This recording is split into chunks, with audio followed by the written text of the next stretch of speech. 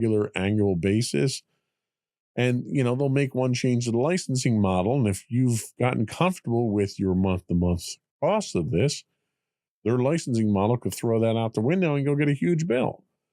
So trusting Microsoft to handle licensing is not a very good idea. It's a clear attempt at Microsoft shaping AI adoption in enterprise culture.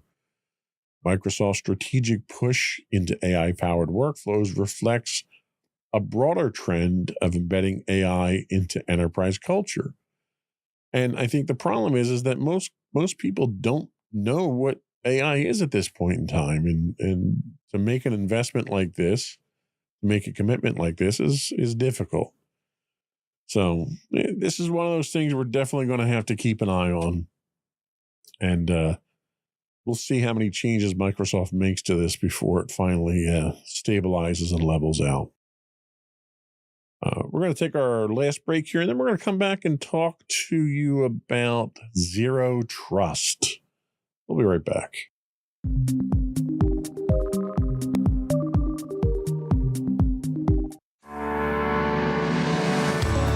Insights into Entertainment, a podcast series taking a deeper look into entertainment and media. Our husband and wife team of pop culture fanatics are exploring all things from music and movies to television and fandom. We'll look at the interesting and obscure entertainment news of the week. We'll talk about theme park and pop culture news. We'll give you the latest and greatest on pop culture conventions. We'll give you a deep dive into Disney, Star Wars, and much more. Check out our video episodes at youtube.com/insightsintothings. Our audio episodes at podcast.insightsintoentertainment.com, or check us out on the web at insightsintothings.com.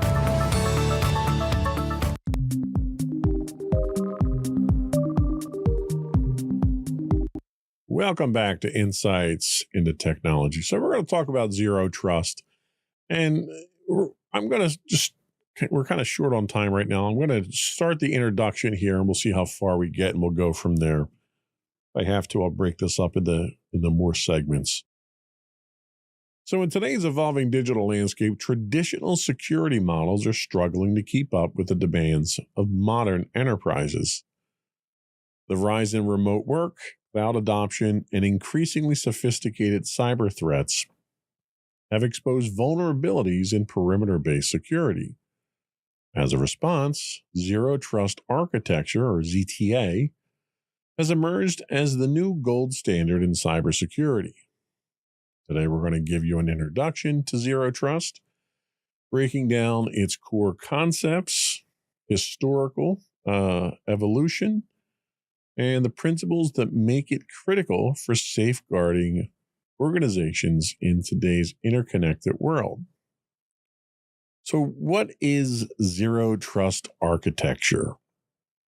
So Zero Trust Architecture is a security model that assumes no entity inside or outside the network can be trusted by default.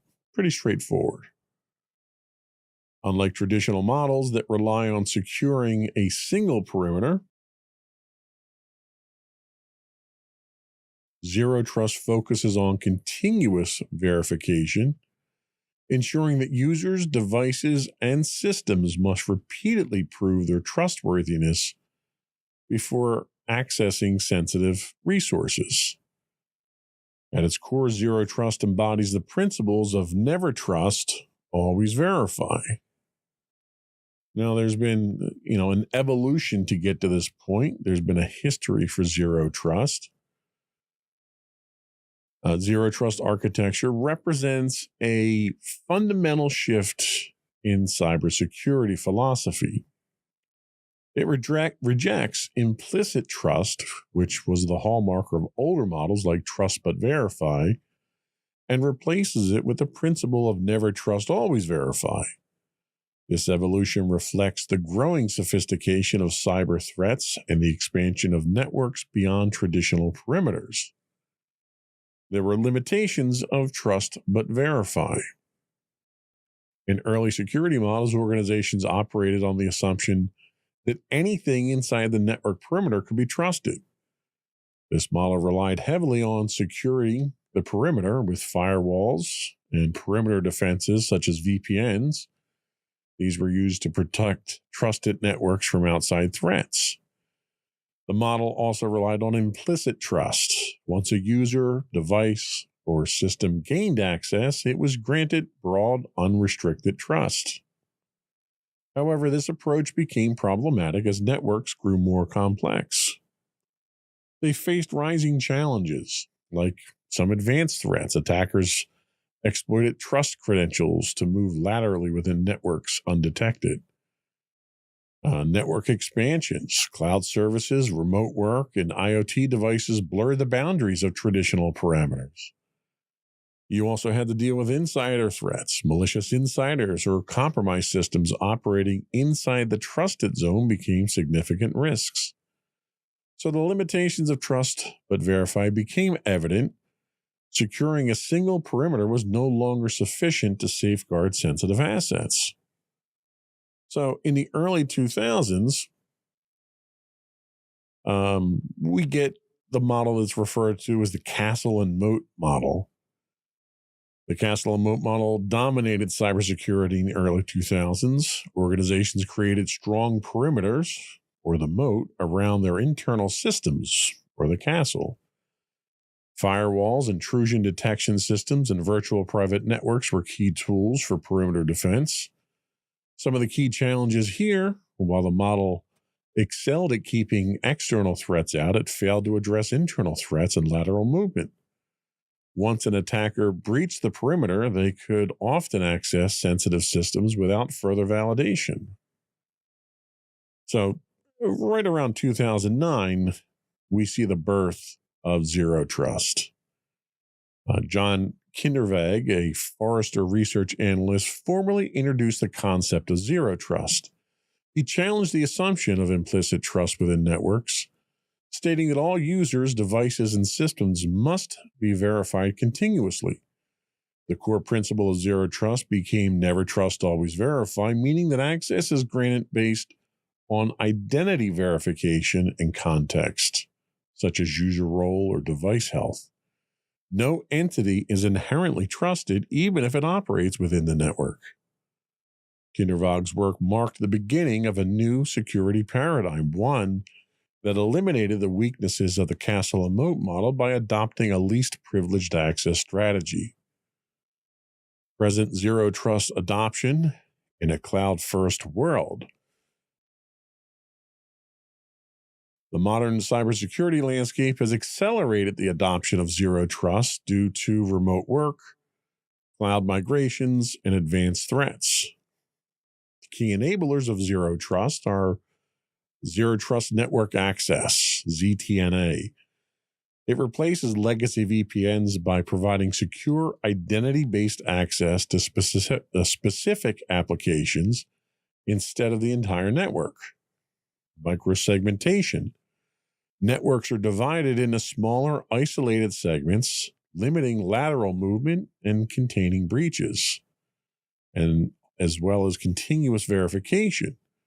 Real-time monitoring and behavioral analytics and context-aware access controls ensure that trust is never static. So a great example of this, a cloud-based enterprise implementing Zero Trust verifies user identity through multi-factor authentication, validates the device's security posture, and only grants access to specific resources relevant to the user's role. The evolution of cybersecurity from trust but verify to never trust, always verify reflects the dynamic nature of today's threat landscape. Zero Trust architecture has emerged as the solution to address limitations of legacy security models, enabling organizations to secure their assets in an increasingly complex and distributed network. As organizations continue to adopt cloud technologies, support remote workforces, and combat advanced threats, the adoption of zero trust principles such as ZTNA, microsegmentation, and continuous verification will only accelerate. Zero trust is not just the future of cybersecurity, it's the foundation for securing modern digital environments. And zero trust goes hand in hand with security frameworks. It's simply a tool or a methodology of how to secure things. And in the coming episodes, we're going to dig a little bit deeper into what some of these principles are and some of the implementations are, and get a little bit more in depth with zero trust and where it's going, where its future actually lies. That was all we had for today. Before we do go, I want to once again invite our listening and viewing audience to subscribe to Insights into Things on Apple Podcasts, Spotify, or any place you get a podcast these days. We'd also love to hear from you. You can write into us. You can email at comments@insightsintothings.com. You can call in and leave us a voicemail. Our call-in number is 856-403-8788.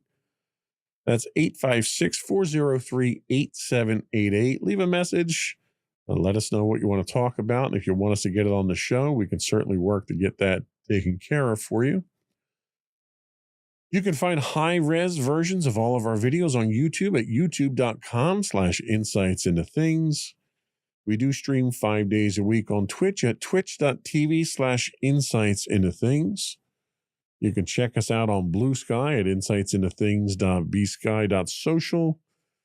We are now on LinkedIn. You can look for us at Insights Into Things Productions LLC, or you can check out our Facebook at facebook.com/insightsintothingspodcast. All those links and more, as well as all of our episodes, are available on the web at www.insightsintothings.com. That's it. Another one in the books.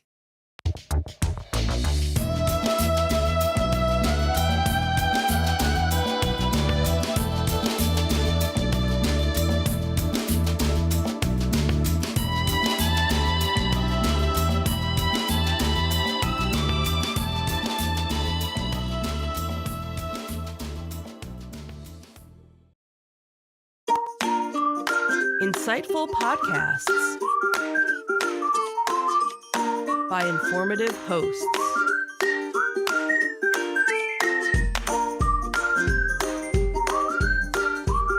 Insights into Things, a podcast network. Welcome to Insights into Technology, a podcast exploring the latest in computers, networking, home automation, mobile computing, and all things technology related. Our hosts will take a deeper dive into the latest and greatest in tech trends and give you the information you need to enable your tech-centric world. This is Insights into Technology, episode 16, AI, Lies, and Cyber Spies. I'm your host, Joseph Whalen, and this is your tech news for the week. GNOME vows to keep DHS out of disinformation efforts. This comes to us from Cyberscoop. At her confirmation hearing, Kristi Noem, President-elect Trump's pick for President Trump, at this case, President Trump's pick for Homeland Security Secretary, pledged to remove the agency from efforts to combat disinformation and misinformation. She criticized the Cybersecurity and Infrastructure Security Agency as having gone, quote, far off mission and promised to make it smaller and more nimble. Noem's stance aligns with her conservative concerns that federal agencies have curtailed free speech by influencing social media platforms, particularly on election security and COVID-19 narratives. Republican senators, including Rand Paul and Josh Hawley, backed Noem's position, with Paul even suggesting limiting or dismantling CISA. The agency has already rolled back its disinformation initiatives, And the Supreme Court recently rejected conservative attempts to curb government involvement in content moderation. Noam also cited Meta CEO Mark Zuckerberg's claim that the Biden administration pressured platforms to remove certain COVID-19 posts, some of which were later deemed accurate. Her comments signal a major shift in DHS policy under the incoming administration, potentially reshaping how the government engages with online information security. So, yeah, this is one of the flurry of signed orders that came down from Trump on his first couple of days in office. And this also has the potential for weakening both election security and supply chain security. CISA has played a crucial role in securing elections and protecting critical infrastructure, including the private sector. Rolling back of disinformation tracking could make it easier for threat actors to manipulate public perception, influencing markets and business operations. Yeah, the increased risks for businesses with CISA no longer playing the vital role that it's been playing between disinformation campaigns, which serve as a precursor typically for cyber attacks, phishing schemes, and financial fraud. If CISA scales back its focus, will enterprises need to fill the gap in identifying and mitigating disinformation-driven cybersecurity threats? The government and private sector obviously are at risk with their coordination efforts at this point in time. CISA's partnerships with businesses, particularly in sectors like finance, healthcare, and energy, have included intelligence sharing about cybersecurity threats linked to misinformation campaigns. There's a wealth of knowledge that was transferred from the government to the private sector as part of this effort here. And that seems to be going away at this point. Will companies lose access to crucial federal threat intelligence, or will they have to rely on private sector alternatives? And who's going to rush in to fill those holes, those gaps that need to be filled now with CISA out of the picture? There's going to be an impact on social media and content moderation. We've already started to see that with X or Twitter changing to community notes, and Meta now announcing that they're following that. Noam's criticisms of CISA's involvement in content moderation aligns with platforms like Meta shifting away from their external fact-checking. Could this create an environment where misinformation about cyber threats or fraud or business risks spread more easily, complicating enterprise security efforts? Probably. Then we have the regulatory uncertainty with CISA's questionable future. Senator Rand Paul suggests reducing or eliminating CISA entirely. There's uncertainty over federal government cybersecurity mandates. There's a number of initiatives that were started under the Biden administration, and with justifiably so, to deal with the clear and present danger to our infrastructure that countries like Russia and China and North Korea have proven to be with their hacking efforts against our infrastructure. Should enterprises expect more state level or private cybersecurity initiatives if federal agencies scale back their oversight?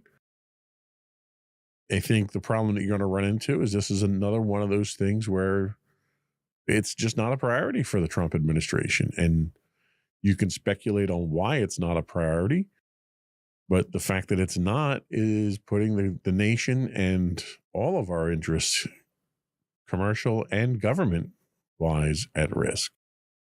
So this is one of many stories we're going to talk about today that are a slap in the face to cybersecurity and really just a reckless demonstration of power for the sake of power. There's no legitimate reason, there's no evidence to suggest that there's a widespread problem. I can understand if you think that there's an issue with impartiality or censorship or anything along those lines, but fix it. You don't do away with the organization that's defending you against these very serious and very persistent threats just because you disagree with how they go about things. You fix them. That's what you do when you're in power. You don't take your ball and go home like a 5-year-old. This is going to be an interesting one. We'll see how this goes. There's, like I said, there's a couple other similar or related items that we're going to talk about today to kind of really paint a picture of where we're going from a cybersecurity standpoint, and it's not a pretty picture. So if you have comments on this, if you disagree with my point of view, or you just want to give us your point of view, and if you agree with me, I'd find that entertaining. Not many people do, but let's talk about it. Let's address the issues. Our next story comes to us from Bleeping Computer. HP Enterprise investigates alleged data breach by Intel broker. Hewlett-Packard Enterprise, or HPE as they're known, is investigating claims by the threat actor Intel broker that it stole sensitive data, including source code, credentials, and API access. HPE stated it has found no evidence of a breach but has activated its cyber response protocols. The hacker claims to have accessed HPE systems for 2 days, stealing information related to WePay, GitHub repositories, and Docker builds. Intel broker has a history of high-profile cyber incidents, including breaches of Nokia, Cisco, and the U.S. House of Representatives healthcare system. This latest claim follows previous alleged attacks on HPE, including a 2023 breach of its Microsoft Office 365 email environment by Russian-linked APT29. As HPE investigates, the incident highlights ongoing cybersecurity challenges for major tech firms. Yet there is a growing risk of source code theft. Intel broker claims to have stolen HPE's Zerto and ILO source code, which could lead to security vulnerabilities being exploited by attackers. These are low-level applications, low-level programs that allow for remote administration.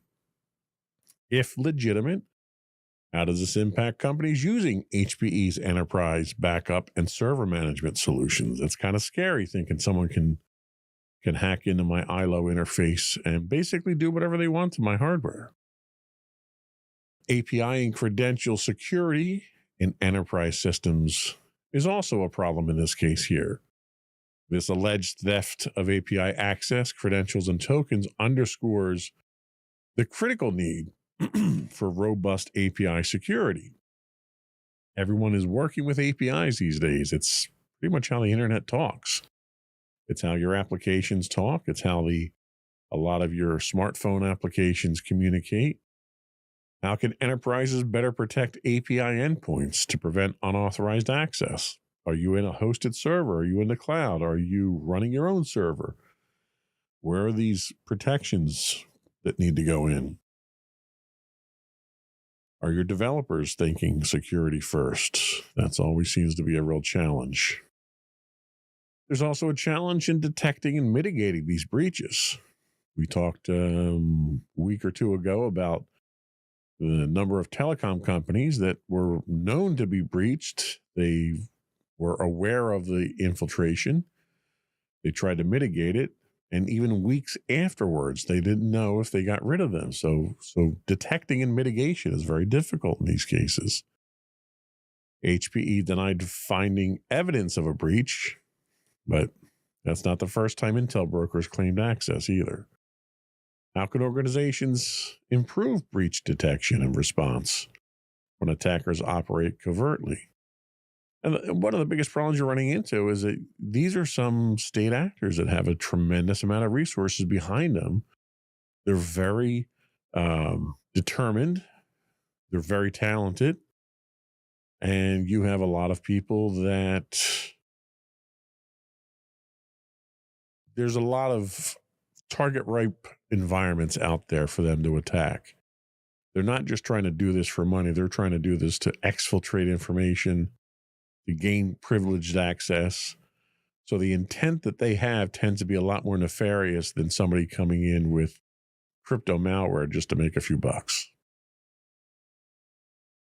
This is also a sign of the supply chain security domino effect. HPE serves a vast number of enterprises and government clients. If source code and credentials were leaked, how might third-party organizations be impacted? What lessons can be learned from the last past breaches, like APT29's attack on HPE's office environment? If you sit down and you take a look at these things, you're probably going to find a pattern of intent here. They're attacking the soft targets now. They're trying to get access. They're trying to put in remote access Trojans. You're going to see a lot of deep, persistent threats that can be targeted at some point in time later and activated. We just have to be careful about these things. Unfortunately, the federal government now, under the new administration, seems to be turning away from the cautious approach that we were taking before. So all of these things are kind of adding up to that cyber siege mentality that I talked about a few weeks ago, where the enemy's at the gates at this point in time, and they keep bringing reinforcements at this point, and all of a sudden we want to just open the gates and let them in at this point. They don't even need the Trojan horse. We'll see where this goes. Again, I can't imagine it's going anyplace good. Our next article comes to us from Info Security Magazine. They talk about Zendesk subdomains being exploited for phishing attacks.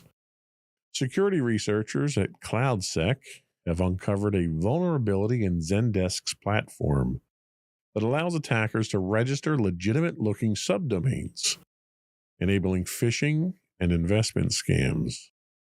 In 2023, nearly 2,000 Zendesk subdomains have been flagged as potential phishing risks. These fraudulent subdomains can bypass spam filters, making phishing emails appear more authentic, while fake customer support pages add another layer of deception. Crafty of them, isn't it? Zendesk's lack of email verification for added users increases the risk of impersonation and data theft. While no large-scale campaigns have been detected, organizations are urged to act proactively, using phishing detection tools, blocking suspicious subdomains, and training employees on social engineering threats. As phishing tactics evolve, businesses may stay ahead to protect their customers and operations. So this is a great example of the risks of software as a service-based phishing attacks. Attackers are leveraging trusted SaaS platforms like Zendesk to bypass traditional email security filters. How can enterprises protect themselves when phishing attacks originate from legitimate corporate tools? Training is probably the first one that I would lean on.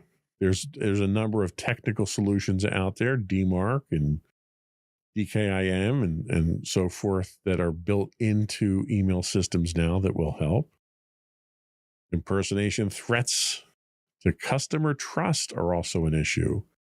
Fraudulent Zendesk subdomains allow scammers to impersonate real brands, leading to customer data breaches and reputational damage. One of the things that Zendesk does, and we use it as well, is you brand your Zendesk experience with a subdomain.zendesk.com. Zendesk then itself is a trusted domain by most of these companies. You're sticking your mydomain.com.zendesk.com on there. That's a subdomain. So when they impersonate you, they're sending an email from that subdomain, which one, looks like it's coming from your company, and two, looks like it's coming from Zendesk. And most people whitelist Zendesk emails because so many companies out there right now use Zendesk and several other alternatives, obviously, but it lends a certain level of legitimacy to these phishing emails, and that's becoming a problem. The importance of email and domain verification in SaaS security is another thing to discuss. Zendesk's lack of email verification for added users increases the risk of unauthorized access and phishing campaigns. And this is actually a problem that we've run into ourselves with my company using Zendesk when we had a domain change and we ran into some problems with it. Should enterprises push SaaS providers to adopt stricter verification protocols? Why wouldn't you? The more security you have, the better off you are. And yes, there is a trade-off between security and convenience, but at this point in time, you need to have some level of inconvenience just to slow some of these attacks down. The biggest thing, and I harp on this all the time, and I can't speak enough to it, is employee training and phishing awareness. Phishing tactics are evolving, as we've seen in this case here for sure. And even well-trained employees may struggle to detect phishing emails from legitimate platforms. You inject AI into the formation of these phishing emails now, and it gets even more difficult.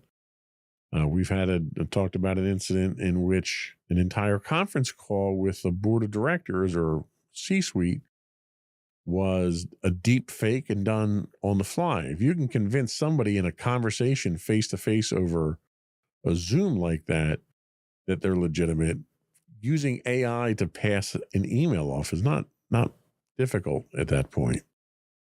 Should enterprises increase investment in AI-driven phishing detection tools? Now, I think there's a lot of options that you could do before you get to there.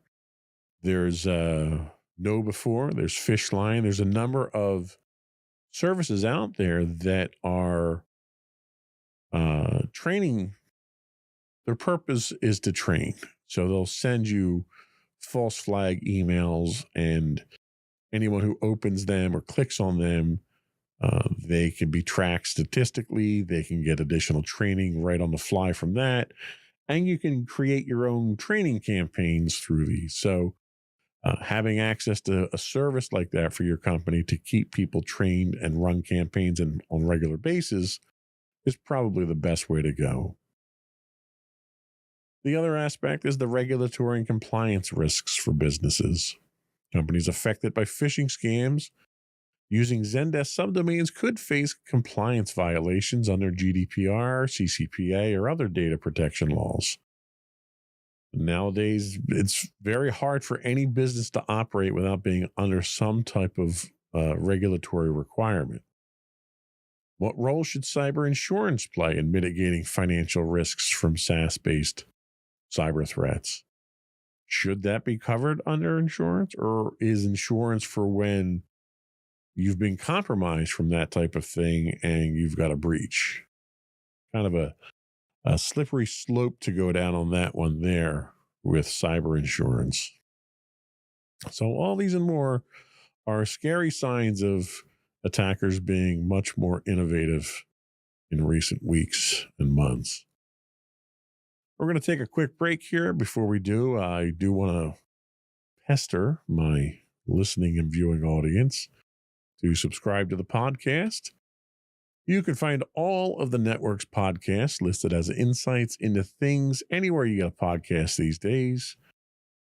I'd also invite you to give us your feedback. We're hitting more political topics this week than I normally do, so I have to imagine that I'm probably going to get somebody's ire up at me with my opinions here.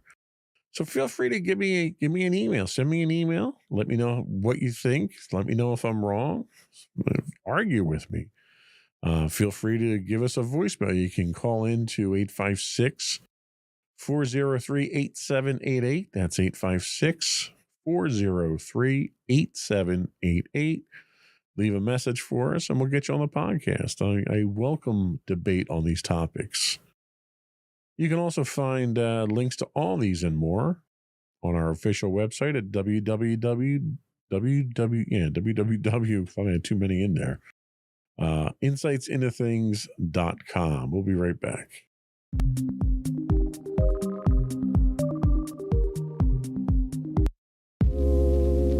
Are you tired of your favorite gaming podcast finishing with a play? Oh, no! Well, check out No Credits Rolled, where we play the games but rarely finish them. How's it going, folks? I'm Sam Whalen, your friendly host at No Credits Rolled, the ultimate gaming podcast, where we dish out the latest scoops and reviews on all your beloved video games. Hey, listen! Not only that, but we spice things up with some guest interviews and even give you, yes, you, a chance to have your say. Tune in every other week for a fresh dose of No Credits Rolled, available on all major podcast platforms, and hit us up on social media at No Credits Rolled. So why wait?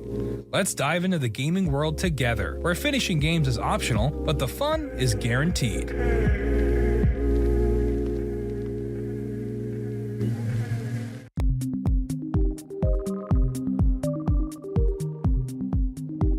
Welcome back to Insights into Technology. Now for tech news that's maybe a little less doom and gloom. Now, the FTC warns of surveillance pricing raising consumer costs. This comes to us from The Record.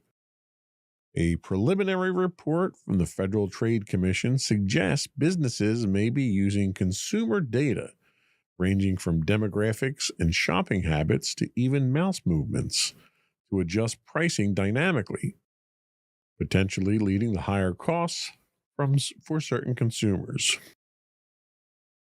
The report, based on data from companies like MasterCard, Accenture, and McKinsey, highlights concerns that businesses are leveraging AI pricing tools to target individuals with different prices for the same products. While some firms denied offering surveillance pricing services, the FTC remains concerned about its potential impact on fairness and transparency in consumer pricing. Outgoing FTC Chair Lina Khan called for continued investigation, while the agency is seeking public input on how these practices affect consumers. The report's findings could shape the future regulatory actions on algorithmic pricing and data privacy. So the one thing that this does is it puts AI-powered pricing under some scrutiny here. Businesses increasingly rely on AI-driven dynamic pricing to optimize revenue, but the FTC's report suggests this may lead to unfair pricing discrimination. The closest thing I could equate this to is insurance companies, auto insurance companies that have you put an OBD device in to monitor whether or not you exceed the speed limit and your braking and things like that. And then they adjust your rates based on that. Ostensibly, they say they do it to give you a discount, but let's be honest, the insurance companies aren't in the business of giving discounts, are they? And you're going to find the same thing here. They're going to track geographically where you're at. Are you in an affluent neighborhood? Do you drive a certain car? Do you have certain spending habits? All things that they can get, from your browser. If you're looking to buy cars online, they can tell what kind of income that you're in. All these types of things. And it's almost a racket that they have at this point in time where they're not getting enough money out of you, so they're always trying to find a way to get more out of you. Fortunately or unfortunately, the FTC did notice this. The unfortunate part to that is that's not the FTC that we're going to have moving forward. There is risks for enterprises when you get into the whole data privacy and compliance. The FTC is signaling increased oversight on how companies collect and use consumer data for pricing strategies. I doubt that's going to happen, at least for the next 4 years, so they're probably going to get away with it at this point in time. But the United States isn't the only place that you have to worry about. With the global privacy laws coming into play, like GDPR and CCPA, Will businesses need to reassess their data practices to avoid some regulatory backlash? Maybe, I mean, everyone was hoping the FTC would take care of that, but there's other agencies out there that can impose fines as well. Then, there's some questions about the ethics and transparency of algorithmic pricing. Everyone's always complaining about the algorithms, if it's a search engine one or it's social media or the algorithms for your Twitter or your TikTok. It's always the algorithm that's a problem. Well, now they're applying that algorithm to spying on us and taking that information that they get from that and basically charging us what they think they can get away with. Consumers may not realize that price changes based on personal data. This could cause rising concerns over privacy and transparency. And these are topics that are already at the forefront of people's considerations. Should businesses disclose how prices are determined? Will there be future mandates for pricing transparency in e-commerce? These are questions that we're going to have to answer in the coming months and years. What's the role of third-party AI pricing vendors? We're adding more people to the mix here. The report highlights key firms like Accenture and McKinsey, which provide AI-driven pricing solutions. Could enterprises face legal risks if regulators hold them accountable for the pricing tools that they adopt from third-party vendors? Where does the buck stop there? Who has the responsibility? There's a lot of gray area going on with this stuff. And this also could signal a potential shift in enterprise pricing strategies. If stricter regulations emerge, businesses may need to shift from individualized pricing models to more standardized market-level pricing. Will companies opt for subscription-based models or other alternatives to mitigate regulatory risks? I don't know, but you can guarantee that the businesses are going to do what's in the business's best interest, and ultimately the consumer is the one that's going to get burned on it. I think history has kind of proven that theory through. We'll see. Next up, Trump announces a $500 billion private sector AI investment. Elon Musk expresses his doubt. This comes to us from CBS News. President Trump announced a massive $500 billion private sector investment in the U.S. In our AI infrastructure. And this is led by OpenAI, SoftBank, and Oracle under a new venture called Stargate. The initiative unveiled at a White House briefing with executives Sam Altman, Masayoshi Son, and Larry Ellison. It aims to accelerate AI development while keeping critical infrastructure within the U.S. Trump's America First policy. Ellison confirmed 10 data centers are already under construction in Texas, with more planned nationwide. Trump pledged to fast-track regulatory approvals, citing AI as an economic and national security priority. However, Elon Musk has cast doubt on the investment scale, claiming SoftBank has secured, quote, well under $10 billion, prompting a sharp rebuttal from Altman. The Stargate project is expected to create 100,000 jobs and advance AI-driven healthcare innovations, but details on funding sources do remain unclear. With major AI players involved and political support secured, the initiative could mark a turning point in U.S. AI competitiveness if the promised capital materializes. We have a story, another AI related story after this, so I don't want to dwell on this one too much until we get to that. We can talk about them together. But this does signal a bit of a game changer here for U.S. AI compute capacity. With 10 data centers already under construction in Texas, the initiative could bolster AI processing capabilities. Could this reduce dependency on NVIDIA dominated AI cloud services, most of which are based in Asia right now? Could it encourage competition in enterprise AI infrastructure? It might. But again, this is one of those things that it's going to benefit these companies first. They're going to invest $500 billion. They're going to want to get that money back plus a lot more.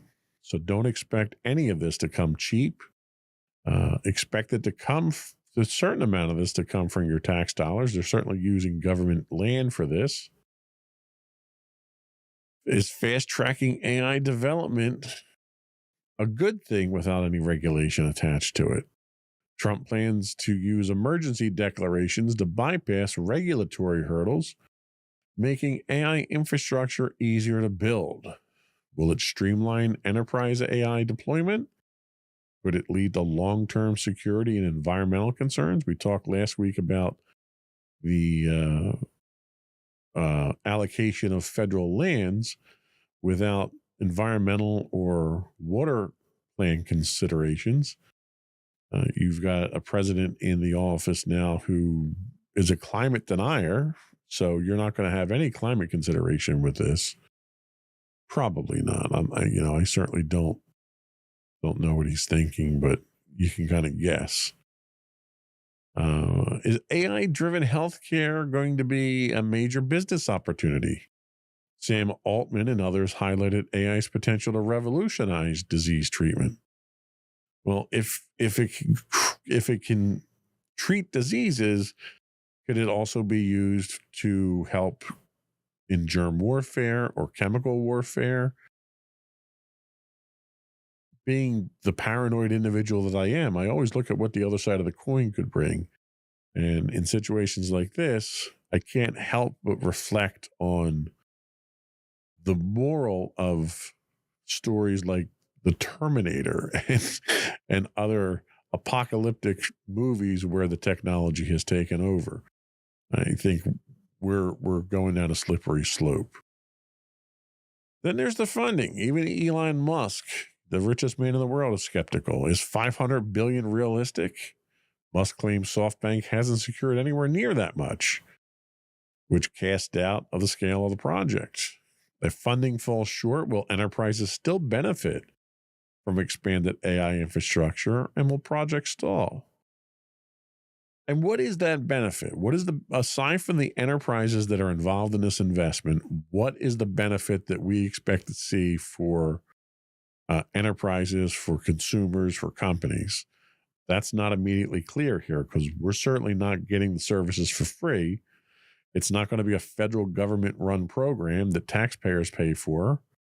It's going to be a for-profit endeavor with these companies being partners. So how does that benefit us? It certainly benefits them. Then you have competitive and geopolitical implications, which I think it probably is the biggest takeaway from this. Trump emphasized keeping AI infrastructure and innovation within the U.S., framing it as a national security issue. Well, at the same time, we're signing bills that would compromise that security if that's the case. So you have a lot of contradictions going on right now. Will this push the U.S. enterprises towards domestic AI solutions, or could it spark tension in global AI providers? It's a good question. I don't think anybody has the answer to that. In fact, I don't think anybody has even asked that question at this point in time to even start looking for the answers. And that's really the scary thing. I don't know. I mean, this is scary stuff. And our next story here tells us that Trump revokes Biden's AI safety order, prioritizing innovation over regulation. This is an article from Reuters. President Trump has revoked a 2023 executive order from Joe Biden that required AI developers to report safety test results for high-risk AI systems before public release. Biden's order aimed to mitigate national security, economic, and cybersecurity risks from AI, but Trump's administration argues it hindered innovation, which we talk about security and convenience being mutually exclusive. Security and innovation, not so much. You can still have innovation while having security, and I think you have to, because the more you innovate, the more security you need to protect that innovation. The repeal aligns with the Republican platform stance that AI should be free from restrictive government oversight. I don't know if I'd agree with that. I think, given the already significant influence and power that AI has demonstrated, I think anything that's that powerful held in private hands needs some level of regulation to avoid abuse. While Trump rolled back safety measures, he did not repeal Biden's recent order supporting AI data centers' energy needs, signaling a continued focus on expanding AI infrastructure. With export restrictions on AI chips tightening and lawmakers struggling to pass AI legislation, the repeal shifts AI governance away from federal oversight, leaving regulatory questions unanswered for enterprises and developers. So the question of AI innovation versus regulation, what does this mean for businesses? Without mandatory AI safety testing and reporting, companies may face fewer regulatory roadblocks, speeding up AI product releases. This deregulation drive U.S. AI leadership, or could it lead to increased security risks and ethical concerns? And as we've seen in the past, chances are it's the latter. We're going to see significant security risks. We already do. And ethical concerns, well, you can argue how much ethical concerns are at the forefront of Trump's mindset at this point in time, but I don't think that's going to be a real consideration for him. Enterprise liability. Who takes responsibility? I think that's a really good question to ask. With federal safety standards rolled back, companies developing AI models may face higher legal risks for their systems' harms. Should enterprises self-regulate? Will they wait for state-level or industry-driven guidelines? I think you need some level of control. I think if you take all the safeties off of the AI genie here and you let the genie out of the bottle, this is potentially as powerful, if not more powerful, than nuclear weapons. Yes, it's not destructive power, but it's certainly a level of technology that potentially could unlock that kind of destructive power, but it can work with more nefarious intent. It can influence elections. It can undermine government agencies. It can compromise infrastructure. It could literally bring the country to its knees and let an aggressor nation walk in here and take over whatever they want. Now, it doesn't necessarily mean they have to walk in here with guns blazing.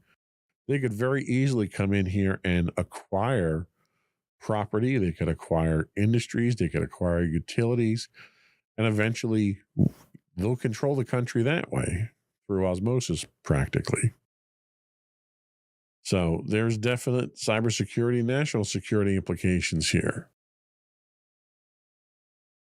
What is the impact on global AI competition and the U.S. market impact? With China ramping up its own AI development under heavy government oversight, the U.S. is taking the opposite approach. Will this help U.S. enterprises compete globally? Or could it lead to fragmented AI regulations across international markets? These are the things that probably needed to be answered before we made a decision like this. And I'm not even convinced that these questions were asked, and that's saying something. So again, we'll keep an eye on this, but I don't have a particularly good feeling about the direction where this stuff is going for the next few years. And we'll get into that a little bit more after our next break. We'll be right back.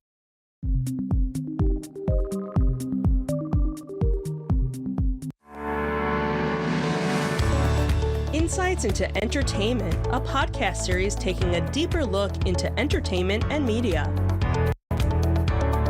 Our husband and wife team of pop culture fanatics are exploring all things from music and movies to television and fandom.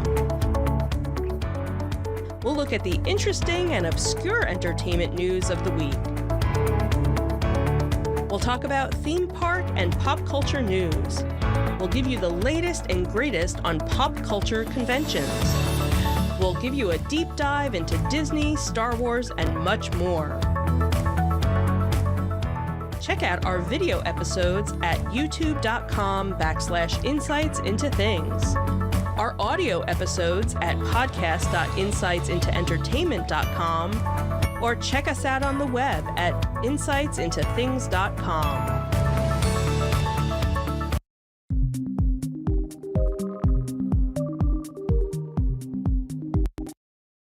Welcome back to Insights into Technology. So we were scheduled to continue our deep dive into Zero Trust this week, but we had so many articles come up that I think we have to take time to go over some of the more impactful ones, most of which we've hit so far, but there was one very significant one, I think, that does not bode well for the industry. It does not bode well for the country.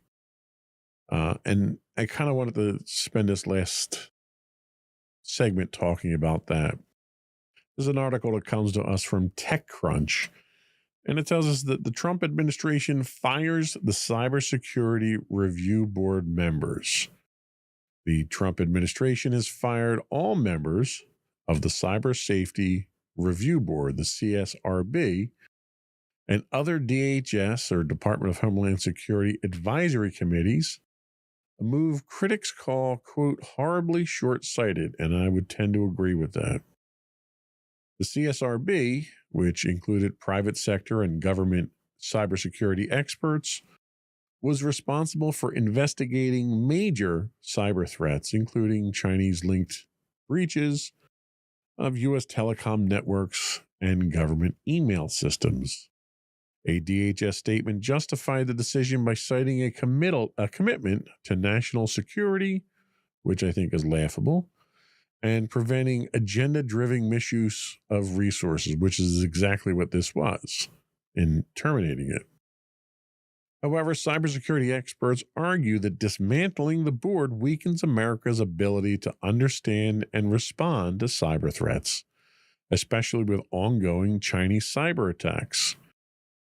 With AI, telecom, and emergency preparedness committees also impacted, the decision raises concerns about the future of U.S. cybersecurity policy. So we're in a cyber war right now. It's an undeclared war, but it is not a Cold War. This is a war where instead of shooting bullets at each other, we're hacking each other, and we're causing financial issues. We're causing infrastructure issues. We're not, at least by all accounts, but other countries are doing it to us. They're attacking us. And dismantling this advisory board is kind of akin to basically dismissing the army in the middle of a war. It's disastrous. It's idiotic. It's dangerous. It's short-sighted. It's reckless. And there's no productive end to come out of this, because any alleged affronts that this cyber advisory board is accused of has zero evidence presented against it. And, you know, you can get into the argument that evidence isn't really something that concerns Donald Trump all that much. But the fact of the matter is that what he's doing here is dangerous to the country. Now, whether that's because he's trying to cozy up to China or because this is more convenient for Elon Musk and his tech buddies, it's hard to tell. But the problem is that these things are in place from a defensive standpoint, and whatever issues you might have with them, you don't do away with your frontline defenders until you have a replacement for it. It's stupid. I mean, there's no other way to describe it.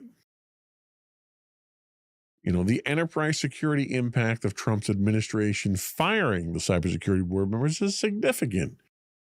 The Trump administration's decision to fire all members of the CSRB and other DHS advisory committees is a major shakeup in federal cybersecurity strategy, raising concerns about enterprise risk exposure, national security, and industry best practices. The only reason he did this is just a blatant show, in this case, an abuse of power. There was absolutely no justifiable reason for this, and there's nothing positive that can come out of this for the nation. If anything, it may be something positive for him as a political win, or for his tech buddies that don't want the regulation that may have been proposed around some of these things. You know, there's going to be a significant increase to cyber attack exposure for U.S. businesses. The CSRB was actively investigating major cybersecurity breaches, including attacks linked to China on U.S. telecoms and government email systems. Why would you want to stop that? What is it you're trying? Are you hiding something? Do you not want those investigations to reveal information that may be incriminating to you, or that may embarrass a foreign dignitary that you're trying to cozy up to? Why do you not want to do these things? I think, normally my cry is to follow the money, and usually that leads you pretty much to the root of all evil. But in this case here, I think there's a lot of motivational evil out there to result in this kind of decision. Katie Masouras, a cybersecurity expert, criticized the decision, saying, quote, "The people who serve as government advisors should be judged by skills and merit, not by political affiliation." Amen to that. Trump and the Republicans are doing everything they can to disrupt the government that they seem to hate with a passion. And yet they want to stand up in front of everyone and call themselves patriots when everything that they seem to be doing is damaging the safety and security of our country. Without top cybersecurity experts advising the DHS, U.S. businesses could be left more vulnerable to sophisticated state-run threats and ransomware attacks. Large companies relying on federal threat intelligence, like banks, healthcare, and critical infrastructure, may now need to invest in private cybersecurity intelligence services like CrowdStrike or Mandiant, both of which are very good at what they do when they're doing what they do, but they're also very expensive. Where do you think that expense is going to go? President Trump campaigned on the promise of bringing prices down. This is going to drive prices up. Prices to security providers, prices to businesses, to enterprises. Where do you think those costs are going to go? You think they're going to eat the cost? No, they're going to pass it all down to the consumer, which is going to cause everything to go up again. So how critical was the CSRB's work? A former member warned that, quote, "You can't stop what you don't understand," referencing the Salt Typhoon attacks that targeted critical infrastructure in the U.S. How true is that? They also investigated the Microsoft email breach linked to Chinese hackers in 2023. That report was widely praised for helping enterprises understand the vulnerabilities involved. With the board gone, who's going to conduct the high-profile investigations now? Nobody that's qualified from Trump's cabinet, that's for sure. There are other countries like the UK and EU that have dedicated cybersecurity agencies with long-term advisory boards, ensuring continuity of security oversight. This shouldn't be a political thing. Cybersecurity is not political. Hackers aren't political. They're not going to stop attacking us because Trump's in office. To think that's just idiotic. Trump's going to get up and, at a press conference every 5 minutes and threaten everybody. You think it's going to make these hackers back down? You think China's going to back down from that? No, of course they're not. Cloud providers like Amazon, Google, and Microsoft may face increased pressure to self-regulate security breaches without federal oversight. We've talked numerous times about breaches that happen here that companies have nefariously tried to cover up or play down or mislead the people because they don't want the bad press. With the advisory board gone, they've got nobody that's going to keep an eye on them at this point in time. So you're going to get a lot more cloudy information, I think, from your providers at this point. The DHS statement suggested that the advisory boards were pushing an agenda, implying that Trump's administration prefers a different approach to cybersecurity. If anyone's pushing an agenda here, it's the people that are doing away from the people that are trying to find the facts. You already had companies like Meta come out and say, oh, well, we're not going to do fact checking anymore. Ironically, that happened shortly after Zuckerberg met with Trump. So apparently Trump had enough of a threat to Zuckerberg that he didn't want fact checking. Now, why wouldn't you want fact checking? Why wouldn't you want an advisory board that's out there protecting us from foreign attackers? What's the motivation for that? It's important to note that the members of the board were unpaid, which raises questions about the justification for dissolving the board. Wasn't costing the taxpayers anything, and it was providing an incredibly valuable service. Many tech leaders, including Google's former security lead, Heather Adkins, have warned about political interference in cybersecurity policy. There is a tweet from cybersecurity expert Jake Williams who said, quote, dismissing cybersecurity experts from critical advisory roles right as China ramps up cyber ops is like firing your lifeguards during a hurricane. Companies may lose confidence in government cybersecurity collaboration. I can't imagine that happening, which might lead to more fragmented and decentralized cybersecurity industry. We've spent Lord knows how many episodes of this podcast talking about standards and frameworks and the right way to do things and best practices. And the federal government walks in and they want to throw the whole thing out the door under Trump. Some businesses may seek alliances with international cybersecurity firms rather than relying on domestic federal oversight. What kind of impact is that going to be on national security? It boggles the mind. It really does. Is cybersecurity becoming a partisan issue? Trump's campaign and platform have emphasized removing bureaucratic oversight, arguing that cybersecurity should be handled by the private sector. Well, the problem with that is the private sector is for profit. And when you're for profit, you're not for the people. This is Trump talking. Trump is a, industry tycoon. He's a real estate guy. He's a private citizen, basically, with an empire. And he thinks people like him should have the power. And that's just not the way this country was designed. Some experts warn that cybersecurity is becoming partisan rather than a national security priority. You can't tell me on one hand you're worried about national. You want to ban TikTok. Trump wants to ban TikTok. He wanted to ban TikTok back in 2020, and he wanted to ban it for national security. Well, now he doesn't want to. Why is that? What's changed? Is he pandering to some group of TikTokers? Is he trying to cozy up again to China? That's what it looks like to me. Is there a silver lining here? Could this push the private sector to innovate more in cybersecurity? The removal of federal oversight may accelerate private sector investment. It might, but again, it's not going to be for the benefit of society. It's going to be for the profit of the company. Cybersecurity startups could benefit from increased demand for independent security audits and AI-driven security solutions.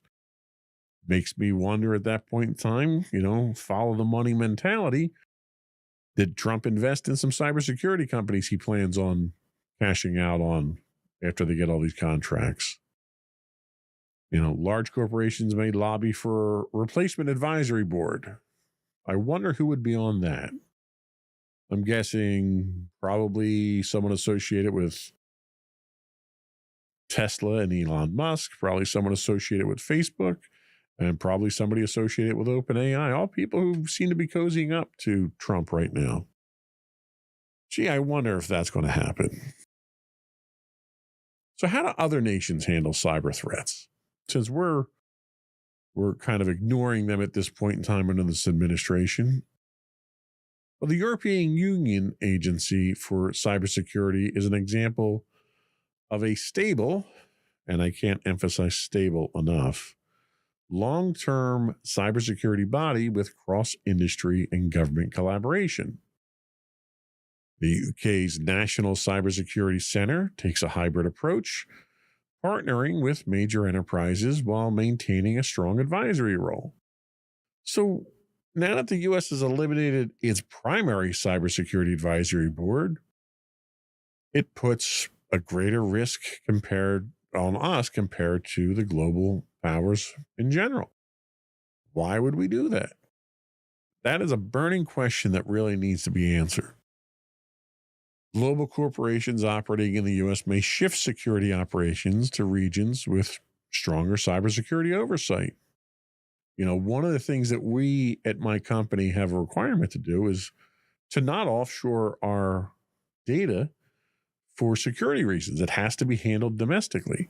Well, under these conditions here, domestic servers may not be the safest. We may need to offshore it to somewhere in Europe that actually has an advisory board that actually takes cybersecurity seriously and isn't undermining cybersecurity for the sake of partisan politics. That's pretty messed up.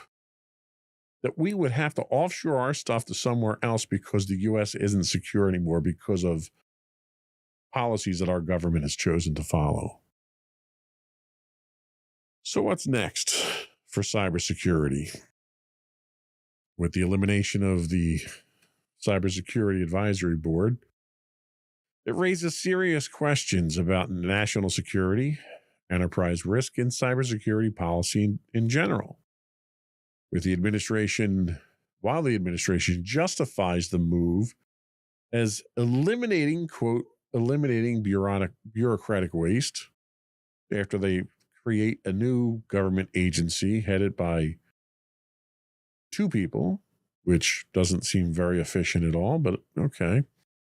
Cybersecurity experts warn that this could weaken America's defense against cyber threats, particularly from China. So, all right, big picture stuff. What is the potential silver lining here? And this is me really digging deep to try to come up with something positive.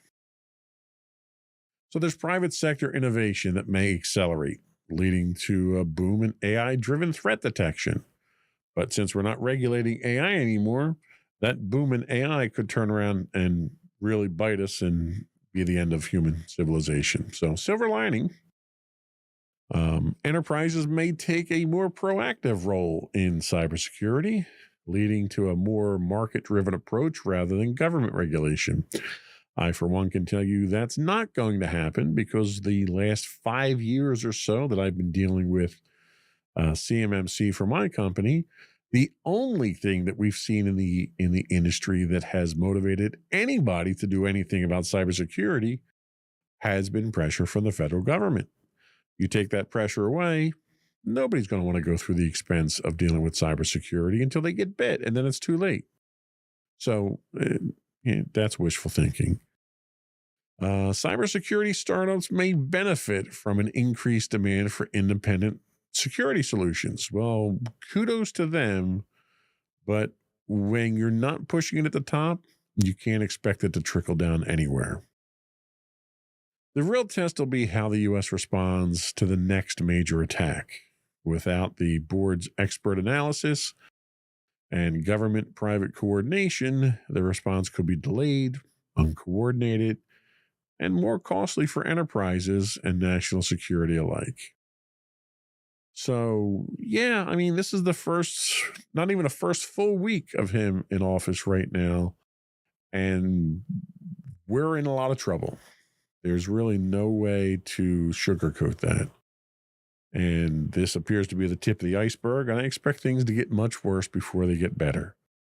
And I hate to be a Debbie Downer, but that's just the reality of things. The country voted for him for office, and now we're getting what we voted for. I didn't vote for officially, but we're getting it as a collective country now. So, hey, thanks to all those people out there who voted for him, and don't come complaining when your bank gets hacked or your credit card gets hacked or your telephone company gets hacked or you don't have power because of an attack. That's what you voted for. Congratulations.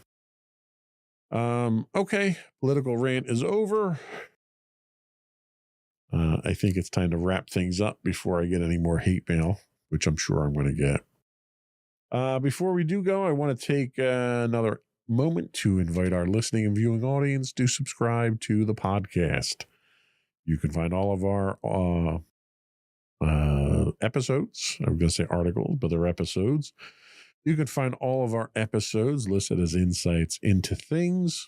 We are on Apple, Spotify, Google, iHeartRadio, TuneIn, anywhere you get a podcast. I would also invite you to give us your feedback. Tell us how we're doing. Tell us how much you dislike my political rants or that you support my political rants. You can email us at comments@insightsintothings.com. You can call us and leave a voicemail for us at 856-403-8788.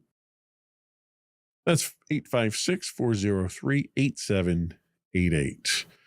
You can find high-res versions of our videos on YouTube at youtube.com/insightsintothings. We do stream 5 days a week on Twitch at twitch.tv/insightsintothings. If you are an Amazon Prime subscriber, you do get a free Twitch Prime monthly subscription. We would appreciate it if you subscribe to us with that. That helps us keep the lights on here. We are on Blue Sky now. You can find us at insightsintothings.bsky.social. We are also on LinkedIn if you look us up as Insights Into Things Productions, LLC. Otherwise, you can find links to all that and more on our website at www.insightsintothings.com. That's it. Another one in the books.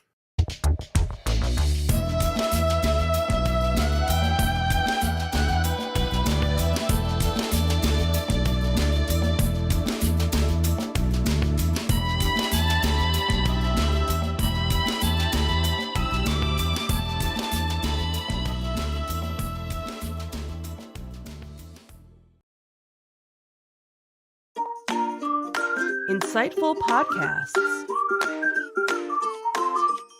by informative hosts.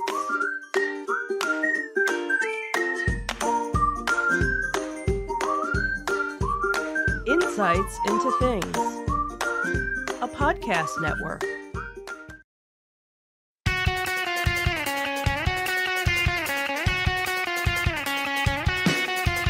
Welcome to Insights into Entertainment, a podcast series taking a deeper look into entertainment and media. Your hosts, Joseph and Michelle Whalen, a husband and wife team of pop culture fanatics, are exploring all things from music and movies to television and fandom. Welcome to that sudden intro to Insights into Entertainment, episode 151, Indy Strikes Back, the Disney Fire Sale. I'm your host, Joseph Whalen, and my rested and relaxed co-host, Michelle Whalen. I don't think I changed that from the last one. I don't think so. I think you kind of left it. Because you were very busy today. I don't think you're rested and relaxed. No, I am not. How you doing today, dear? I am doing well. How are you? Doing okay. So we finally, we had some, I guess, entertainment news that was worthy of talking about. True. Anything else exciting happened since our last podcast? I can't think of anything. I don't even remember. It was only a few weeks ago. Yeah, it wasn't that long. that long ago. No, I don't think anything I really. think things have been kind of tame. Yeah, So they normally are for us. So usually, thankfully. we're not at Comic-Con this week. That's San true. Diego. Yeah, we didn't go out to San Diego for that. We don't have any conventions coming up anytime soon, do we? No, because the last one, Fan Expo, we actually decided not to go to. Yeah. So I think the next one coming up is, I think there was a ZoloCon fall thing, and then RetroCon is the one that comes in September. So I don't think there's anything in the summer lineup for us. Interesting. That's usually our season too to do 'em. Yeah. But yeah, when a good one comes around, we'll cover it for everyone. Absolutely. So with the writers and actors on strike, box office numbers struggling to rebound after the pandemic, and missteps from streaming costing studios billions, what could Hollywood possibly do to save the day? Maybe have a fire sale. Make some money, or at least that's what Bob Iger's looking to do. But before we see our heroes on the picket lines or unemployment lines, we first saw them on the silver screen in Indiana Jones and the Dial of Destiny. And we've got our thoughts on that and more coming up on this episode of Insights into Entertainment. But first, I'd like to take a moment to invite our listening and viewing audience to subscribe to the podcast. You can find audio versions of this podcast listed as Insights into Entertainment. You can find audio and video versions of all of our podcasts listed as Insights into Things, and we're available anywhere you get a podcast: Google, Stitcher, Podbean, Pandora, wherever. I'd also invite you to write in, give us your feedback, tell us how we're doing, give us suggestions on what you'd like us to cover. You can email us at comments@insightsintothings.com. You can catch us on Twitter at insights_things, or you can find links to all that and more on our official website at www.insightsintothings.com. Are we ready? Sure. Let's do it.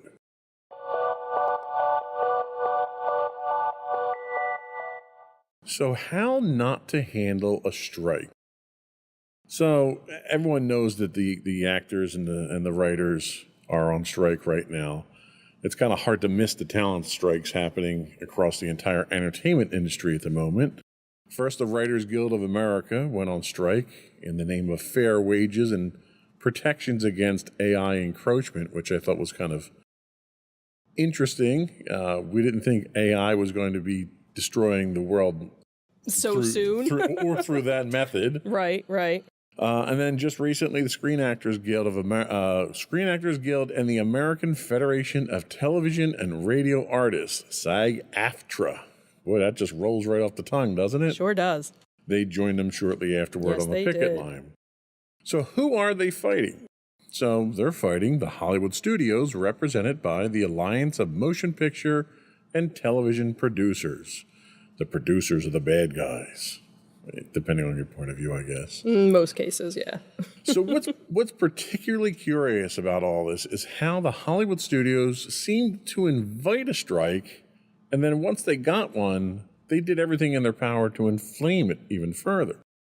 So this spring, it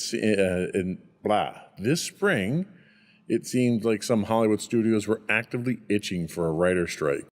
Speculation about why exactly ran the gamut. Maybe it was to save a little money in the short run on shows the Writers Guild were part of. But more obviously, it might be to secure the least costly compromise on issues like residuals and transparency about viewership. So, as discussions broke down between the two parties and the SAG-AFTRA representatives, we're seeing a majority of their demands rejected despite a nearly unanimous strike vote. A Deadline story quoted unnamed executives detailing a strategy to bleed striking writers until they came crawling back. Further inflaming the issue were comments from well-known Hollywood executive Bob Iger of Disney saying, "There's a level of expectation that they have that is just not realistic. And they are adding to the set of the challenges that this business is already facing that is, quite frankly, very disruptive. Iger may have succeeded in looking like a cool, calm, and collected voice of the studio, but he actually opened a can of worms that simply egged on the SAG-AFTRA president, Fran Drescher. Her response was one that was up there with a battle cry, motivational speeches like that of which Hollywood has historically been known for. "We are the victims here," she said, marking the start of the actor strike. We are being victimized by the very greedy entity. I am shocked by the way the people that have been in this business are treating us. I cannot believe it, quite frankly, how far apart we are on so many things. How they plead poverty, that they're losing money left and right, then giving hundreds of millions of dollars to their CEOs. It's disgusting. Shame on them. They stand on the wrong side of history.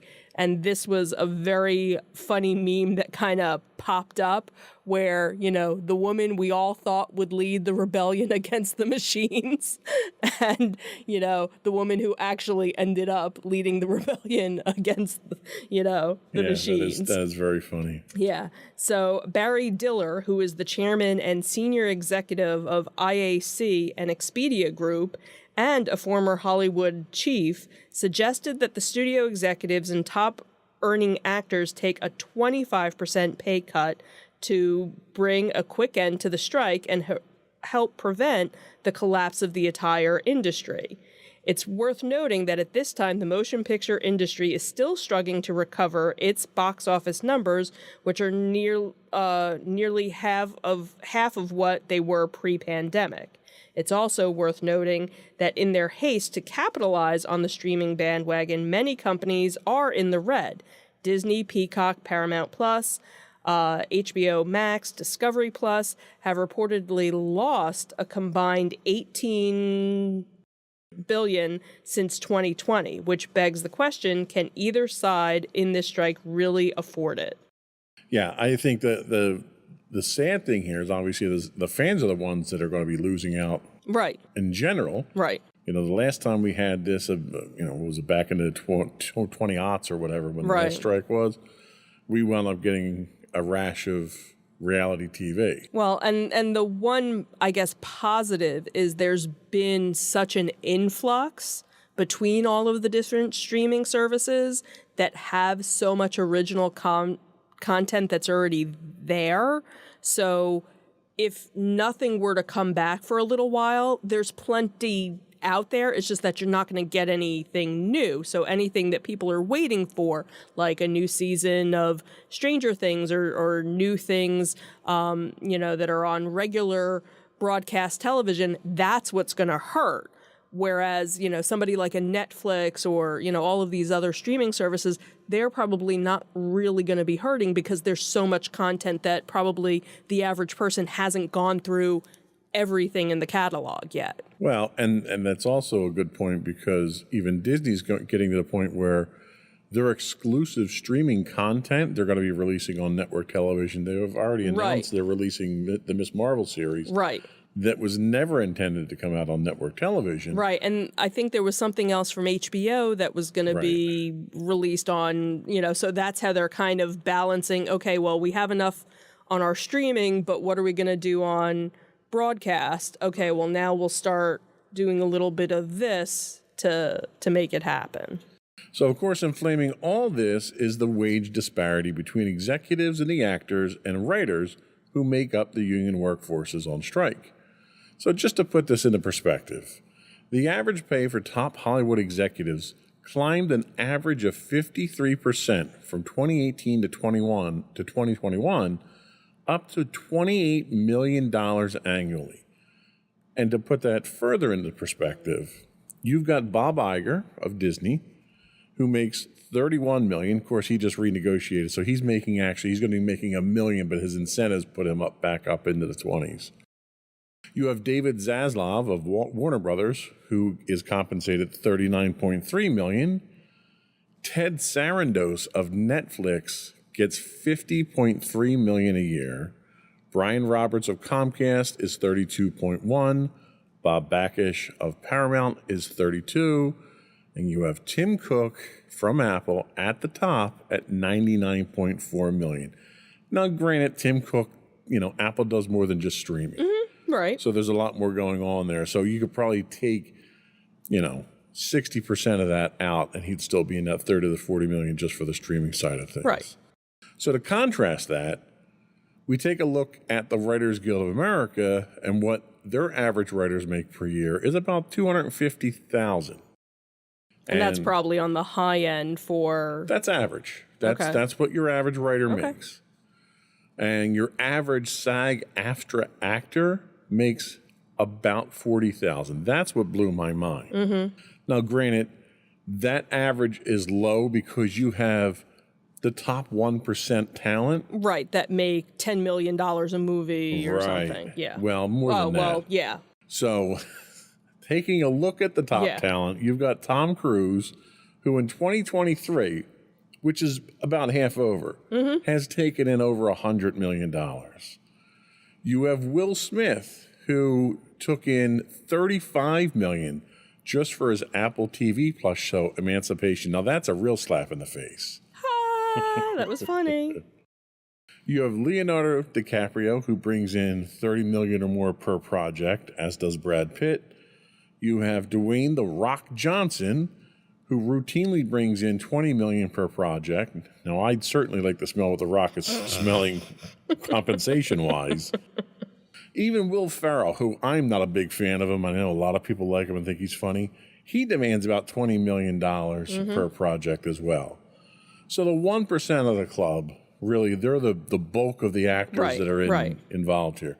Your extras, your bit parts, your character actors, the people that aren't your big Hollywood stars, they make up the bulk of the union. Right.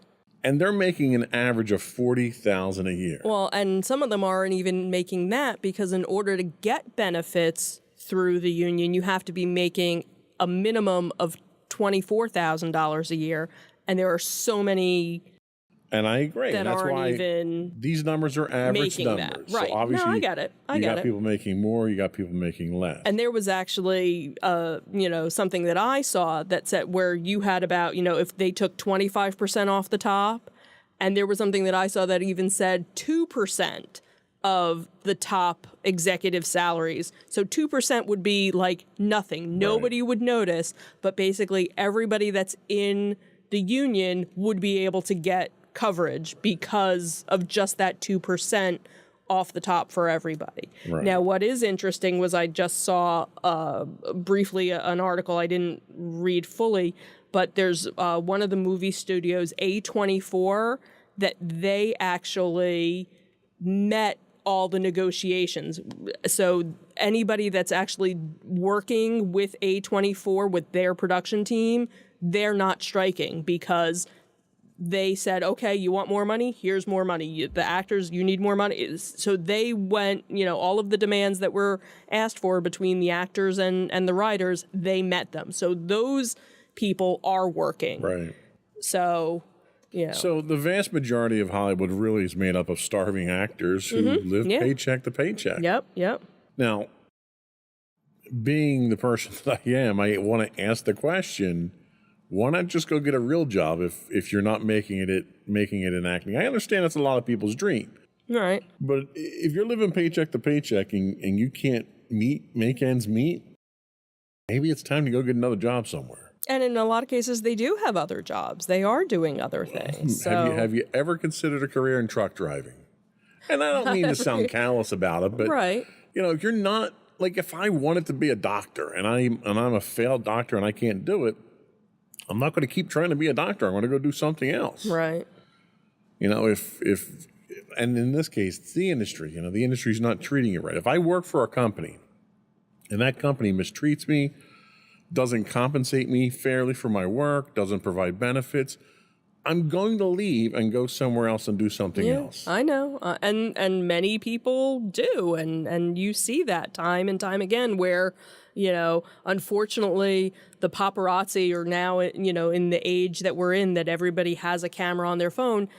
Someone will go to the grocery store and, hey, aren't you, so and so? You used to be on television. Now you're bagging groceries, and you get belittled for going and earning an honest living and doing that in some cases. And you know what? That stems from caring what other people think. Oh, absolutely. Absolutely. And that's where I think a lot of people, they try and, okay, well, if I can't be on the screen, let me see if I can do behind the scenes and do something. So you see that too, where people try and, get into production or set design or something to kind of... Or you turn into Kevin Sorbo and you just troll people on Twitter when you're not a successful actor. Yeah, that too. So really what the strike boils down to is two things. One, it's salaries. Mm-hmm. Really, it's three things. It's salaries because of the disparity between, and I don't know why you would pick on CEOs.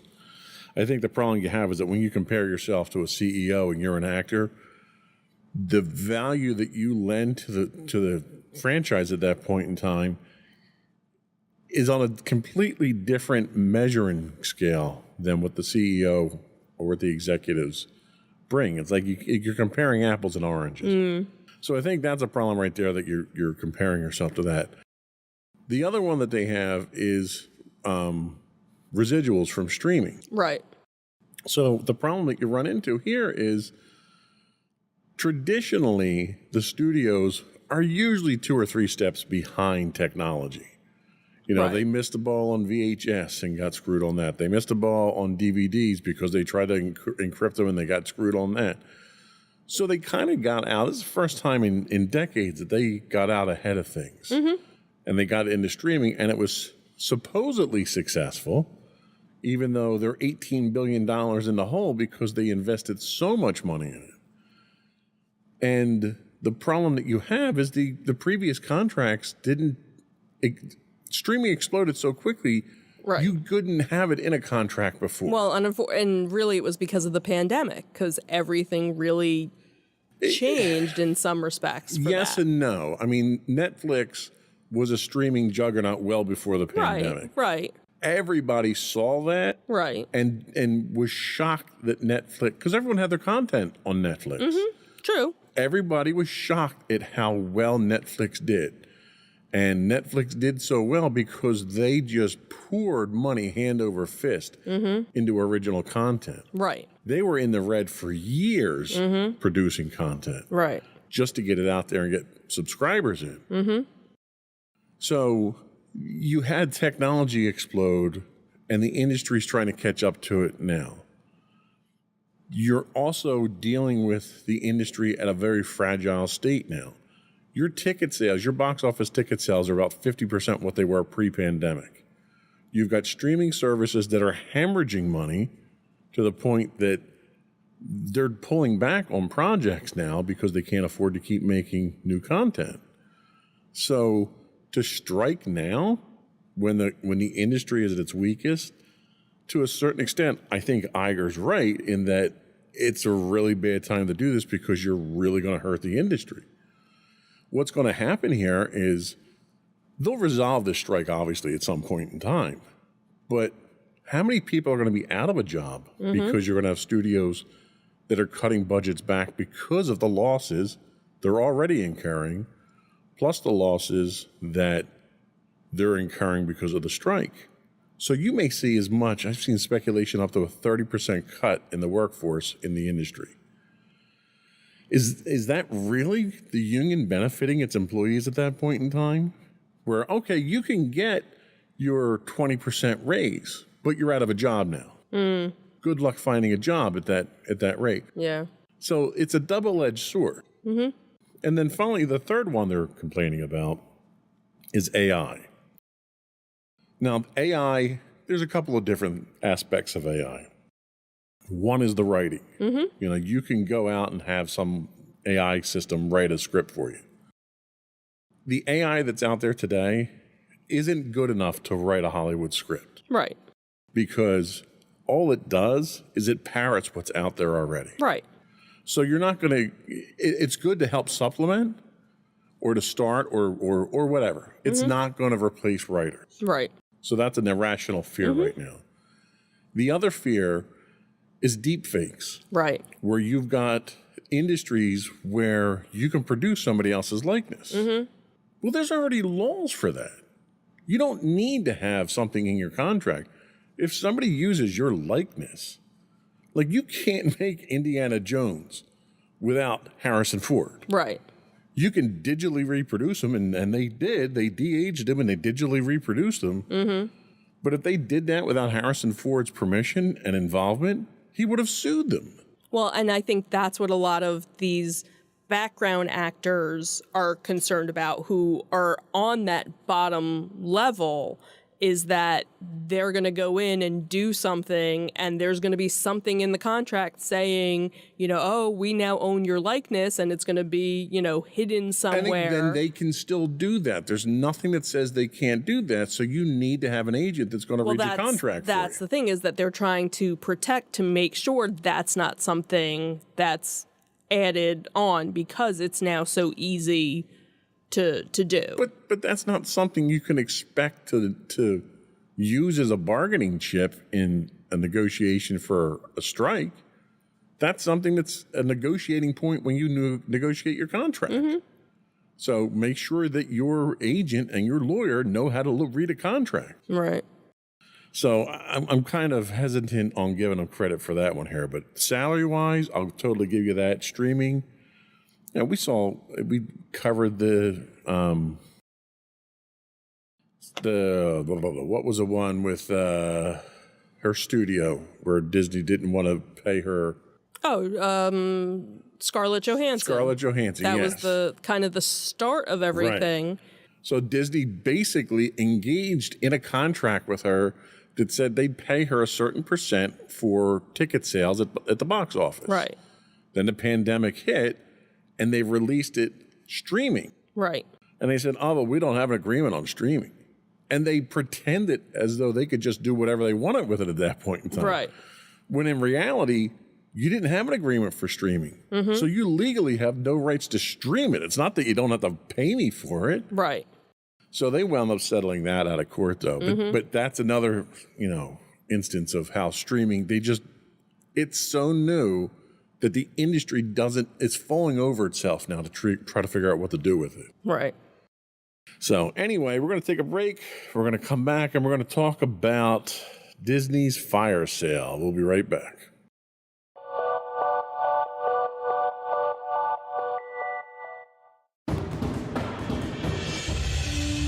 For over 7 years, the Second Sith Empire has been the premier community guild in the online game Star Wars: The Old Republic.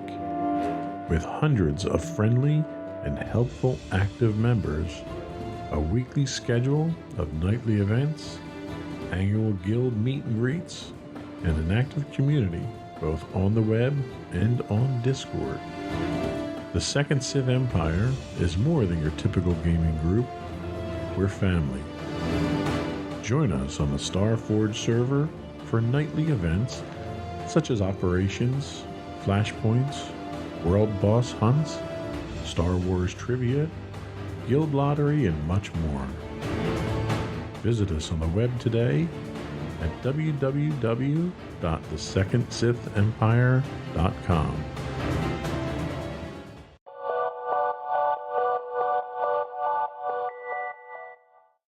So welcome back, everyone. So, how much would Disney go for in a fire sale? Probably outside of our price range. But in a recent interview for Squawk Box, conducted by David Faber, held at a media conference in Sun Valley, Idaho, Iger's made some volatile comments he's since been trying to walk back from.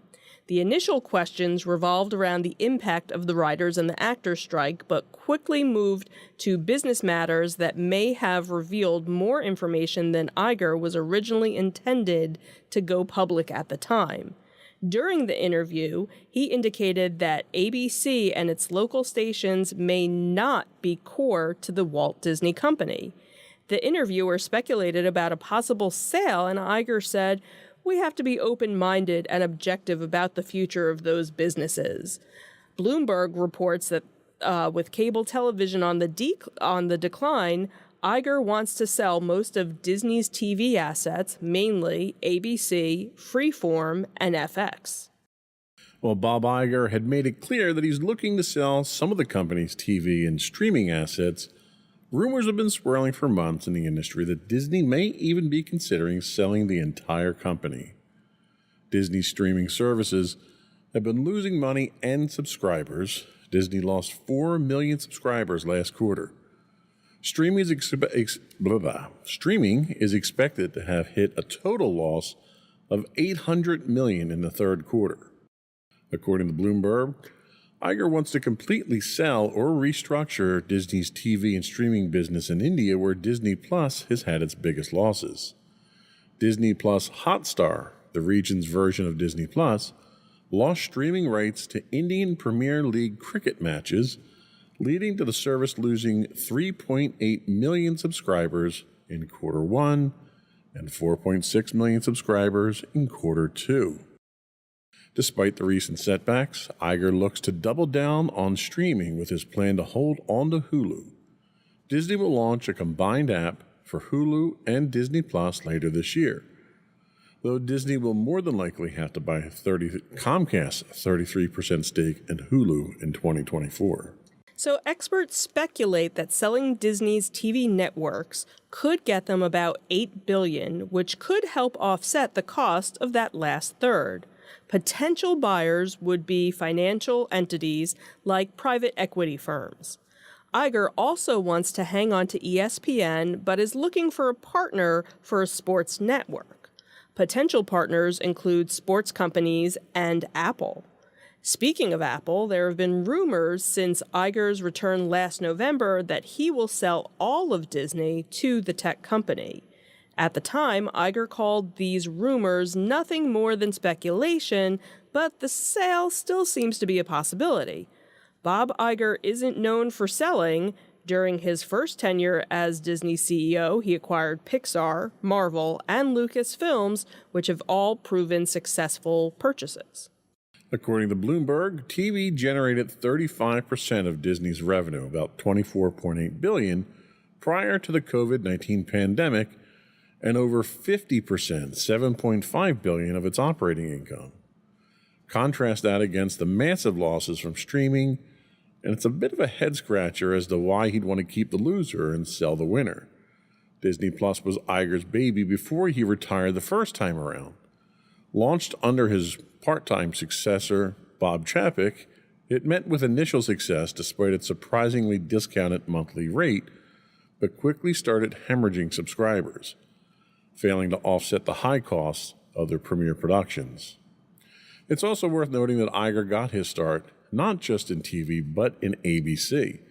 When the Walt Disney Company acquired ABC in 1995, they acquired Iger, and he worked his way up to the CEO of the entire company over the next decade, finally landing the top spot in 2005 after Michael Eisner was ousted. Iger was CEO until retiring in 2020, but returned to the position in November 2022 after they kicked Bob Chapek back out. So, what do you think? Do you think selling it off piecemeal is worthwhile?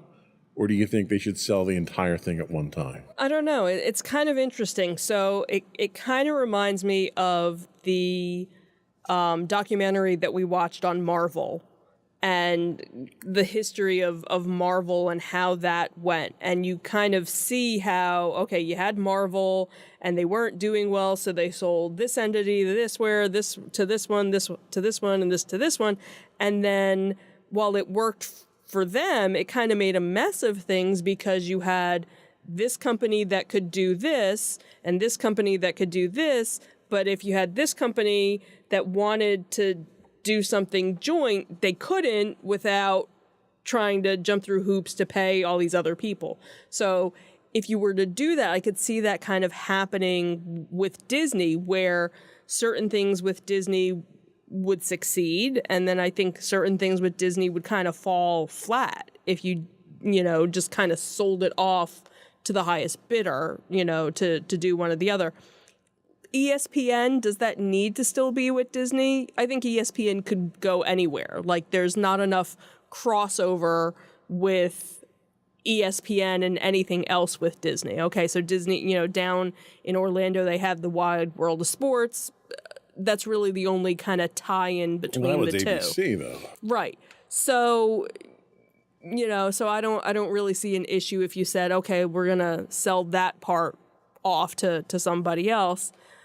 The network TV stuff, I guess maybe you could kind of let that go to somebody else, because right now there's a partnership, because every now and then there'll be, a Disney movie or something. And then, of course, they tried with the whole Disney Plus thing with Dancing with the Stars. The last season of it, instead of putting it on network television, they only had it streaming on Disney Plus, and they saw their numbers go down. So what are they doing this season? It's going to be back, on regular television, and then they'll, put the episodes on Disney Plus after the fact. So, kind of going back to how they were. So I don't know. It's kind of a mixed bag. I obviously I don't want Apple to buy them just because I'm anti-Apple, but that's just me. But then again, maybe, Apple getting into it, maybe we'd see things get updated in the parks and things like that haven't, that have been neglected over the years. So I don't know. I'm kind of... Well, and I think you raise a couple of very good points. One being, the things that he seems to want to hold on to are the ones that are the most logical to get rid of. Mm-hmm. And the ones he's saying he wants to get rid of are the money makers that are the most logical ones to hold on to. Mm-hmm. Like, yeah, ESPN can be parceled off and sold off either on its own or to somebody else and have zero effect on Disney whatsoever. Nothing is tied to ESPN. Why Disney even has it still is amazing to me. But ABC, Disney ABC has been their premier broadcast network for decades now. Mm-hmm. It's been there for special events. It's been there for special releases. It doesn't make sense, especially considering it's making money. And it's making a lot of money, apparently. So why would you get rid of that? So these statements from him almost seem like false flags to me. Like, he's throwing stuff out there. He's testing the waters and seeing what kind of reaction he's going to get. Is somebody going to make him an offer? What kind of offer are they going to make? He's also not talking about selling off anything other than streaming and television right now. Right. So you've got production studios. You've got all your intellectual property that he's still holding on to and not talking about selling. You've got your parks that he's got that he's not talking about. So I think what they're running into is streaming. They went about it wrong. Mm-hmm. When they went into streaming, they went into it, unlike everything else Disney does, they went into it on the cheap. Right. The price that they released their streaming service at was a fraction, literally 50% off of what every other streaming service was. And the production value that they were putting into it, which shows like The Mandalorian and everything else, they were spending a fortune on. They were making essentially feature-length movies in each of those episodes and spending a lot of money on it. Yeah. So it almost sounds like it's a little bit of regret on how they launched their streaming. But I think it's almost him trying to shake up the industry, try to shake up the executives at Disney to realize that there's a awakening coming and something has to give. He's not going to be there that much longer. Right. I don't think there's enough time for him to start selling off assets. Right. Even with the contract extension he just got. So I think what he's really trying to do, since he renegotiated his contract and he's looking for the incentive bonuses, is he's trying to kick people in the pants and get them moving to get some money so that he can get his bonuses. Yeah.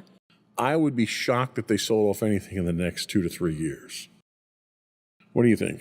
Yeah, I think you're right. I think it's, again, testing the waters, seeing what's out there, seeing, like, hey, I might be interested in selling, the Louvre, and, oh, how much are you going to give me for it? How much is it worth to you? And kind of seeing, okay, where's that going to put me at the end of the deal? Well, and that's the thing. know. Like, so if somebody comes in and starts speculating and saying, "I'm going to give you $5 billion for ABC," you have any idea what that's going to do to their stock price?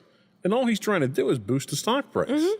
If he can do it by, basically doing what Elon Musk does, going out there saying stupid stuff to change your stock Right. price, Right. that works too, as long as the stock price goes up and it stays there. Yeah. If he, I think he's trying to generate this idea of value. Like, I know what we have is valuable. I want somebody else to tell me how valuable Right, it is and tell the right. rest of the world, Right. so that people realize how valuable we are. Sure. So I think it's a lot of bluster right now. I can see that. I'll be honest with you, I'm an Apple person. I don't want to see Apple acquire Disney either, but that's just me. So anyway, we're going to take our second break, and we'll be back with our review of Indiana Jones and the Dial of Destiny.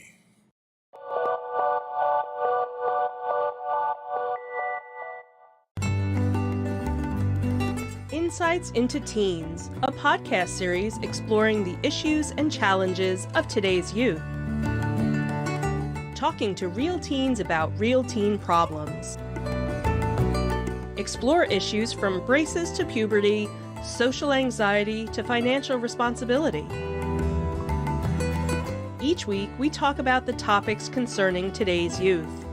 We look at how the issues affect teens, how to cope with these issues, and how parents, friends, and loved ones can help teens handle these challenges. Check out our video episodes on youtube.com/insightsintothings. Catch our audio versions on podcast.insightsintoteens.com or on the web at insightsintothings.com.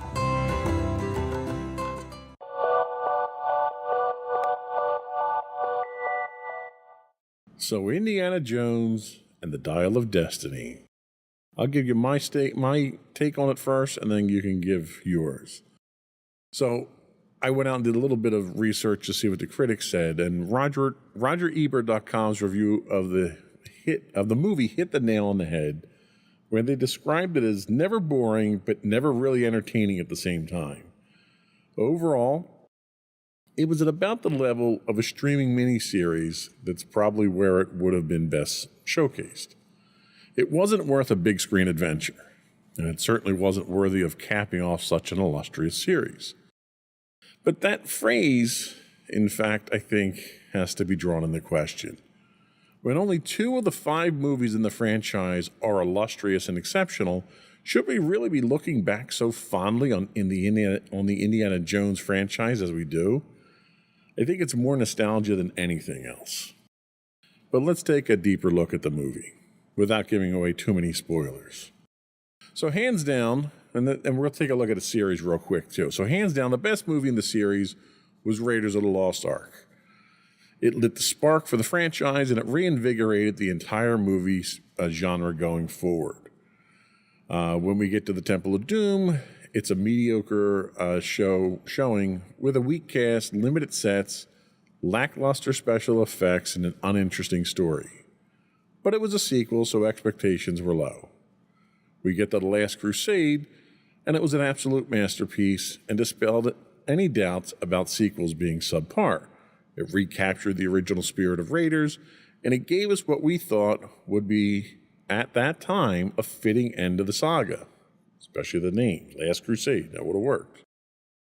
Then we get to Crystal Skull, a movie that had such potential, so many opportunities to do the right thing, and seemed so deliberately self-sabotaging to make us cringe at the thought of watching it again. Because I did. I sat down and watched them all with our daughter because she hadn't seen them all. The Dial of Destiny. Sorry, The Dial of Destiny. See, it's not even a memorable title. The Dial of Destiny falls somewhere between Crystal Skull and Temple of Doom. It wants to be a classic indie adventure, but lacks the inspiration. Much like the previous failed movies, the object of the adventure is a weak plot point pulled from a known existing museum piece, combined with a plot that pushes it beyond the realm of believability. And that's where the movie loses me and so many other fans, is they push it to the point of ludicrousness. And it was just flat. It had no emotion. It had no oomph. It felt old and tired and weak. I mean, granted, Harrison Ford's like 97 now or something like that. 81.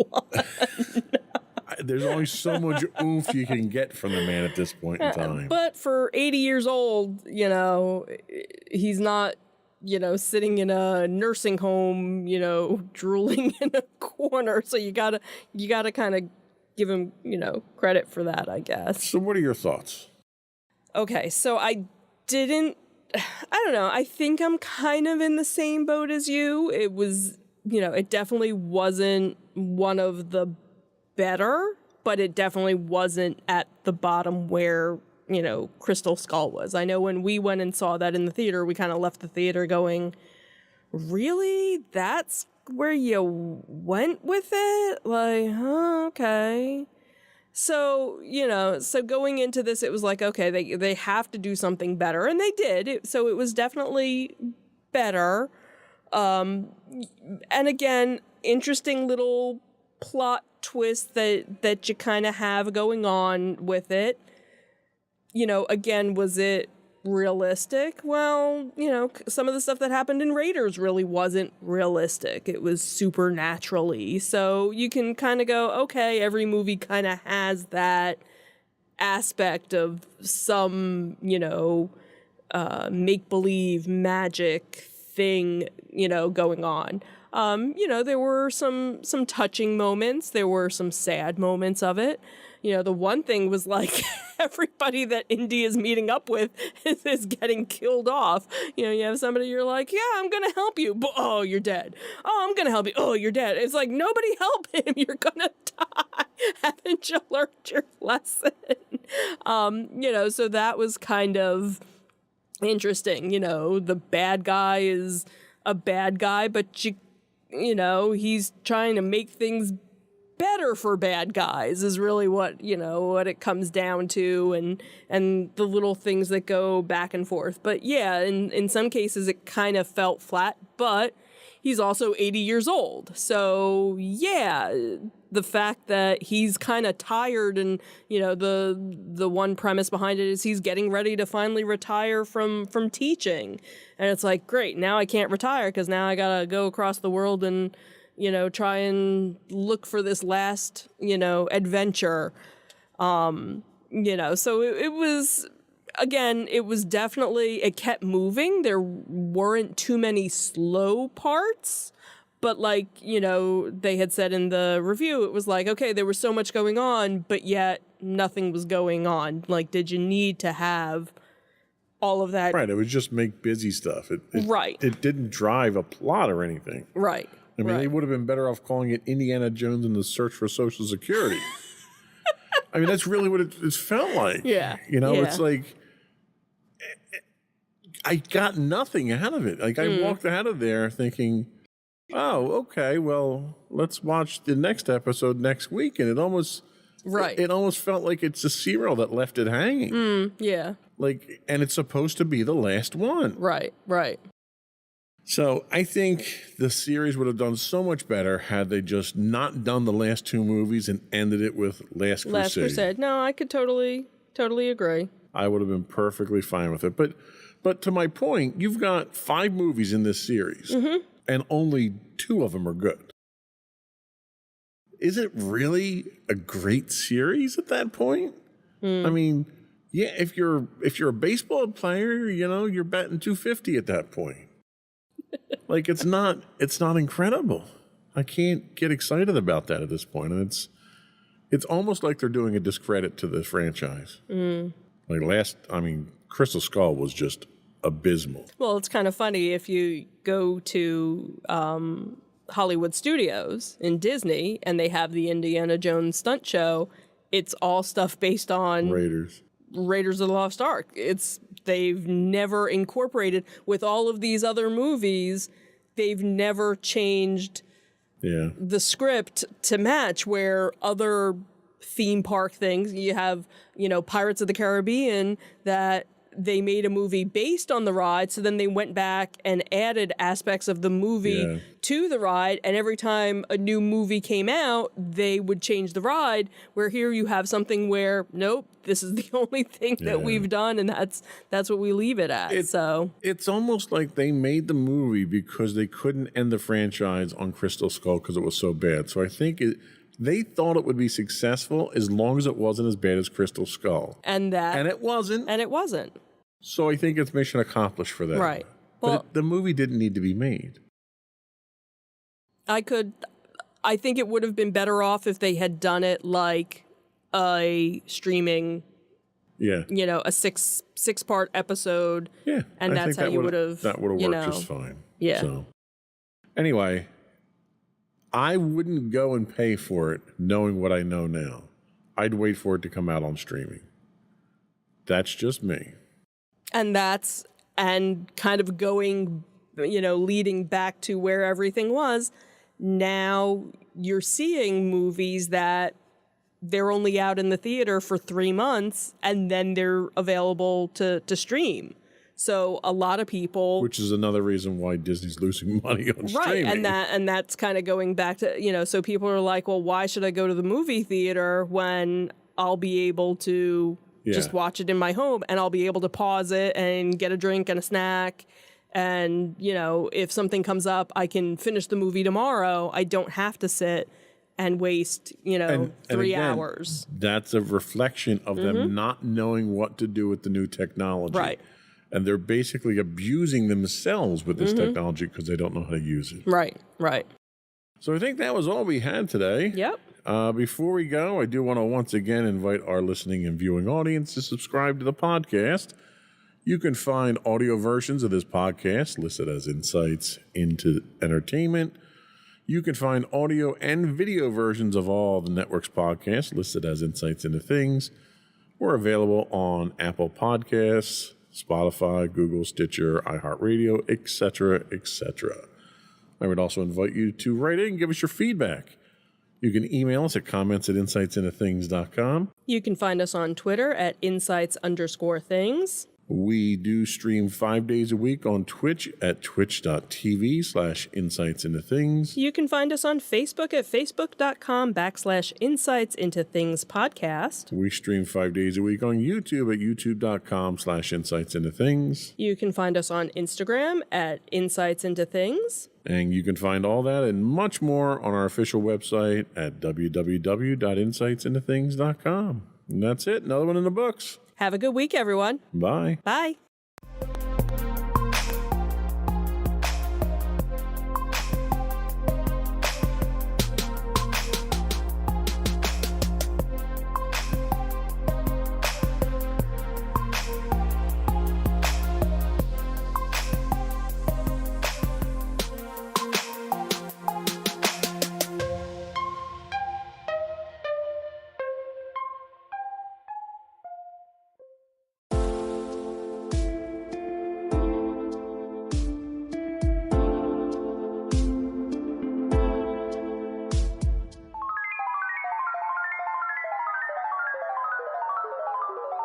No credits rolled. Hello, everyone, and welcome to episode 13 of No Credits Rolled. My name is Sam Whalen. That's right, everybody. Spooky, haunted, cursed episode 13. Will this podcast get possessed? Let's find out. Anyway, before we get started, I want to remind everyone to subscribe to the show wherever you get your podcast.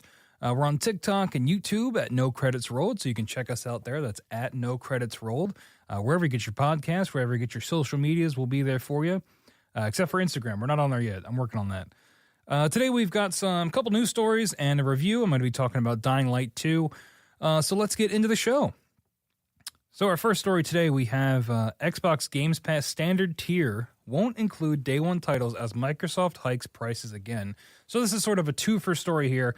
The original story is this Games Pass price hike. All this comes from Rebecca Valentine and Ryan Dinsdale over at IGN. They said, quote, Microsoft has quietly revealed it will not include day one releases like Call of Duty Black Ops 6 in the standard Game Pass tier amid price hikes to the service. So then they go back and they talk about the price hikes here. Quote, first reported by Windows Central and outlined on Xbox support, Microsoft is raising the price of Xbox Games Pass Ultimate from $16.99 to $19.99 a month. So that's about a $3 increase in the United States. It's also replacing its more basic $10.99 Xbox Game Pass console tier with Xbox Game Pass Standard. Sorry, this all gets very wordy. A $14.99 option, which doesn't include the beloved day one release features, specific entries to the Game Pass Ultimate Library, access to EA Play, Xbox Cloud Gaming, perks, quests, and discounts on games in the Game Pass library. So basically, to simplify this, they are now making it two different, well, I guess it already was two different tiers, but they're raising the prices and they're cutting back on what is going to be in the Xbox Game Pass Standard tier. So if you get Standard, you're not going to have a whole lot of stuff. I guess you're just going to have access to the already existing library, but you're not going to get those day one exclusives, which is kind of I would say it's a core part of Games Pass, unless you shell out the $20 a month now for the Ultimate tier, which I personally have paid for already. Price increases suck, but hey, we're going to get into why they probably increased the price in a second. Anyway, back to Rebecca Valentine and Ryan Dinsdale's article. Microsoft didn't commit to eventually bringing these titles to Xbox Games Pass either, saying titles such as Black Ops 6 may be added to the library at a future date. Those wanting to play these games at launch and potentially at all will therefore need to pay for the rolling $19.99 a month Games Pass Ultimate tier, and these changes will go into effect, actually, at the time of recording, they will already go into effect for new members on July the 10th, and then for existing members this September. Conveniently, existing members will affect existing members in September 12th, right before Black Ops 6 comes out. So I'm sure that's not a coincidence. So this sort of price increase has been talked about for a while. People have been speculating this is going to happen given the acquisitions that Microsoft has been doing, given the things that are coming to Games Pass. People were like, okay, well, they've got this lineup. They're probably going to raise the price to sort of back it up. Now, this is also paired with recent layoffs made by Microsoft over at Tango Gameworks, Arcane Austin, other studios. So really what I wanted to focus on today is like this price increase while also they're still laying people off. They're still closing studios. It's an unfortunate symptom of our times, right? I mean, there's always more money to be made, but, could there be more effective ways to make money where you could prevent laying people off? Now, I'm not an economist, right? I've a tenuous grasp on money at best. It's a miracle I can pay my bills. But like, I just, from an outsider's perspective, I don't know, maybe I'm connecting dots that aren't really there, but it's just a price increase combined with layoffs. I'm just not a fan of it. But Xbox has dropped a lot of money acquiring studios. Like I said, it's not surprising. And if you have subscription services to other quote unquote streaming services, because this is like, it's been compared to the Netflix of gaming for Games Pass. But if you have services like HBO Max or Hulu or any of these other services, they have all been steadily raising their prices. I mean, Netflix, if you get like the super duper tier, is like over $20 a month now. So these companies always like to do these things where they hike the price just a little bit every year because they know that 85% of people are not going to cancel their subscription, or they're not even going to notice the price change. They're going to read a headline like this and just fork over the extra $3. But if they do that every year, in 10 years, that they're getting exponentially more money because they're raising the price every single year and people just continue to pay it. And hey, guess what, folks? I'm one of the people that will continue to pay it. I have no intentions of canceling my Game Pass subscription. I still think it's valuable to me for how I like to play games and what kind of games I like to play. But this is a trend we see with a lot of these different companies. In the gaming industry anyway, there also happens to be a ton of layoffs this year this year and last year. That has been sort of the focus of a lot of stories of sort of just highlighting the record numbers of layoffs while profits continue to soar as well.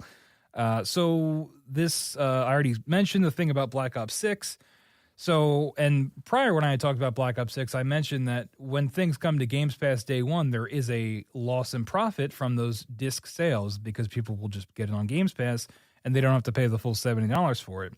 So, I wouldn't be surprised if this this price increase comes to sort of offset that profit loss, right? So you're getting this huge game, one of the biggest games of the year on your service.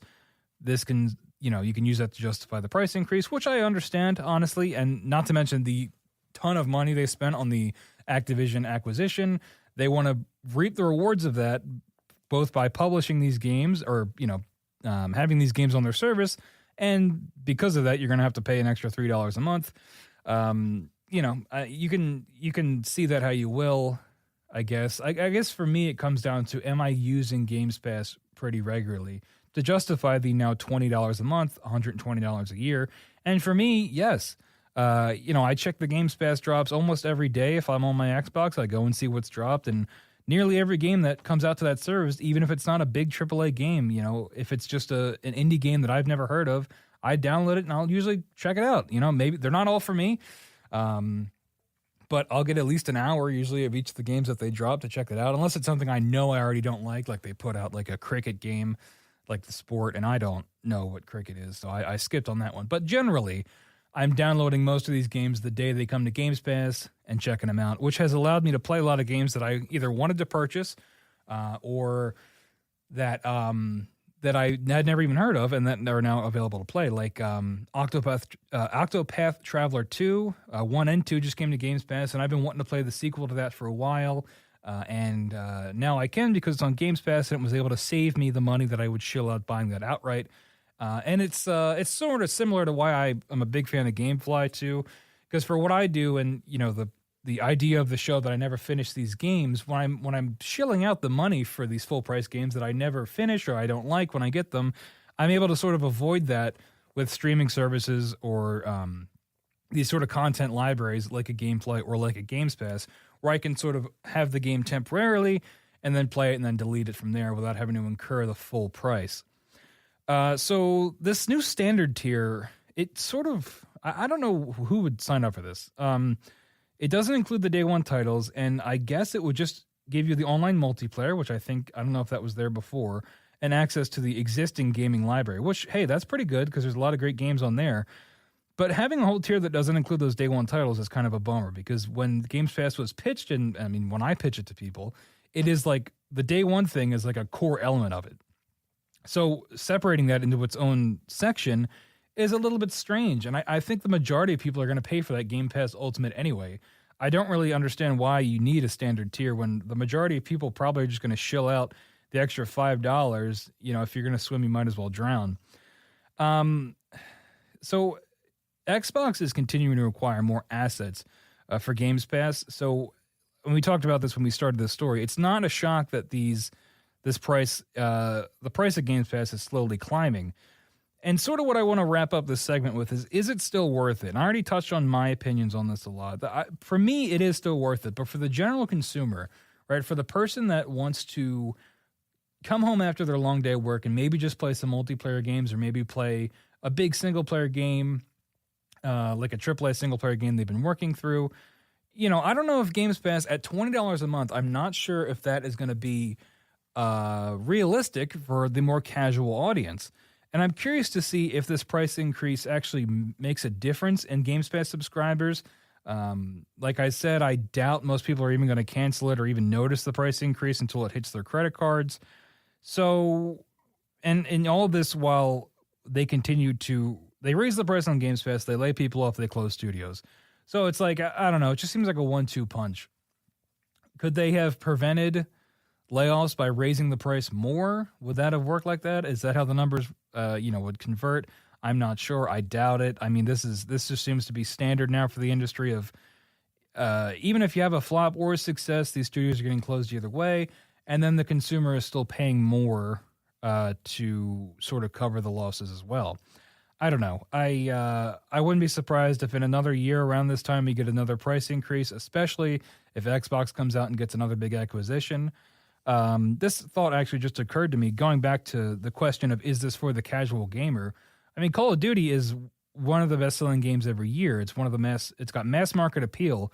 So maybe that's what they're going for with this change by making it so you can only get these day one exclusives on the Ultimate tier. Maybe they're trying to hook in the more casual audience because, everybody plays Call of Duty. Not everybody, but you know what I mean. The majority of people will at least check it out. And especially a Black Ops 6, a title that people are very excited for, that they've been waiting for, that I think has pretty positive public opinion. It could be successful getting more people in because they don't want to, they say, hey, I can either spend $70 and play this, or I can get a service that I was maybe curious about, Xbox Games Pass, for $20. I'll just spend it for this month that Call of Duty comes out. I'll drop the $20. I'll get to play Black Ops when it comes out, and I'll get to check out all these other games. And then before you know it, it's, a year later and it's hitting your credit card every month and you don't even know about it. I could see that being the play here. It sucks to see it being separated, that day one title thing being separated from different tiers, and of course the price increase.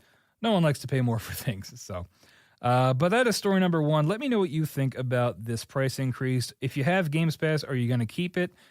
Do you feel the price increase is justified? And then we'll be seeing Call of Duty in just a couple months. So we'll see if it is, the hit that Microsoft needs it to be. Anyway, story number two, we have Suicide Squad Kill the Justice League Season 2 delayed just 2 days before launch. Now, this isn't really like an important... I mean, none of this is important to like the state of the world. But I just like to talk about Suicide Squad because, I don't know, this game is like my white whale. I wanted to play it for so long. I was following the stories about it, and then when I finally got my hands on it, it was such a disappointment that I obsessed is a strong word, but I definitely am interested in the continuing narrative of this game. But this is from Taylor Lyles over at IGN. Quote, Rocksteady Studios is delaying the release date of Suicide Squad Season 2 days before the new content was set to go live. In a hilarious tweet from Rocksteady, they said, update, Task Force X will be adjusting the release timing for the next season. Hashtag Suicide Squad game Season 2 will now launch on July 25th. Thank you for your patience. You got to respect them staying in character, right? Addressing Task Force X. Make sure to use that hashtag Suicide Squad game. I don't know. Maybe it's just because it's a Suicide Squad. It's like inherently funny to me. I don't know. I want to make it clear. I don't want to dunk on the devs. I'm sure Rocksteady is just ripping their hair out with this game. They didn't even want to make the game like this from what reports indicate. It was a disaster behind the scenes. There's a Bloomberg article that I was going to include in this, but I didn't think I'd be able to do it justice, but go check that out if you want a more full behind-the-scenes look at what this game was like for the studio and sort of where it's left them. It's extremely unfortunate, but in terms of what it's being covered in the media, the game continues to be a dumpster fire, and it's just it's a dumpster fire. How else can I describe it, really? It's tough to see. I believe the expanded content was going to be Mrs. Freeze, a female version of Mr. Freeze. They had the Joker. They added that as well. But Mrs. Freeze is going to be the new content with new missions and all the stuff you want. New gear, new loot, new shiny things to pick up. And now it's delayed. And they did it 2 days before the launch, by the way, which is just so fitting for this game of like fumbling the bag at the finish line. I don't even know if people were going to check it out anyway, but now, I mean, who knows? I didn't even know this was coming out. I don't own the game anymore because I sent it back, but for those that were waiting for this, I can't even imagine, what the forum posts are like. It reminds me so much of Avengers, the post-launch roadmap for Avengers. It's where they had like, this month you're going to get this character, and then we're going to do a big expansion, and then Spider-Man, and then this, and then that. And it's like before you know it, they're in over their heads and they're pushing things back. And by the time the game's turned off and not able to be sold anymore, they've hit like 3 or 4 of the things on there. And they were counting on it to be more successful than it was. And I think Suicide Squad is in a similar situation. It's always a shame to see a game die a slow and painful death. Personally, I think it's way too late to save this game. I think it was kind of dead on arrival, to be honest. I mean, it's just People did not want this game, not from Rocksteady, not from this dev, not necessarily with these characters. And it's sort of just limping along. And I would not be surprised if by this time next year, this game is dead, right? The servers are off, or maybe it's just an offline only thing, which I'm not even sure is an option given the live service nature of it. It just seems like a plug pull and is inevitable here. One last thing I want to mention. I really hope this doesn't lead to the closure of Rocksteady. We see what happens when devs have a failure of a product that comes out, especially one that is severely, I would say, overestimated in terms of success, and a Warner Brothers product too. They're kind of known for canning things when they're failures. But, Rocksteady is a historic dev when it comes to the Batman Arkham games, and it would be a shame to see them close over something like this, something they didn't even really want to make. I hope they're able to at least be given another chance, or maybe acquired by somebody else to sort of make the game they want to make and not the game they're told to make. But we know the times we live in, and we'll see what happens with that. But yeah, that's the end of story number 2. And one last story here, because the first 2 stories I had were kind of a downer generally. And sometimes it's nice to report on something light or something even unique, and that's kind of what this is. So Minecraft, Candy Crush, and Goat Simulator are among the games that represent Sweden's cultural heritage. This headline caught my eye when I was looking up stories for this show. And this is from Sophie McAvoy at gamesindustry.biz. She says, quote, Sweden's games trade body... Oh, this is a Swedish word. Data spell Brashen. Oh, that's really hard to say. Has revealed its game culture canon, which aims to highlight the cultural significance of games as forms of art and expression.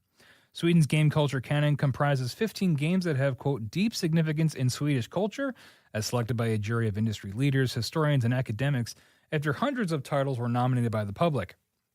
So, like the headline says, games like Minecraft, Candy Crush, Goat Simulator, and I also saw It Takes Two is also included in that. I thought this was kind of cool. I don't know if I've seen something like this before, where a country comes out and says, hey, we are proud of these games that came from our country, from our Swedish developers, and we're going to put them on a list and I like game culture canon. I like the idea of a country having a canon for their culture. But it led me to the sort of a thought experiment of like, this is a cool idea. And if you had to acknowledge devs or games from your country, what would you pick? Obviously, I live in America, but I know, according to our numbers, we've got some listeners all around the globe, so I'd be curious what you have to say. I wasn't sure about American devs, so I looked some up because I just wanted to be sure. But Bungie was founded in Chicago in 1991. EA is, of course, based in California. Infinity Ward was founded in 2002. And then, those are just a couple that I found that were representative of some American devs. I mean, I was going to say Call of Duty because, nothing's more American than first-person shooters. Am I right? That's a joke. But, Infinity Ward was an American-founded company. And then I have, Civilization, the sim, is always a good cop-out because you can just play as your country and you can make your story whatever you want from there and represent them that way. What story or what games would you say represent your country the best? The Swedish folks over there, they got Minecraft. Candy Crush was one that was surprising. I didn't realize that was a Swedish made game. But hey, good for them. Good for Sweden. Anyway, that's going to wrap up the news portion of the show today. We're going to take a little break, and when we come back, I'm going to be reviewing Dying Light 2. You're listening to No Credits Rolled.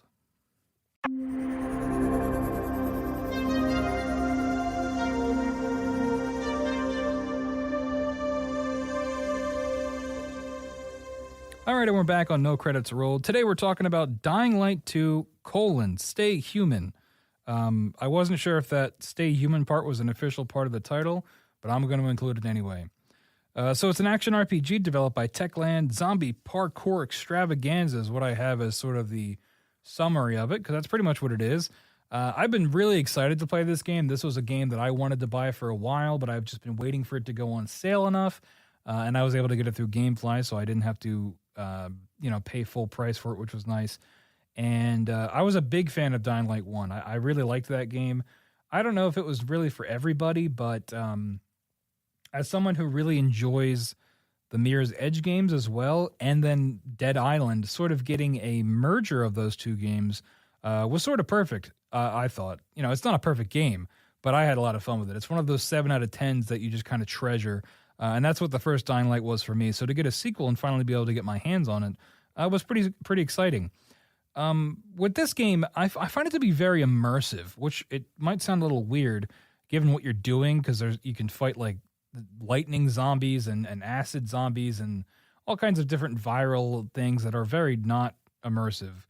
But the minute-to-minute gameplay of this game is really what I mean when I say immersive. The parkour especially, the parkour is the big standout here. Getting an objective on the map and running there. Like I don't use fast travel in this game because the map is small enough that it's not that hard to get around. And also I just enjoy the parkour so much that it's like I prefer it over just fast traveling to wherever you need to go. It's not enough games have parkour in them. I think we need to up our parkour numbers going into 2025 if we can. I think more games should have it. For the 2 Mirror's Edge games, like I mentioned, big fan of those. I know that they leave a little to be desired in terms of everything else in the game, but especially Mirror's Edge Catalyst, I think, was great. And, I've been really wanting a Daredevil game. This is unrelated to this, but playing this game, playing Dying Light 2, playing Mirror's Edge Catalyst, a first-person Daredevil game, I think would just be so great with a mechanic like this. Now, obviously, you would have to not be blind. They'd have to find some way around that. Maybe you have Daredevil vision, detective vision thing. But whenever I play games like this where I'm parkouring and doing first-person combat, I always think of a Daredevil game and how great it would be. But back to Dying Light 2, Stay Human. I think this game would be pretty boring without the movement mechanics. I think the movement mechanics really hold this game up in a positive light. Because otherwise you're just sort of swinging over and over again, hitting zombies. There isn't a whole lot of depth to this combat. It reminds me a lot of Dead Island, the first one, and Riptide, where, you can craft these weapons with different mods. There's bladed weapons and blunt weapons and then heavy weapons, but they all kind of do the same thing. And I am playing on normal difficulty, but I'm not even really paying attention to modding my weapons or repairing them. I just pick up whatever I see that has the high number, because it does the red for better green for better stats, red for worse stats, and you can pick up weapons all the time. So I'll just pick up whatever's there if it's better than what I got, use it until it breaks, and then just pick up something else. It really doesn't seem to make that much of a difference when you're fighting, which is a bummer. I wouldn't mind something a little bit more fleshed out. And, there is that weapon mod system, but I haven't really felt the need to do it because the game isn't that hard, at least on normal. And, I guess you can add different status effects like lightning and fire and things like that, which do look cool, I guess, but they're not required to beat through the game. You're not going to hit a skill ceiling or a difficulty sort of gap there. So yeah, it's most enemies except for the virals, but your regular zombie, you're walking up, you're hitting them 4 to 5 times, and then you're doing an execution. I will say the executions are pretty cool. They help you break up the monotony of just swinging over and over again. Think Black Flag, that era of Assassin's Creed where you would just counter everyone and instantly execute them, which if you think about it is really not that exciting, but the executions were so cool that I kind of made up for it. And that's kind of what this game's like. There's a lot of great not a lot. There's 4 executions in the game, but it goes back to that immersiveness of it, right? Because you're in first person and it's seeing it all in first person, I think is really what makes it immersive. The gore is a highlight. I mean, if you're into that, if you're a gore person, if you like seeing blood and guts, this is a game for you. This might be the goriest game I've ever played. It's very detailed. I noticed it for the first time. I hit a zombie in the lower jaw and his jaw came off and I could see his tongue and stuff. And it was disgusting. I've never played a game where it's that detailed. And you can see brains exposed, chest cavities when you hit people in the chest. It's very, it's gross, honestly. But if you're into that and if you like the gorier parts of things like Walking Dead, or if you just like seeing blood and guts, you'll like the gore in this. There's one takedown in particular where you gouge out someone's eyes, but because the executions are shared between humans and enemies, you'll just grab a zombie and like poke its eyes out, and that's how you kill it, which doesn't make any sense if you think about it. But like, it's in the game and you can do it, and it's like so over the top that it's like kind of funny. There's also an execution that's like clearly meant for a zombie where you like stomp its head in, and when you do that to a living human being, it's like you have to take a moment and really question your life decisions of like, what am I doing here? But you know, like I said, hey, blood and guts are your move, and you're going to want to check this game out, I guess, because it's disgusting. So the movement is the other highlight, like I already said. Running across the city, scaling different objects, it never gets old. And it's a RPG, so there's a combat skill tree and a movement skill tree. I do think you progress kind of slow in terms of leveling up. I remember the first game, I felt like I progressed a lot faster in terms of how you were rewarded XP. But as you flesh out your skill trees, you feel even more like, you know, a cool ninja guy, because you get more movement abilities. Like there's even movement abilities that are like literally right from Mirror's Edge, of being able to leap off a small object to get like a height boost, things like that. And as you flesh that skill tree out, you really do feel the progression in terms of movement anyway. The combat, not really so much so far, but the movement, you do notice it in the extra moves you can get, or the way you're more fluid with transitions on rooftops and things like that. I mean, the story is kind of whatever. There's a choice mechanic where you can side. There's like a faction system, as if this is like, you know, Infamous in 2009 or whatever. But they're doing like the faction system here where you can choose which faction to support.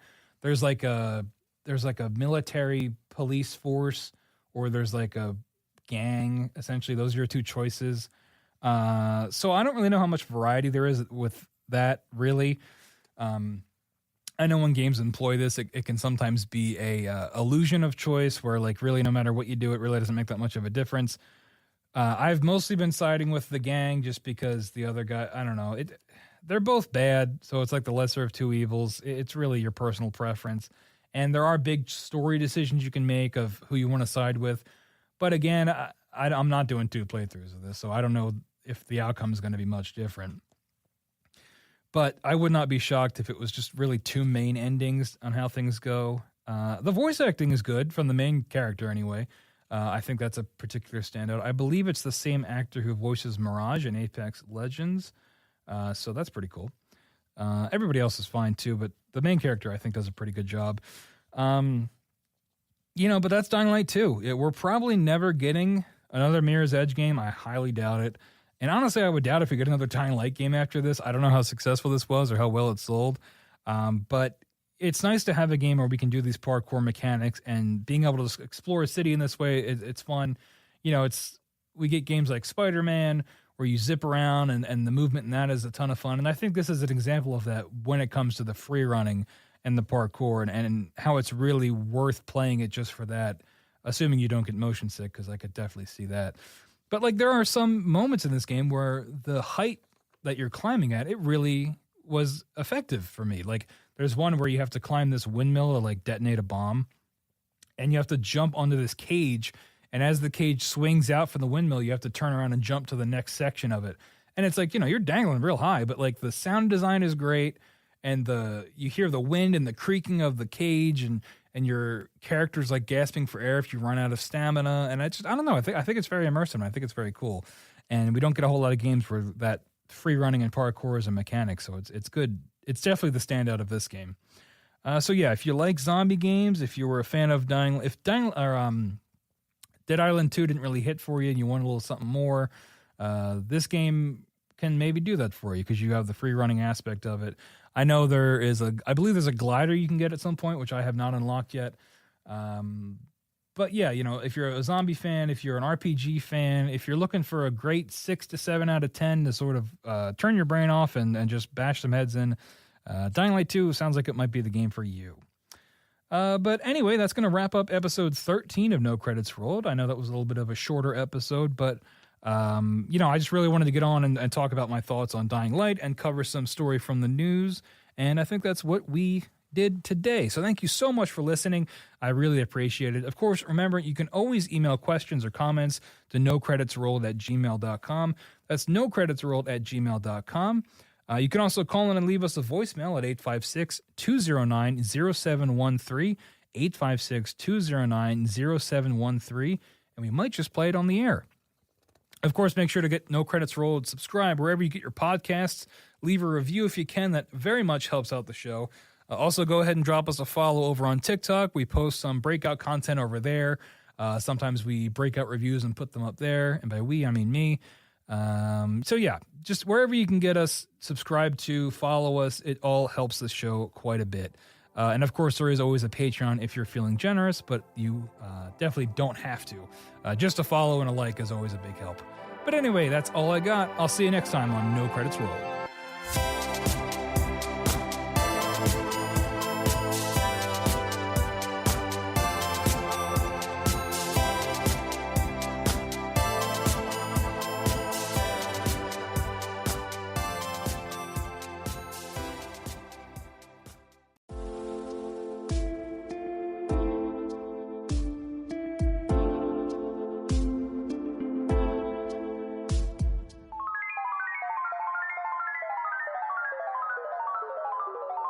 No credits rolled. Hello, everyone, and welcome to episode 9 of No Credits Rolled. My name is Sam Whalen. I'm your host today, and every day. How about that? Before we get started, I want to remind everyone that the fine folks over at Philly Drinkers have partnered with the show to provide you with awesome Philadelphia sports merch for all your favorite teams. Make sure to use the link in the description to shop their collection, and every purchase you make helps out the show. Today's show is going to be a little bit shorter. I wasn't even going to do an episode this week, but there's just too many games to talk about, folks. So I decided to get on the mic and just give my thoughts on a couple of games that I've been playing lately.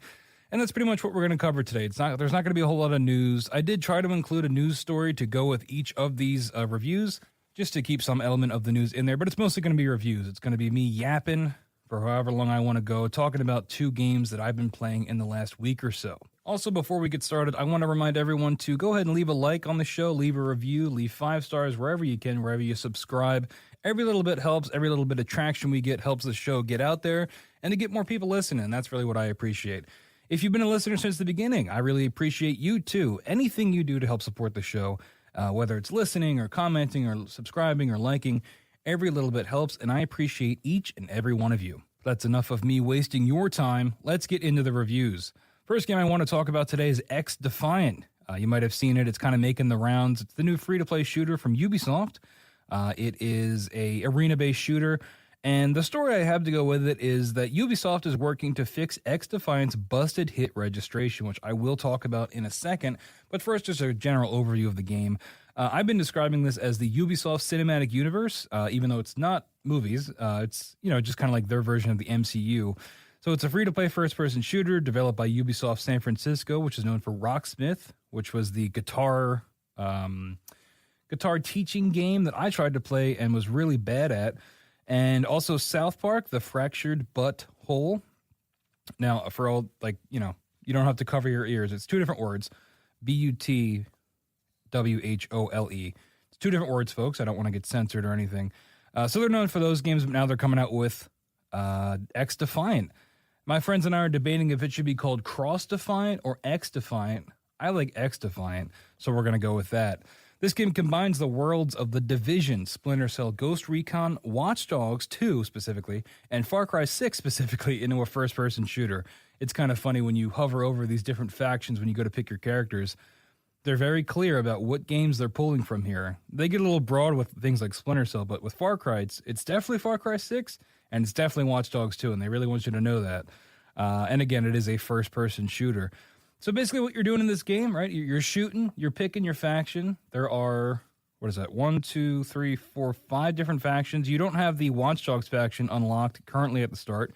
I believe you have to earn about 7,000 XP, which is a lot to unlock them. But each faction comes with their own abilities, their own perks, their own benefits, but the guns are shared in between each faction. So, for example, the Rainbow Six, they're not in the game yet, but they will be when the official first season starts. Currently, we're just in the preseason. But, for example, the Division class, you're kind of like these bad guy firefighters, so you deal incendiary damage as your passive ability when you shoot, and you have access to a flame drone that you can send out that blows up and lights everything on fire, or the alternate ability you can choose is sort of a Molotov that you throw at your feet and blow everything up. The Ghost Recon class, they have more health for some reason. The Far Cry class, they kind of passively heal when they're in a group because they're supposed to be like revolutionaries, and so on and so forth. So you're getting a little bit of that hero shooter aspect. Hero shooter, arena shooter, each one or the other. And you're kind of meshing these abilities. And currently in this preseason, there are really only objective-based modes. So there's like a payload mode, and there is a capture the point domination sort of mode. And I've been having a lot of fun with it. My friends and I have been playing it. I'm a sucker for any new free-to-play game that will come out that might be terrible. But I would say X-Defiant definitely isn't terrible. It definitely has its flaws in its current phase, but like I said, it is a preseason, and hopefully they're going to work out a lot of these kinks once the full thing releases in Season 1. I definitely think the game has a lot of potential, with that backing of Ubisoft. If they really want to do this, if they really want to commit to this game being their free-to-play shooter, their free-to-play arena shooter that they're going to update and add things like cosmetics to, their live service. We've talked about live service games on this show before. If this is how Ubisoft is going to really try to, compete with things like Call of Duty, then I think it's a good start. It's definitely a good start, but there are things they need to work on.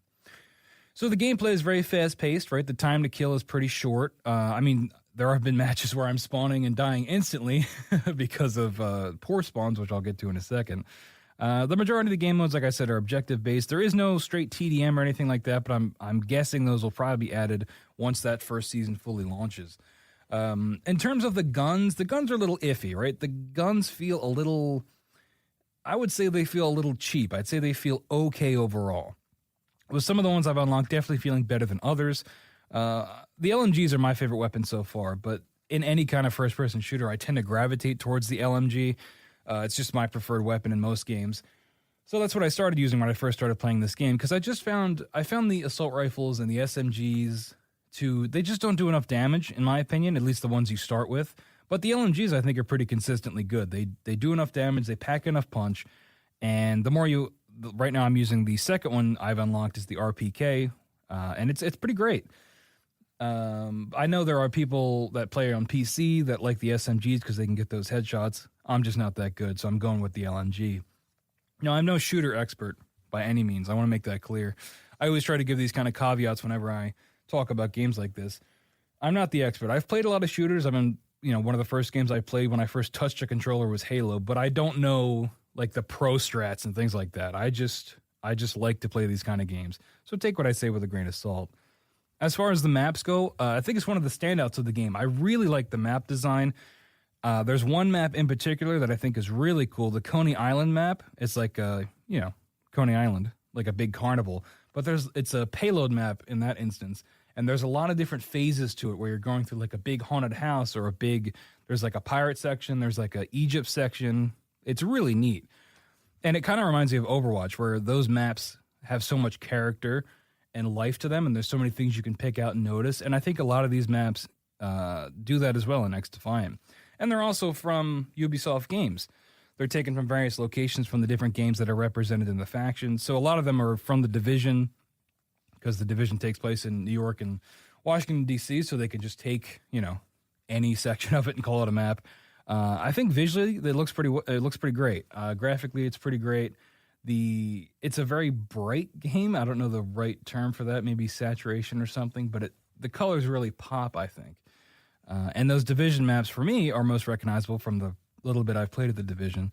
It's a very specific audience to cater to, but I found it neat. I'm like, oh, hey, this looks like The Division, and it's cool to see those things in first person versus in the Division, you're usually in third person.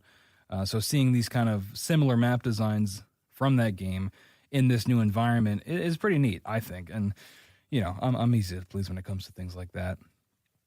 So like I've been saying throughout this review, the game is still in its early phases, and there's a lot of issues that will probably be fixed with patches. Like I said at the top of this story, Ubisoft is working on the hit detection in particular. And yeah, the hit registration is pretty bad. You get killed around corners almost constantly. It's definitely my biggest gripe with the game. You feel like you're in cover, you feel like you're behind a wall or behind some piece of cover, and you still die. I mean, there have been times where I round the corner, I turn around, and I see the bullets that are hitting me just clipping right through the wall. Not because of bullet penetration, but literally because of the hit detection and how the bullets are coming at me. It's extremely frustrating, I'll be honest. And it's also when you're shooting an enemy. There is a quote here from, a quote from our most reputable sources here on the internet, a user by the name of bloody_psycho666. I'm sure they are the premier journalists when it comes to these things.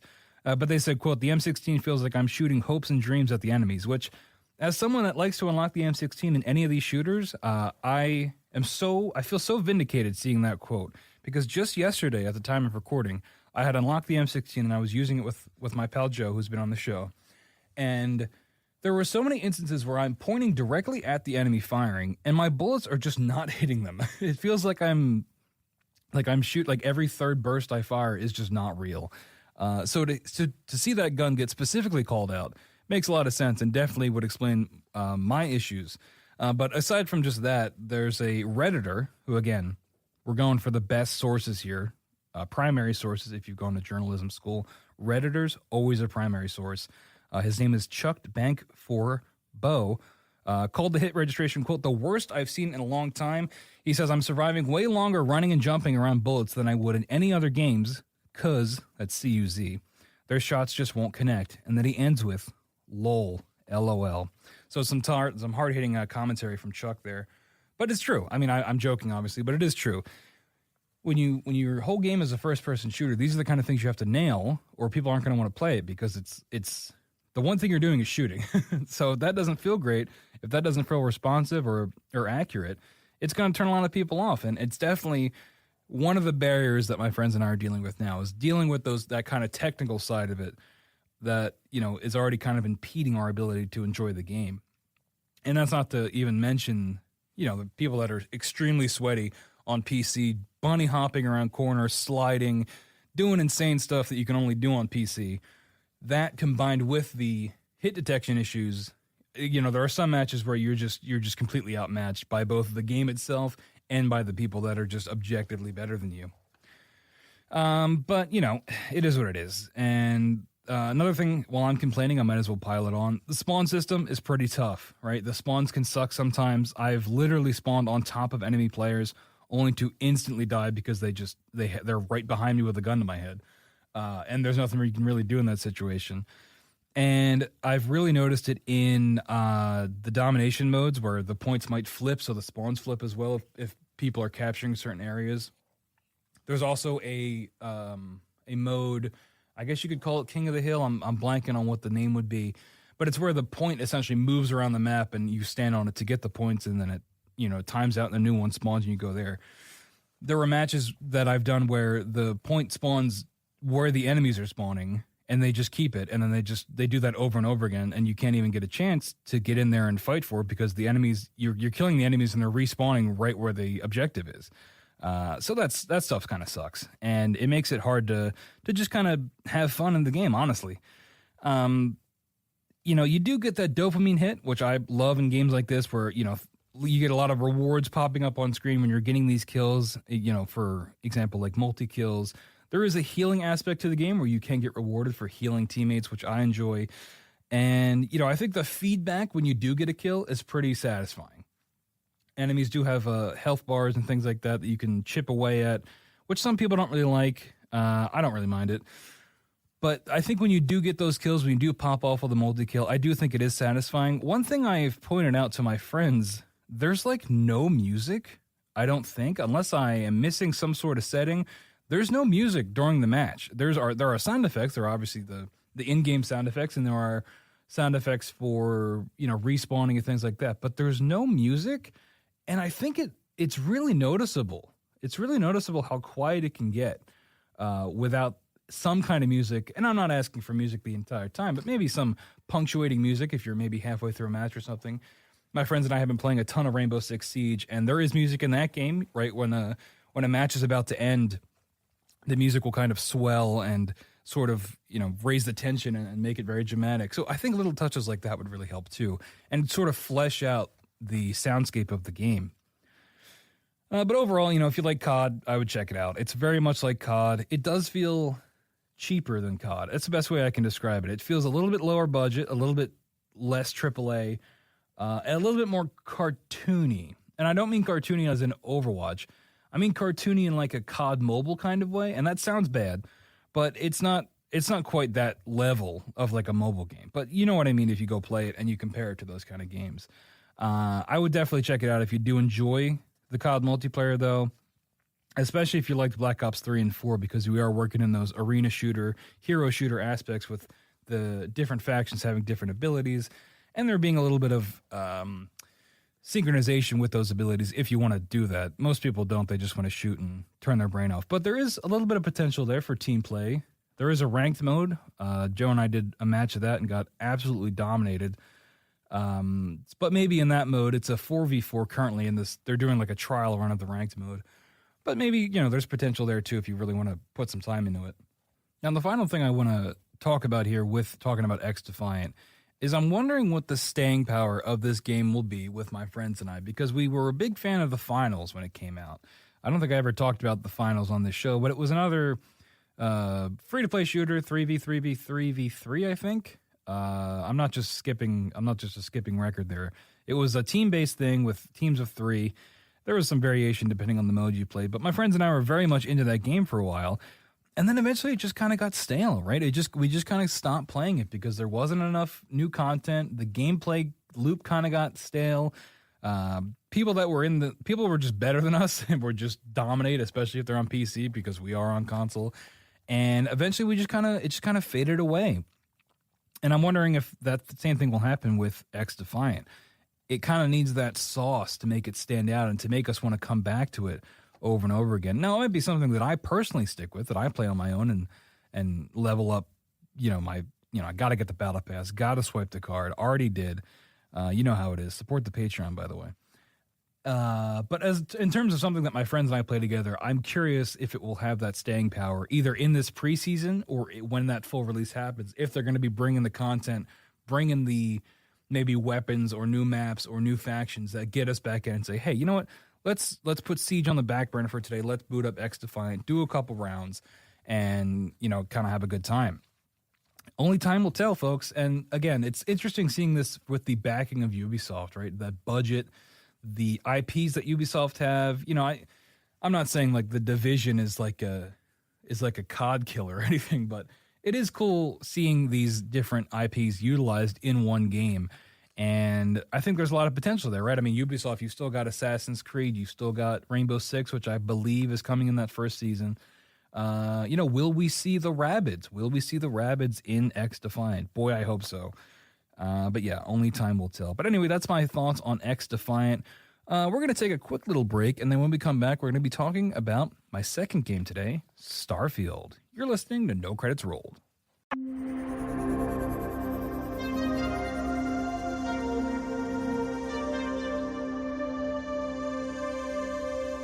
And we're back on No Credits Rolled. We just got done talking about XDefiant, and now I want to cover Starfield. Now, I have talked a lot of smack on this game, and this is sort of my moment to sort of make my peace with that, to apologize to all you Starfield fans out there, because with this new update that Bethesda released for their sci-fi RPG, Starfield is officially back in my gaming rotation. When I've got some free time to myself, this is one of the games that I am turning to boot up just to exist in this world. And I've done reviews now on Fallout 76 and Fallout New Vegas, so I'm definitely in that Bethesda mood, that I have that Bethesda itch.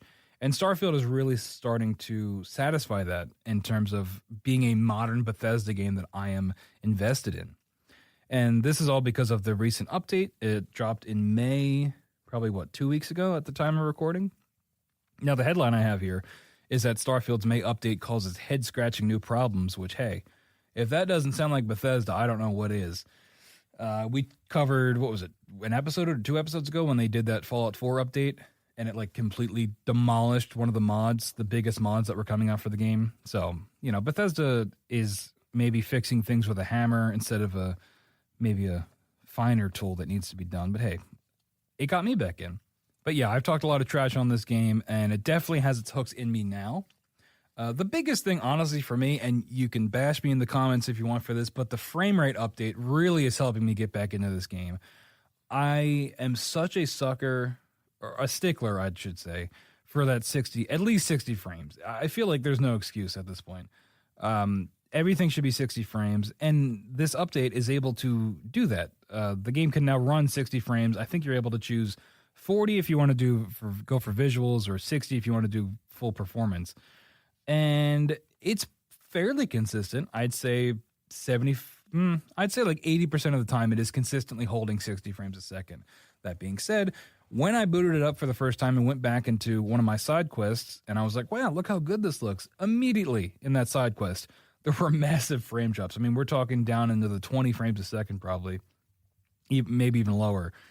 So that was disappointing. And you do get those frame drops maybe in large city areas when you're first landing or walking in, rather. If there's a lot of effects and things going on screen, if there's a lot of enemies on screen, you do still get those frame drops. But most of the time it is holding 60, which is great. And the game looks fantastic. When it is running at full speed and no issues, the game is really stunning looking. In particular, I think the character models and dialogue can look amazing. There are some characters that look better than others, and sometimes it can border just a little bit on that uncanny valley. But, I mean, when it hits, it looked great. There was one character in particular, I'm blanking on his name. I'm going to talk about him more later, but he's like the old guy in your team. He sort of is he's like a billionaire that's sort of funding your project. He's, the eccentric billionaire character that you've seen in other things, but his facial capture looks great. Like, there was a moment where I was talking to him and he wrapped up a piece of dialogue, and on the last word he said, his eyebrows like scrunched up in a way that a real human's eyebrows would, that you wouldn't even notice in, the real world, because people have all sorts of facial tics. But to see that in the game and to see that reflected in the performance capture was like, it kind of like blew my mind. It looked so realistic that it looked like I was, it looked like a real person. Now, that uncanny valley does kind of come in, especially with eyes. I think the eyes look a little weird at times, or the tracking for where NPCs are looking when you're talking to them. A little strange there, but I think overall this is a huge improvement, especially coming off of things like New Vegas and 76. It's tough to even compare because of the difference. And I think if this is the path that Bethesda goes forward with, we're going to see some crazy stuff with this tech or whatever they're using to make these facial captures look as good as they do. So my whole reason for getting back into this game, and part of the reason I wanted to even do this podcast, was because of one particular side quest I did recently that by the time I finished it, I basically said, okay, look, I am fully back in. This game has its hooks in me. I want to keep playing. I'm excited to see where this goes. So I just want to tell the quick story about it. So it was that character I mentioned before, the rich guy, and I'm going to look him up. His name's Walter Stroud, everybody. Walter Stroud. So Walter comes to you and he says, hey, I want to buy this artifact off this dealer, but it's on this planet that is known for its shady dealings. It's like any shady planet you've seen in Star Wars is essentially what we're dealing with here. So Walter comes to you, he says, I want to buy this artifact, but I'm pretty sure that I'm going to get screwed over somehow. I just essentially want to use you as hired muscle. So, my guy, I'm kind of playing him as like a cowboy type.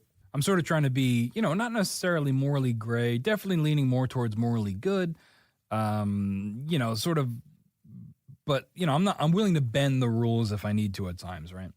So Walter says I need some hired muscle. I say, okay, sure, because he's, I'm part of this group. I think they're called the Collective, maybe.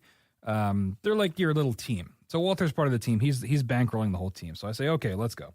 So we go to this planet, and he says, when you get there, he says, all right, go case where we're doing the deal, which is this like big club where they sell this like special drug that you can only get at the club. And if you try to leave with that drug, if you try to leave the planet with that drug, you can get arrested but it's legal in this city. So there's already cool sci-fi stuff going on. So I go to the club, and it reminds me a lot of Mass Effect, the clubs in that game, space clubs. You've probably seen them. Lots of bright colors, lots of bass music. But the colors in this club are really striking. It's like a lot of pinks and blues and purples, and it's a contrast to what's outside, because outside it looks like Coruscant from Star Wars. Lots of oranges and browns and still neon advertisements, but definitely a stark contrast. So we get in the club, And I go and I talk to the bartender and I say, hey, we're looking to do this deal here. Is there anything I should know? And you're able to do a persuasion check with him where you can sort of get the guards on your side. If anything goes wrong, I'm able to go upstairs once I get the guards on my side because I'm able to access the VIP lounge, and I find the security controls and I'm able to hack the door so that in the room where we're having the meeting, I can close the door whenever I want, assuming we need to trap the guy in there. So I do both those things. I cover both those bases, and I go back to Walter and I say, hey, all right, let's do this. So he says, okay, you got to wait and you got to find the guy with the package because we don't know who he is, but he's going to have this big briefcase. So I sit in the club and I wait and I see everybody walking around until I find the NPC with the giant briefcase. Turns out it wasn't, I was kind of overthinking it. I was sitting watching the crowd, watching people walk in and out. Turns out the guy was there the whole time up against the wall with a briefcase, so whatever. My bad. So anyway, I find the guy, and there's like a code phrase you have to say, which they do give you the wrong dialogue. I don't know what happens if you click that, but I say the right code phrase, and he's like, all right, let's do this. I go back, I get Walter, we go up in the meeting room, and the guy, before we go up there, Walter says, he's like, hey, look, this guy's probably going to ask for double because he's some, low rent guy in this company that doesn't really care. He just wants to get his money and get out. Sure enough, the meeting starts and the guy does just that. So the whole time during this meeting, you can close the door or you can pull your gun and just start blasting. But I sort of follow Walter's lead because he says, look, let's try to avoid bloodshed if we can. So I'm like, okay, Walter, let's give that a shot. And we end up doing the dialogue with the guy. We talk him down. Walter essentially has infinite money, so that's a fun bargaining chip because you can just give him whatever you want. And I end up avoiding bloodshed with this guy. And I get the artifact, and Walter pays him, and the guy leaves. So you walk outside, and all of a sudden you're held at gunpoint by all these guards. And the guards are like, hey, we're from this other company that's competing with Walter's company. And they're like, hey, that's our artifact. And then you're like, okay, well, I guess that's where that guy stole the artifact from. He worked for this competing company, stole it, and is trying to sell it to Walter's company. And because I had the guards on my side from casing the joint before, I was able to sort of have the guards come over and say, hey, this guy's accosting me. Let's, can you break this up? And they're like, okay. The guards back down, but they say, you're not getting off this planet with that artifact. They end up impounding my ship. So Walter and I are now stuck on the planet. And he says, look, Walter says, I know who's doing this. It's this corporate rival that works for this other company. We got to break into his office to stop, get our ship freed to lift the impounding. So I'm like, all right. So we walk over to the other guy's office. We go to the front desk, and I fail the persuasion check to try to just let me in, right, to go talk to the CEO, which, understandable. If you walk into Apple headquarters and ask to talk to Tim Cook or whoever's in charge, they're probably not going to let you in. So then Walter says, well, okay, we can find another way in. That involves sneaking. Now, as we're sneaking, Walter's wife appears. I forgot to mention this. Walter's wife is the other co-owner of his company. And she gets on the comms and she's like, all right, well, here's how you can sneak in. It involves crawling up the side of the building through elevator shafts, in ventilation ducts. It becomes like a Mission Impossible corporate espionage spy thing for a second. And I end up getting to the exterior of the building. I end up taking out the guards and getting all the way to this guy's office. And then, you walk in, and of course the guy's expecting you, right? Of course the guy's got guards ready, waiting for you. And he says, all right, you're going to give me the artifact, and then we're just going to kill you. However, Walter, because he has infinite money, proposes that he just absorbs this guy's company and makes it part of his company and allows this guy to just profit endlessly, essentially. And again, at any point you can start blasting and killing everyone. But I'm able to talk this guy off the ledge with Walter's help to have that guy join the company. And the guy's like, all right, well, fine, because, money solves all problems, as you know. And he says, okay, one last thing. We actually caught that guy from the beginning that sold you the artifact, and he's currently bleeding out my office because we shot him and took him prisoner. But if you want to wrap this up, I want you to deal with him. You as in the player character, me.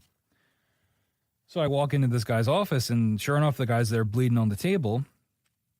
And Walter's like, look, let's go easy on this guy. He's just a cog in the machine. He didn't mean to inflict any harm. And again, I'm deferring to Walter because by this point, Walter's kind of won me over. And so I go and talk to the guy, and he's like, hey, look, please don't kill me, essentially. And I say, okay, look, we're going to let you go. But you can't speak any of this ever again. And the guy says, all right, fine, sure. And that's how it ends. And the guy ends up going free. We get the artifact. That Walter ends up buying that guy's company, and we all live happily ever after. And it was just such a cool quest line of twists and turns and of different environments and there's always this thing where if you peel back the layers or you look at behind the curtains, you can see that this outcome probably would have happened no matter what, right? I probably would have ended up in this guy's office no matter what, talking to him, blah, blah, blah, blah, blah. But it was enough of an illusion for me that I really felt it. I felt like my choices mattered, and I felt like this path that I took fit how I was playing my character. It fit the world. It fit the character of Walter, who I'm sort of learning now because he's part of my team.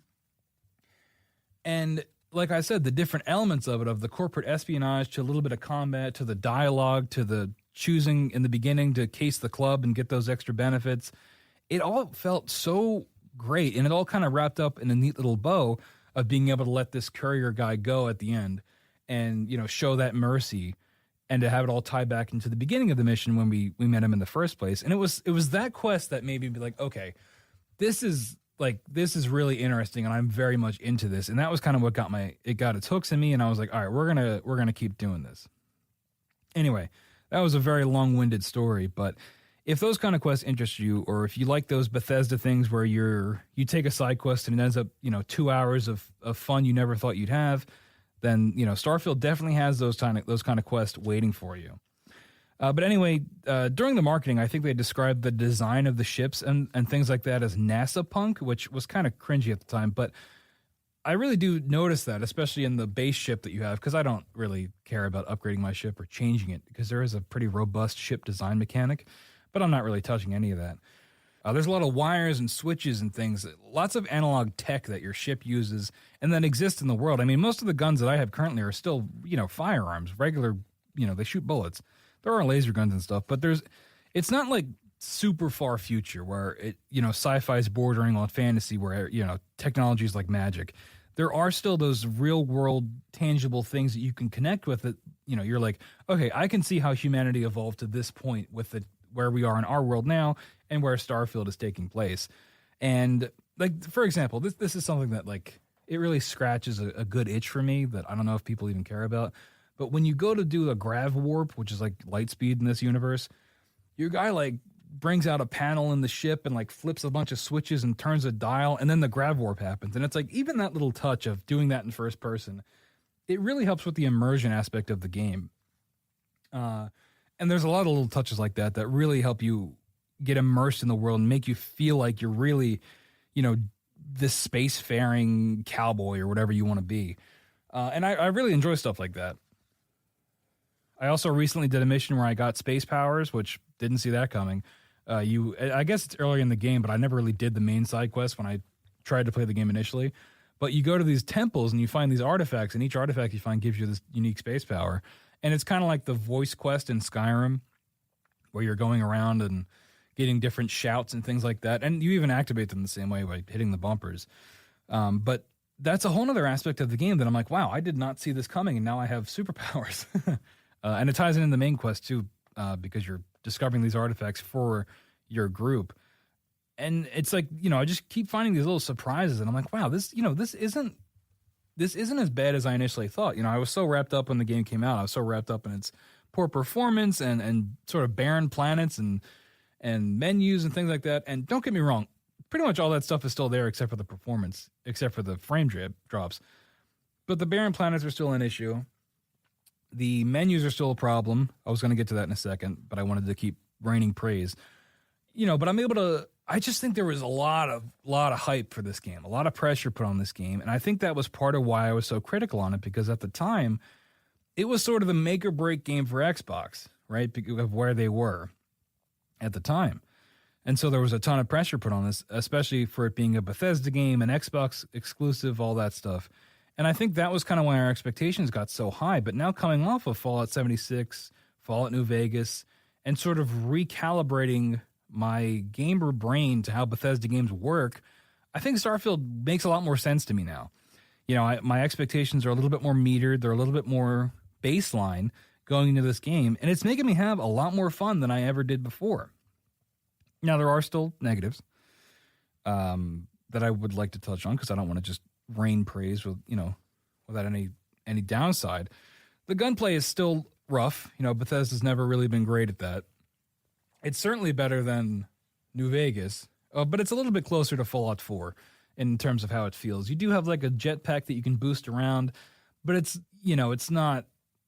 I don't really think the game utilizes that movement system to its full potential. You're still just using whatever gun you have the most ammo for, shooting people over and over again until they die. Now, that being said, now that I've got the space powers, maybe as I work those in to the gameplay, maybe that will disrupt the gunplay a little bit more, because the first one is an anti-gravity field you can create. So maybe I can lift up enemies and take them out that way, and that will spice things up. There's definitely a lot more for me to see in this game because there are a lot more of these powers to unlock. But the gunplay is still a little bit rough. There's still a ridiculous amount of menus. There are so many quests that I've done where you go and you hover over the quest objective and you can set a course and you can basically fast travel to wherever you need to go right then and there. But sometimes it's in a system where you need to jump to one system. It's like a connecting flight is what it feels like. You have to jump to one system and then make another jump to refuel to get to where you need to go. So we're talking like 4 to 5 menus sometimes just to get to your one objective, just to talk to somebody, and then have to turn around and go all the way back to where you just were to hand in the quest. It's a bit much. I mean, the load times are short, which is nice, but it's like, I just feel like there had to have been a better way to streamline this where I don't have to sit in so many menus and I don't have to just repeatedly fast travel until I get to where I need to go. And yeah, a lot of the planets are still pretty barren. There's kind of no getting around that. That's still an issue. But when you're in these big hub areas where these quests are, intertwining with the world, that stuff still stands out, I think, quite a bit. And other than the frame drops, there hasn't been anything major that is making me want to turn the game off. In fact, I really have an urge to play this game a lot of the time, which is surprising for me. But yeah, the game is still far from perfect. It's nice to find some enjoyment in this game. I previously called it a dumpster fire, I believe. I don't know if I did that on content, but definitely to my friends, I definitely called it a dumpster fire. But, Starfield is back. It's in my rotation, and, I'm happy to see it. But yeah, that's my thoughts on Starfield. Let me know if you are getting back into it, if you've given it a shot since the big update, or if you fell off in September when it came out and never really got back into it. I definitely think it's worth getting back into it and giving it a shot if you did fall off. But that is going to wrap up episode 9 of No Credits Rolled. I want to thank you all so much for listening. Remember, you can always email questions or comments to nocreditsrolled@gmail.com. You can call in and leave us a voicemail at 856-209-0713. That's 856-209-0713. And we might just play it on the air. Hey, if you want to call in and complain about Starfield, feel free. Of course, make sure to subscribe to No Credits Rolled on Spotify, Apple Podcasts, anywhere you get your podcast, we will be there for you. Leave a review, leave a like, leave a comment. Anything like that helps get the show into more people's ears. Also, we are on TikTok at No Credits Rolled. We are also on YouTube Shorts at No Credits Rolled. You can follow us there. I've been trying to get more into TikTok. I really enjoy posting on there and editing videos for that. So I'll do a little quick segment from the full show up on TikTok, and sometimes I'll do additional content there as well. So go follow us at No Credits Rolled on TikTok. There's also a Patreon you can subscribe to as well. Can't leave that out. Oh, I also want to tease next week's episode. Next week, I will be reviewing the Paper Mario Thousand Year Door remake that just dropped on Switch. I just got that installed the other day, so I will be talking about that next week for review. So make sure to tune in if you want to hear my thoughts on Paper Mario. And with that, I will see you next time on No Credits Rolled.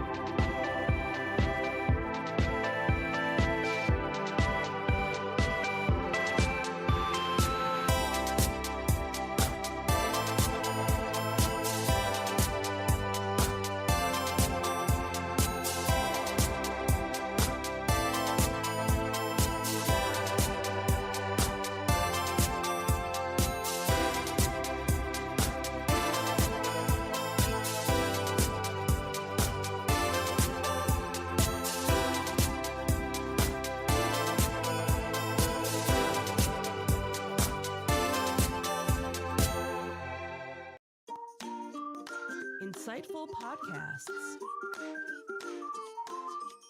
by informative hosts.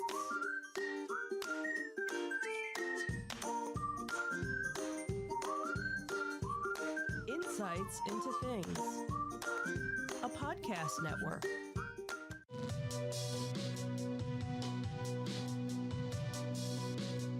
Welcome to Insights into Tomorrow, where we take a deeper look into how the issues of today will impact the world of tomorrow. From politics and world news to media and technology, we discuss how today's headlines are becoming tomorrow's reality.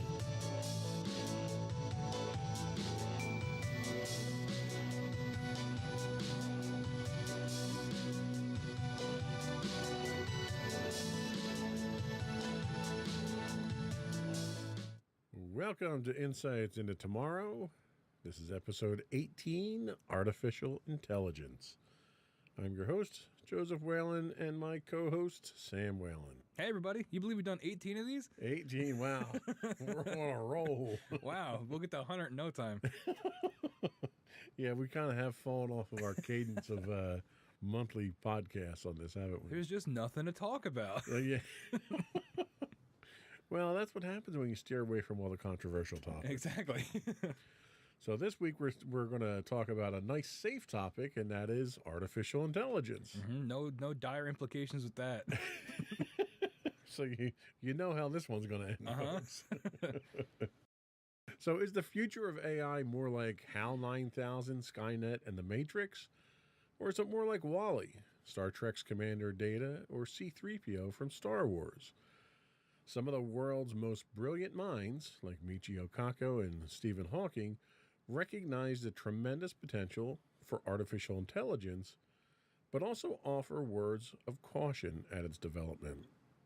Is artificial intelligence the next step in our evolution, or the first step in our ultimate destruction? How will AI impact humans? How will AI impact what humans create? And could humans be entirely removed from the creative process? That's what we'll be discussing on today's episode of Insights into Tomorrow. But before we do that, I'd like to take a moment to invite our listening and viewing audience to subscribe to the podcast. You can find audio versions of this podcast listed as Insights into Tomorrow. You can find both audio and video versions of all the network's podcasts listed as Insights into Things. And we can be found anywhere you get a podcast these days: Apple, Spotify, Google, Stitcher, etc. I would also encourage you to write in, give us your feedback, tell us how we're doing, give us suggestions on what you'd like us to talk about. You can email us at comments@insightsintothings.com. You can find us on Twitter at insights_things, or on Facebook at facebook.com/insightsintothingspodcast. Are we ready? Yep, let's get into it. Let's go.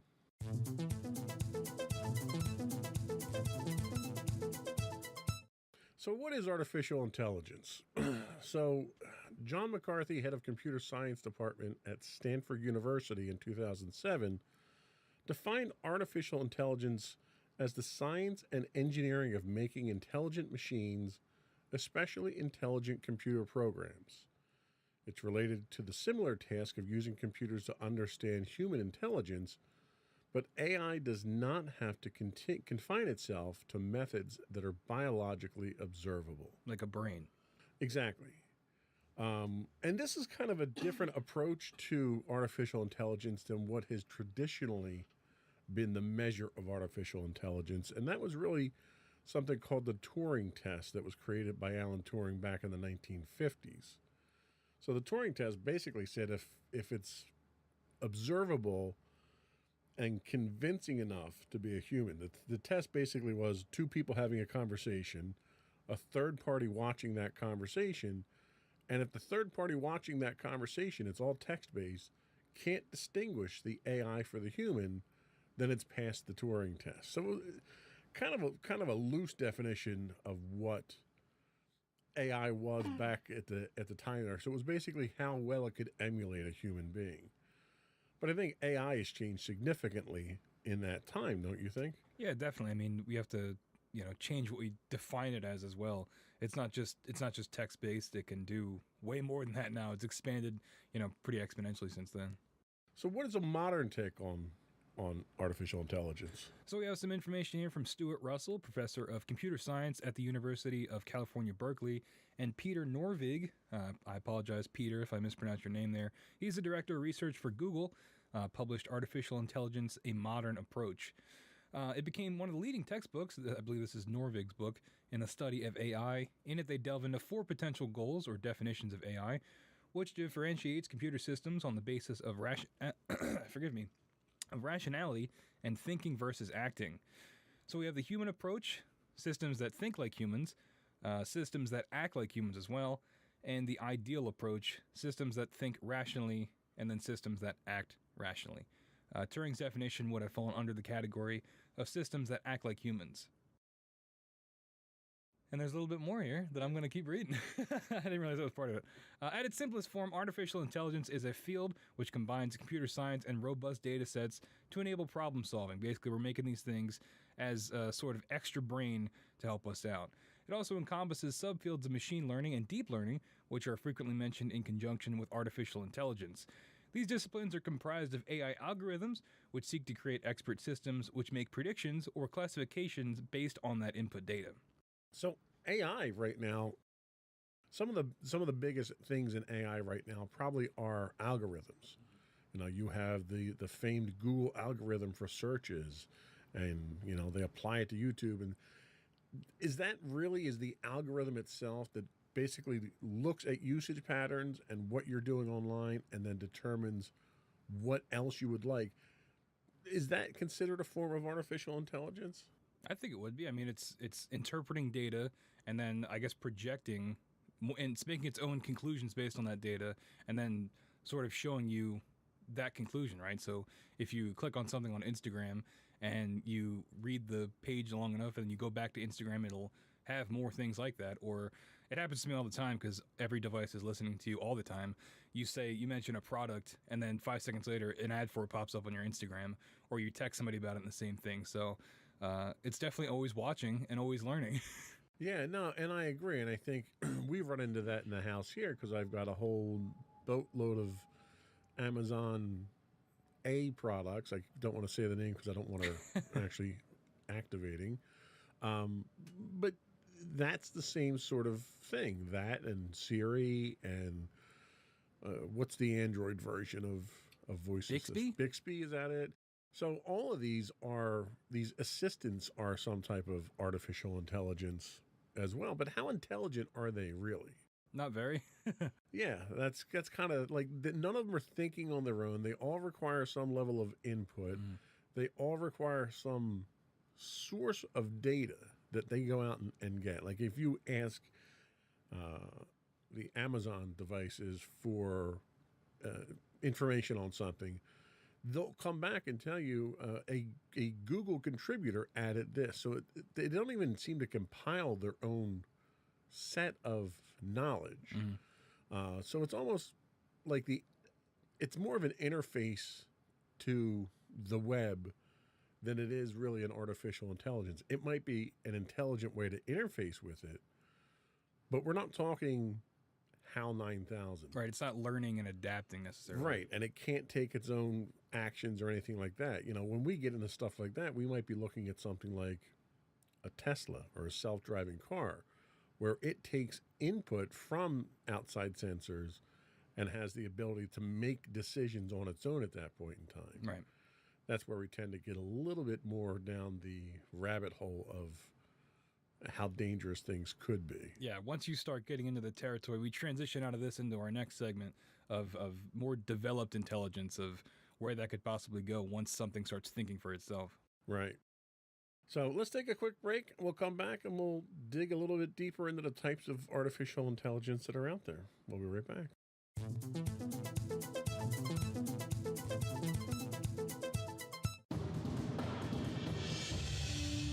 For over 7 years, the Second Sith Empire has been the premier community guild in the online game Star Wars: The Old Republic, with hundreds of friendly and helpful active members, a weekly schedule of nightly events, annual guild meet and greets, and an active community both on the web and on Discord. The Second Sith Empire is more than your typical gaming group. We're family. Join us on the Starforge server for nightly events such as operations, flashpoints, world boss hunts, Star Wars trivia, guild lottery, and much more. Visit us on the web today at www.thesecondsithempire.com.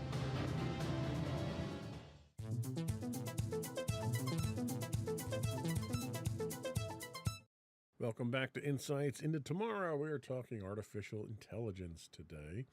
So and I don't want to go through every line that we have here, just kind of throw a few things out there. So the types of artificial intelligence that we're really kind of referring to here can be broken into two categories. One's capabilities and the other's functionalities. So under your capabilities, you've got narrow AI.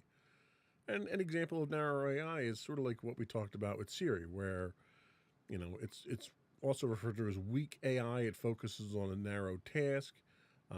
You could even classify IBM's Watson that was used for chess playing in something like this as well. It's not robust. It's not thinking on its own. You then get into your general AIs, and your general AIs tend to be a little bit more sophisticated.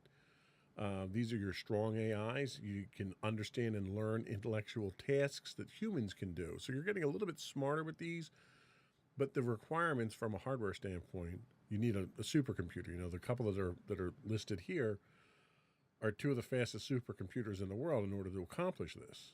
Yeah, and do we know what we have the Fujitsu K, do you know what those are used for? Like what type of computing we're using these like intense supercomputers for? Most of these are being used for simulating weather, simulating nuclear explosions without actually having to fire them off. So that's helpful. They're highly complicated and powerful devices just to get this next level of AI. Mm-hmm. And then the last level of AI from a capability standpoint is what's referred to as super AI. This is where AI, this is your Skynet. This is where it surpasses human intelligence. None exist at this point in time, thankfully. But is this the direction that we're going as we're seeing this natural progression? Are we going to see super AIs? I don't know. I mean, I don't know if I want that. And then you get into like the Blade Runner discussion of like what makes something human. When you give something a will of its own, like what we're getting into like deep sci-fi territory here. But I don't know if we would ever get to that point. If what would we need something like that for? I mean, maybe to like run a city, like monitor trains and public works and stuff like that on like a city level. I don't know what we'd ever need something that smart for, honestly. Yeah, I mean, I could certainly see from an infrastructure standpoint, most of what we do now, you've got positive train controls, a great example you just mentioned with trains, where if the human operator fails to make certain checks, the computer can kick in and run things safely or shut the system down safely. So there's lesser versions of that now, but I think seeing something like that on a grand scale might be something where a super AI would work. What about functionality-based AIs? Tell us about that. So we've got the reactive machine. Reactive machine is the primary form of AI that does not store memories or use past experiences to determine future actions. It only works in the present. So an example of this would be IBM's Deep Blue chess playing computer. That thing's really cool, by the way. Yeah. I've seen some videos of that. It's really neat. Gary Kasparov would differ. We've also got limited memory AI, which trains from the past to make decisions. They do have a memory, but it's very short-lived. And an example of this would be used in self-driving vehicles, like we mentioned, Teslas, things like that. And then finally, we have theory of the mind. On the show, we like to say theater of the mind. It's kind of like that. Theory of the mind AI represents an advanced class of technology and exists only as a concept. They would require thorough understanding of the people and the things within the environment, including understanding feelings and behaviors. There's no examples because they don't exist, but attempts at mimicking human emotion and automatons is as close as we can get.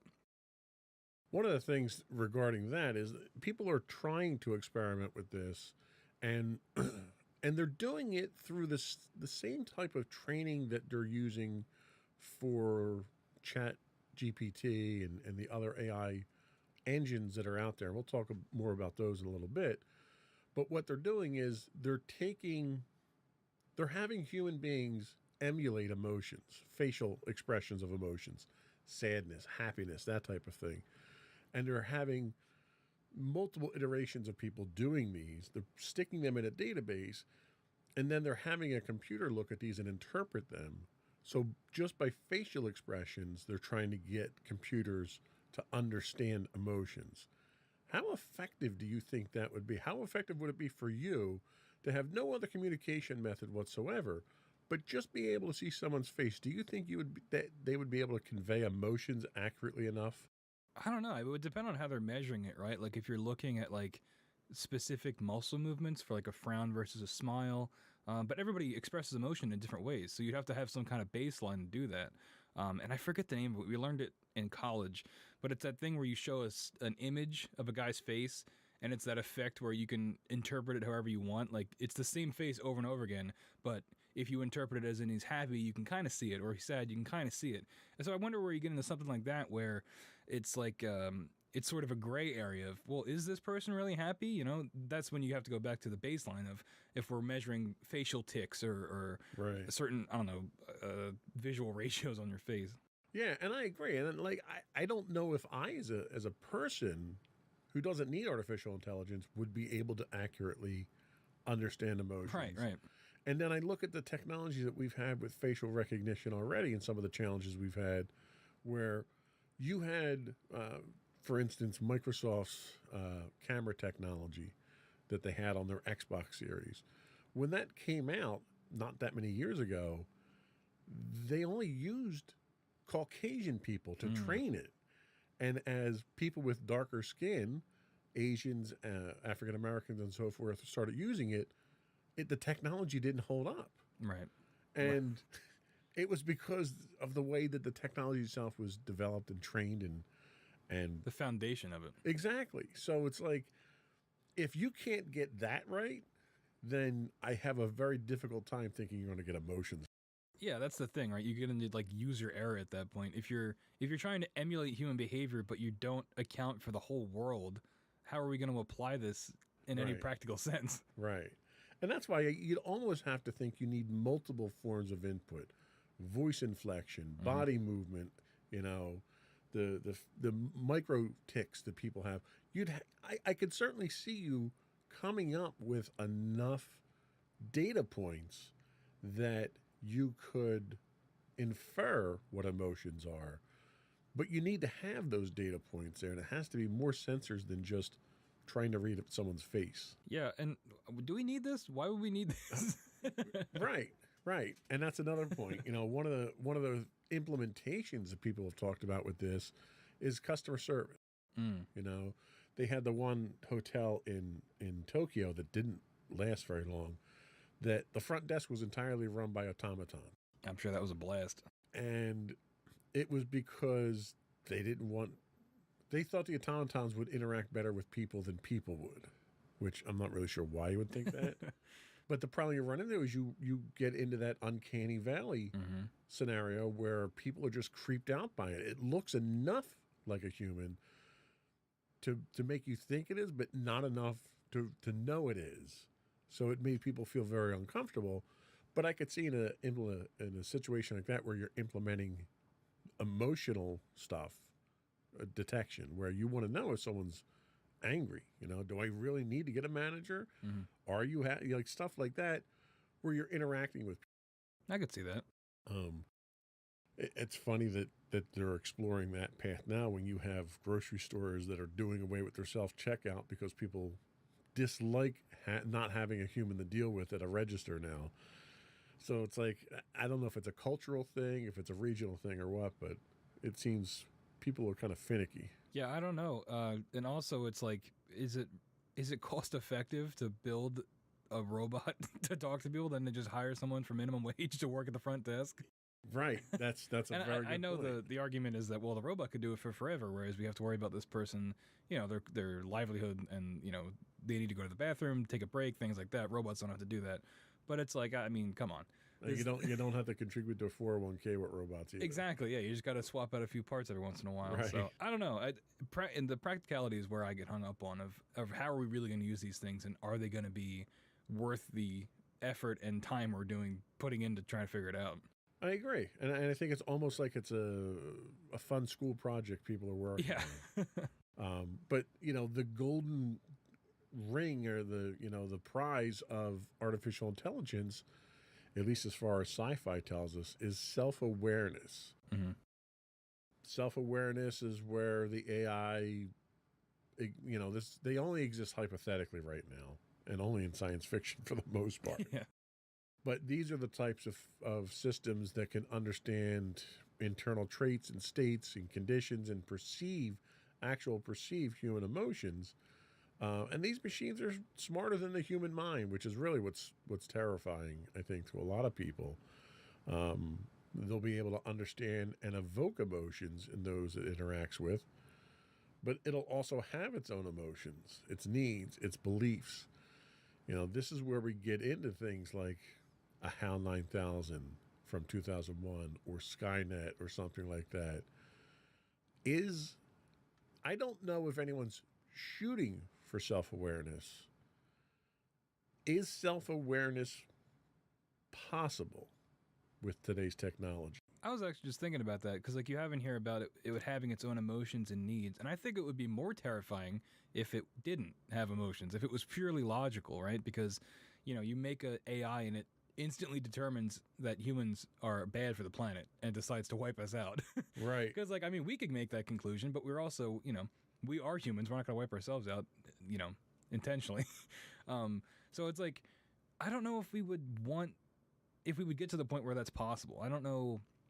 I obviously don't know anything about programming, but how would we program emotion? I guess, you're seeing the baby steps with this facial recognition software, but at what point are we able to program emotions? Is it something like using a human brain as the blueprint? I have no idea where this would go, but it sounds like fantasy, but one that is close enough to reality that, maybe, but I just don't know how they would do it.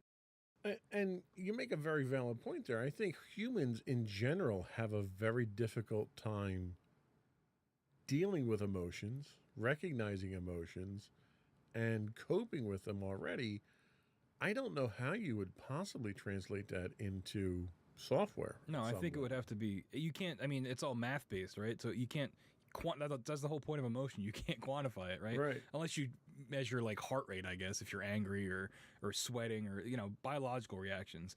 But when it gets to the thinking about interpreting emotions, I just think it's too nebulous. And if we did have a self-aware AI, it would have to be, maybe based off of personality, or it would just be purely logical. So then we're talking something more along the lines of RoboCop, where we take the ex-con and we stick his brain into the robot there, and that's the artificial intelligence. Yeah, I was thinking that, or in Halo, if you guys are familiar with that, they use a human brain to then make an AI. Right. So the AI is part human, kind of. Something like that, but I don't think we can do that yet, and I don't know how we would. And you know what? I think that's probably the biggest limiting factor right now, I think, is our computing power. Yep. In order to produce the amount of computational power that the human brain has, you need the fastest supercomputer right now to even approach it. And I think until we get to, real practical quantum computing, I don't think we have much of a hope of even reproducing it. People, I think, don't understand how remarkably capable the human brain is. A lot going on. Yeah, how fast it operates, how many different things it can do at one time. And computers just haven't gotten to that point yet. Yes, computers are very good at doing the same thing over and over again. And they're very good at doing math. But they're only that good because humans make them that good. Yeah, and it's when you get that line of where what we're creating is superseding us, that it's like, okay, well, maybe we've gone a little bit too far. Yeah. Well, it's a good point. We can take a quick break and we'll come back and talk about, is artificial intelligence dangerous in its current form and future forms? We'll be right back.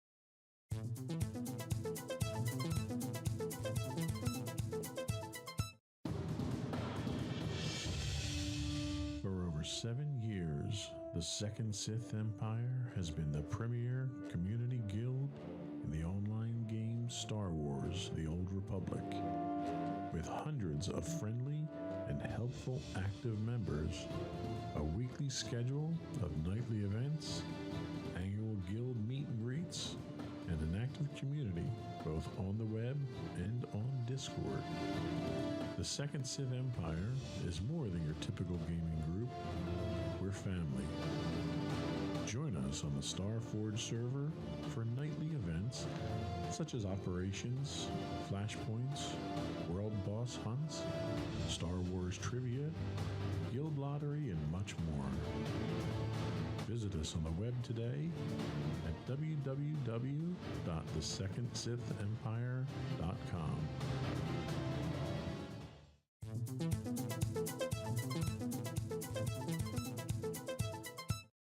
So Elon Musk, wrote, "The pace of progress in artificial intelligence," he says, "I'm not referring to narrow AI, is incredibly fast. Unless you have direct exposure to groups like DeepMind, you have no idea how fast. It's growing at a pace close to exponential. The risk of something seriously dangerous happening is in the next 5-year time frame, 10 years at most." Where was this quote from? So this was from Elon Musk. I didn't see where the quote. I just wanted to see if we were still in the window or not. I didn't get a date on that, but I have to imagine we're pretty close to that window. Any day now, the robot uprising is going to happen. Well, the fact that he made cars that are self-driving and running people over and killing them tells me right now that AI actually physically is dangerous. He can make himself sound smarter by just becoming a self-fulfilling prophecy. So what do you think of that? I mean, I think there's a lot of scholars, there's a lot of scientists that talk about AI. Elon Musk is a guy who's neck deep in it. He's building them. He's releasing them. You see what we do.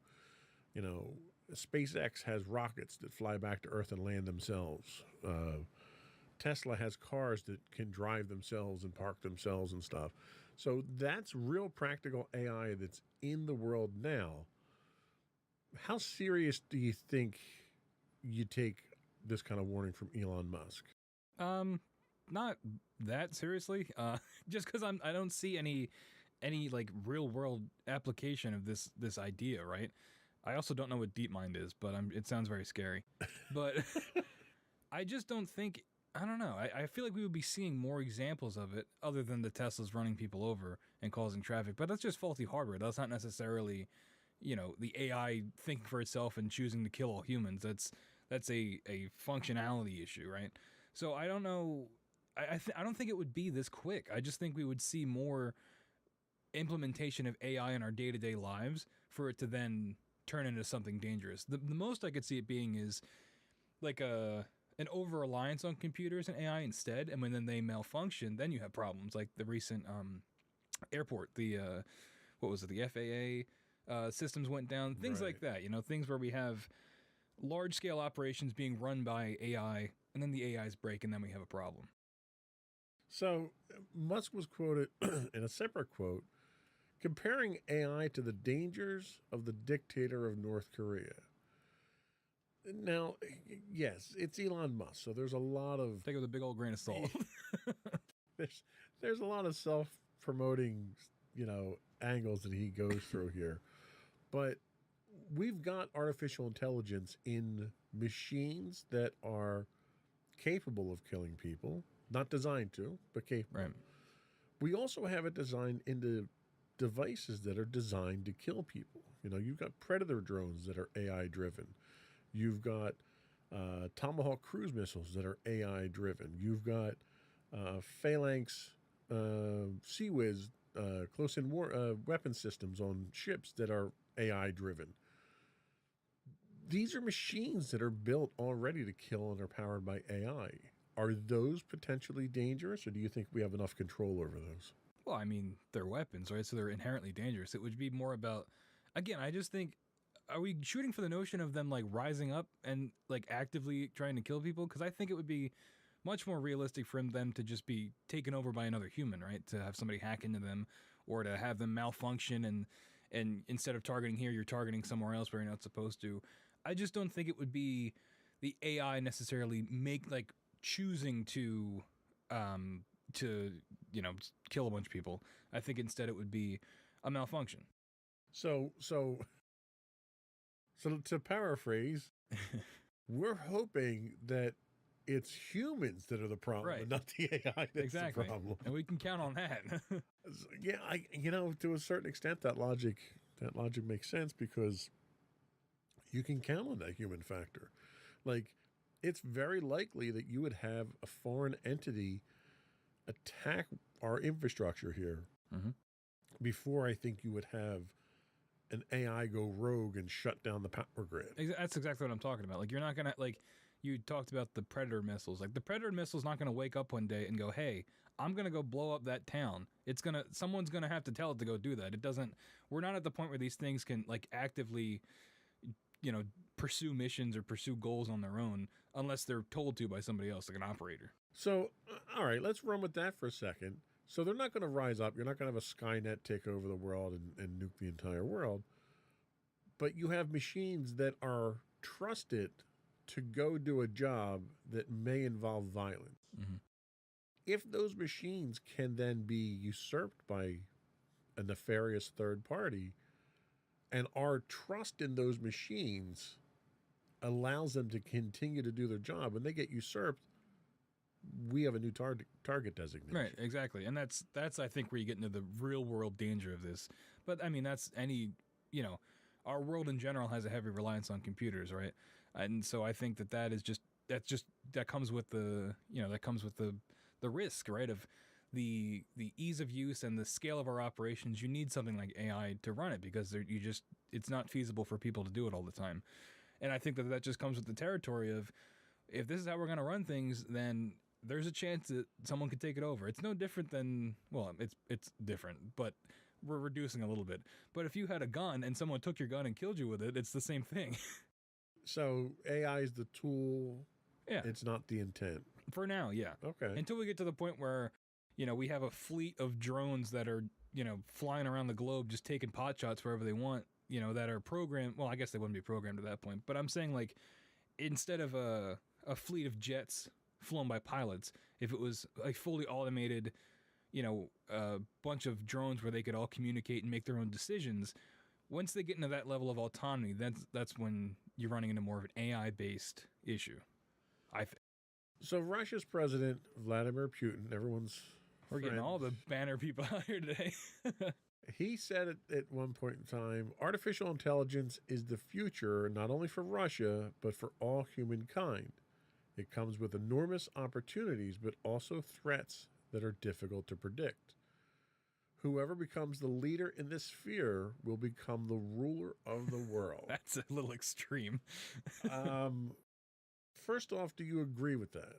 I mean, I guess, because at that point, wouldn't you just have the strongest army too? If he says it's got enormous opportunity, right? So then by that logic, you would, unless those unpredictable threats like make it worse for you. I don't know. Like, I don't think it's any different than having the strongest standing army, right? And whoever has that, you're by default the most powerful, unless you control like the economy. That's different.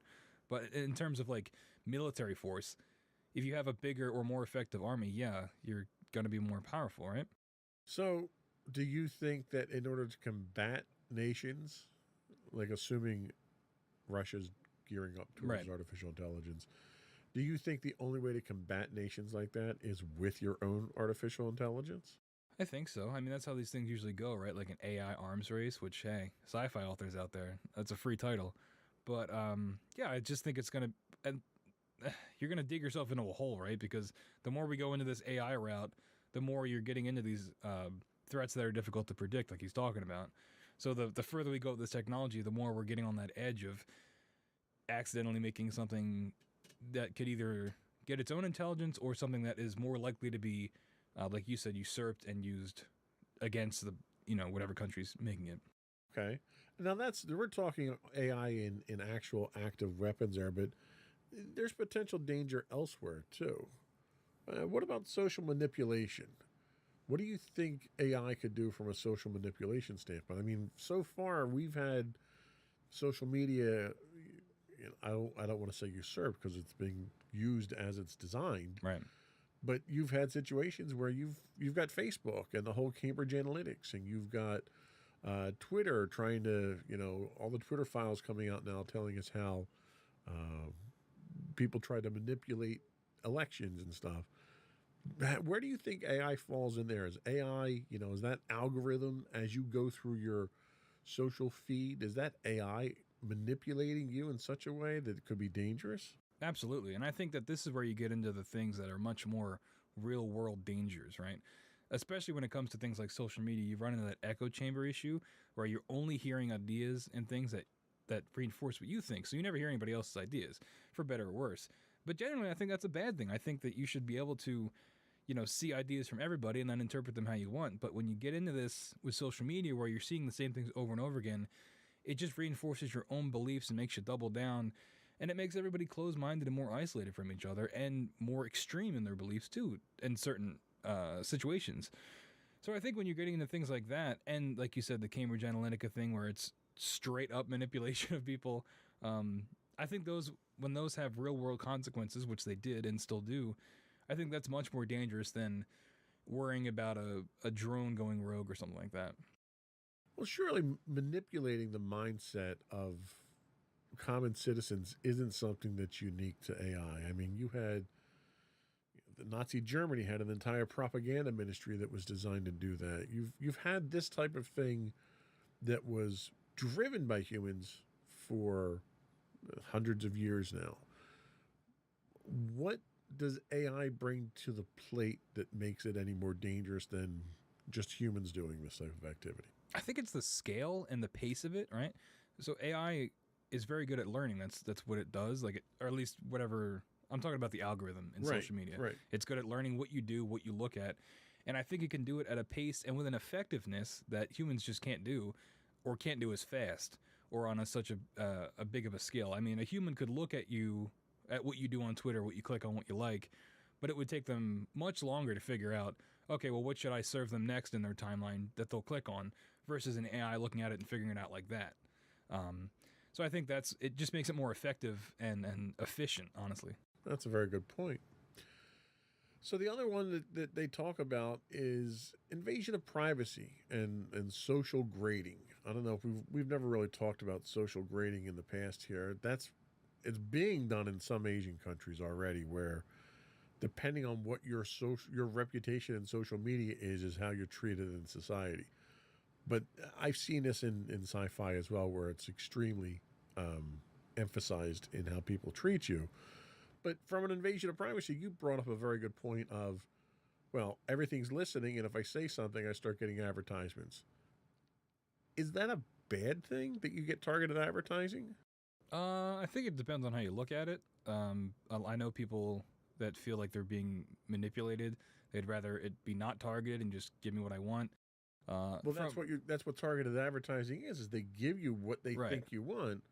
Without targeted advertising, you're just going to get a bunch of crap thrown at you there. I mean, is that really a bad thing that you get targeted advertising? I think when you, the people that have issues with it, I think they see it as of being manipulated, that even if it's something I want. Well, advertising is manipulative. It's true, which is why it's so effective. That's the definition of advertising. I know. I just think it's I think people have an issue with it because it's that invasion of privacy of, even in my own home, I'm being sampled for data and it's being regurgitated back at me so I can become a better consumer.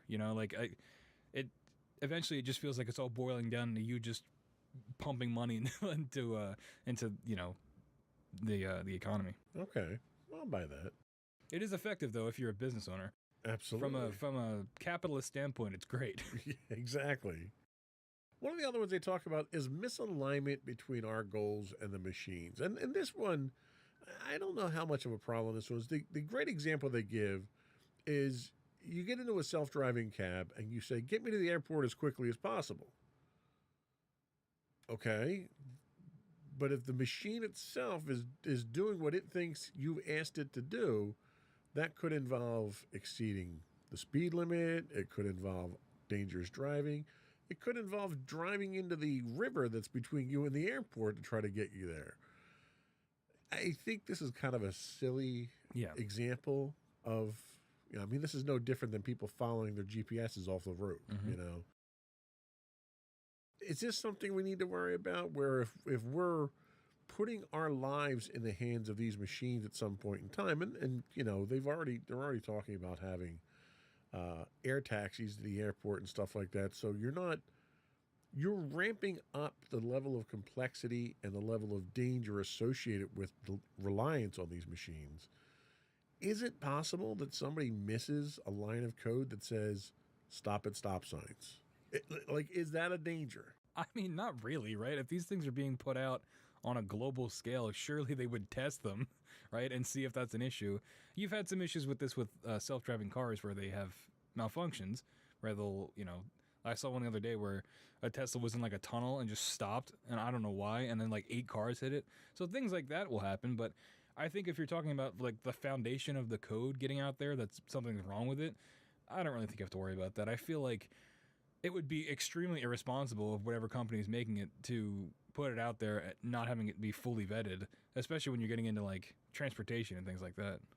There was one example of a Tesla that was driving on a highway at high speed, which they supposedly excel at. They're very good at that because that's how the sensors work best and the computer works best and everything. Going fast? On a highway okay. situation where they're not doing stop and go traffic a lot. And what happened was there was a vehicle that was in the left lane that this thing was driving in, and it wasn't expecting a vehicle. It wasn't expecting a stationary target. And because they use LiDAR and they use radar, and they'll gauge the distance between themselves and the next machine. And the assumption is that machine's going to be moving so we can make calculations based on timing. And what happened was this vehicle was stopped in the left-hand lane. The device, the smart car, saw that the machine was there. But because it wasn't moving, it assumed that it was a glitch in the sensor, never tried to hit the brakes, and literally accelerated right through the vehicle. And it did everything it was supposed to do based on the rules that it had. And someone had missed a rule that said, hey, there's the chance that something could be stopped in your lane. You have to stop for it. Yep. And that got out there after all this extensive testing. That still got out there into production. So there's a chance that you can get code that's broken out there. That's true. How do you deal with that? Who's liable at that point in time? I mean, probably the company still, right? I mean, it's still their self-driving car that rammed into it. I think the onus is still on them. Even if it's something that they could never predict, then don't make the technology. If there's a chance that something like this could happen, then maybe it's just not meant to be. Or we just go through the trial and error of, you know, potentially people losing their lives until we figure it out and put out enough software updates, if you want to look at it in like a morbid sense. But I mean, there's things that could be a high attrition rate. That's there. what I'm saying. Like, I just think maybe at a certain point, if the body count gets high enough before you get version 4.0, maybe we just don't do it. Maybe we just stick to driving ourselves around, or we limit it to, you know, certain public transportation options instead of every consumer having their own self-driving car. And that's certainly a consideration to solve some of these things. And the last danger I wanted to talk about was discrimination. You know, we had already kind of talked about this to a certain extent with the social grading, and with the malfunction of the Microsoft camera system for minorities. How do you think this would have an impact on society itself from a discrimination standpoint? Either facial recognition AI. We had one situation very recently in our area here where somebody was arrested and held for, I think, 48 hours based on facial recognition that was completely wrong. So it's already happening. Is that a danger that we need to be aware of? Is there checks and balances that can be put in place? Should we not be relying on AI for this type of thing? I mean, yeah, no, we should not be. If this is gonna happen, yeah, I mean, sure, there's mix up with, you know, people getting held when they're not supposed to, and that's an issue for another day of, you know, the justice system and things like that. But I think that when it comes to things like this, where you're affecting people's lives, you should probably have a double check system or like a backup to be like, okay, well, the robot figured it out, but let's just use our own eyes and see if this is the guy. Well, and I see something like this being used extensively in high traffic areas, airports, right? So you want to be safe going through the airport, but you want to be expeditious in moving people through. So a lot of things that we do, we rely on technology to accomplish that. If you get a certain failure rate of that system itself, is that tolerable, or should that be 100% accurate? That's a good question. I mean, if you're going to be the 99% effective and you get that 1%, there still needs to be a human element so that person isn't held for 3 days because they got the wrong person. Like there needs to be, if someone gets pulled up on facial recognition, someone needs to look at it and have that person come and I'm just saying there needs to still be a human element. We can't let it totally be run by the machines if they're not going to be 100% accurate. So you need a path of resolution Yeah. as human involved. And I have my own story. There was about 2-3 years ago, I got a ticket at the mail for a vehicle that I didn't even own. And it came back as a red light camera somewhere in North Jersey, which I knew I'd never even been to the town. It was like Amboy or something like that. So they send it with a picture, and you look at the picture, and there's a link to the video for it, and you look at the video, and it had, 5 characters, 6 characters on a license plate? It had all the characters on a license plate that I hadn't had of the vehicle in 20 years.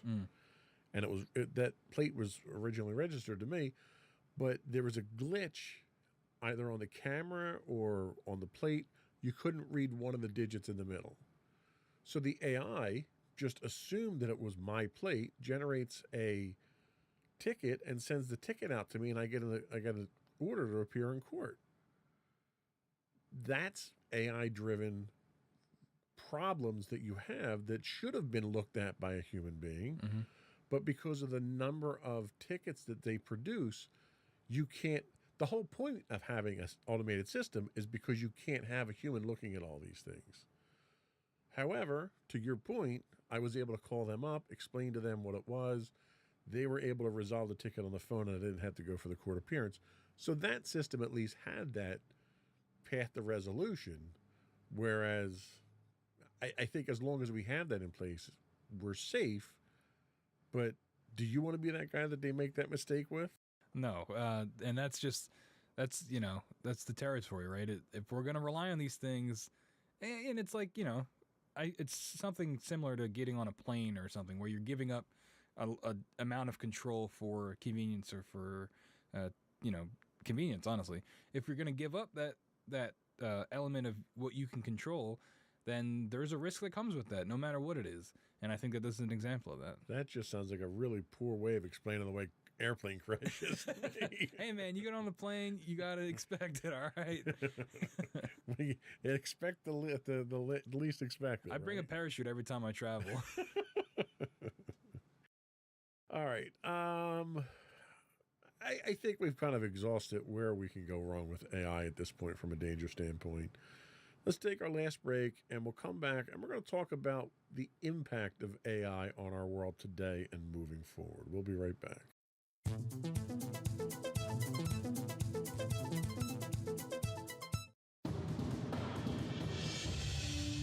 For over 7 years, the Second Sith Empire has been the premier community guild in the online game Star Wars: The Old Republic. With hundreds of friendly and helpful active members, a weekly schedule of nightly events, annual guild meet and greets, and an active community both on the web and on Discord.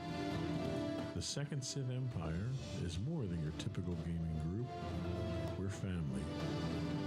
Join us on the Starforge server for nightly events such as operations, flashpoints, world boss hunts, Star Wars trivia, guild lottery, and much more.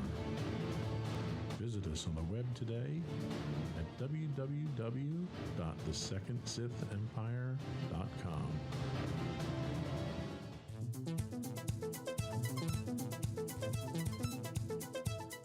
welcome back to Insights into Tomorrow, and thank you to today's sponsor, the Second Sith Empire. Really paid for all that airtime, huh? They are an awesome guild. I recommend everyone look them up. Anyway, moving right along. Hit it one more time. Anyway, so let's look at what the impact of AI on the world today. So some quick figures I dug up here from simplylearn.com. So the revenue from artificial intelligence software market worldwide is expected to reach $126 billion by 2025. That's significant. Not huge, but significant. Gartner predicts 37% of organizations have implemented AI in some form. I thought they'd be higher. I would have too. The percentage of enterprises employing AI grew 270% over the last 4 years. And according to Servion Global Solutions, by 2025, 95% of customer interactions will be powered by AI. So we got 2 years to figure that out. That's right. And a recent 2020 report from Statista reveals the global AI software market is expected to grow approximately 54% year over year and is expected to reach a forecast size of $22.6 billion. Which doesn't really make sense because the other one's 126. Sure does. Hey, man, data's weird. They all got different conclusions. It's numbers, right? Don't worry about it. I think the conclusion here is that AI is very much embedded in our lives now. Are we better off for that, or are we worse off for that? Oh, that's a good question. We've looked at like every aspect of AI, and I think it's good in some aspects, right? We're taking the load off of humans if we can run things with an AI just to make our lives a little bit easier. I think that's a good thing because at a certain point when we're talking about things on a global scale, it's just not practical to expect humans to be able to run all that 24/7. But then when you get into the more dangerous aspects of social manipulation, we're about to get into the discussion of how it affects creative endeavors. I think that's when you start getting into the dangerous territory, and it's really going to be a question of where does this go in the next 5 to 10 years? Are we getting that full on AI integration in every day of our lives? Or is it still like it is now where it's more in the background, it's not necessarily as prominent? And I agree. I think we're very, very much on the cusp of something significant here. I think we're kind of nipping around the edges right now until we get deeper into it. Some of the special projects that I did want to talk about, one that's in the news now, is ChatGPT. Their tagline is optimizing language models for dialogue. And this is a chatbot that is human-like interactions. You can ask it things, it'll answer them. One of the things, this happens to actually be something that I had directed my developers at the office to dig into a little bit. One of the functions that I see with this is helping to automate and personalize communication for our sales force. So the concept that we had come up with a few years back, and the technology wasn't there yet, was our salespeople know their customers. So the salespeople can go in and drop in notes. Tom likes the Phillies. His wife's name is this. His kids' names are this. And they're going to these colleges. They can put in this metadata about the person. And eventually, the idea was to have this technology that could take this metadata and write a monthly email to each one of your customers that's personalized, that might have specific information as far as offers that we might have, but it looks like it's coming from you.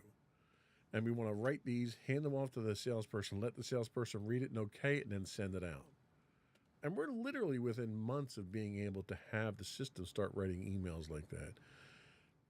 Is that, in your opinion, is that a viable, good way of using AI, or are we stealing some of the human element there? Are we muddying the waters?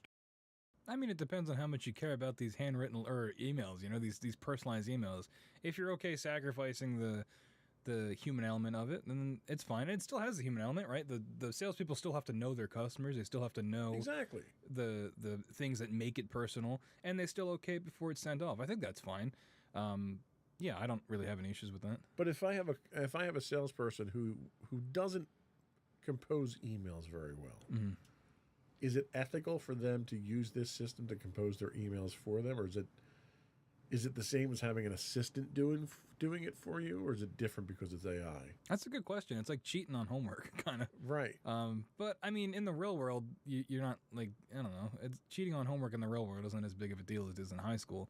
Ultimately, at the end of the day, you got to make these sales, right? So if you're not good at writing emails, first off, I don't know how far you would have gotten as a salesperson. But second, it's like a tool. I think in this instance, it's like another tool to use. If emails aren't your thing, but when you're in one-on-one interactions, you can make the sale. Good for you. You can use this as a tool. If you are relying on this to do your job for you, that's a little bit different, right? If you're relying on it to make sales pitches for you and to reach out to customers, and you're kind of just sitting back and maybe putting in a few inputs, then you're relying on it too much, and it's becoming an issue because you're not doing the work. So it's just a matter of pacing how much you use the tool. Yeah, and implementation. So the next one I wanted to talk about was Canva. So Canva is a AI-based image generating software out there, and there's a number of them out there now. And you basically give it text input and say, give me a picture done up like Van Gogh of a horse in a rainbow. And it'll go out there and it'll source thousands of different images, and it'll come back and it'll generate what's considered an original image for you, so you don't have to make it yourself. But that image itself is a compilation of all these other works. Is that something that is going too far, or are there any moral implications to that we have to worry about? Yeah, this is actually the whole reason I wanted to do this episode was things like this. I know we covered the doom and gloom of AI taking over the world, but this is where I think it really is. It strikes a chord with me of it's essentially making like art sausage, but like if you didn't make any of the components of the sausage to begin with, you kind of just put it in the blender and called it your own. It's really devaluing art and the human element of it. And when people feel that they can get this app and make art like with no effort, it kind of defeats the purpose of it in general. There's also Lensa, which is similar to it. And I had an article linked here where there was cases where you could see artist signatures on the final product, what Lensa would create, because it was just stealing artwork from other people. And that's how a lot of these AI work, is that you put in what you want and it scours the internet and will take from other artists' pages, usually without permission. It just kind of steals it and then, incorporates it back into itself and spits it out for you. But you feel like you've made this, and you really haven't. You didn't do any. I mean, you don't know how to do digital art or anything like that. It's like putting it on easy mode. But also the bigger thing is stealing from the people that did make something, and I really think it's an issue. So let me ask you something, and we'll kind of go down the moral path here. If I don't have any artistic ability whatsoever, but I need to come up with a picture, and let's say I need a picture of a tree, and I don't know how to make a picture of a tree, so I'm going to go out and I'm going to look at other people's samples, and I'm going to find one that I really, really like, and then I go and I kind of try to recreate that as my image of a tree.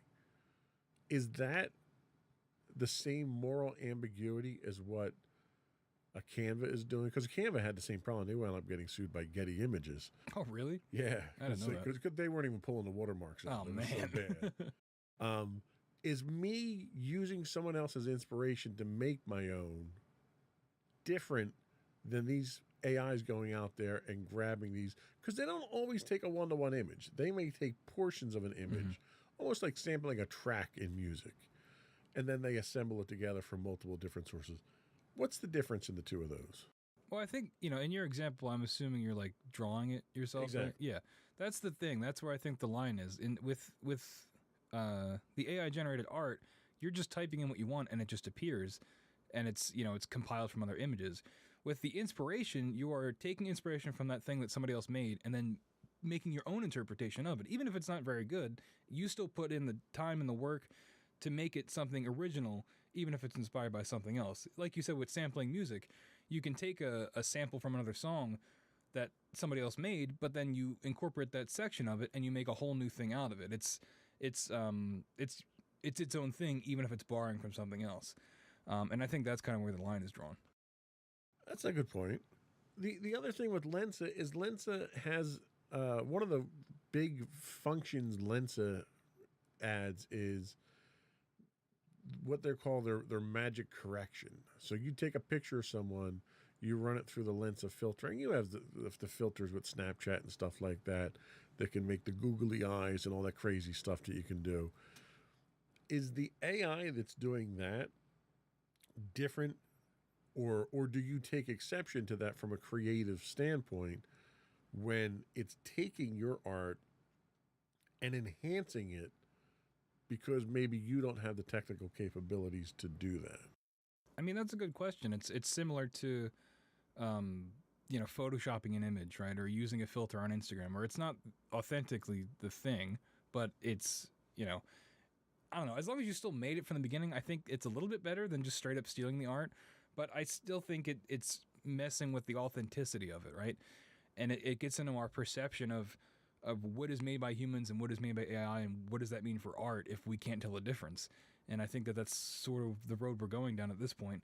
When it gets into the enhancement, it's not as bad. It's still not great.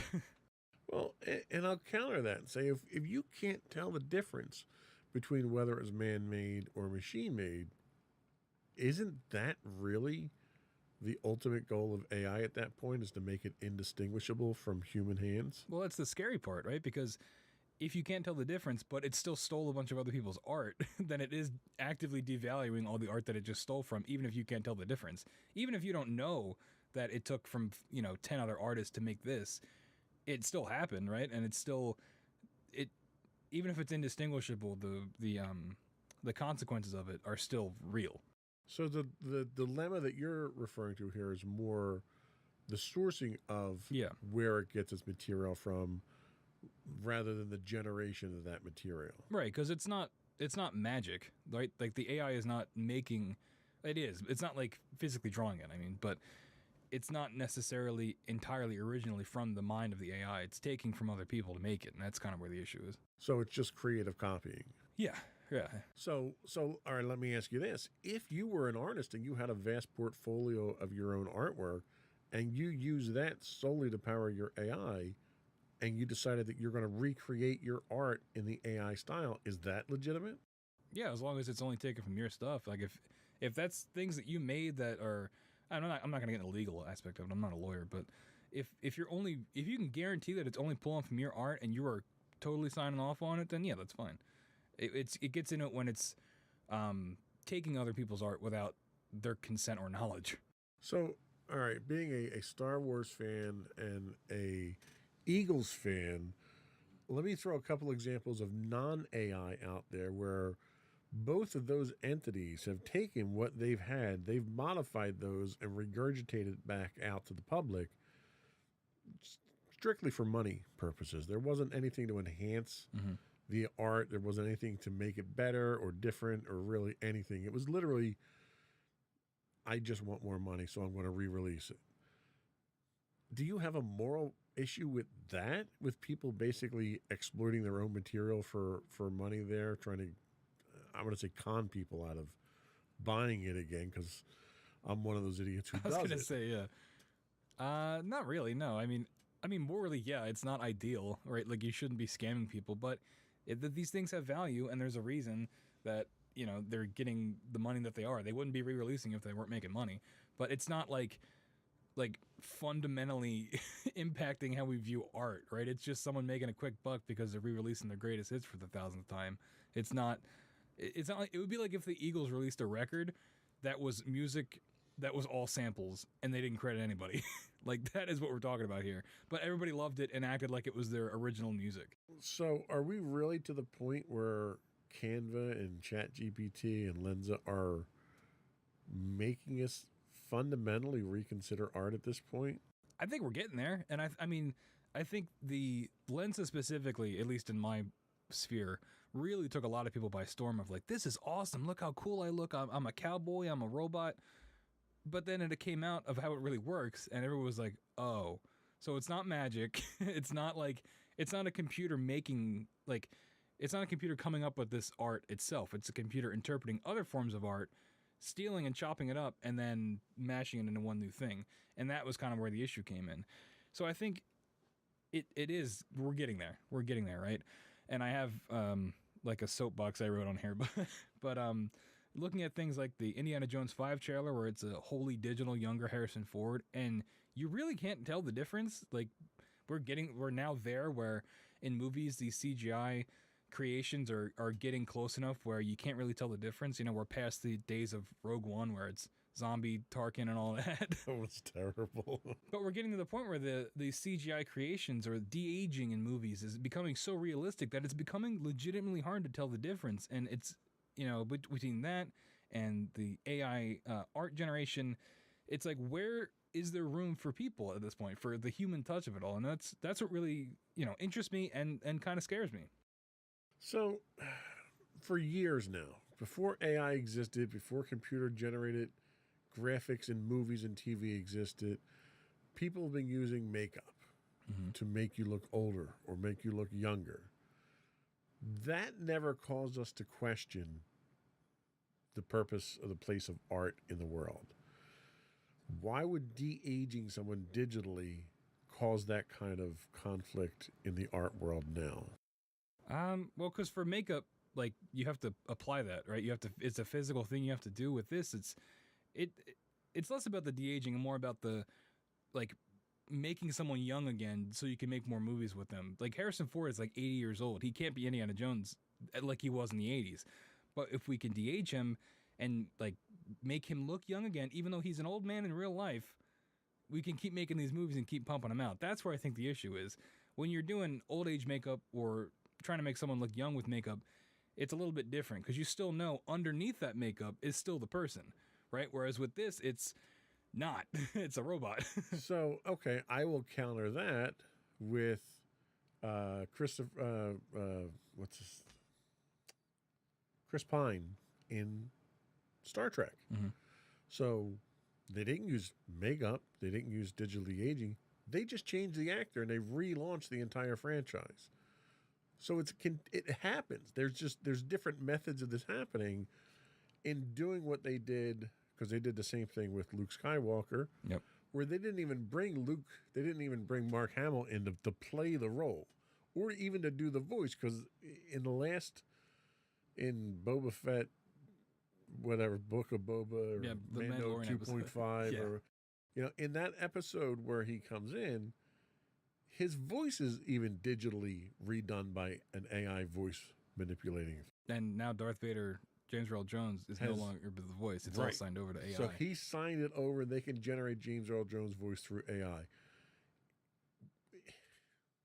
I'm struggling to understand where the issue is with that. I think when it comes to, we'll use James Earl Jones as the example. When you get into like a vocal performance, when you get into the human element of it, there are things that he might do when he does a read for the fifth take that he does something different, and it's way better, right? And it was a fluke, but hey, he read it this way, and that's the line we're going to use. When you get it with AI, I don't think they're going to be able to do, like, there's that human element where you can get that random spark of creativity or performance that elevates a role more than it would just be if it was a human doing it. I think it's really that loss of the human element that I think is the dangerous part. Well, and I think the ultimate goal of AI is to not have the human element injected into it, but have its own unique element injected into it. So I think you still have the potential for that. It didn't just have James Earl Jones record every word in the English dictionary and it just assembles them together like a really bad AI. They should do that. That'd be pretty funny. It basically recorded his inflections and his ability to say certain syllables. You know, it was a much more sophisticated thing than just recording words. And then the AI assembles those sounds, but it doesn't do it the same way every time. But, like, isn't that weird? Like, James Earl Jones is still alive, right? And unfortunately, he's going to die one day. But they're still going to use that after he's dead to make Star Wars movies with Darth Vader. Isn't that weird? It's like putting him in the ghost in the machine. you know what? They put Lenin, they embalmed Lenin's body and they stuck it on display in the public square for decades. Yeah, but they didn't Weekend at Bernie's him like a puppet in a movie after he was dead. Like, I don't know. It's something about like when it comes to real life people being like turned into AI generated things, whether it be the Harrison Ford in Indiana Jones 5 or James Earl Jones and now with Darth Vader. When you're taking real people that are in real life and harnessing them using AI for creative things, it doesn't sit right with me. It just seems strange. I don't know. Well, and you know what? To play devil's advocate here, James Earl Jones wasn't just James Earl Jones who was the voice of Darth Vader. There was so much audio work that went into that voice that it wasn't just him talking into a microphone. So there was already more to it than just James Earl Jones.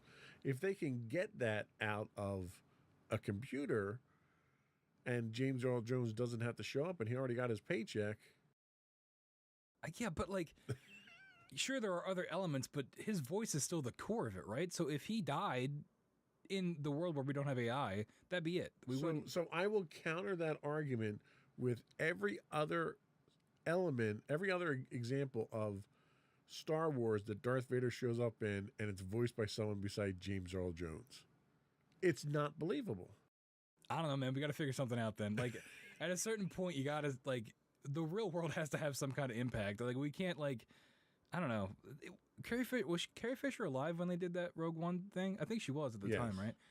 Like, that's so weird. It's so weird that these are real people that are aging, that we are just plucking, like, the best version of them and putting them in, like, CGI. And now with the voices is like eternalized. I don't know. It freaks me out. Well, all right. So I'll give you a different angle on that. So you have, as an actor, especially a female actor, you have a finite lifespan that the industry will tolerate your aging to, right? So if you get to a point, let's say you're 50, okay? The number of roles that you run into when you're 50 are severely limited. If someone could extend their acting career and their opportunity to make money in the business by allowing digital manipulation of their features, don't you think that's at least a worthwhile endeavor for it? Yeah, I guess, but like, do we just want to completely give in to like ageism and not try to fix it? Like, or we just want to submit to like the industry-wide like issue? I don't know. It just seems like we're compromising just to not have to like tackle the real problem head on. Well, and I agree that it's a problem that needs to be tackled. But in the meantime, you're robbing people of opportunities if you take that tool away. Yeah, but you're robbing them of opportunities by like being ageist too. So it's like I agree, but the problem is a role may require somebody of a certain age to be convincing. Wouldn't you be taking away opportunities from potentially another actress that is right for the part if we're going to instead use AI or robot Carrie Fisher instead of recasting someone that might be good at it? It's possible, but if you were doing a Star Wars film that was after Rogue One and you needed Princess Leia in there. Now granted it's a little different because she's passed away. But if you needed someone that's age appropriate who was that actor, wouldn't it be easier and more convincing to age reduce that actor so they could do that role? No. Well, why not? Because then you'd wind up getting like somebody who looks nothing like Han Solo showing up in a Han Solo movie, okay? That's true. That movie had other problems. I think that was, I don't know. This is not the Solo podcast, but I don't know. For me personally, I think it should be a recasting. I don't think it should be using AI. People cling, especially when it comes to Star Wars and properties like it, people cling to that past so hard. The past, what did Kylo Ren say? Kill it if you have to. Like, I think, I don't know, we're getting like, it's like the metatextual level of this, but I think like we can't just like keep digging up these people and putting them into computers and like Indiana Jones. But you can. That's the point. That's the beauty of it. We can. We never have to move on. Nobody has to die now. No one's ever really gone. I don't know, man. I guess we'll see when Indiana Jones 5 comes out and they just make a whole movie with CGI Harrison Ford and call it a day. Okay. So hey, man, support your local artist, all right, before the robots come for us all. So that's really what you're getting at here. The risk that you're seeing here is that it could severely negatively impact actual artists with what Yeah, it's like the old auto factories, right? Once they figured out how to automate all that stuff, all those people got fired. If we can automate writing a script for a movie, the people that are in the movie, their voices, the effects, if we can automate all that stuff, we don't even need people anymore. And at a certain point, so that's a twisted idea of what history is. When they automated factories, people, instead of doing menial, repetitive tasks, were trained to do better tasks. What killed auto factories were unions that kept trying to get more and more money for people. Okay, so let's just put history aside for a second there and not distort it that much. it would still be the same outcome, though. With if we found a way to automate all this stuff, where people couldn't tell the difference, we wouldn't need people to do it anymore. And I think, but instead of being a makeup artist, you become a digital effects artist. what if they don't want to do that? What if they like makeup? They shouldn't be forced to change because of. So then you work in stage, okay? They go work at Walmart. They're not digitally enhancing anybody on the stage in a play, okay? Not yet. We have holograms. You're killing me. I'm just saying it's something to think about. It's really important that we keep the human element in these things, because that's where we get sparks of creativity that you couldn't get from a robot. There's things that they don't understand. There's ways to perform, ways to say things, ways to create that AI will never know. Until we get to the self-aware AI, and then you got to worry about other things. Yeah, then they're coming here and they're going to get me first. They're going to turn me into AI sausage. You picked over most of your soapbox here. Was there anything else that you wanted to sum up there? No, that's pretty much it. Watch out. Just be weary. Anything AI, I think you should be weary. Make sure you're making sure where this stuff is coming from. Don't just look at it like it's like science magic. It's not. All these things have to come from somewhere, real tangible things. I agree. And to be honest with you, the point of support your local artist, I absolutely agree with. That's why one of the things that I really enjoy when we go to these comic book shows and these pop culture shows is interacting with some of these artists, looking at what they're doing, watching what they're doing live, communicating with them, talking to them, what inspires them. I find that to be one of the most rewarding things of going to these shows and actually seeing the brilliance that's out there in a lot of the young artists today. Absolutely. I don't really have any artistic talent, so I have a lot of admiration for people. You have a lot of pent-up frustration. Yeah, why couldn't it be me? I want to use a robot. No, but people that can just pick up a pen and just make something brilliant. It's incredible, and I just think that we need to make sure that sticks around. Also, when you're going to these shows, make sure that whoever you're buying from isn't using Lensa to just make this art and sell it to you, because that is for sure going to happen, because people will try to swindle you. So just think about it. All right. I think that was all we had today, unless you were... No, that was it. You still worked up? You get all off your chest? Hey, man, I think we fixed it. Okay. As with every show, we've solved all the problems. You know what? We didn't end with doom and gloom. That's true. We led with it, and then we worked our way back. There you go. A little reverse psychology there. All right, so that was it for the show today. Before we do go, I do want to once again ask that you subscribe to the podcast. Audio versions of this podcast can be found listed as Insights into Tomorrow. Audio and video versions of all the network's podcasts can be found listed as Insights into Things. We are available on Pandora, Castro, Stitcher, Amazon, anywhere you get a podcast. I would also ask you to write in, give us your feedback. You can email us at comments@insightsintothings.com. We do stream on Twitch 5 days a week at twitch.tv/insightsintothings. If you are an Amazon Prime subscriber, you do get a free monthly Twitch Prime subscription. We'd appreciate it if you threw that our way. You can find us on Instagram at Insights Into Things, or you can find links to all that and more on our website at www.insightsintothings.com. That's it. Another one in the book. Stay safe out there, everybody. Bye.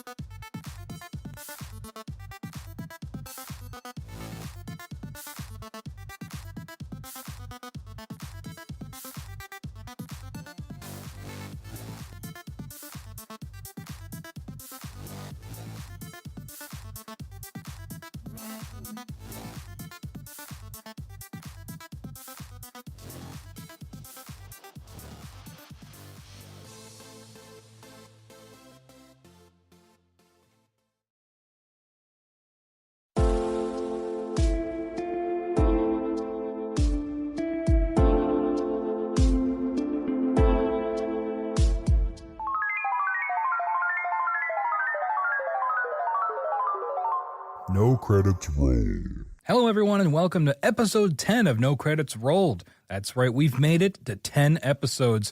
My name is Sam Whalen, of course, always your host. But yeah, 10 episodes is a big deal. So I just want to thank everybody for listening. If you've listened, downloaded, shared the show, if you've been there since episode 1, when I used to stutter and say slightly more than I do now, I really appreciate it. 10 episodes is a big deal for me. When I started this show, I wasn't really sure how long I was going to go with it, how much I was going to do, and, before you know it, we're at episode 10, so thanks. But before we get started, of course, I have to do the usual plugs. We are on TikTok and YouTube at No Credits Rolled, so go check us out there. Trying to get that TikTok following going, just because it's fun to go viral there if we can. And, of course, you can also continue to subscribe and tell everyone you know to subscribe on every podcast service, Spotify, Apple, wherever you get your podcast. No Credits Rolled will be there for you. 10 episodes down, hopefully 10 billion more to go. Anyway, thanks again for episode 10, and I appreciate each and every one of you. Let's start the show. Now get out there and make someone smile. All right, so last week we did a little bit more review-centric show, and this week we're going back to the news just because there were two things that I really cannot avoid talking about, and that really interests me and I think might interest you too. First story we got is, of course, you've probably heard that Call of Duty Black Ops 6 is reportedly set to launch straight into Xbox Games Pass. This, of course, was rumored for a while that now with the Xbox Blizzard Activision sort of merger that, hey, is COD going to come to Games Pass? Is Xbox going to play that card? And it looks like they finally are. So this is from Wesley Yin-Poole over at IGN, quote, Microsoft will soon announce its intention to release this year's mainline Call of Duty game straight into Games Pass, according to a new report.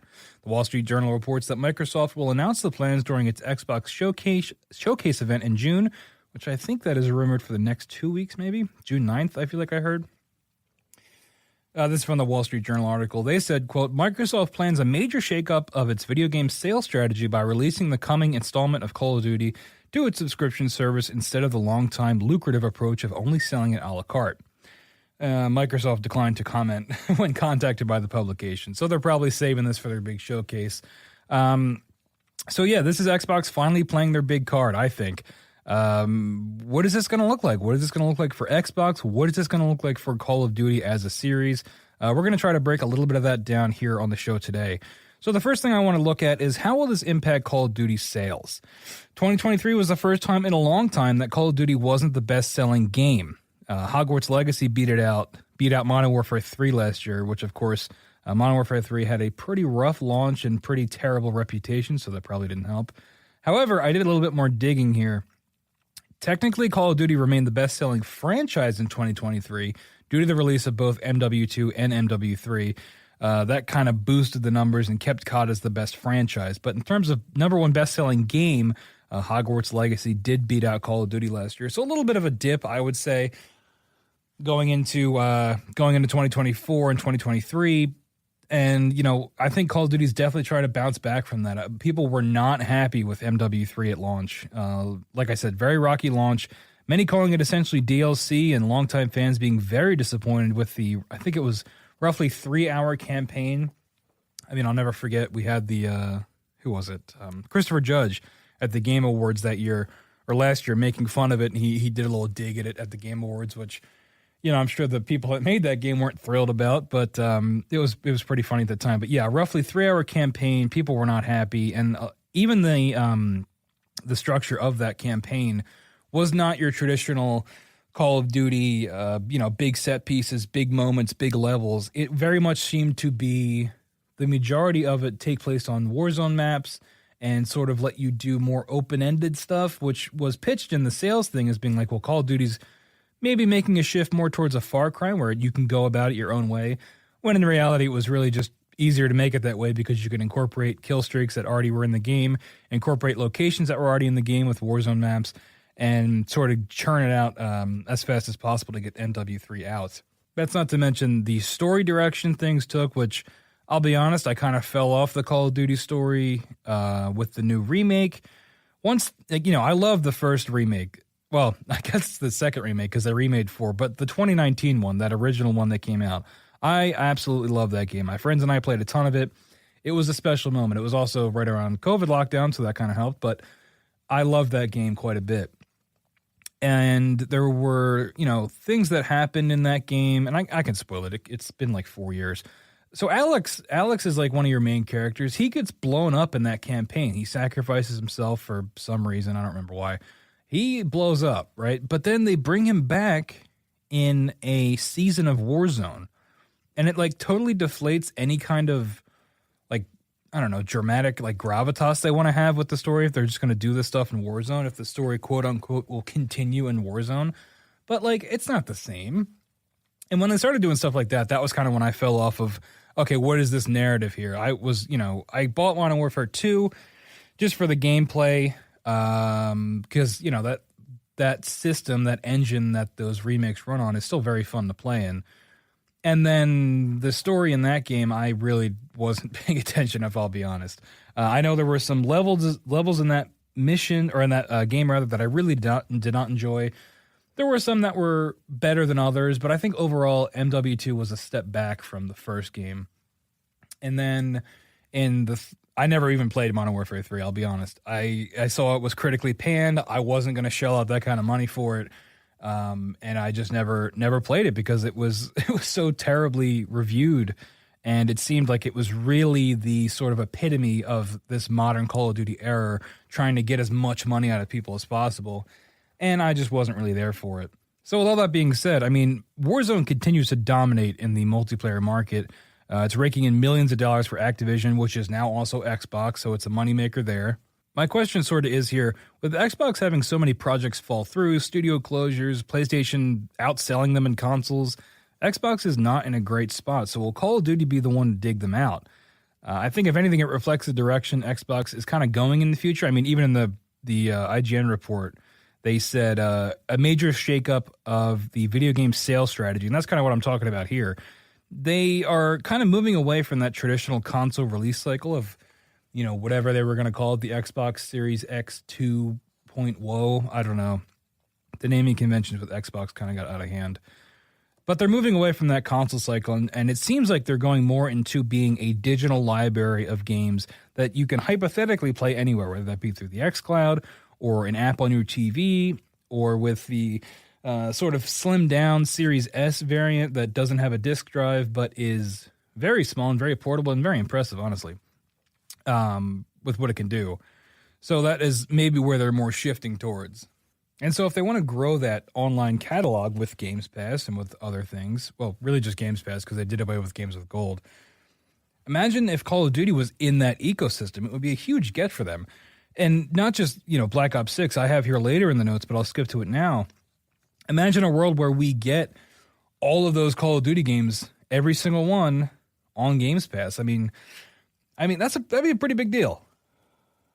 Call of Duty is one of those franchises that seemingly never goes on sale. But it's always there. I see it on sale all the time on the Xbox store. And if they come out and they say, every Call of Duty ever available on Games Pass right now, especially, and I don't even know if they'd be able to do this, if they could do it where the multiplayer servers for all those games are up too. I think that'd be a pretty big deal.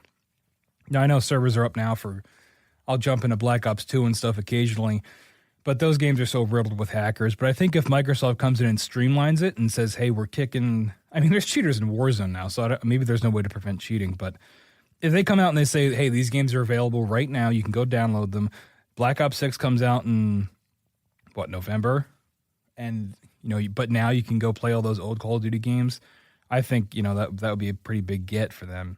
But back to the impact on Call of Duty sales. We've talked about before on this show how Games Pass is pretty notorious for hurting initial sales of games. And with Call of Duty retailing at $70 nowadays, with most games retailing that high, is Xbox going to shoot itself in the foot, right? By hurting Activision sales numbers, therefore hurting Xbox sales numbers by putting this thing out on Games Pass. I think the risk reward here that they're going for is hoping that by putting this Call of Duty out on Games Pass, you bump up those Games Pass subscriber numbers, and those people stay subscribed, which becomes a monthly payment, which would theoretically net you more revenue than a one-time $70 purchase. Is that what's going to happen? I don't know. I could see it boosting subs in the short term, but I don't think that is going to lead to sustainable growth and consistent growth. I think you're going to see a big surge of it if you do see a surge. And I wouldn't be surprised if there was a price hike to go with this of Xbox Games Pass. And then if you get those old COD games on there, you know, you're going to see a big boost. But again, I don't think there's going to be anything long-term in terms of the growth of Games Pass. That is, of course, unless Black Ops 6 comes out and like blows everybody out of the water. Personally, I've been pretty disappointed with most Call of Duty games, except for that 2019 Modern Warfare. I've been pretty disappointed with them. I didn't really like Cold War. I know people, that was sort of like a sleeper hit that people liked because we were so deep in the Modern Warfare craze that to get Cold War, I don't think it was talked about as much. They really just haven't been grabbing me like they used to. And I think if Black Ops 6 comes out, I'm definitely, I mean, now that it's on Games Pass, I'm definitely in because I probably wasn't going to buy it before. Because like I said, I skipped MW3. I did end up picking up Modern Warfare 2. But I've been ebbing and flowing on Call of Duty. But I'm definitely going to give it a shot, right? And I hope it's good. But if it is like, I'm talking like next level good, like the way people talk about Black Ops 1 and 2 and those campaigns and how they're must-play campaigns if you're a first-person shooter fan, then that's going to be a different story. That's going to get way more people coming into Games Pass. And it could be a game changer for Microsoft. I personally, I'm not going to get my hopes up, but that'd be great to see. It'd be great for Call of Duty as a franchise. It'd be great for Microsoft, and it'd be great for all the people involved. I was able to find some data here on Games Pass subscribers because until recently, this is data from February, but before February, we really didn't have any concrete numbers on what the kind of growth that Games Pass was dealing with looked like. But this is February 2024. They said they hit 34 million subs. Now, their targeted goal way back when was 100 million subs by 2030. And that is seeming less likely every year. But I mean, you're kind of a third of the way there in both time and subs. So maybe. But I'm pretty sure Xbox sort of dollied back those estimates once they saw that subscribers were kind of plateauing for a while there. I am curious to see if we will get numbers maybe at this presentation to go with the announcement of Black Ops 6 coming to Games Pass, if we'll get more numbers.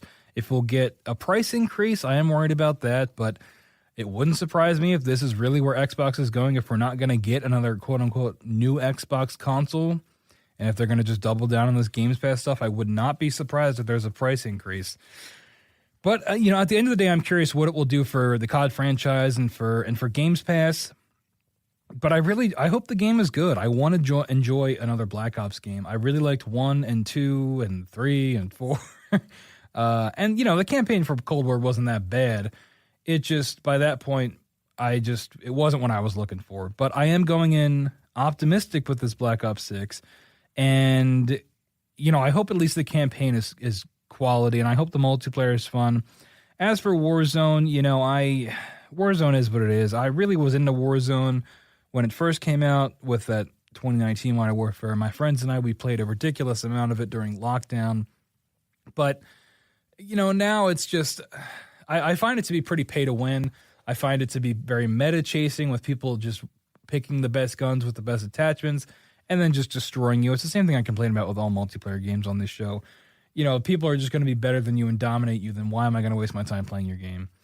And Warzone, I think, has gotten a lot worse with that over time as they add more guns. Like the shift from Warzone 1 to 2 where, the guns, the recoil and the way the guns felt is so much different and so much easier to control that, it's just not what it used to be. And I think all the added mechanics, it's what you see in a lot of these, free-to-play live service games that go on for so long. They just become so bloated, and it's difficult to just have that stripped-down classic fun you used to have before. Again, I sound like an old man, but hey, that's just my opinion.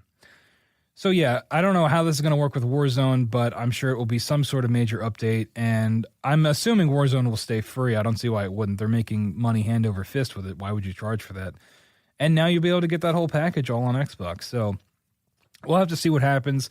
We'll have to see what this presentation looks like whenever that drops. I will probably cover it on this show, depending on the timing of it.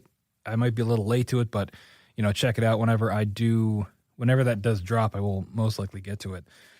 But yeah, that's all I got to say about COD coming to Games Pass. Let me know what you think. Are you a Games Pass subscriber? Do you play every Call of Duty when it comes out? How do you feel about this sort of exclusivity here with Xbox Games Pass.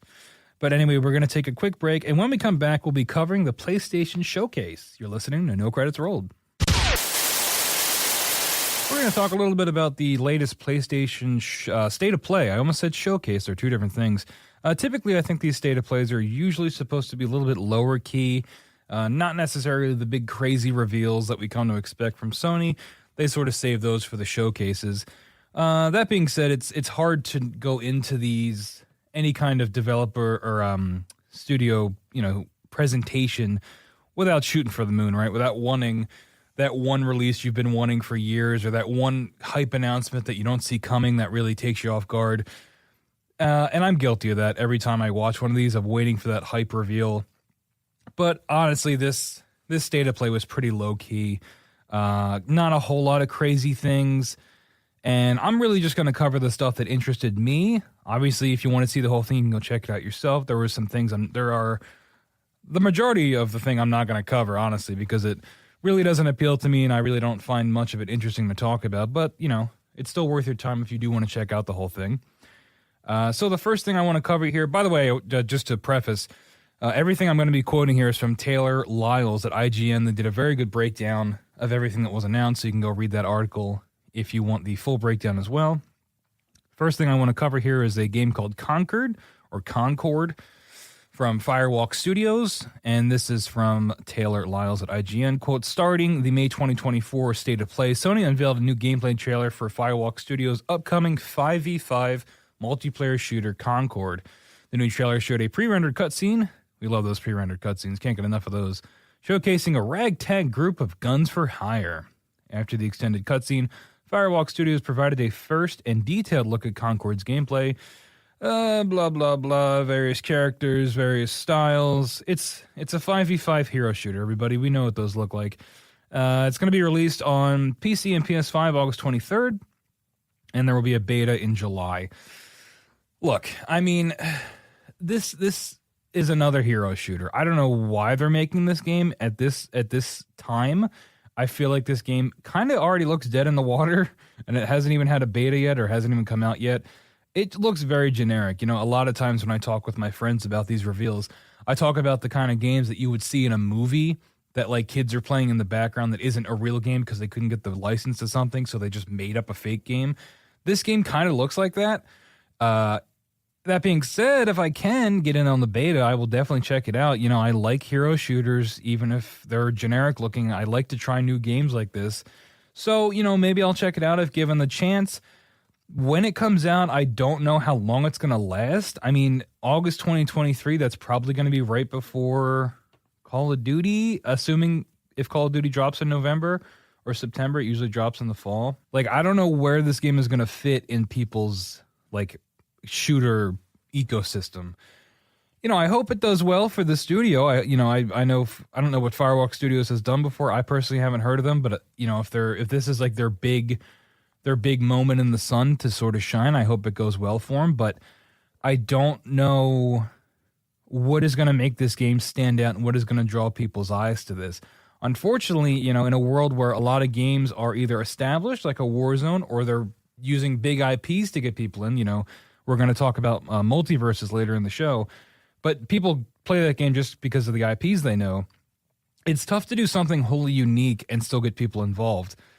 I mean, there have been countless examples of these free-to-play. I don't know if this game's free-to-play. I could not figure that out. But the point is, like, these wholly unique ideas that come out that are 5v5 hero shooters or something like that don't really have the sauce to make it stand out and end up failing. And, we're going to see what happens here with Concord. But like I said, I hope the best for the studio and the devs and all that.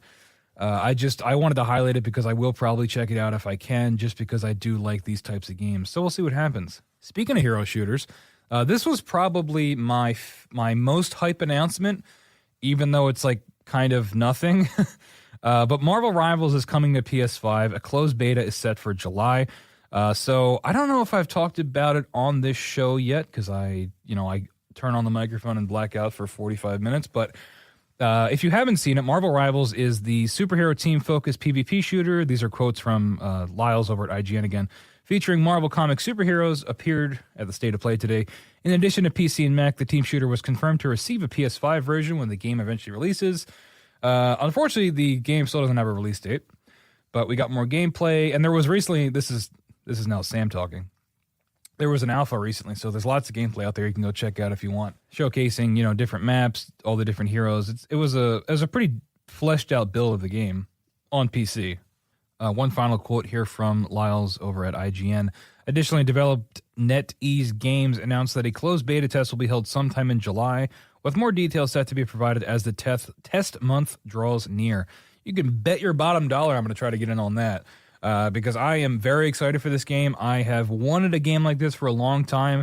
I'm a diehard Overwatch fan, less so now since they've kind of ran that game into the ground, but especially when Overwatch initially came out, I used to say it was my favorite game of all time. So to get that with the Marvel universe, with the Marvel characters, and from what I've seen in the alpha, they are unabashedly just stealing from Overwatch in terms of gameplay mechanics. There are characters in Rivals that function just like characters in Overwatch.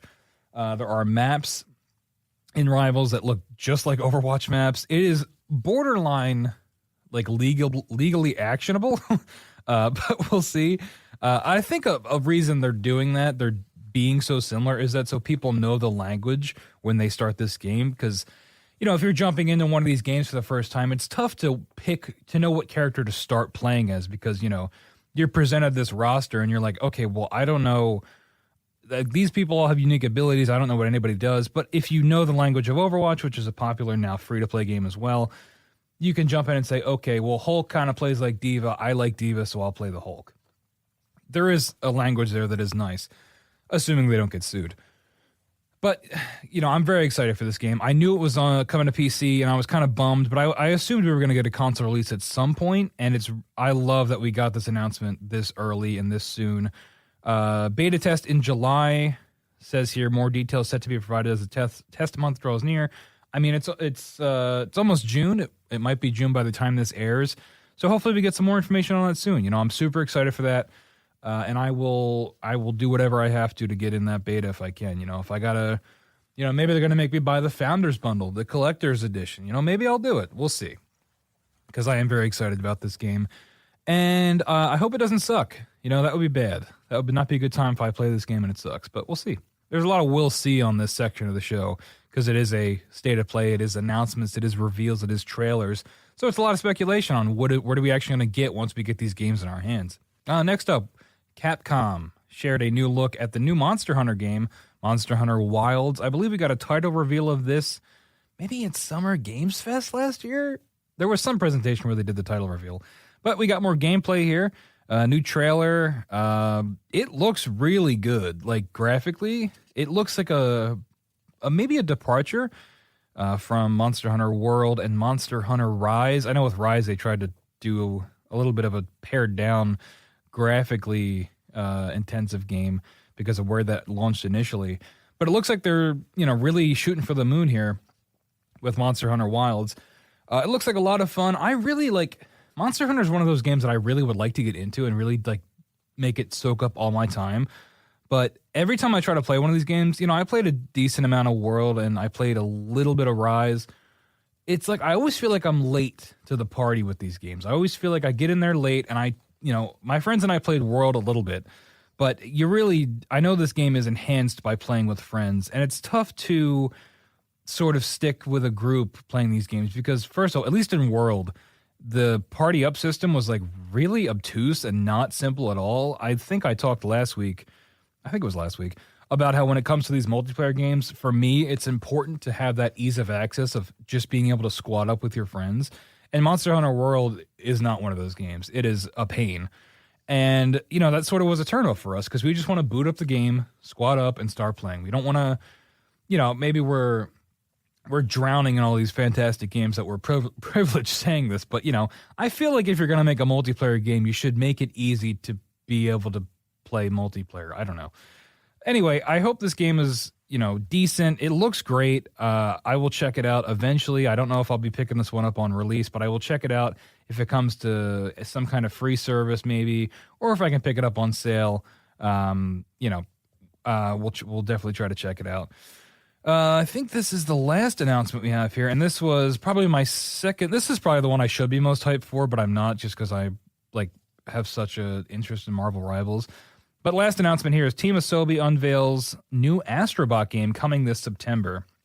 Now, if you haven't played the other Astrobot games, there is the second Astrobot game, I think, the one that isn't VR. It is incredible, and I feel like it's kind of slept on. I feel like a lot of people didn't play that game because of how it released and where it released. But the Astrobot games are fantastic. I mean, it's like Sony's version of a Mario game, and I feel like it doesn't get the sort of acclaim and recognition that they deserve. The games are fantastic. Highly recommend you go play them if you like those kind of 3D platformers. And now we're getting a new one, and I think that's fantastic news. And it's coming out on September the 6th, so not that far away. It's just titled Astrobot, apparently. This is, again, from Taylor Lyles over at IGN. Team Asobi's next project debuted an adorable gameplay trailer and explained in a PS blog post that players will explore over 80 levels. That is a lot of levels as they look for Astro's missing crew. And one of the charming aspects of this game is because it's a Sony exclusive, you get a lot of Sony Easter eggs. You get all kinds of Sony references. So we had references to Uncharted, to Parappa the Rapper, God of War. It's just really charming, and it's really cool. And if you like Sony and you're going to pick up on these references, it's a lot of fun. On top of it being a fantastic platformer, and the way they incorporate the haptic feedback and the functionality of the DualSense into the controller. It's a little gimmicky, but it's like the best version of gimmicky, where the way they do the haptics, especially in the triggers and stuff for the second game that came out, is really, really impressive. And it really showcases what that DualSense controller is capable of, that not a whole lot of games nowadays are utilizing, I think, to its fullest extent. So yeah, new Astrobot game coming out in September. Definitely going to check that one out. I highly recommend you go play the other ones if you can get your hands on them. If you're on PlayStation, they're a ton of fun, and they don't really take that long to beat either. I think you can beat them in, maybe under 10 hours. And, Astrobot, he's an adorable little guy. He's a great mascot too. I know we're kind of past the age of mascots for franchises and companies, but he's a great mascot. Shout out Astrobot. So yeah, that's pretty much everything I got for the May 2024 Sony State of Play. Let me know what you think. Did you check out the State of Play? Are there any big announcements you were looking forward to? Maybe some of the stuff I didn't cover here on the show. Did anything catch your eye? Or were you maybe let down? Did you, like myself, set your expectations absurdly high and maybe not have them fulfilled? Let me know. Anyway, we're going to take a quick break, and when we come back, it's time for the review portion of the show. You're listening to No Credits Rolled.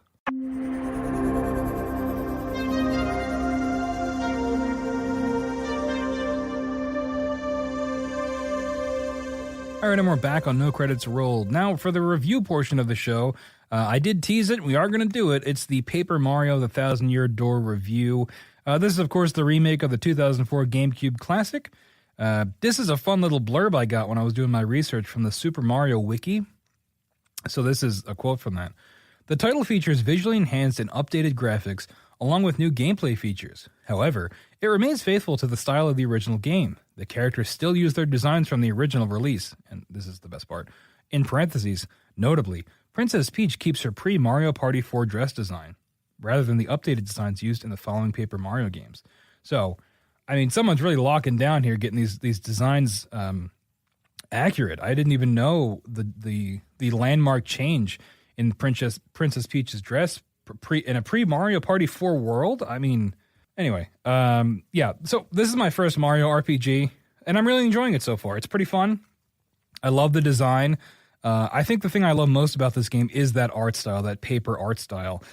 Something about that paper aesthetic, it's very appealing to me. And I honestly, guys, this might be my favorite Mario design. Something about the way he looks with his dead little eyes and that 2D sort of 3D flat Stanley look he's got going on. I absolutely love it. There's something simplistic about it that I think really shines. And it's not just Mario. I mean, everybody in this game, you see it in Princess Peach, you see it in Bowser, sort of. I just love the designs in this game. I think that paper look is really appealing to me. And I'm glad I got to experience this game sort of up-res for 2024, 20 years later. I'm glad that a whole new audience like myself is getting to experience this classic game. And the game is a classic, and you can see why just the second you boot it up. You know, going back to that design aspect of it, there's moments where when the characters are standing still or moving, you can like see, You know, like when you have a sticker and the back of the sticker is white, but the front of it is the design of the sticker. So it's kind of like that in the game where you can see the back of like the edges sort of where the paperness of him is. It's hard to describe. I'll have gameplay footage in the video version. You can check it out. But it's awesome. You know, it's a really unique design. I know that they did a couple of these games, and I'm sure people are like screaming at their listing device saying, hey, you know, this paper style's been around for forever. Where have you been? Well, I'm just getting to it now, and I think it looks great. It also incorporates it into the gameplay design, the world design of, you know, staircases sort of folding over. Mario can transform into a variety of paper things to navigate the world. All that stuff is great, and I think it's really clever, especially when you put it into an RPG, exploring the world, gaining new traversal abilities, things like that. The game looks very crisp, and I think it makes that paper cardboard aspect look even better. Now, it is 30 frames a second, and I know I'm the first one to complain about frame rates here, but honestly, like, I really didn't even notice. I didn't notice until I heard someone mention it on a different show. And, you know, when it comes to Switch games, it's like, it doesn't need to be 120 frames. I would love it if it was. I would love if games like Zelda and Pokemon played at that high frame rate. But especially with this game, I think something about the art style, you really don't notice the 30 frames. It's very smooth, and the combat, which I'll get to in a second, there's a timing mechanic where you have to do certain inputs to, you know, enhance your attack or do a better block. And the frame rate does not impact the timing of that. It's not that hard to do, which is good to see because, you know, I see if you told me it was 30 frames going in, I would, you know, probably want to give it like a ding for that. But I couldn't really tell. Is that because the Switch is old? Maybe. But who knows? Now, the actual RPG mechanics are pretty fun. Like I just said, it involves hitting certain button prompts during turn-based combat. I think this is maybe my preferred method of combat in RPG. One of the South Park games did it too. And those South Park games were sort of my first introduction to because they were paying homage to all these classic RPGs, and they all had different combat styles. And one of them, I can't remember which one. One of them had this like turn-based thing where you would do active time-based things in the combat. And I really do enjoy that. I think it combines the aspects of turn-based, which I like because there's not a whole lot of like stress, honestly. But it also gives you that engagement with when you do an attack, hit this button. It keeps you in the loop of the game. Because if, you know, just straight turn-based can get a little bit boring, I think, in my opinion. So to add that extra element, that really can make or break a fight. You know, if you time a guard right and you take 0 damage when Mario's on 1 HP, you're going to be able to keep going when you otherwise would have lost. And I think it's pretty cool. There's other elements that are neat to it too, where you're using the left stick and pulling back, or you're using different inputs that I just think it's really unique, and I think it really helps you stay engaged in the combat. One thing that I want to mention is this game really has an edge to it that I was just not expecting. You can tell it was from that GameCube era of Mario where he was a little angrier and like the property in general was a little bit edgier. The first thing that comes to mind for me is like Super Mario Strikers, where like Mario would like kick somebody in the head and hit him into electrical fences. So you're getting a little bit of that Mario here, where he's not necessarily as polished and as much of like a friendly neighborhood mascot as you would think. And the world is very like, there's a humor to the whole world too that I think is interesting. And I like that they kept all that stuff in the original game. Like I said in the notes here, Mario's a lot nicer nowadays, but it's funny to see the sense of humor Thousand Year Door has. I mean, there have been like comedy bits and jokes in the game that have made me laugh out loud, which is nice.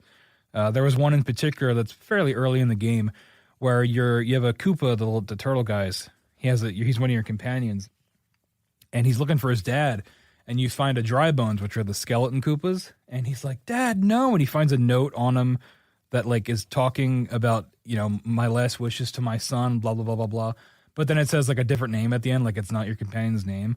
And then he's like, "Oh, I guess it wasn't my dad." And I don't know, that was really funny to me, and I didn't expect that. It was like really dire for a second. I was like, "Oh my god, did this guy just find his dead father like in a Mario game?" It seemed like a bit much, but then of course they turned it into a joke. That got me. The music is on point, you know, endless catchy battle and traveling themes, the kind of stuff you would expect from these classic RPGs. And a fun detail that I'm sure fans of the original will enjoy, you can equip a badge, which is like sort of your gear, and it sets all the music and sound effects to the sounds from the original game. So if you want that old GameCube sort of vibe, You can equip that, which I think is a nice touch, especially for fans of the original that are now playing the remake. But yeah, I'm eager to play this game. I was hypothetically thinking about getting through way more of it for this review than I wanted to, and then what I ended up doing. It's going to take me a lot longer than I thought, but that's the benefit of hosting a show called No Credits Rolled. You don't have to finish these games to talk about them. But yeah, I'm eager to keep playing. Like I said, it's going to be a lot longer and deeper and lengthier than I was expecting, but I think it's going to be really fun. And the one takeaway that I want to leave you with here is that it makes me want to play other Mario RPGs. I know they just did a Mario RPG remake that I want to check out now. I had never played a Mario RPG before. I only know Mario as the platforming guy or the Smash Brothers guy or the kart racing guy or the soccer player guy or the golf guy or the baseball guy. Never as an RPG guy. So this was a nice change of pace, nice change of pace for my relationship with the old Italian plumber there. But I want to definitely check out these other games and see what they're like in comparison to this one. And I hope we get more remakes too, because I think Nintendo's handling these remakes of these classic games pretty well. And I think they got another home run with this one. All right, and the other game I want to talk about today is MultiVersus. That's right, MultiVersus is back, baby. Developed by Player First Games and published by Warner Brothers. It's the Warner Brothers Cinematic Universe. That's right, 2 weeks back-to-back where we're talking about cinematic crossover universe games. This time it's a free-to-play online fighter. Last week we talked about X-Defiant, which is a free-to-play online shooter.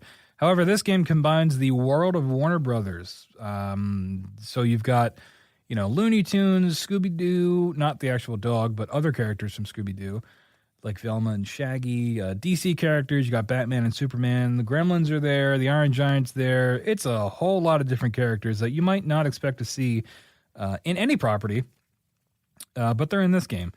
And that was sort of one of the initial appeals for me when this game was back in beta a while ago. I played a ton of it, and I love these crossovers. Even if there's no substance to them, just something about seeing Batman talk to Bugs Bunny. I love it. And this is what that game is. It is a fighting game, of course. It's in the vein of something like a Nickelodeon All-Stars Brawl or a Smash Brothers, if you're curious what kind of game you're getting into. Now, this is still a great game, but it's definitely still got some polishing that needs to be done. The weird thing is, it was in beta for forever, then they took it offline for what felt like a year, if not more maybe. I didn't check the dates, but it felt like a year. It was a long time. And now it's back in its official release, but they've removed some elements that were in the original beta that aren't in the full release now, which really kind of baffle me. I have two of them here because they're the two that stand out the most. But you can't, to my knowledge, and feel free to tell me if I'm wrong, the ability to change characters in between rematches is just no longer there. You're locked in whatever characters you pick from the beginning, which is I'm just surprised by that. I would like to change characters. It also used to be, I think it used to be, best 2 out of 3, and then you couldn't rematch anymore. Now you can just rematch forever. But unfortunately, because you can rematch forever, but can't change your character, it's like, well, eventually I'm going to get tired of playing this character anyway, maybe, because I'm not trying to sweat that much in these games yet. Learn all the combos for this one character. I like to jump around, play different characters. But you can't in between rematches, at least not yet. They'll probably patch it. Speaking of after match things, the other thing I have down here is there's no stats after a match. You don't know who got the most KOs or who anybody got KOs or what kind of damage you did. None of that stuff is there, which is really strange. And again, they can patch it, or maybe there's just something I'm missing. But these things were in the original beta and are just no longer in the full release of the game. And there's stuff that is kind of weird to not have, especially in a fighting game that's online like this. Some other things. The game moved to Unreal Engine 5, and that was kind of why it took so long to come back out. But you can see that change to UE5 with the fluidity of the game. I think the characters move a lot smoother, and it's hard to describe because I don't know the technical terms of game animation. But I think the characters look a lot smoother, especially when they're jumping or mantling over things. That's where I first noticed it. Unfortunately, there are still server issues that plagued the original beta that are still here. So it causes the game to lag frequently, which in a fighting game is not, that's the kiss of death, which is, I think, a lot of why people dropped off initially in that beta. And of course, I've had a handful of just either network crashes, which were in the middle of a fight, you just get kicked back to the main menu. And I've even had a handful of hard crashes where the game completely freezes and the game crashes and I have to restart the whole thing. So the game was out of commission, offline for so long in development, and it's still having these issues coming out. And I wonder what the problem is, honestly. Especially when it comes to that server lag. People are going to stop playing a fighting game. People want rollback netcode in their fighting games, let alone servers that function at just the most basic level. And I think that probably needs to be priority number one. I complained about the character switching and the UI stuff with the stats after a match, but I think you need to lock those servers down, and you need to do it quick because, you're going to get that initial boost of people wanting to come back and hop into this game that they maybe liked initially and is now back for them to play, like myself. But if the game becomes, borderline unplayable with server lag in every match, you're going to kill that fan base just as quickly as you did before. So that's definitely an issue. But hopefully they fix it. I have high hopes. They clearly want this to be... There's a lot of effort put into this game. I'll put it that way. They care about these characters, and the movesets for each character feel unique and distinct to them, and they fit the character. It's going to sound really dumb, but if you know the lore of Bugs Bunny, right? He's got attacks where he summons a safe or goes in the ground and then comes back up. Things like that. You can tell they did their homework on these characters when they were creating them for this fighting game. And that's the kind of stuff I love. I love being, Shazam or Superman, and you feel the kind of power behind them. Or you can be a faster character not necessarily faster, but Jake the dog from Adventure Time. He's kind of like Kirby in terms of he can change shape and stuff like that. I don't know. I think all the characters are pretty fun to play, and it's fun to see these characters, this Warner Brothers universe, put into a game. I mean, we've seen in Injustice, we've seen Batman and Superman and Black Adam and Wonder Woman, but you haven't seen the Gremlins, right? Or I don't know. The Gremlins is the weirdest one that comes to mind, but I'm sure there's others. I know they just introduced Jason Voorhees, and he's really built for some reason. He's huge. Agent Smith is coming to the game from The Matrix, so I don't know. I love that stuff, and every time they drop a character, I'm probably going to come back, just like I did in the beta when they dropped characters, just to check them out. So one other big thing with this re-release of the game, they added a single-player mode. I believe they're called Rifts. It's sort of like a combination of towers from Mortal Kombat, but it's a lot closer to single-player stuff in games like Smash Brothers, where you're doing fights, but then there's also mini-games in between some of the fights. And I gotta say, well, you know what? Let's start with the positive. It's a nice addition, right? It's always good to have some kind of PvE thing in your online game, in my opinion, because if you're getting tired of getting stomped by people that are just way better than you at the game, you can boot up the PvE stuff and fight bots. And there are different difficulty levels to the bots, so you don't feel like you're just sort of playing on easy mode, right? You can set it to higher difficulties and train like that, just like you would train in any other fighting game. And you can still gain rewards that way as well. The big negative here is the minigames. The minigames are honestly terrible. They're brain dead simple, and I really think they need to be either reworked entirely, or I wouldn't be upset if they just removed them. I mean, they're like, here an example of one is you're on a cannon, and these balloons are rising up in front of you, and you just move your cursor and shoot the balloons with the cannon. It's like a game you would, a plug-and-play game you get from the drugstore. There's one where you're in a tank, and there's ships or robots or whatever coming from the left or right of the screen, and you have to turn your tank and move your little the barrel of the tank and shoot them. But it's like a 3-year-old could do these. It's insane. Maybe I'm missing something here, but it really feels really bad, and especially when you just want to do fights and you're locked in doing some of these mini games before you can progress to the next stage of the tower.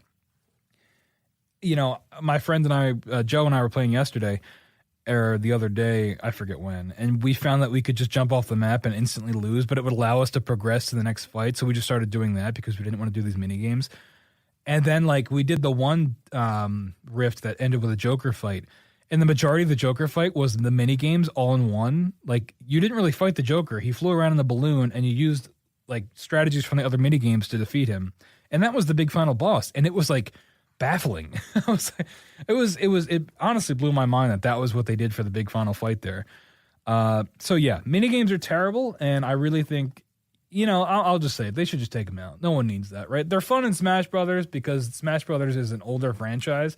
And it's sort of nostalgic to do those I don't even remember what they are, but like when you're running away from the hand guy and things like that, or like the obstacle courses and that there's an element of like nostalgia there, I think, if you went from Melee to Brawl to whatever. But there's like no reason to have it in Multiverses. I think it brings the gameplay to a grinding halt, and they're like brain dead easy. There's like no good like feedback even for doing them. It's just terrible. Like it really, I don't know why I've got such a bone to pick with it, but it really bothers me. But anyway, I do think you should go check out Multiverses, at least for a couple matches. It's free to play, and I'm sure you can find a character that you either know or like in the Warner Brothers universe. It's the benefit of having the Warner Brothers IP kind of backing this whole thing. There's probably a character that you can find that you'll enjoy. And it's definitely worth trying for a couple matches, even if you do get that server lag. It's not every match, but at the end of the day, the fighting mechanics are still a ton of fun. And it's definitely my kind of game. So I'm definitely going to keep playing it and just praying they fix all the problems and take out those mini games. But that's going to wrap up episode 10 of No Credits Rolled. Thank you so much for listening. Of course, you can always email questions or comments to nocreditsrolled@gmail.com. You can call in and leave us a voicemail at 856-209-0713. That's 856-209-0713, and we might just play it on the air. Make sure to subscribe to No Credits Rolled on Spotify, Apple Podcast, anywhere you get your podcasts, we'll be there for you. And if you're feeling generous, of course, you can always check out the Patreon, where you can subscribe for just $3 a month, and you can recommend what I should play and what I should talk about on the show. But hey, that's all I got. I'll see you next time on No Credits Rolled.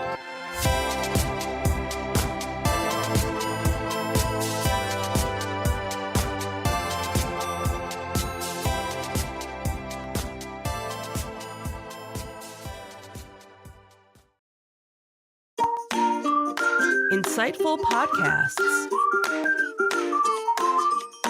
by informative hosts.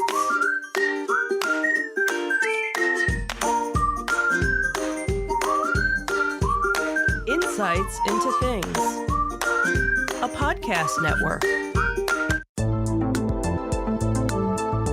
Welcome to Insights into Technology, a podcast exploring the latest in computers, networking, home automation, mobile computing, and all things technology related.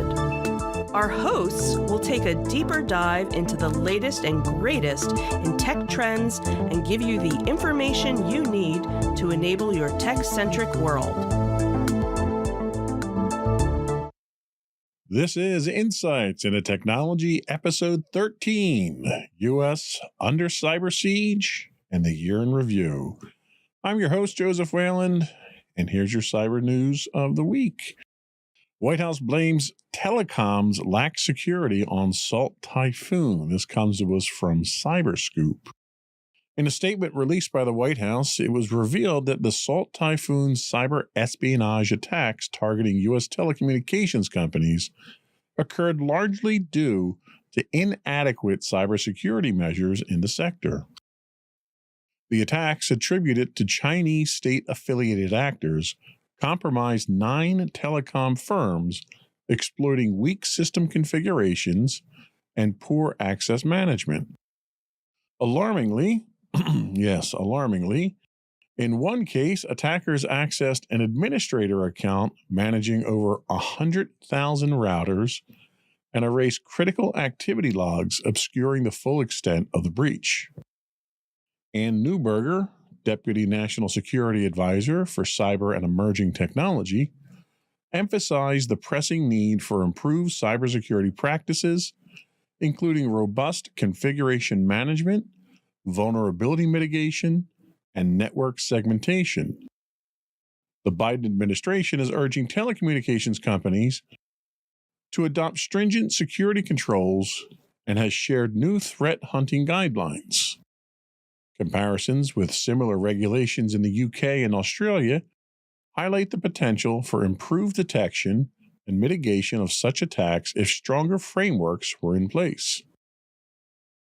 The hackers reportedly targeted individuals in Washington, D.C., including government officials, underscoring the espionage's strategic intent to gather intelligence for follow-up operations. So the kicker here really is interesting. So the federal government is criticizing these telecommunications companies for not adhering to basic cybersecurity practices, when in fact it was the federal and local governments that forced the telecommunication companies themselves to basically put backdoors into their system to make wiretapping easier. And now you've got malicious actors who are utilizing those backdoors that the federal government forced them to put in. So this is kind of a case of the federal government making their own problems at this point in time. Cybersecurity as a competitive and strategic necessity is an absolute must. The fact that the federal government is getting involved at this point in time, it's a case of closing the barn door after the horse has gotten out. The hacks reveal the critical vulnerabilities in commercial telecommunications, some of which were mandated by the federal government. They highlight basic cybersecurity measures are often overlooked. And that's true in, I think, every company out there. And the problem that you run into is that security and convenience are mutually exclusive. The more security you impose, the less convenience you have.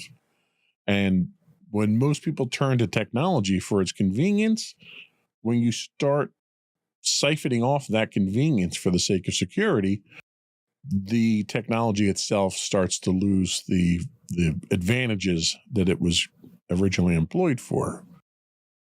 From an enterprise standpoint, enterprises need to adopt security as a core component, not bolted on after the fact. When you build a system, you need to build that system with security in mind. You need to build it as part of your core infrastructure. And you need to keep that philosophy in mind the entire time life cycle, because as you progress through the technology life cycle, you're going to have replacements of network hardware. You're going to upgrade your operating systems, obviously, your hardware for your servers. Security has to be forefront in the mind during all of those phases. The telecom's weaknesses is an industry-wide threat, because very few companies out there don't rely on some form of internet provider or telecom provider.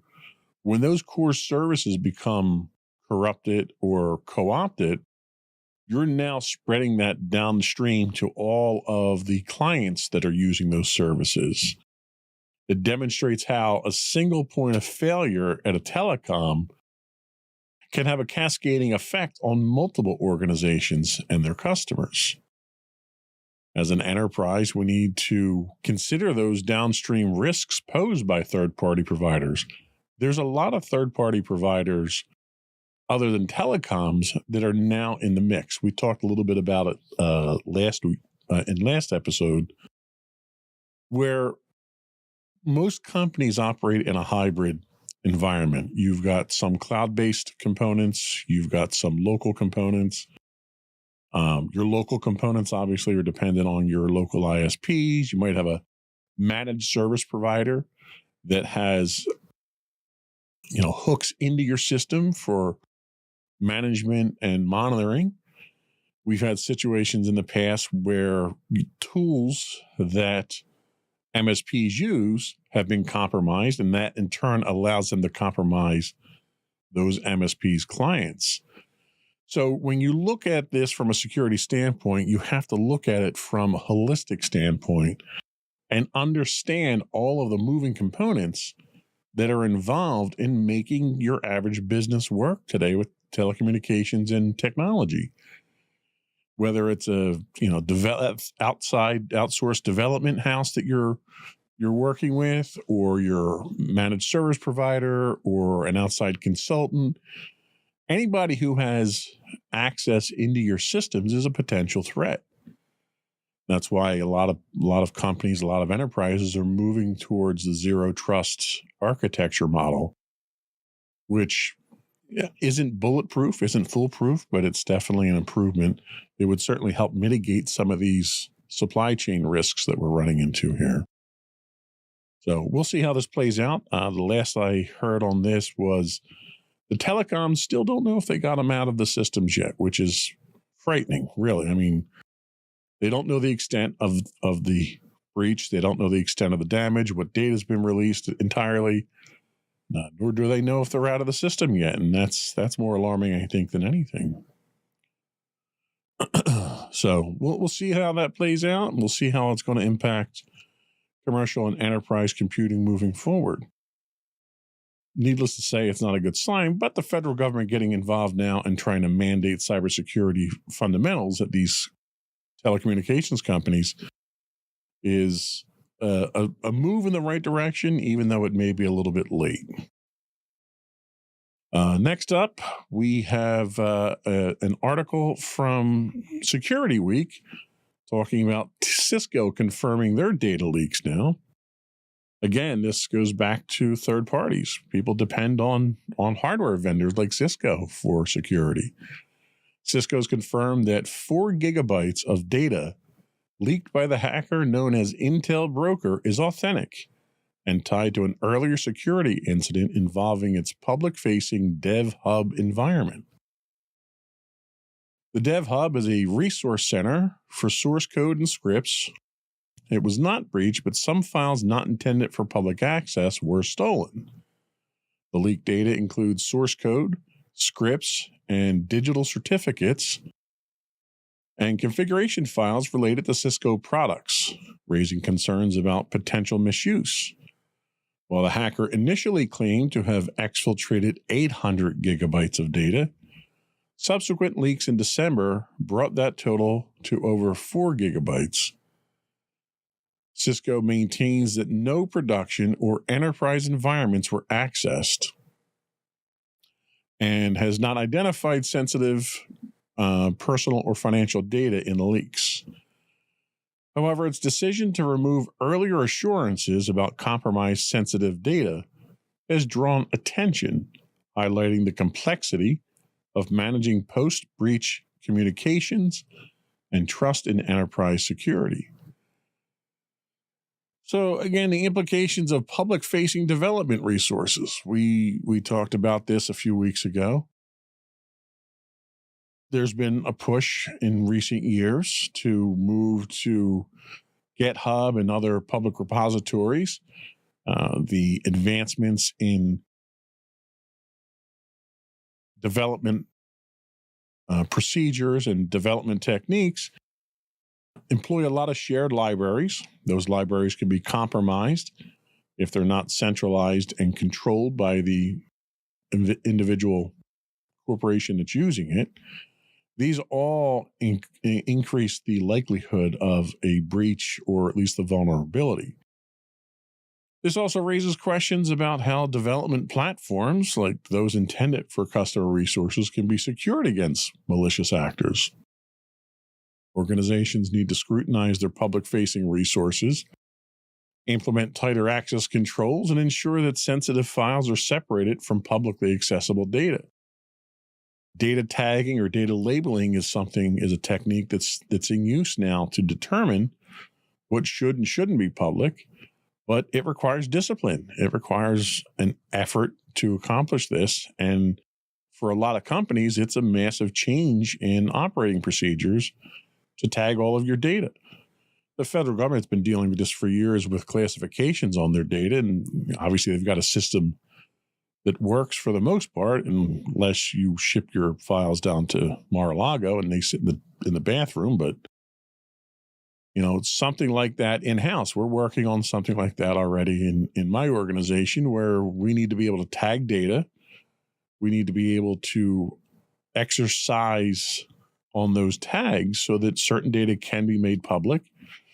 And even internally, you need to restrict your data, right? You're going to have situations where some aspects of your user population doesn't need to have access to data.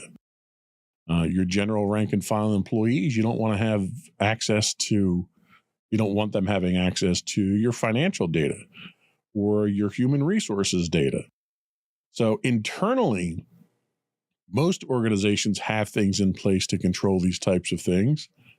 And you have to take that to the next level so that information doesn't get out to the public. The other thing that this situation highlights is the mismanagement of communications in these incidents. Cisco initially claimed that no sensitive data was compromised, but later removed those assurances. The evolution of this type of communication erodes trust among enterprises. Your customers are not going to trust you anymore. Your clients rely on transparency in communications. It minimizes exposure to them. If they know that their data has been compromised, they can take actions to mitigate it, or at least implement damage control. And when you start, pulling back on your statements, it's one thing to make a statement that's vague because your investigation is ongoing. It's another to make a very explicit statement with the purpose of reassuring your customers if you don't have the data to back that up. The absence of evidence of a breach or of a breach of a certain type of data does not mean that that data hasn't been breached. And that has to be with every statement that's out there. As of right now, no personal data has been breached. That's the first thing that you say. You have to manage expectations.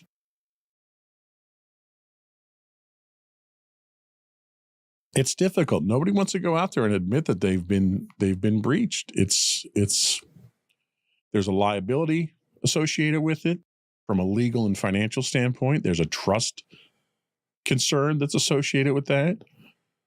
But by trying to conceal that information, or by trying to present too much of a rosy front up front in the face of a breach, only to find out that reality is a lot different than that, that does more damage, I think, than the breach does sometimes.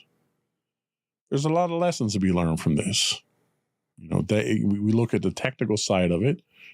Data segmentation is certainly one thing. Monitoring, there's a lot of push now for AI monitoring of network traffic so that you can detect when something's being exfiltrated from your network. Fortunately, technology is rapidly evolving from a security standpoint to help us patch some of these holes and to have insight into the traffic itself so that when something is happening, you can be aware of it. So we'll see how Cisco weathers this storm here. I'm sure they'll come out of this stronger, if nothing else. But, they're Cisco. Nobody got, just like IBM, nobody got fired for picking IBM. Nobody got fired for picking Cisco. I think that rule still stands for the most part. Our next story comes to us from Reuters. They tell us that U.S. Treasury says Chinese hackers stole documents in, quote, major incident. Chinese state-sponsored hackers breached the U.S. Treasury Department systems in what officials describe as a major incident, compromising documents through a vulnerability in third-party provider BeyondTrust remote support product. Using a stolen key, the hackers bypassed security protocols to access workstations and unclassified documents from Treasury Department offices. The breach was attributed to an advanced persistent threat group linked to China.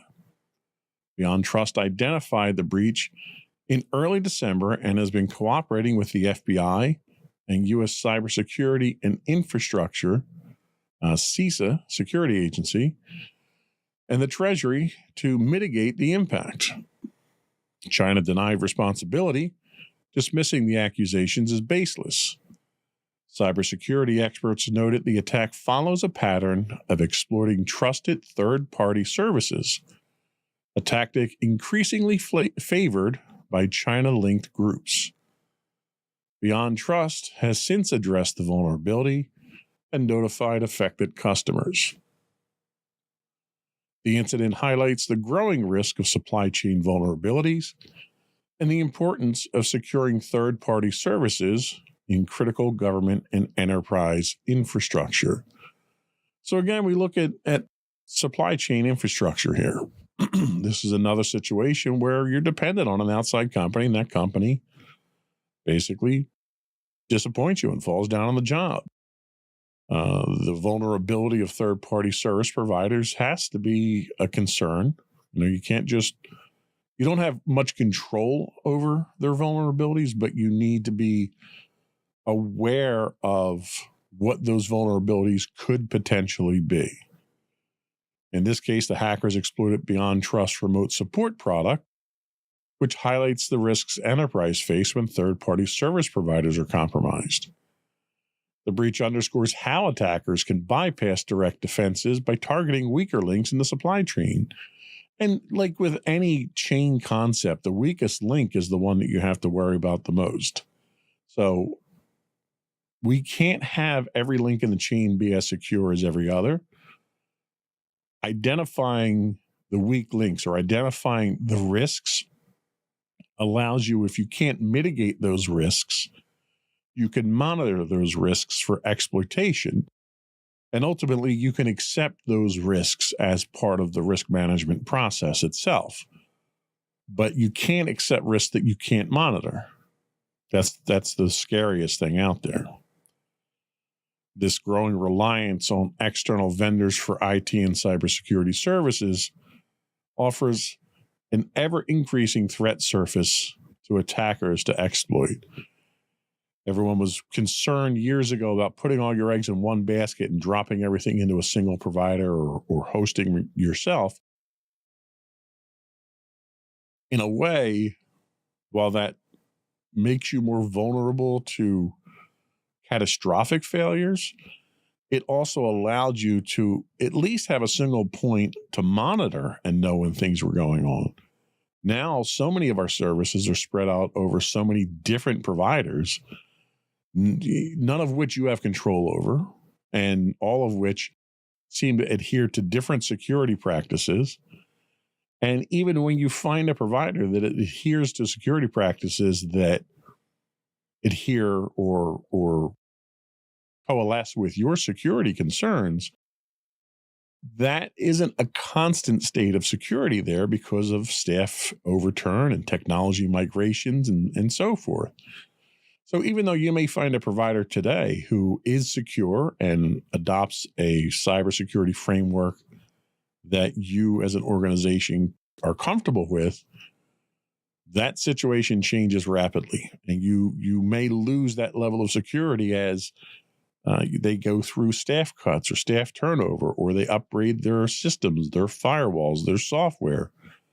New threats are introduced, and it's got to be a situation of constant vigilance. In this case here, an exploitation of privileged access happened. Something like that should never happen. You should always be following least privileged access premises and philosophies to minimize that type of thing. The other issue we run into is because these state-sponsored attacks are so well funded and so well organized, it's very difficult for a single IT organization or your provider to monitor, mitigate, and defend against these things. They just don't have the same resources to. This is where I rail against unfunded mandates from the government all the time. I think the federal government needs to be stepping in to provide some level of security on a national level here. It's getting to the point where we're literally under cyber siege at this point in time. We are a pilgrim in an unholy land when we have so many adversaries that are trying to attack us, and the federal government just wants to basically dictate how we should deal with it, and are spending not nearly as much in the way of resources to providing it. Everyone criticizes China for having the Great Firewall of China. The United States is getting to the point where we're going to need to do something like that to protect our critical infrastructure. I think it's going to irk a lot of people by, jeopardizing government decides to move forward with that. We're going to take a quick break here. Before we do, let's real quick invite our listening and viewing audience to subscribe to the podcast. You can find audio and video versions of all the network's podcasts listed as Insights into Things pretty much anywhere you get a podcast these days. Apple, Spotify, Google, Stitcher, not Stitcher, Stitcher's out, Amazon, Buzzsprout. I would also invite you to write in, give us your feedback, tell us how we're doing. Are there topics you want us to cover? Do you just have comments on some of the stories that we've done here? You can email comments at insightsintothings.com. You can find us on X at X, I guess it's x.com/insights_things. You can also call in, leave us a voicemail. We'll get your message on the next available podcast if possible. Our number is 856-403-8788. That's 856-403-8788. You can also find all of our links, our contact links, on our website at www.insightsintothings.com. We'll be right back. Are you tired of your favorite gaming podcast finishing with a play? Oh, no! Well, check out No Credits Rolled, where we play the games but rarely finish them. How's it going, folks? I'm Sam Whalen, your friendly host at No Credits Rolled, the ultimate gaming podcast, where we dish out the latest scoops and reviews on all your beloved video games. Hey, listen! Not only that, but we spice things up with some guest interviews and even give you, yes, you, a chance to have your say. Tune in every other week for a fresh dose of No Credits Rolled, available on all major podcast platforms, and hit us up on social media at No Credits Rolled. So why wait? Let's dive into the gaming world together, where finishing games is optional, but the fun is guaranteed.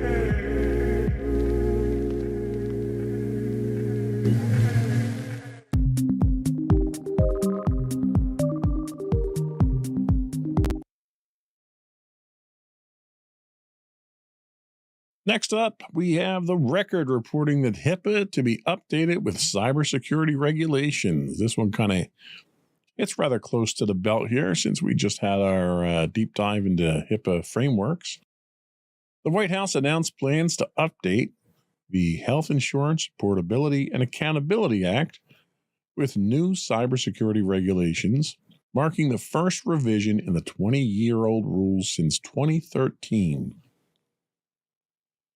These changes aim to enhance the security of healthcare by requiring measures like data encryption to prevent breaches and mitigate potential risks to patients.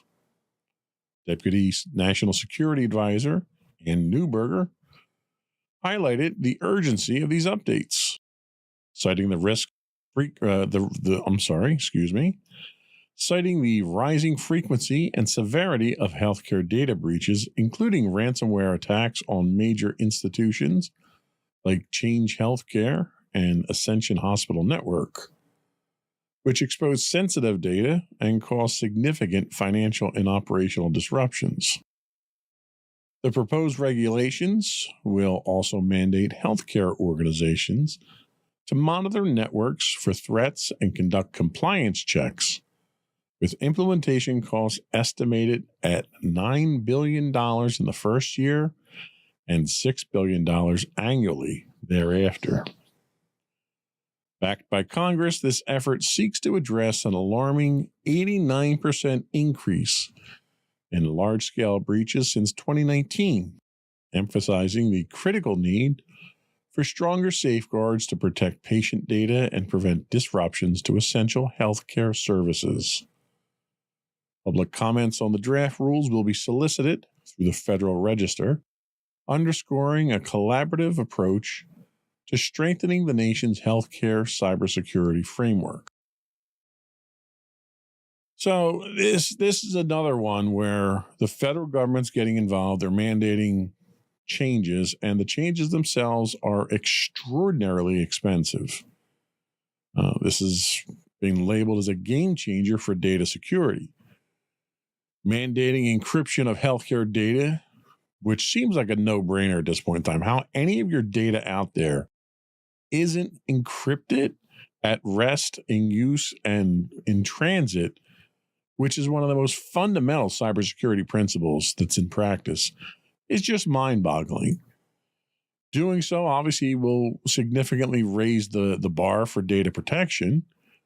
It'll likely drive widespread adoption of enterprise-grade encryption solutions, not only in healthcare, but also as a best practice for other industries, which, newsflash, it already is in most other industries. The fact that the healthcare industry is so far behind when they already have a framework for securing your data, honestly, it just demonstrates how slow the federal government is to respond to any kind of serious threats, which is why relying on the federal government to mandate security in such a rapidly changing threat environment is really a bad idea. Enterprises that are managing sensitive data may preemptively align with these standards, which many of them already have. The cost of compliance is going to have a ripple effect, and we've seen this across the board. My industry's been dealing with this from a government manufacturing standpoint for quite some time now, where cybersecurity is expensive. There's no way to get around that. Between equipment and software and licensing and paying for the expertise, it's an expensive proposition. And when you only do it when you're forced to do it by the government and the government doesn't provide any funding, that cost is absorbed by the companies. And like with any cost that a commercial entity has to endure, it doesn't handle it itself. It passes it down the line. So in the coming years, you're going to see these prices passed down through the healthcare system, through your insurance companies. You're going to see your insurance rates go up. You're going to see your healthcare costs go up. And I can't say they shouldn't do this. They definitely need to do it. But again, this is one of those things where the federal government should be offering some level of either service or compensation, providing tax incentives of some sort, providing federal funds for these types of things, or developing their own cybersecurity solutions and using those solutions to deploy in these areas that they're requiring it. There has to be a better way to do this. This is almost the same type of issue that we're running into from an infrastructure standpoint with our highway systems and bridges falling apart. And the federal government does nothing about it for decades until you literally have bridges falling, and all of a sudden that cost needs to be eaten by the taxpayers. They're running into the same thing here with cybersecurity. It's a ticking time bomb waiting to happen. Enterprise risk management and ransomware is something that's going to be employed during all of these types of things. The report underscores the devastating financial and operational impact of ransomware. There are cases where $850 million in losses for Change Healthcare is just, that's small compared to what their revenue is. But no company can absorb an $850 million loss and it not have some kind of impact. And that impact ultimately gets passed down to the consumer. The consumer pays for it all. Sometimes it gets tied up in the shuffle. It gets a little bit murky and foggy, but by the time it's all well and done, it's the users, it's the client or patients in this case that are footing it. The impact on governance, IT governance, and workforce training. You're going to see what we're running into right now with CMMC in my industry is we have an upfront cost to determine where your gaps are. And then there's a cost to mitigate those gaps. And then there's a cost to the documentation. Then there's an ongoing cost to maintain that level of security.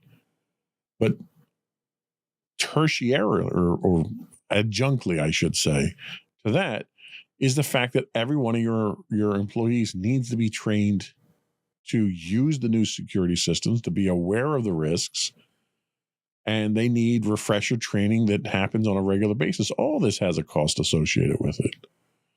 And a lot of companies that start down this path don't realize just how costly it is. A lot of companies want to dump some money into it, be done with it, and walk away. But there are operational changes, operational costs, and efficiency costs that happen. Just give an example for CMMC. So a company that handles controlled unclassified information, which is basically information that's generated that needs to be protected. For my company to protect that information, we use an outside a third-party source for that provides us with a secure enclave. So users that previously would work on a job, we would get drawings on a job, that those drawings would be maybe printed out or dropped on a plotter or whatever, and, tacked against a board on the wall that people would reference or engineers would reference. Well, with the requirements that I have now, I can't print the document. I can't have a hard copy of it. Anybody who needs to access that document needs to do so through this third-party secure enclave that's multi-factor authentication, and it's encrypted, and all these other controls. So I have a limited number of licensing that I can deploy that to, but I have a number of users that have to touch the document, maybe 5 times the number of licenses that I have, and I have to accommodate that with additional licensing. Everything, just a consultation on one aspect of a drawing now becomes a very long, drawn-out affair to do it securely. Now, I'm not saying we shouldn't do it securely, but organizations that move to these secure practices need to understand the impact. It's not just a matter of your data sits on a server and it's encrypted and that's secure. Everything from how you generate the data to how you edit it to how you consume it completely changes when you're talking about securing that environment. And a lot of companies don't understand that. They don't have a position in place to even compensate for that. So it's a much bigger impact than I think than just policy changes and the cost of it actually play out. And a lot of companies that are going down the path of doing this don't fully appreciate how big of a task this is. And I think it's going to scare a lot of companies out there when they get to that point.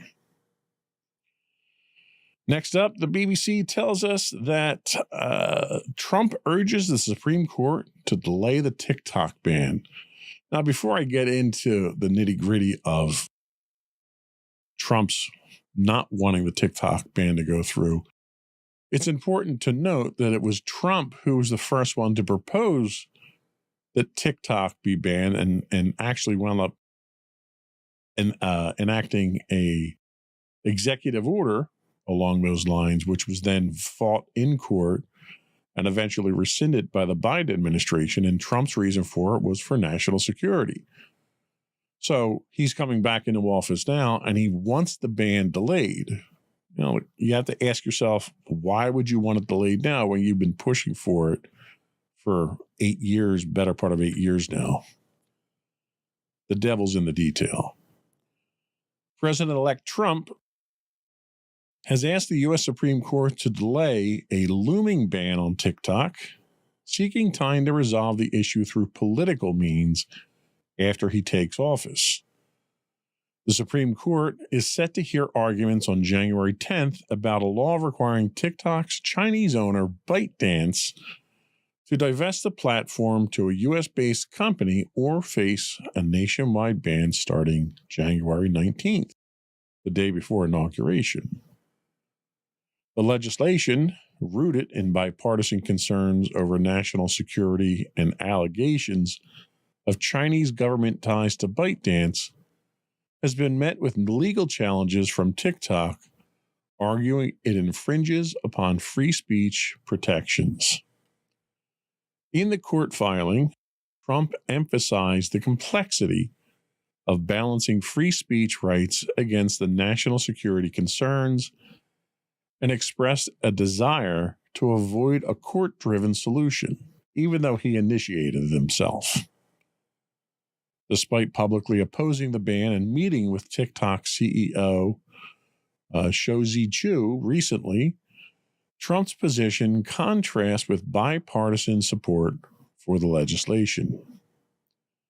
As the ban deadline approaches, the case underscores the broader tensions between technology, governance, and geopolitical concerns, with nearly 24 state attorneys general backing the divest or ban requirement.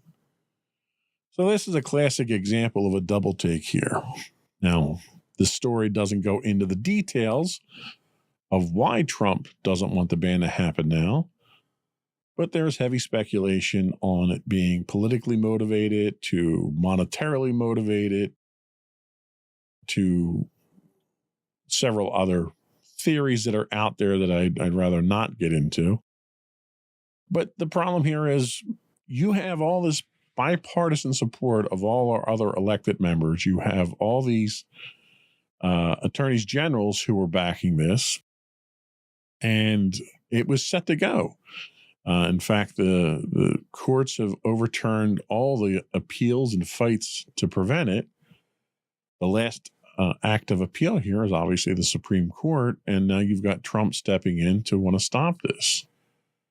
Now, Trump told you, 7 years ago that this was a national security concern. Everybody else who wanted this ban is telling you it's a national security concern. At what point in time is national security thrown by the wayside? Is it a free speech thing? Something tells me that Trump really wouldn't care too much about it being a free speech thing. That's just my take on it. So there has to be some other motivation here. This is going to have an impact on other social media and app ecosystems. A forced divestiture introduces significant uncertainty for the app ecosystem out there, especially for anything reliant on the U.S.-China collaboration. The other problem that you run into is when you start banning companies that you label as nationalist companies, what happens when those countries start banning U.S. companies or European companies? What happens when that retaliation on a national level starts? You're going to start, again, a cyber war. This is another war of the U.S. being under cyber siege here. I think sometimes our politicians propose legislation for the sake of making headlines and pushing their own agendas without really thinking things through. They're really not probably the most qualified people to be making decisions like this from a technology standpoint, and it sets a very dangerous precedent. We'll see how this one plays out. We're going to get the results of this one fairly quickly within the next couple of weeks. So we'll see which direction it winds up going in. The last story for today comes to us from GeekWire. Can Microsoft avoid the ghost of Clippy? And this is in the interest of not doing all cybersecurity on a technology podcast. So GeekWire tells us that Microsoft's rollout of its AI-powered Copilot assistant to Microsoft 365 personal and family subscriptions in select regions has sparked mixed reactions, reminiscent of the infamous Clippy assistant from the 1990s. Initially offered as an optional $20 a month pro service, Copilot is now being integrated by default into Word, Excel, PowerPoint, and other Office apps. While the AI tool can generate drafts, analyze data, and create visuals, some users have criticized its intrusive behavior, with comparisons to Clippy highlighting its tendency to disrupt workflows. Despite these challenges, Microsoft has seen substantial success with its AI initiatives, with projected annual AI revenue exceeding $10 billion. Company executives have defended Copilot's effectiveness, noting widespread internal adoption by Microsoft. I'm not sure that's really the precedent you should be citing here for internal adoption. However, the backlash underscores the delicate balance required to integrate new technologies at scale without alienating users, as Microsoft seeks to maintain its leadership in enterprise and consumer productivity tools amidst evolving user expectations.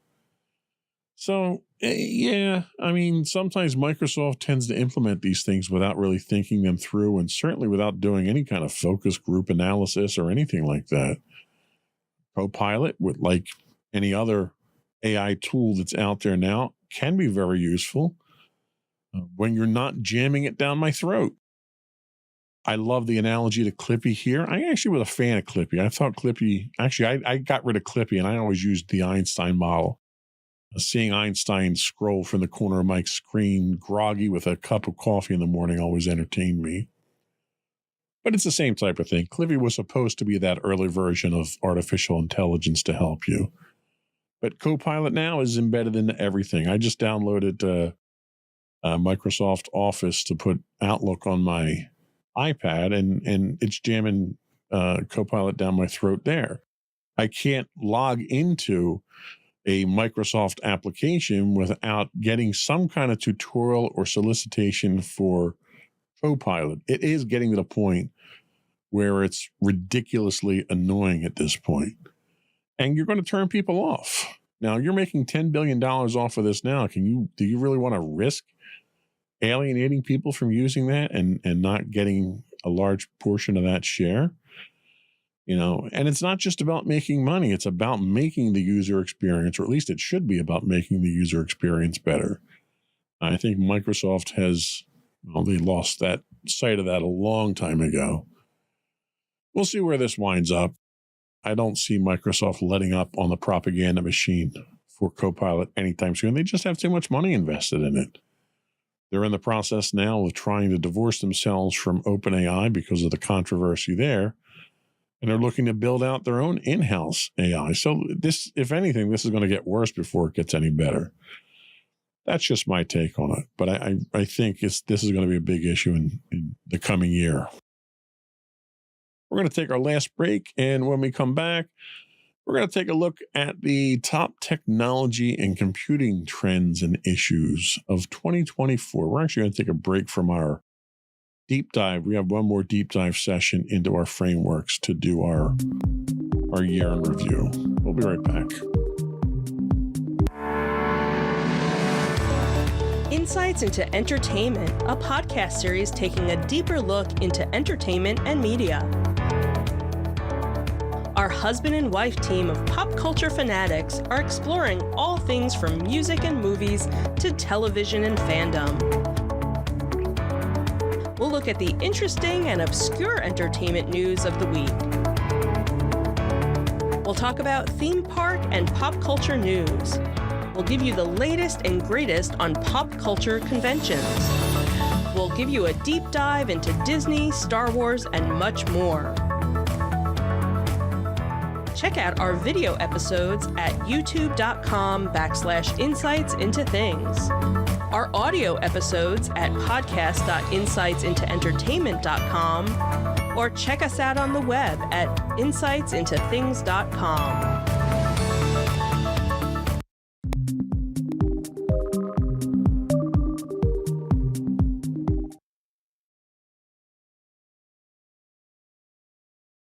In 2024, the technology and computing sectors experienced significant advancements and challenges that shape the industry's landscape. We're going to talk about, I've got 5 stories and I've got 5 honorable mentions. We'll see how long we go with this. So the first thing up is advancements in quantum computing. Some of these we actually covered on the podcast itself. We did talk about Google unveiling its new quantum chip Willow, capable of solving complex problems at unprecedented speeds, highlighting the transformative potential of quantum computing. Now, when we covered this, the one concern that I had was that all of the benchmarks that they were judging their performance on were homegrown benchmarks And they kind of they took the performance increase that they had and they kind of muddied the waters with it when they tried to pitch it as proof that there are multiple universes, because it performed a task that was so complex that it would have taken longer than our universe existed in order to complete. That's kind of a stretch there. I think they were really just trying to grab headlines. Quantum computing, no doubt, has come a long way. It has a very long way to go. I don't think 2025 is going to be the year of quantum computing. The technology is a little too far off from that, but I could be wrong. The next up was AI integration in consumer appliances. Microsoft tested the integration of its Copilot AI assistant into Microsoft 365 Personal and Family. We just talked about that. They're aiming to enhance user productivity across applications like Word, Excel, and PowerPoint. A lot of companies integrated AI. Adobe did it into their products. They're pretty revolutionary what they're doing from a media standpoint with AI, generating images, taking existing images and enhancing them with AI. They're even generating videos at this point in time entirely through AI. I'm a big supporter of AI myself. I use it for assistance in supplementing writing, idea generation. I even use it to a certain extent for the podcast to summarize articles and stuff like that. I think it's a great thing. And I think it's just going to be even bigger in 2025. 2024, it really, hit its stretch, but it's got a lot of potential there. Some of the breakthroughs in generative AI models achieved remarkable feats, outperforming experts in various tasks from medical diagnostics to weather forecasting, demonstrating AI's expanding role across different sectors. The fact that it's gone from just being a chatbot to standing up next to legitimate subject matter experts, I think, has been incredibly impressive. The other thing that we saw a lot of were cybersecurity breaches in government agencies. The government that is mandating cybersecurity for all of the industries that it does business with seems to be exceptionally fragile and susceptible to cyber attacks. The U.S. Treasury Department just reported recently significant security incidents involving Chinese state-sponsored hacks that underscore the persistent threats to national security. And then, when we look from an industry standpoint, we look at Intel, who, by all accounts, have suffered their worst year since their IPO in 1971. Intel's market value plunged 61% in 2024, marking its worst performance since going public in 71. While rival chipmaker Broadcom saw shares surge 111% on AI advances. Broadcom is now valued at $1.1 trillion, leveraging its custom XPU chips and networking gear for major cloud providers, including Google, helping companies build AI infrastructure. So again, AI is having an impact not just from a usability standpoint, but from manufacturing and from hosting and, so many different other areas. NVIDIA is another company that has benefited tremendously. Its chips are powering a lot of AI solutions that are out there right now. So there's a lot of stuff going on with that. Apple has run into its own challenges with its product launches. Apple faced hurdles with its Vision Pro headset, which, at $3,500, it's a very hard sell for people to get into. Apple tried to get into AI, and they kind of flubbed that. They've trickled out their AI solutions, not wanting to call it artificial intelligence. They named it Apple Intelligence. Well, when you implement an AI solution, you do it worse than everybody else who has, and then you refuse to call it what it is, and you want to label Apple Intelligence, you can't help but look bad. Consumer reception did not meet expectations for any of these things, and the company has to reassess its strategies with its emerging technologies. I heard rumor that they're coming out with potentially new wearables, a fitness ring, goggles. I think Apple's having a very difficult time trying to find its niche moving forward right now, which is very unusual for Apple. Our debate over TikTok, TikTok's future in the U.S., that's going to be resolved soon, but that's been an ongoing concern for quite some time now. Political discussions have intensified regarding the ban, implications for data privacy and national security, despite the fact that nobody still produced a single ounce of evidence to suggest any of these things. We talked about regulatory developments in cybersecurity. CMMC 2.0 just officially released December 16th. That's in effect now. We just talked about today the federal government making changes to the HIPAA framework for cybersecurity now. So I think the federal government, even though they seem to be victims more than they are partners in cybersecurity at this point in time, they recognize the difference, the dangers, and they're coming to the table a little bit late with a lot of the things that they are trying to do. And I think the transition to another administration is not going to help that moving forward at all. The other thing that we haven't had a chance to talk about here all that much is the expansion of edge computing and Internet of Things. The proliferation, say that 5 times, of Internet of Things tech devices and the need for real-time data processing fueled the growth in edge computing.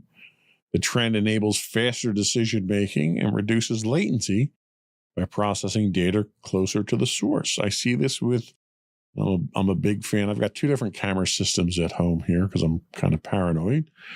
But my Wise cams, just seeing how the technology for facial recognition and package recognition has increased significantly with the increase with AI, and the devices themselves don't typically have the computing power to handle that. So the edge computing that's been put in place now to handle that has been a significant improvement. And, cybersecurity in general, the data breaches that we've run into.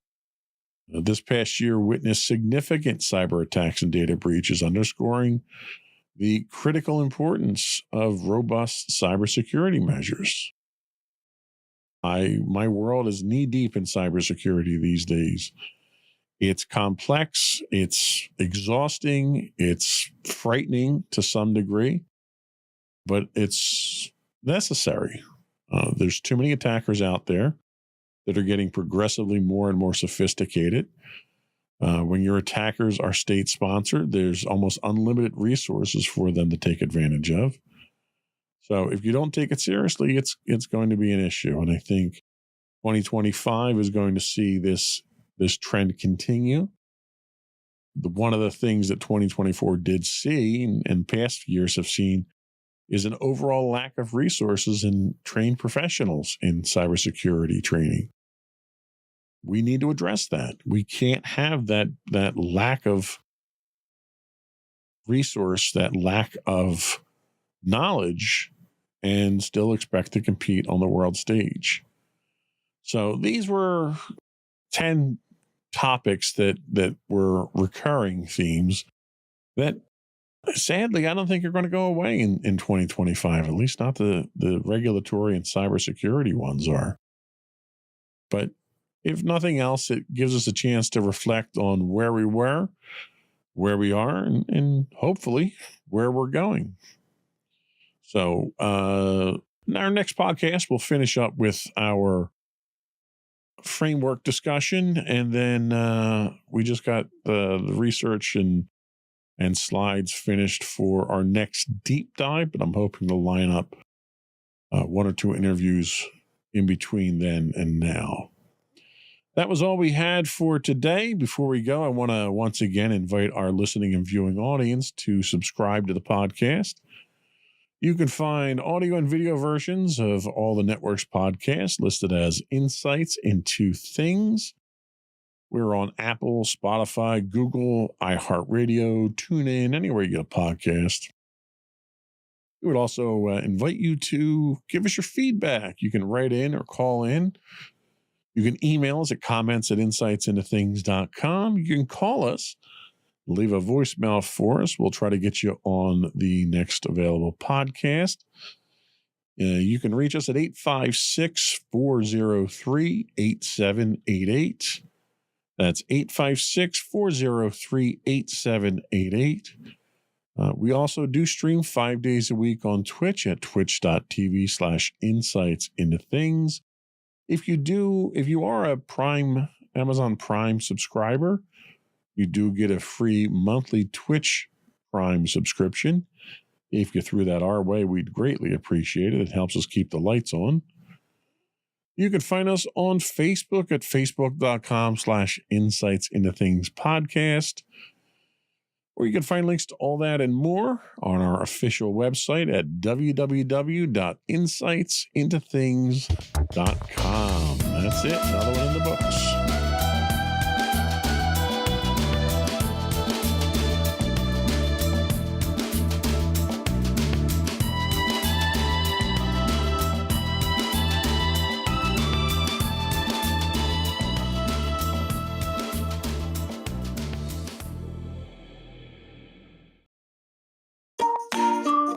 Insightful podcasts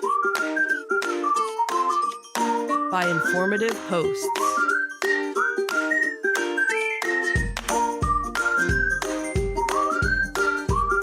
Insights into Things, a podcast network. Welcome to Insights into Technology, a podcast exploring the latest in computers, networking, home automation, mobile computing, and all things technology related. Our hosts will take a deeper dive into the latest and greatest in tech trends and give you the information you need to enable your tech-centric world. This is Insights into Technology, episode 14, Cyber Trust or Bust. I'm your host, Joseph Whalen, and this is your tech news of the week. The record tells us that cyber trust marks the rollout in 2025. In a move to bolster consumer confidence and cybersecurity, the White House announced that smart devices in the U.S. will soon feature a, quote, cyber trust label, akin to the Energy Star efficiency mark. Launching this year, the program aims to certify that devices like baby monitors and security systems meet rigorous federal cybersecurity standards. Participating companies will undergo cybersecurity audits, and certified products will display a distinct shield logo, helping consumers identify safer options. This bipartisan initiative, supported by the FCC and backed by major retailers like Amazon and Best Buy, also sets the stage for a 2027 mandate requiring federal agencies to purchase only certified devices. With the average U.S. household owning 21 connected devices, the risk of cyber attacks on everyday tech is high. Experts highlight the need for stronger security, citing vulnerabilities that have enabled hackers to exploit IoT devices for botnet attacks. The CyberTrust mark addresses these concerns by testing devices for robust security practices, such as changeable default passwords and software update policies. The hope is that this label will not only guide consumers, but also encourage manufacturers to adopt secure by design principles, marking a significant step forward in the fight against cyber threats.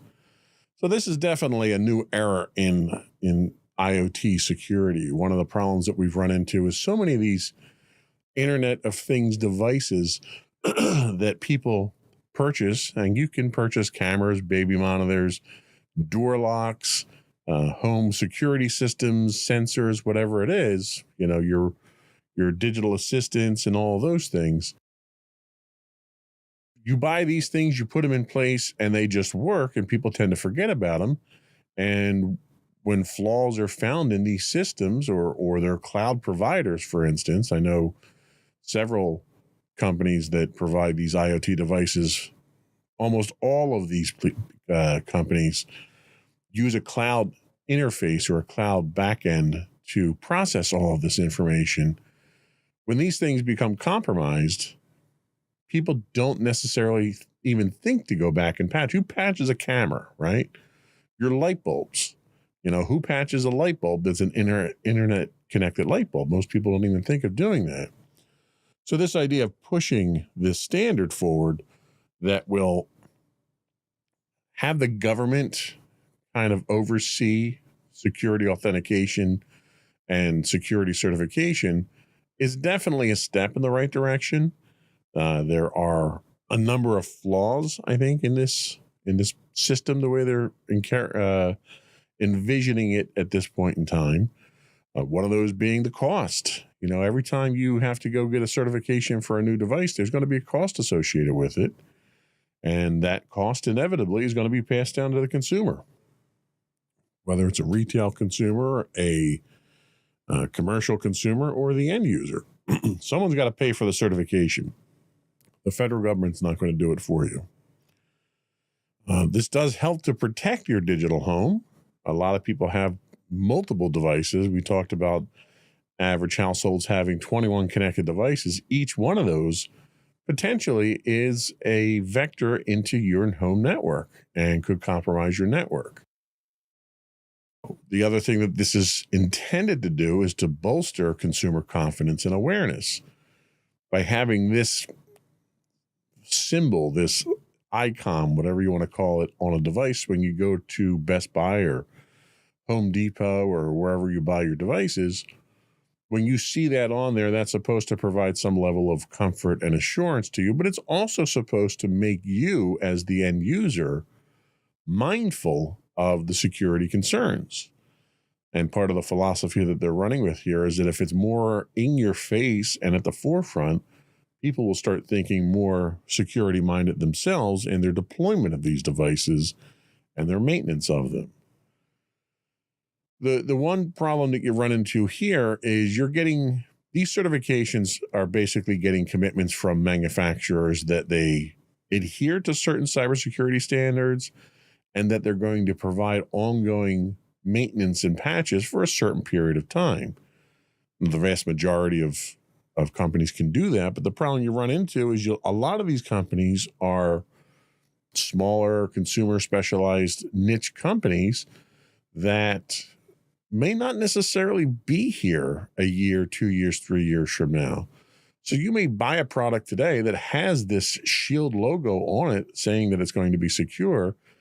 And for all you know, that company could be bought up, go out of business tomorrow, and there's really nothing to ensure that those updates continue to happen.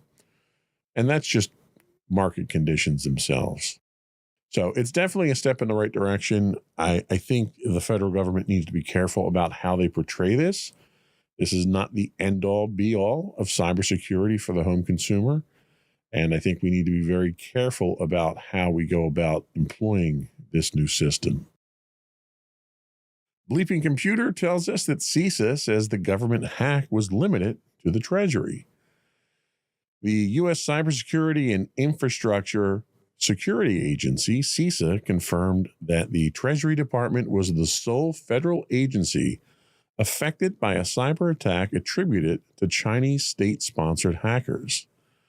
The breach disclosed last week was deemed, quote, a major security incident after attackers exploited the stolen API key to compromise a Beyond Trust remote support instance.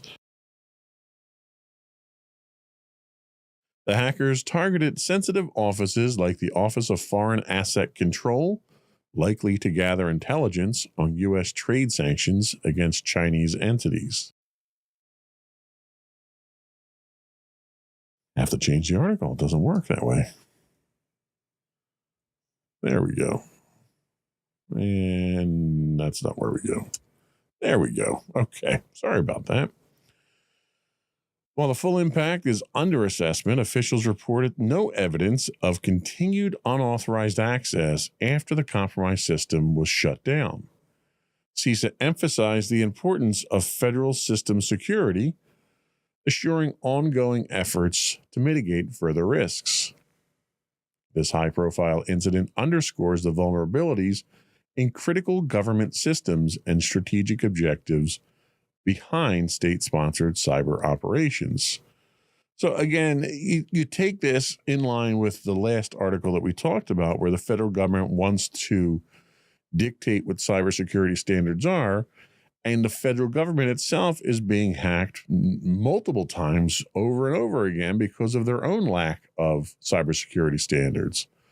So, you kind of have to take some of this stuff with a grain of salt here, because I think the government, because of the scale and size of bureaucracy, is not capable of reacting at the speed needed for cybersecurity and technical upgrades. Therefore, they should not be the ones that are dictating what other companies should be adhering to if they themselves can't resolve their cybersecurity issues. The interesting thing here is that they were targeting the Office of Foreign Asset Control and Strategic Cyber. The hackers focused on this, which suggests a deliberate attempt to gather intelligence on U.S. sanctions policies, which, given the discussions about tariffs and what the incoming Trump administration is interested in doing to offset what it thinks is an imbalance, this is kind of telling. There's obvious purpose with their actions here.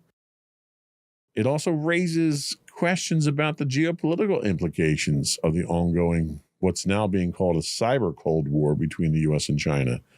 It's definitely a situation that's escalating quickly.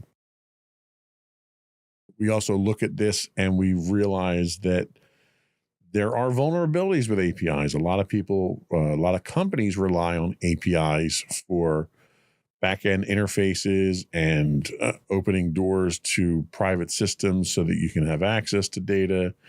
The breach leveraged, in this case, a stolen API tied to Beyond Trust software as a service remote support.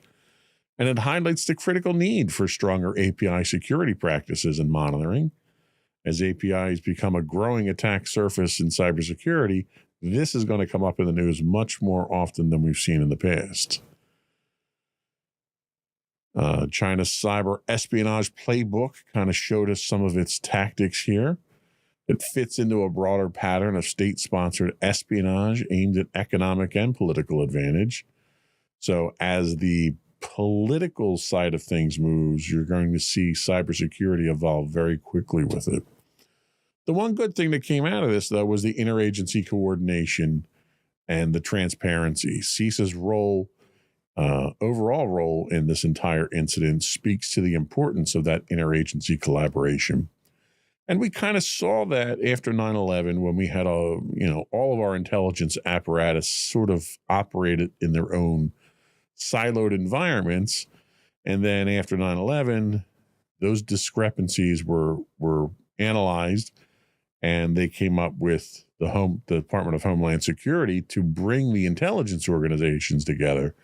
CISA's kind of trying to play that role now by keeping communication open, flowing information where it needs to go, and trying to coordinate defense against these things.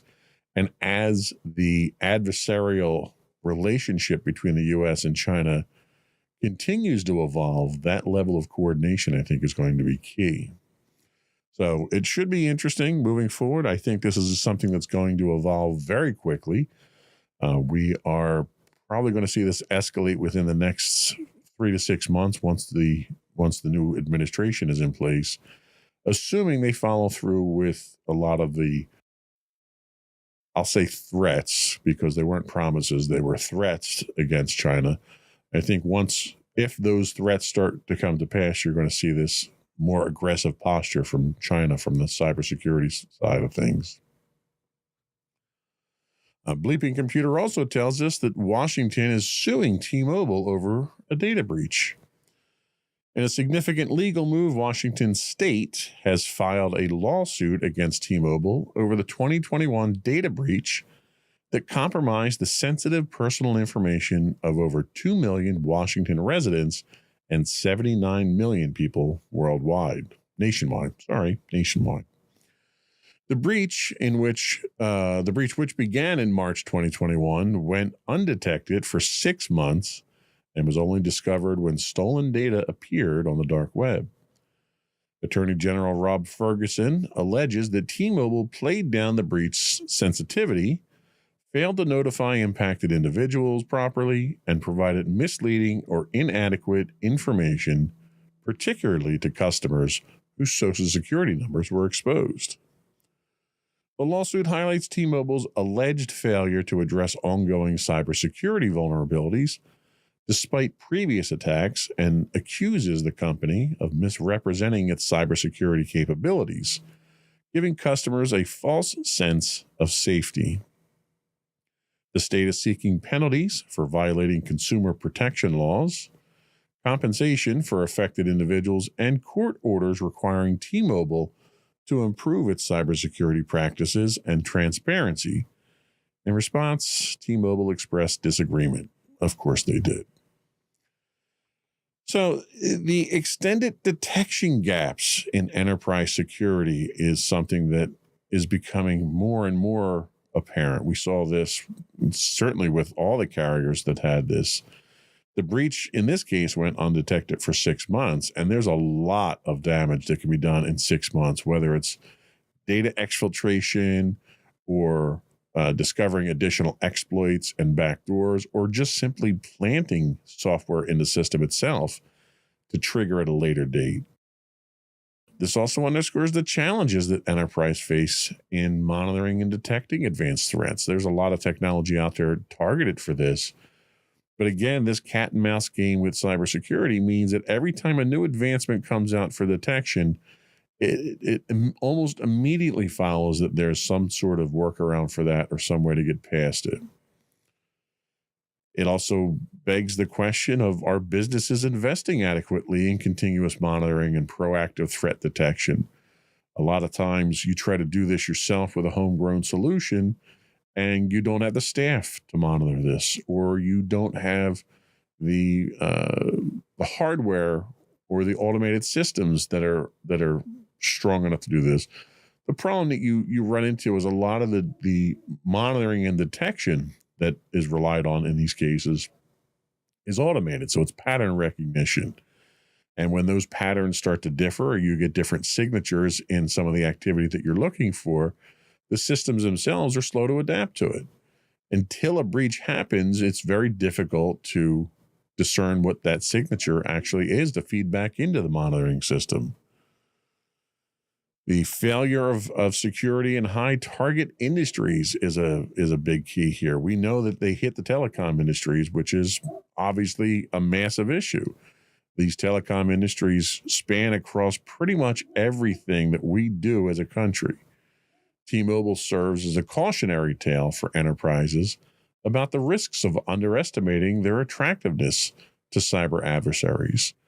And this speaks to small and medium-sized businesses as well, where a lot of the philosophy of the business ownership and management is that, well, we're too small. They're not going to attack us. There's no reason for them to attack us. They're only going to go after the big fish. And that's not necessarily the case at all. A small, medium-sized company that happens to be doing business with the Department of Defense is ripe for attack because it's a vector into larger industries and a larger pool of resources. And a lot of companies don't realize that and have to understand that. An inadequate incident response is another thing that we saw here. There was a delay in their response. And then when they did respond, their response was inadequate. Their customer notification was lackluster. They were deceptive in what they were trying to portray. And we talked about this last week. You know, it's one thing to not have evidence pointing directly to personal identifiable information being breached. And when you make a statement of, we have no evidence that this has been breached, that's true. When you have evidence that has been breached and then you make a statement contrary to that evidence, that's falsification of records there. That's fraud. And you have to be very careful. You know, you certainly don't want to alarm the public, nor do you want to embolden the attackers by making announcements of significant breaches. But you also don't want to violate the law and commit fraud by misleading people either. If I, as a user, know that my personal information has been compromised, I can then take action. I can freeze my credit reports and various, change passwords, whatever it is I have to do to mitigate any potential dangers from that. But when you're not forthcoming with that information, you as a company have robbed me of the opportunity to combat your own incompetence. Then the last thing to discuss is the regulatory and financial ramification for businesses. This particular lawsuit from a state government illustrates how breaches can lead to long-term financial and legal repercussions, and it signals a warning to enterprises to prioritize compliance with consumer protection and data security laws. Now, again, these compliance regulations are being dictated by the government, and the compliance regulations are months to years behind where the industry is. So while compliance with these regulations can be costly, they're not particularly arduous or difficult to achieve. But if you're not making the effort, you're not going to achieve them. So we'll see where this goes. T-Mobile last week had talked about the fact that they had mitigated the telecom breach itself. This week is a different story. So it just goes to show you how the news cycle can evolve very quickly when information of fact can come out. We're going to take a quick break. Before we do that, though, I want to take a moment to invite our listening and viewing audience to subscribe to the podcast. You can find all of our podcasts, both audio and video, listed as Insights into Things on your favorite podcast outlet, software, distributor. We're available on Apple Podcast, Stitcher, not Stitcher. I keep saying Stitcher, but they're not around anymore. Google, iHeartRadio, Buzzsprout, Amazon. I actually listened to it on Amazon the other day, which was interesting. We also invite you to reach out, give us your feedback, tell us how we're doing. What do you want us to talk about? What do you not want us to talk about? You can email us at comments@insightsintothings.com. We're available on Twitter or X at insights_things. You can find us on Facebook at facebook.com/insightsintothingspodcast. You can also call into us now. We don't have a live person answering the phones, but you're welcome to leave a voicemail on the line, and we can integrate that into one of our future shows as appropriate. You can call in to 856-403-8788. That's 856-403-8788.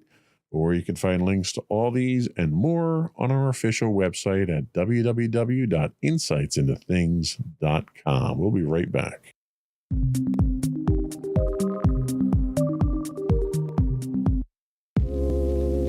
Are you tired of your favorite gaming podcast finishing with a play?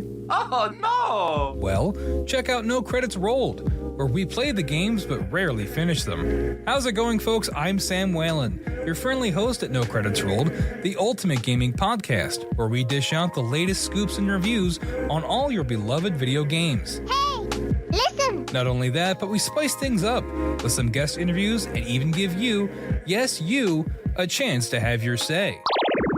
Tune in every other week for a fresh dose of No Credits Rolled, available on all major podcast platforms, and hit us up on social media at No Credits Rolled. So why wait?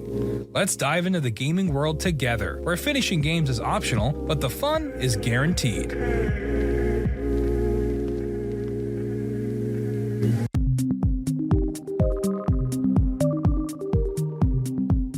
Welcome back. We are talking tech today. Next up is an article from The Verge, and they tell us about Samsung's smartphone subscription. Samsung is set to expand its AI subscription club to its Galaxy smartphones and the upcoming Valley AI robot starting next month.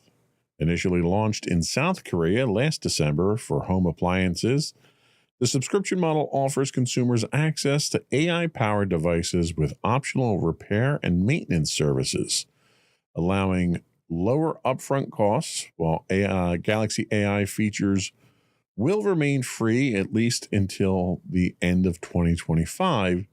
The subscription option adds flexibility for users.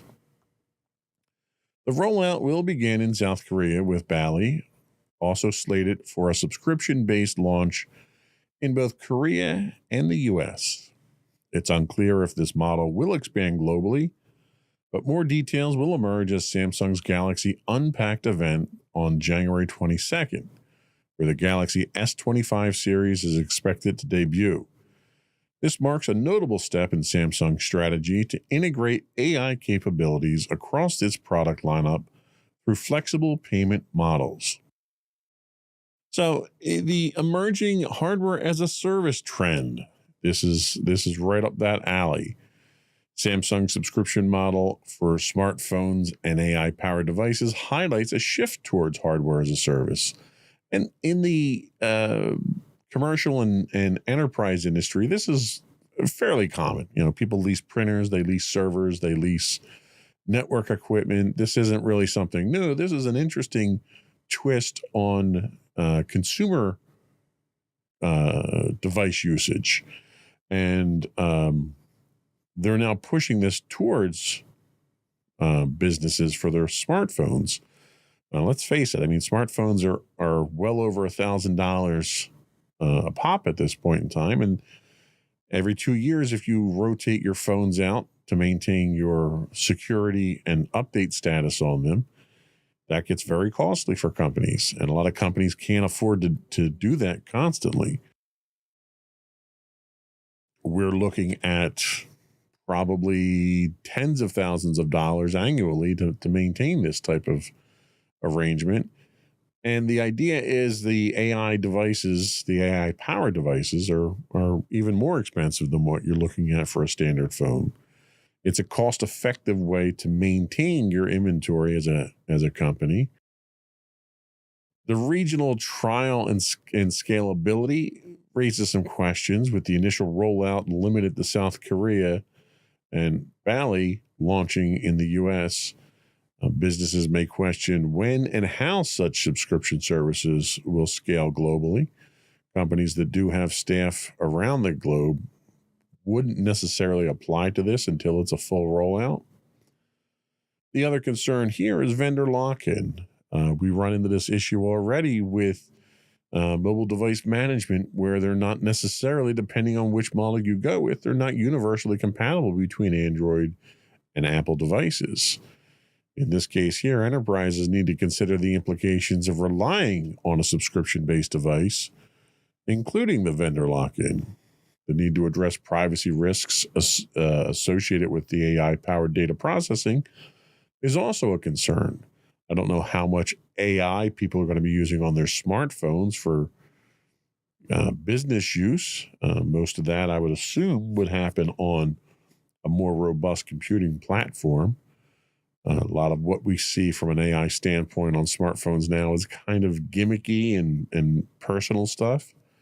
So I don't know how much of a business application these types of services will have. But if nothing else, the concept itself offers another option for people. It offers a way basically to finance your maintenance in your smartphones rather than stealing from Peter to pay Paul with your upgrade plans and things of those nature. That can get almost cutthroat in some companies when you have to deal with, Susie got a new phone. How come I didn't get one, and stuff like that. With a lease program here, you may see some of those problems go away. Our next article comes to us from Wired. They tell us that Meta's new free speech is a gamble. Meta's recent decision to abandon its partnership with fact checkers and overhaul its moderation policies signals a shift in its approach to content management, drawing comparisons to Elon Musk's X. The company plans to replace its fact-checking programs with a community notes model, similar to X's crowdsource system, citing, quote, free speech as its motivation. Critics argue this move could open the floodgates to misinformation and hate speech, as Meta loosens its hateful conduct policy and aligns itself with conservative narratives. With 3 billion monthly users across its platforms, Meta faces significant challenges in scaling a crowdsourced moderation system, raising concerns about the potential for unchecked disinformation and bigotry. These changes, coupled with political appointments, like the Trump ally Dana White to its board, have sparked debate about Meta's direction, particularly as it seeks to reconcile free speech with responsible content management. Experts warn that such shifts might lead to an ecosystem rife with misinformation, diminished trust, and further polarization. Meta's path appears to mimic X's, but on a much larger scale, with consequences for the global information landscape. The content management shifts here tend to cause some concerns for enterprise brand safety. We saw this with X after Elon Musk took over and started making wholesale changes. You had a lot of sponsors decide that they were not going to stay on the platform, and they bailed. And, you're going to see something similar to that probably with Meta, but you're going to see it on a much larger scale. They have a significantly larger market share. The transition from fact-checking to community notes raises concerns about your brand. Do you want to be associated with some of the things that are going to be coming out on Meta now without these fact checks? Do you also have to worry about enterprise communication strategies? A lot of companies have now turned to social media platforms such as X and Facebook to communicate with their customers. Meta is loosening its hateful conduct policy and embracing its own unique idea of free speech could impact that. Businesses using the platforms may face increased scrutiny over their association with controversial or harmful content appearing alongside their ads. And then we mentioned the scalability for crowdsourced moderation. Implementing a community note system at scale poses significant challenges. And a lot of this is theoretical because no one's ever tried to do it at this scale. An inability to effectively moderate content could impact enterprise use of the platform. You could see a lot of companies moving away from Meta and advertising and communication and their public presence because it's damaging to their brands. And I think Meta may have, in their effort to gain political favor with the new administration, may have overlooked a lot of these risks. The political alignment and enterprise trust don't necessarily align with each other. Meta's policy changes and board appointments suggest a shift toward a politically aligned strategy. And it's worthwhile mentioning that I don't disagree with their approach to it or their need to take this approach to it. We have an incoming administration that has openly stated its hostile policy towards anyone that doesn't adopt their philosophy. And quite blatant threats of retaliation for it.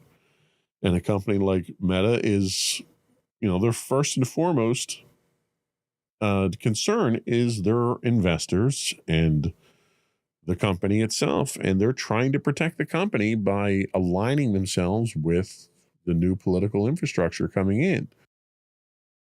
That's probably right for the company from a defensive standpoint. I don't think it's right for the industry. I don't think it's right for their clients. It might or might not be right for their advertising partners.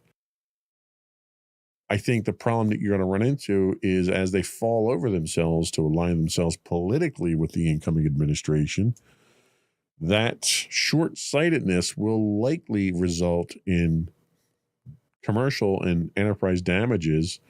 Certainly financial damages are a high risk to the company in general as they take this tack and they start losing advertising customers. This is also going to impact their push for AI adoption. One of the biggest problems, one of the biggest fears that people have right now is that AI is too powerful and AI is uncontrolled and it's a beast that's waiting to be unleashed. When you have Meta as one of the companies that's developing a widely adopted platform for AI, and they are openly politicizing their corporate actions now, they're removing or highly mitigating their hate policies. They're doing away with fact checking. That seriously draws into question any AI product that they might be putting out on the market. And I think it's going to seriously jeopardize the adoption of their version of AI. Enterprises that were looking to adopt it may need to reconsider their dependency on Meta platforms for credible and trustworthy customer interactions. I mean, overall, my personal opinion is it's dangerous. It's dangerous to want to cater to a point of view that is anti-fact and pro-rhetoric. And that seems to be exactly what Meta is doing here.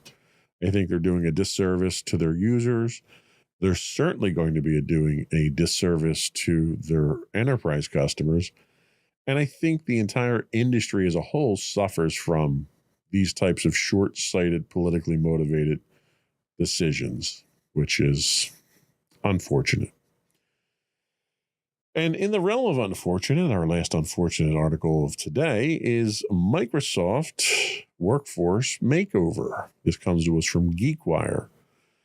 Microsoft's workforce continues to face periodic layoffs, with the latest round targeting employees whose performance falls below company standards.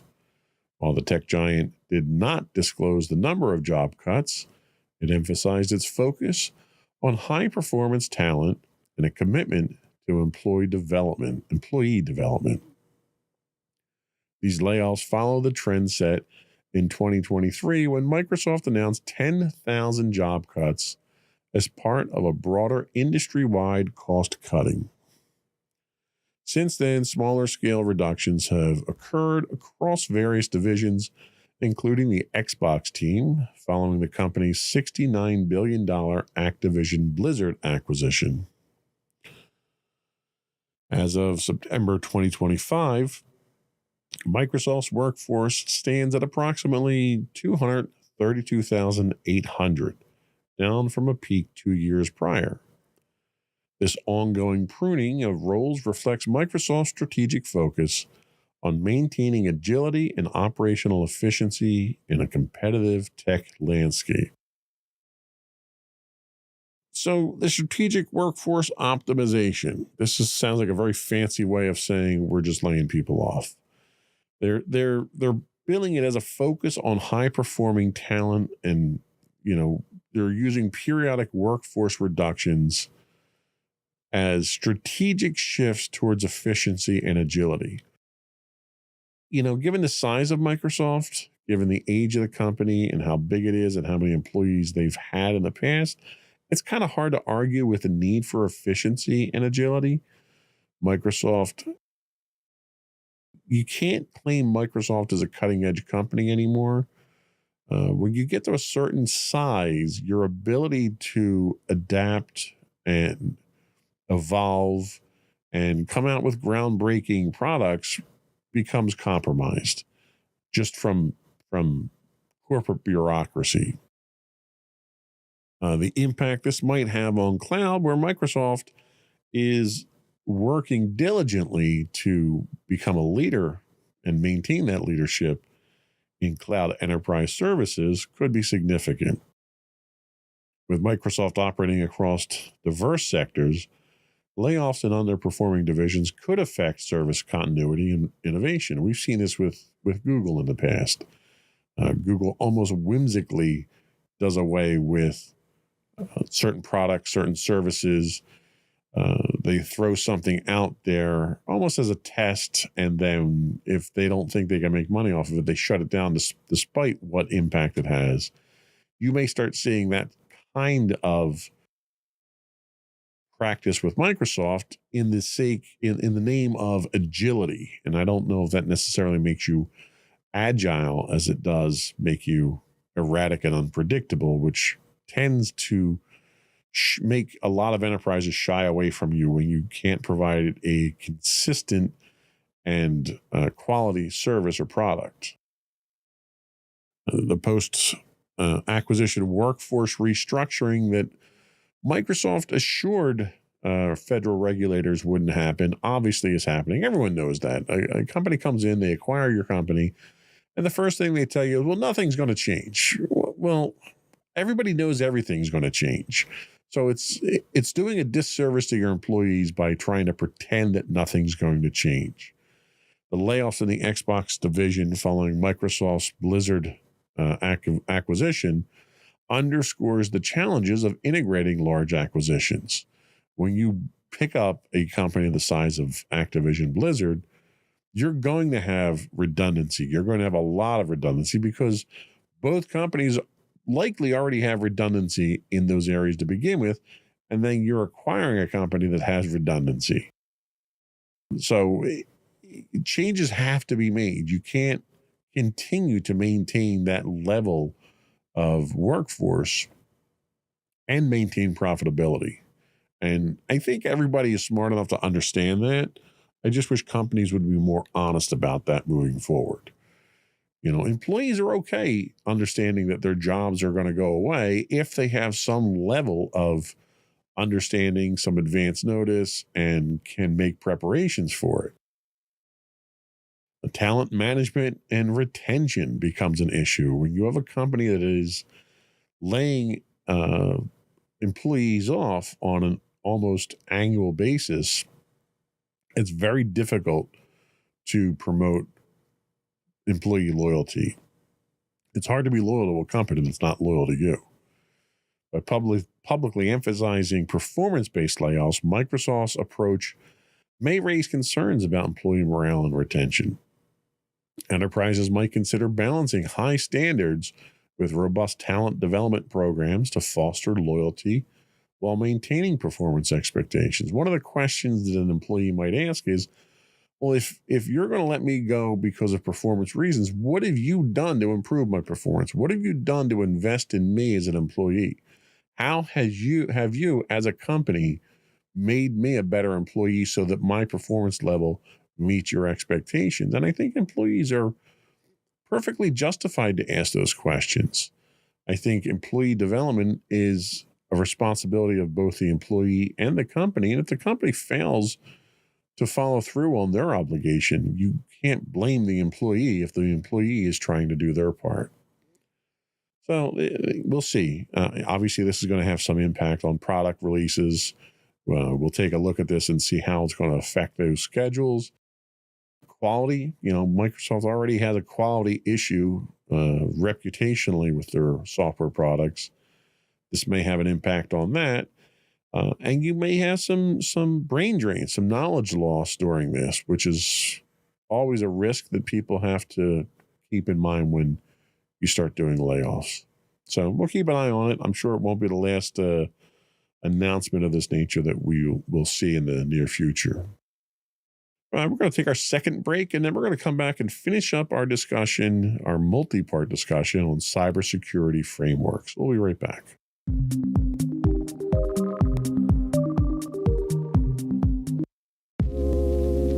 Are you tired of your favorite gaming podcast finishing with a play? Oh no! Well, check out No Credits Rolled, where we play the games but rarely finish them. How's it going, folks? I'm Sam Whalen, your friendly host at No Credits Rolled, the ultimate gaming podcast, where we dish out the latest scoops and reviews on all your beloved video games. Hey, listen! Not only that, but we spice things up with some guest interviews and even give you, yes, you, a chance to have your say.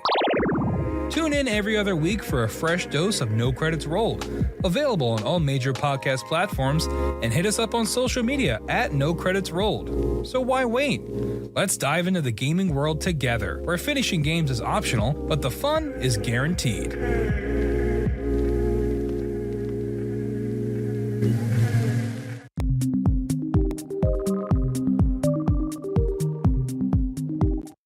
Welcome back to Insights into Technology. So in our sixth and final installment on cybersecurity frameworks, I wanted to briefly touch on what the future of cybersecurity frameworks and standards looks like. Now, this is based on today's standards, today's requirements, and today's risks. That is not to say that these frameworks and these requirements won't evolve moving forward, which obviously they will. So the future of cybersecurity frameworks and standards, as the technology continues to evolve, so does the field of cybersecurity, and with it, the frameworks and standards that guide organizations in protecting their information systems. The future of cybersecurity frameworks is shaped by new regulations, advancements in technology, and an increasing need for adaptability. These frameworks help organizations navigate the complex landscape of digital threats. And as the landscape changes, so must the frameworks themselves to remain effective. One significant trend is the increasing regulation and development of cybersecurity standards, with frequent updates to ensure that they remain relevant. Governments and industry bodies worldwide are recognizing the need for stronger cybersecurity practices and are updating regulations like the Federal Information Security Modernization Act to address the latest threats. Additionally, with the rapid growth of Internet of Things devices, there is a growing demand for standards specific to these devices, which often have unique vulnerabilities due to their network nature and their often limited security features. Future frameworks are likely to incorporate more specific guidelines for these emerging technologies, ensuring that they are designed and maintained securely from the outset. Another trend in the evolution of cybersecurity frameworks is the integration of artificial intelligence and machine learning. AI and machine learning can enhance cybersecurity efforts by analyzing large amounts of data to detect unusual patterns, predict potential threats, and respond quickly to incidents. By incorporating AI-driven tools into frameworks, organizations can automate and enhance their threat detection and response capabilities, allowing for faster and more efficient management of cyber risks. Future frameworks may include specific guidance on using AI and machine learning, helping organizations to deploy their tools responsibly and effectively. Finally, there's a strong push for frameworks to become more adaptive, scalable, and risk-based.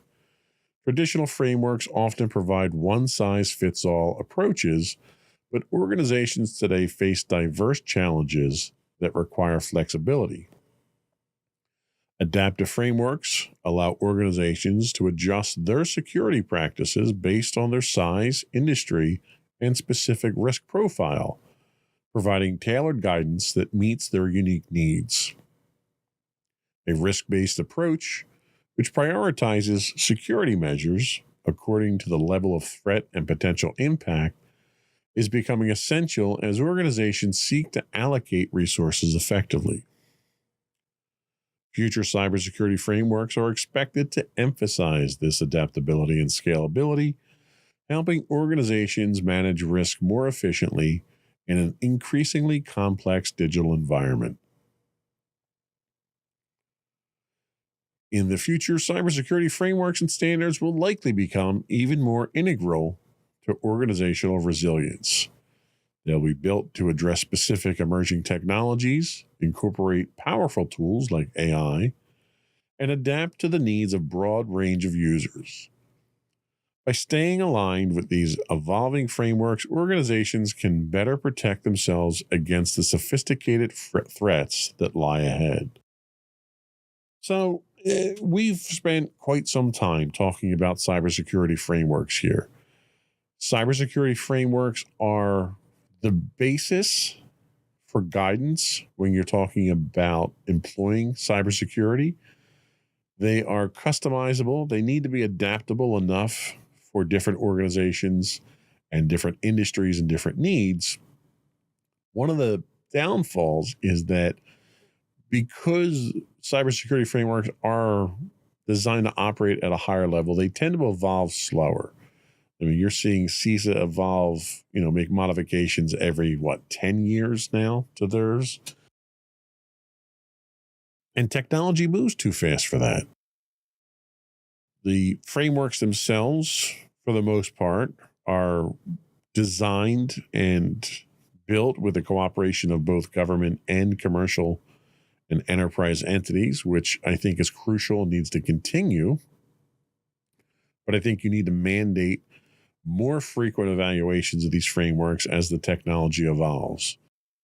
With groundbreaking technology like machine learning and artificial intelligence, it completely has the capability to completely upend cybersecurity frameworks. You're going to see other revolutions like this come out.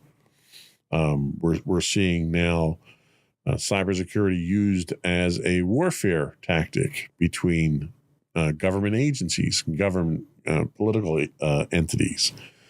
That's going to make cybersecurity frameworks evolve faster. You're going to see quantum computing have an influence on it. So everything that comes out from a cybersecurity standpoint, whether it's technology, whether it's more aggressive actors, whether it's state-sponsored cyber attacks, all of these things are going to have an effect on the cybersecurity frameworks that we have.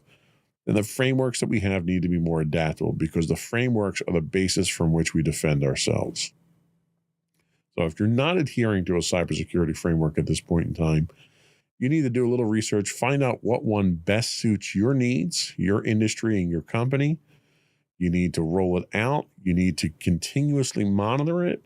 And you need to make your own adjustments as technology and requirements change. So that was all we had for today. Before we do go, I do want to once again invite our listening and viewing audience to subscribe to Insights into Things. That will get you all of the network's podcasts, both audio and video.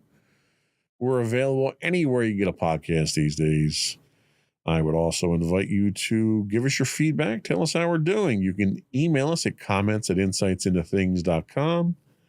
You can call in, leave a voicemail for us, and we'll get you on one of the future podcasts. Our call-in number is 856-403-8788. That's 856-403-8788. We do stream on Twitch 5 days a week. If you have a an Amazon Prime subscription, you do get a free monthly Twitch Prime credit. We would appreciate it if you threw that our way. You can also find high-resolution videos of all of our podcasts on YouTube at youtube.com/insightsintothings, where you can get links to all of that and more on our official website at insightsintothings.com. That's it. Another one in the books.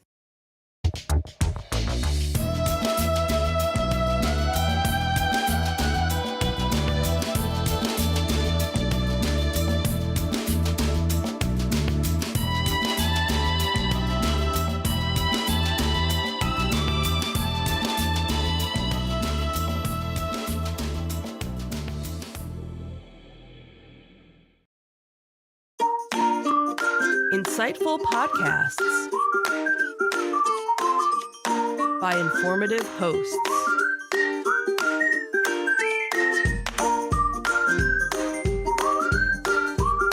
Insights into Things, a podcast network. Welcome to Insights into Technology, a podcast exploring the latest in computers, networking, home automation, mobile computing, and all things technology related. Our hosts will take a deeper dive into the latest and greatest in tech trends and give you the information you need to enable your tech-centric world. This is Insights into Technology, episode 12. United Health takes another hit. I'm your host, Joseph Whalen, and this is your tech news of the week. Our first article comes to us from TechCrunch. United Health's AI-driven insurance claims chatbot left exposed to the internet. United Healthcare's Optum recently restricted access to an internal AI chatbot after a security researcher discovered it was publicly accessible online without password protection. Dubbed SOP Chatbot, this tool was designed for employees to query the company's standard operating procedures, SOPs, related to handling patient health insurance claims.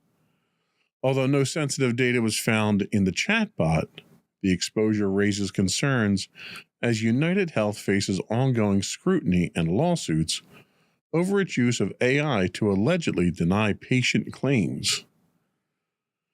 The chatbot, described as a proof-of-concept tool, was used hundreds of times by employees before being secured. Its functionality included referencing internal documents and offering insights into claims processing, including denial reasons. While Optum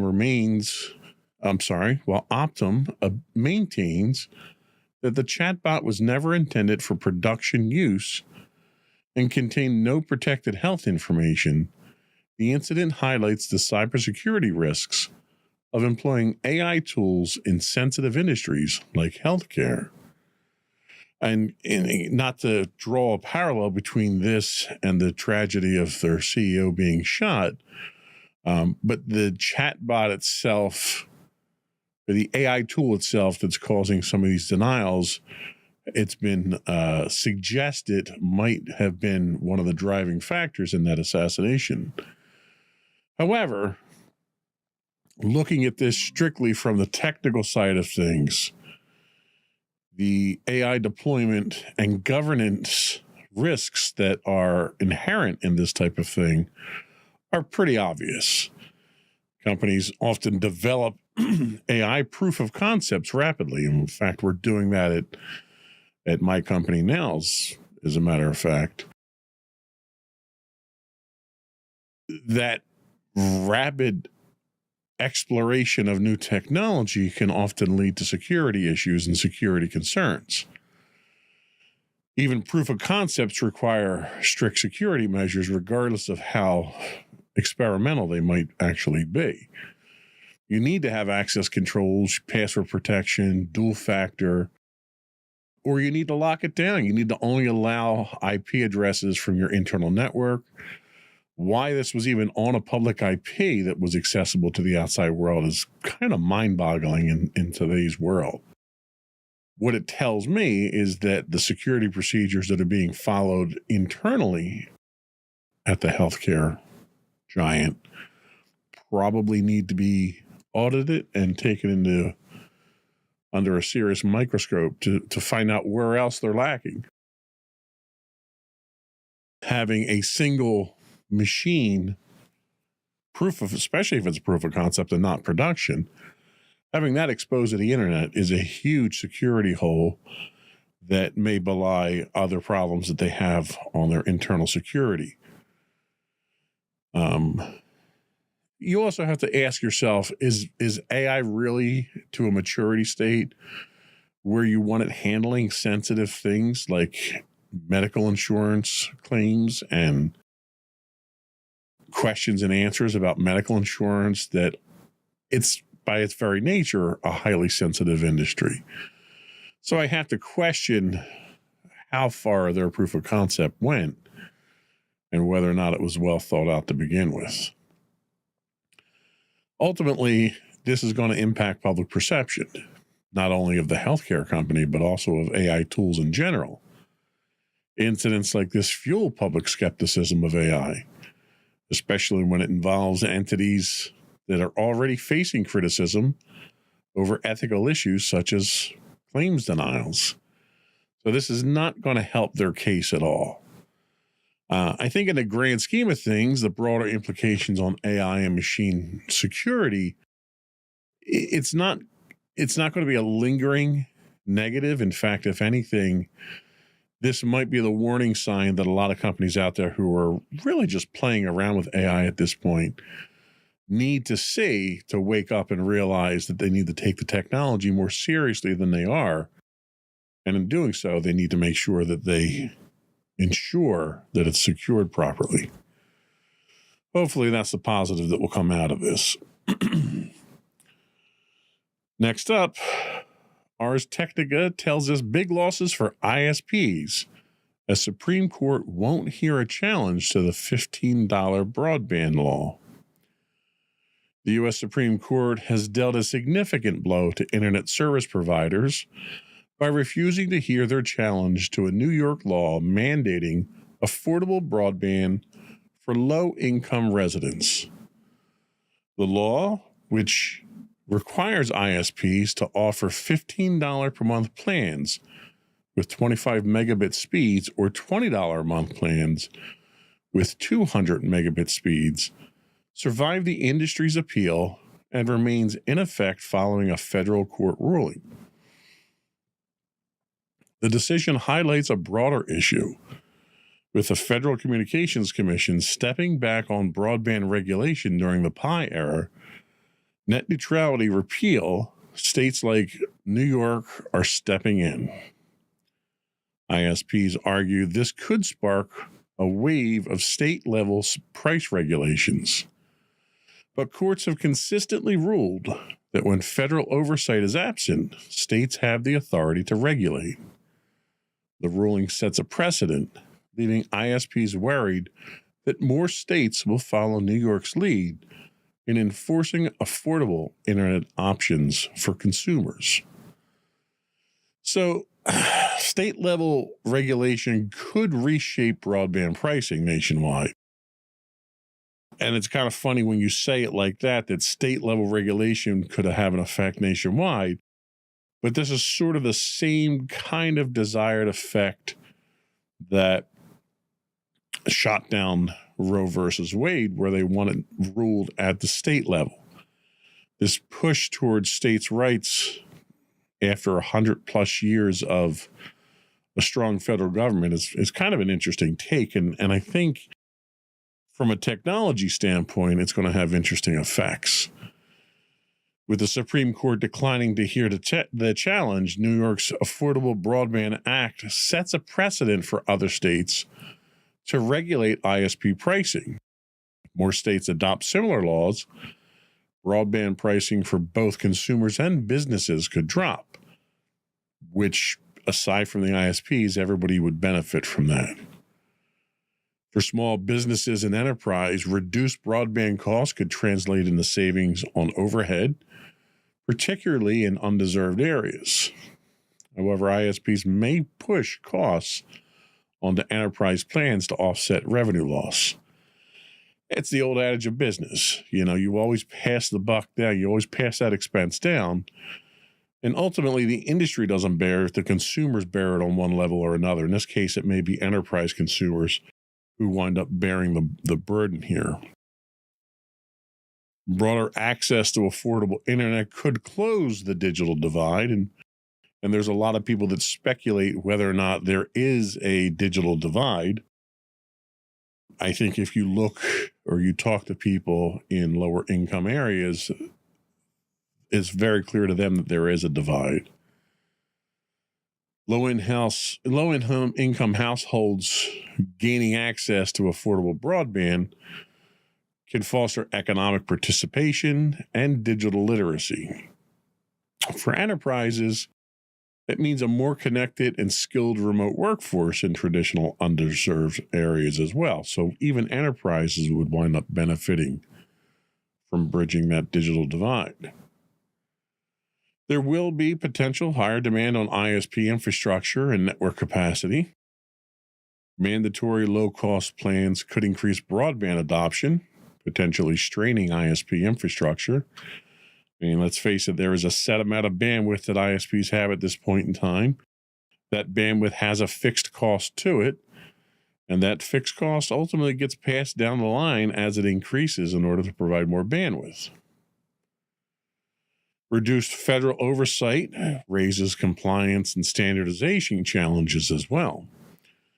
The Supreme Court's ruling reinforces states' ability to regulate broadband pricing in the absence of federal authority. For multi-state enterprises, this patchwork approach could introduce compliance challenges and inconsistencies in broadband pricing. So there's a lot of questions that still need to be answered on this, and there's a lot of speculation as to where things are going to land. For instance, ISPs may reprioritize enterprise clients to offset revenue losses. ISPs argue that price caps on consumer plans could disrupt their business models, and that's a very valid point.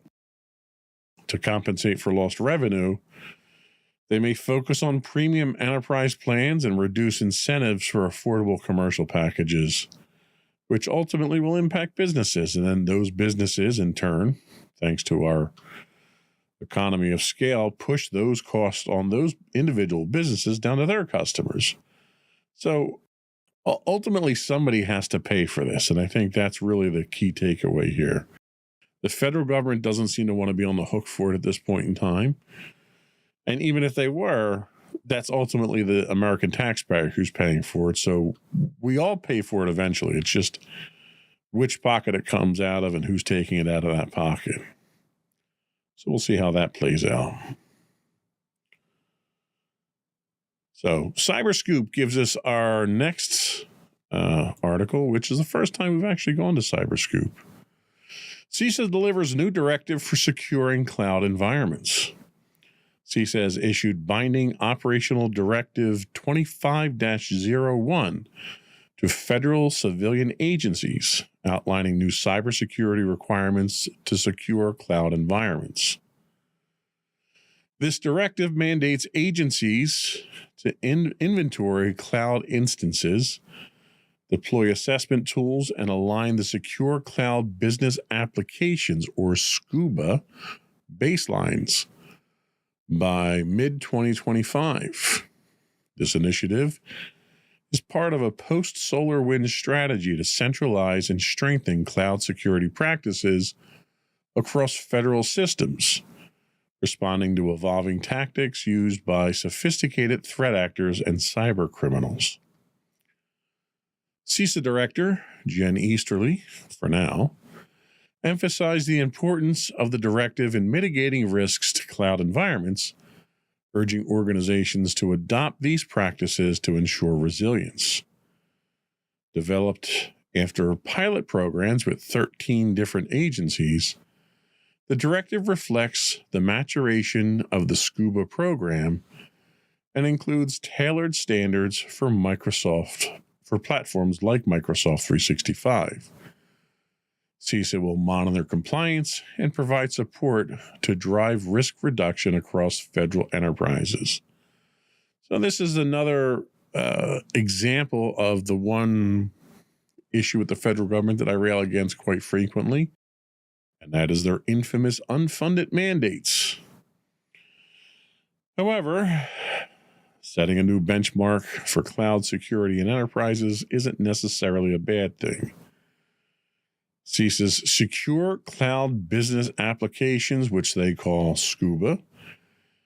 The guidelines create a standardized framework for securing our cloud environments, which could influence private sector practices.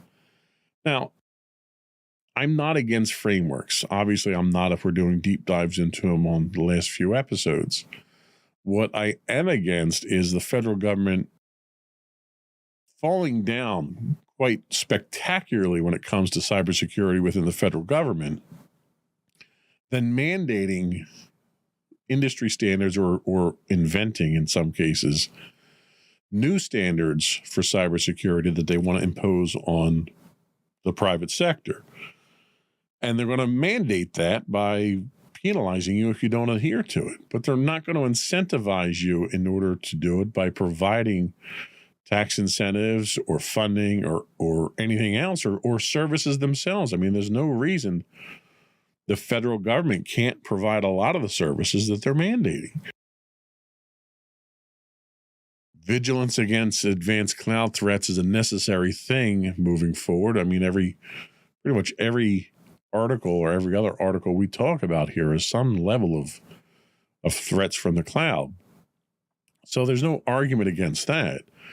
But you can't expect, businesses that have fixed fiscal budgets to incorporate these new mandates into their operations in a timely manner. And that's a huge problem. Cybersecurity is a very expensive part of IT infrastructure. And I don't think the federal government really appreciates that. Pushing for proactive cloud security is something that everybody should be doing, not just the federal government. It's unfortunate that it took a SolarWinds level incident for anyone to kind of wake up to this, but that's kind of how the ball rolls, I guess. The commercial implications for cloud vendors and third-party providers can't be ignored either. Vendors providing cloud services and security tools may see increased demand, and agencies and businesses alike as they adopt these SCUBA-aligned configurations. Cloud service providers like Amazon, Microsoft, and Google will need to ensure their offerings align with these new standards as well. Now, these standards are not industry-based standards. They've not gone through any rigorous testing. This has all been stuff that's been done internal to the federal government and various agencies. So the fact that these standards haven't really seen the light of day in a commercial and enterprise environment is one that leaves me rather skeptical of how effective they're going to be. So that's it for the first couple stories. I think we're going to take a quick break. But before we do, I want to take a moment to invite our listening and viewing audience to subscribe to the podcast. You can find audio and video versions of all of our podcasts listed as Insights into Things. And we can be found anywhere you get a podcast, Apple, Spotify, TuneIn, etc. I would also encourage you to contact us. You can email us at comments@insightsintothings.com. You can find us on Facebook at facebook.com/insightsintothingspodcast. You can also call in, leave a voicemail for us. We don't have anyone live on the phones, but if you leave a voicemail, we'll be happy to incorporate your contents into the podcast in whatever way is appropriate. The dial-in number for that is 856-403-8788. Again, that's 856-403-8788. You can also find links to all these and much more on our official website at www.insightsintothings.com. We'll be right back.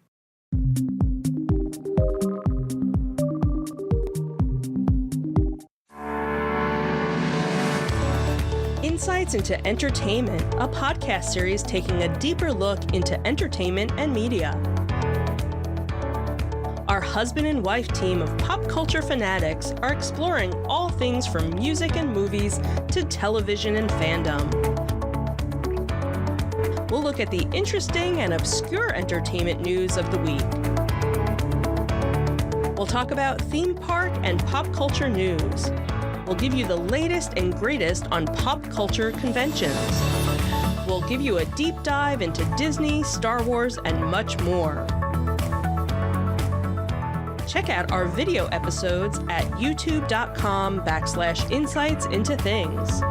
Our audio episodes at podcast.insightsintoentertainment.com, or check us out on the web at insightsintothings.com.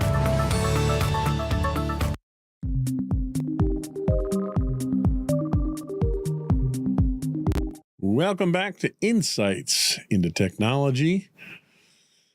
Recorded Future released their 2024 State of Threat Intelligence Report.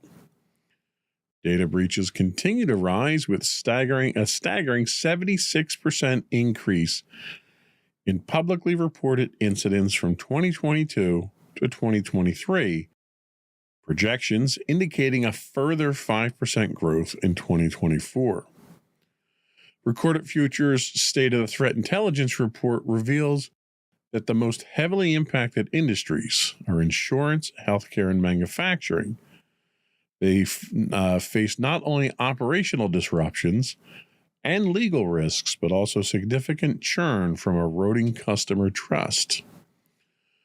As the breaches increasingly target third-party software vulnerabilities and exploit administrative accounts, companies are grappling with risks moving beyond their direct control.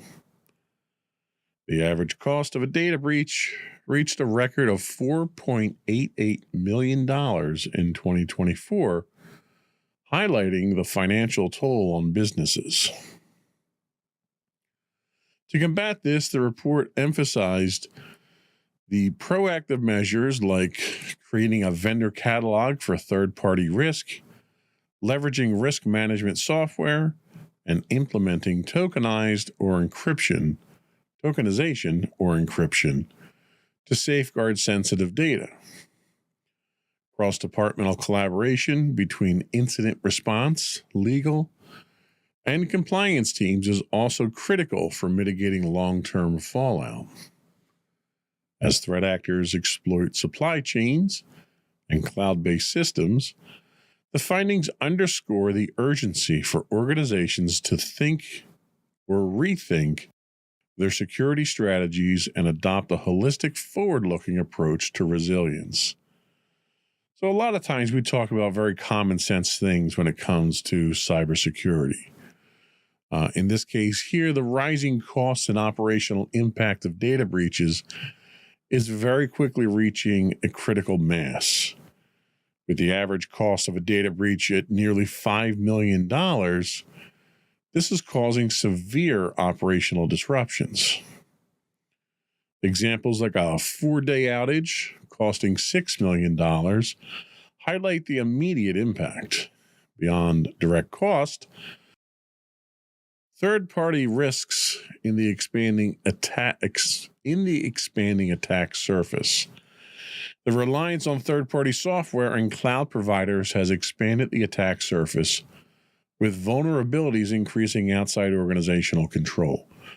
For the longest time, you basically minded your own house. You housed your own data, you housed your own servers, and everything that you did and everything that you had was maintained by you. So if there was a problem, if there was a hole, it was usually because you didn't do the maintenance yourself. Nowadays, so much of our infrastructure is cloud-based, whether it's data warehousing, web applications, even your VoIP phone systems are all cloud-based now. So instead of putting all your eggs in one basket that you control, you're now putting them in multiple baskets that are all outside of your control. So it requires a significant level of trust in order to engage in that type of activity. The report also highlights the targeting of highly sensitive industries. When we're talking about insurance and healthcare and manufacturing, these are all industries that are critical to our infrastructure.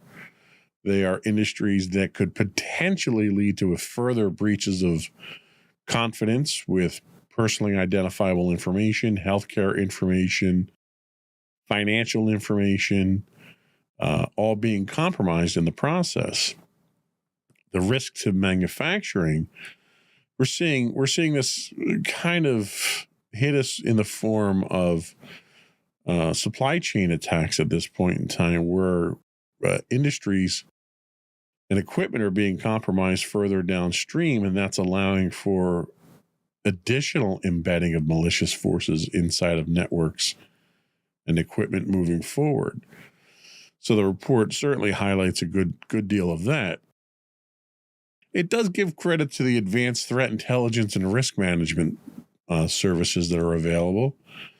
Effective use of threat intelligence is becoming critical for identifying and mitigating risks before they escalate in the breaches. So there's some hope out there. It's not all doom and gloom. But as always, cybersecurity is a cat and mouse game, as every time the attackers enhance their ability, defenders are playing catch up, and there's a brief period of parity there that happens before the escalation happens again. There's no chance that these threats are going to get any less sophisticated anytime in the near future. There's also worth mentioning the cross-functional collaboration needed to manage breach and the fallout. Effective breach responses require close collaboration across forensics, incident response, and your legal and compliance teams, not to mention your marketing and communications teams as well.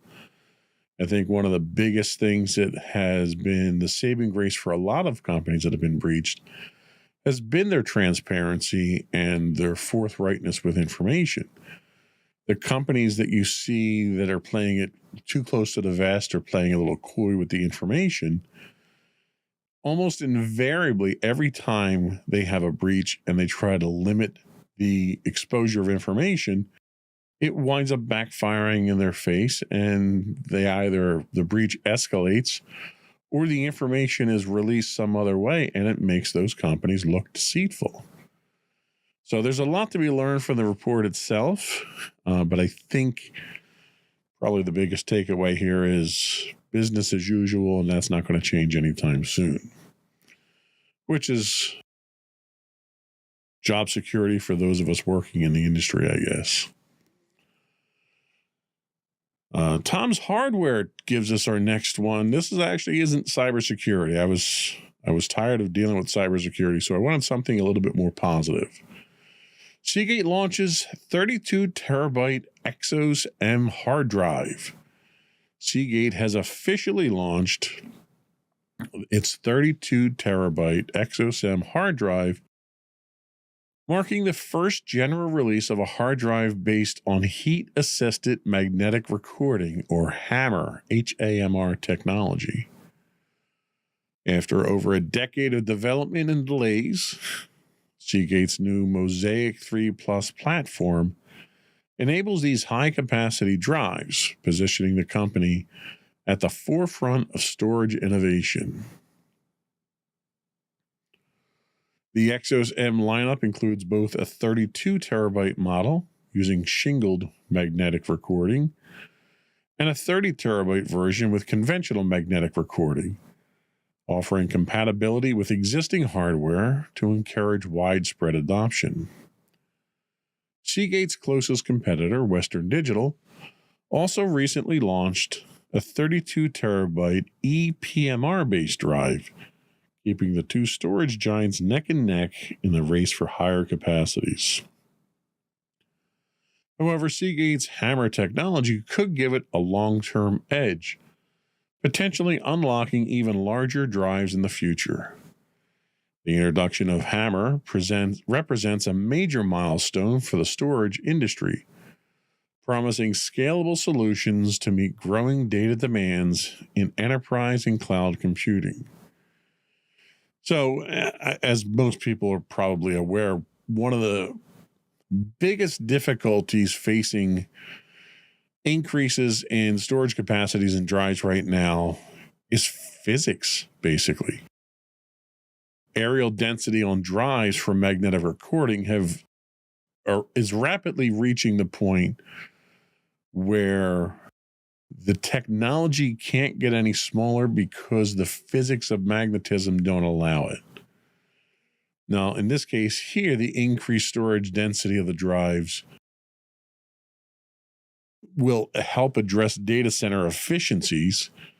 With 32 terabyte capacity per drive, Seagate's HAMR technology allows data centers to significantly increase storage density while reducing their physical hardware footprint. This is particularly critical for enterprises managing large-scale data storage, such as cloud providers, financial institutions, and research organizations. Fewer drives are needed to achieve the same total storage, leading to reduced rack space and power consumption. Lower operational costs for power and cooling might offset the increase in the initial upfront cost of the drives themselves. One example given is hyperscale data centers could upgrade to 32 terabyte HAMR drives and reduce rack count by nearly 50% to the current 16 terabyte drives. Will that cost outweigh the long-term savings? That's yet to be seen because we haven't seen these drives come out in any great capacity. It's certainly not enough volume to lower costs at this point. The compatibility with the existing hardware streamlines the adoption. Unlike some emerging storage technologies, Seagate's XOSM drives are backward compatible with existing hardware systems. Enterprises could adopt these high-capacity drives without significant infrastructure overhauls. Now, it's worth noting that technology itself isn't perfect, especially when you're talking about a mix of the storage types.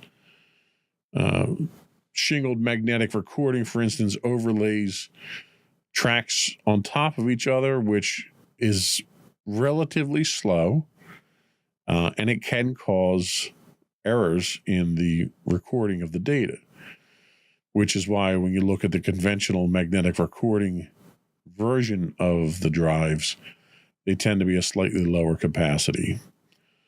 So it's not without merit. It's not without its risks. It's nice to see that there is still competition when it comes to storage. It's nice to see. Well, I don't want to say it's nice to see, but for an old school guy like me, it's nice. It's nice to see that they're still using magnetic storage. Everyone's been pushing towards solid state, but the price on solid state per terabyte is just prohibitively high right now still. And durability is not quite there with the writes and so forth. So we'll see. This new technology is certainly encouraging.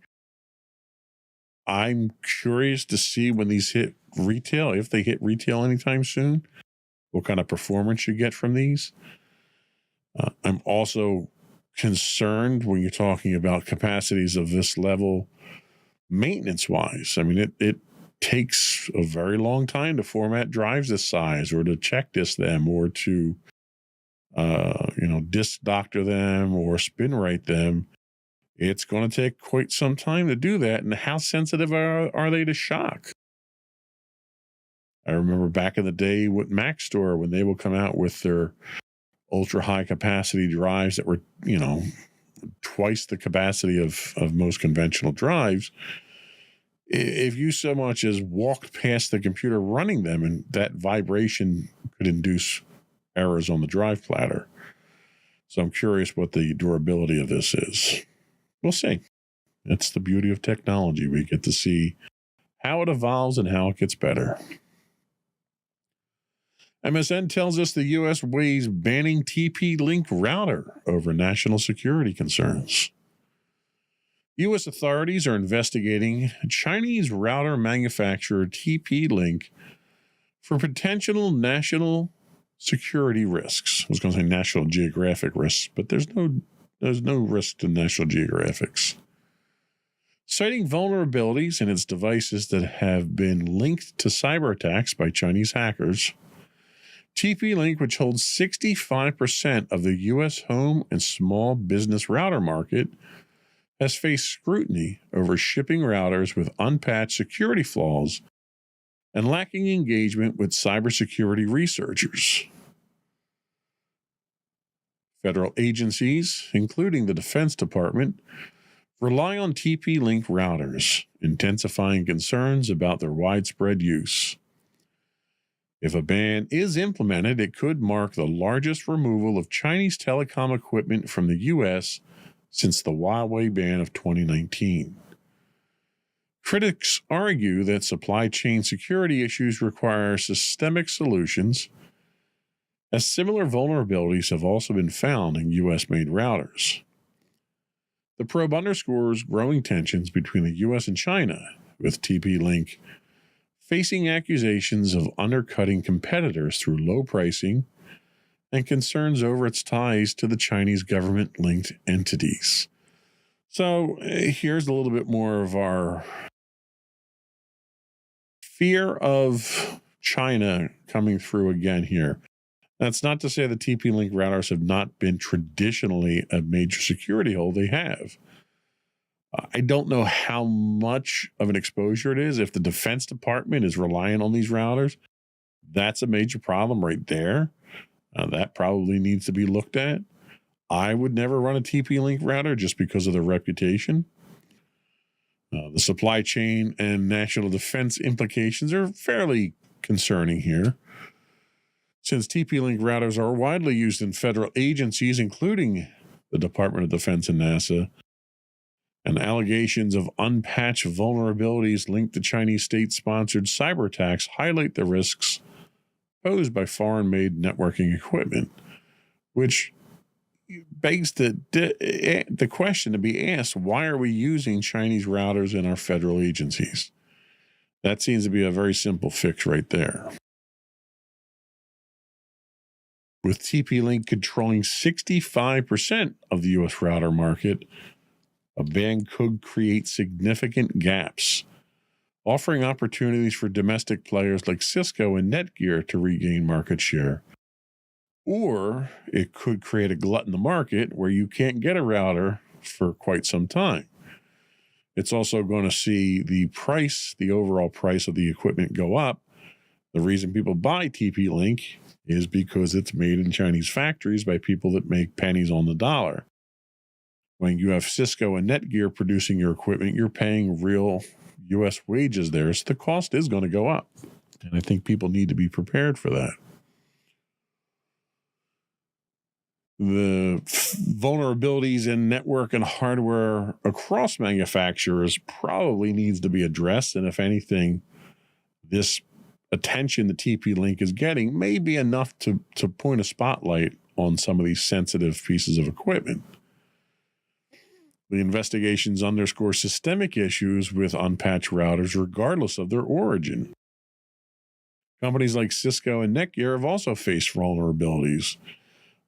Do we feel more comfortable exposing ourselves to a domestic vulnerability rather than an international one? I don't know who draws that line or sets that standard there. This also highlights the geopolitical tensions that are driving policy and market shifts right now. We're obviously going through a administration change here. We've got a lot of tough talk towards China. We've got China coming across as an adversarial nation, teaming up with Russia and North Korea in what George W. Bush had probably once would have referred to as an axis of evil. So is a lot of this political? Is it technical? Is it political? There's certainly technical merit to it, but not enough to single out TP-Link since these vulnerabilities are in a lot of routers. So I think a lot of this is probably more politicking than anything. Again, we'll see how this one plays out. We've got a short period of time before we see any impact from this. So we'll see how well things play out. We're going to take our second break now. And when we come back, we're going to continue our talk on cybersecurity frameworks as we take a look at some emerging specialized frameworks. We'll be back in a minute.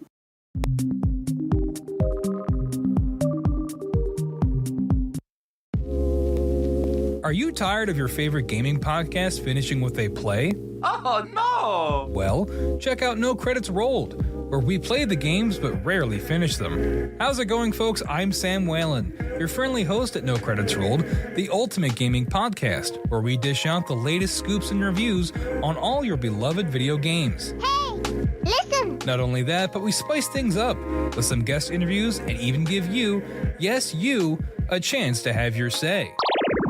Tune in every other week for a fresh dose of No Credits Rolled, available on all major podcast platforms, and hit us up on social media at No Credits Rolled. So why wait?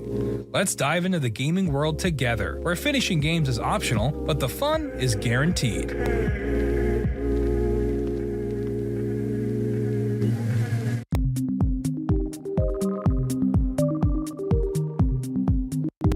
Welcome back to Insights into Technology. We are going to beat the dead horse of cybersecurity frameworks a little bit more this week.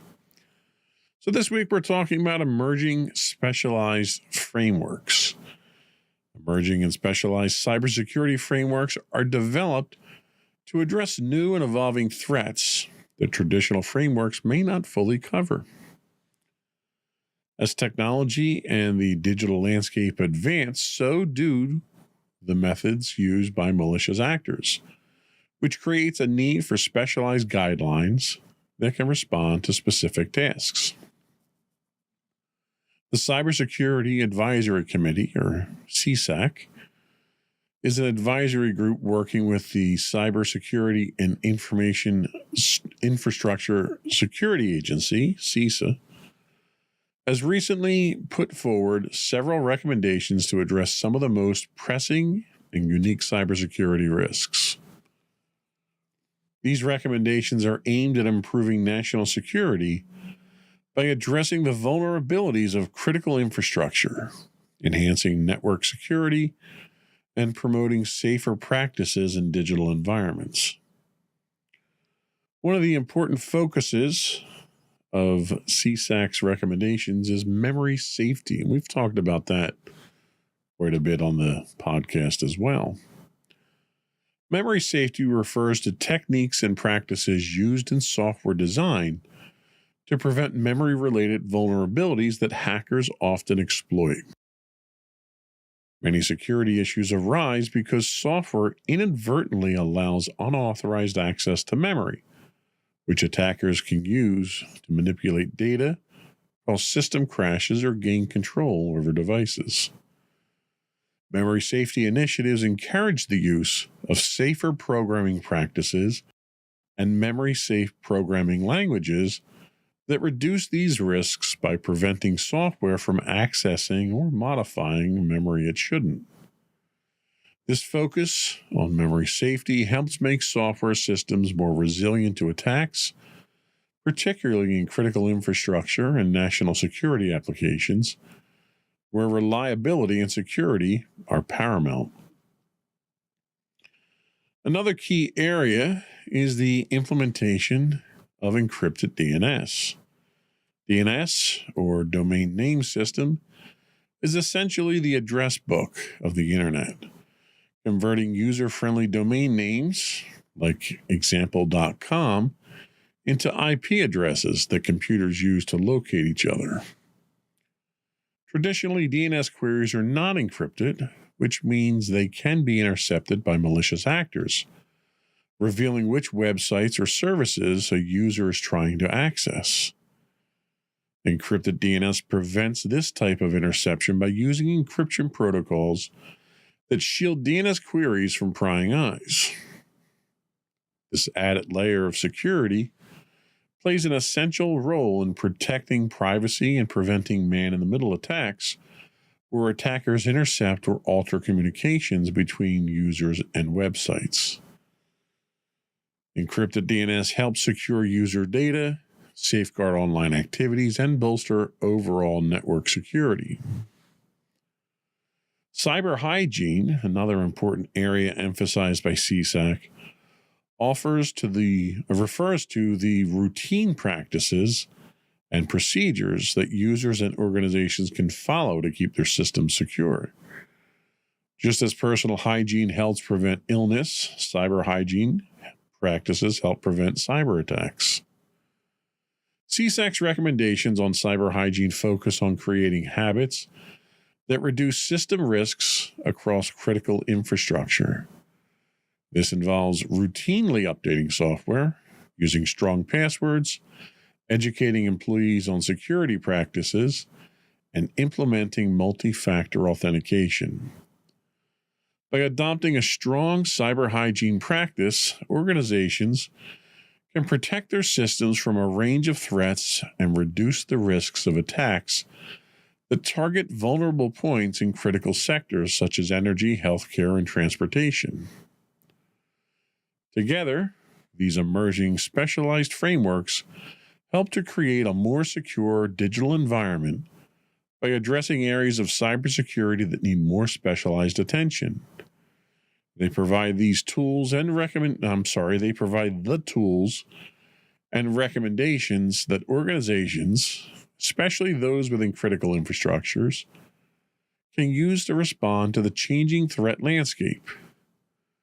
By adopting memory-safe practices, encrypted DNS, and robust cyber hygiene, organizations can better protect themselves and their users, creating a safer and more resilient cyber ecosystem.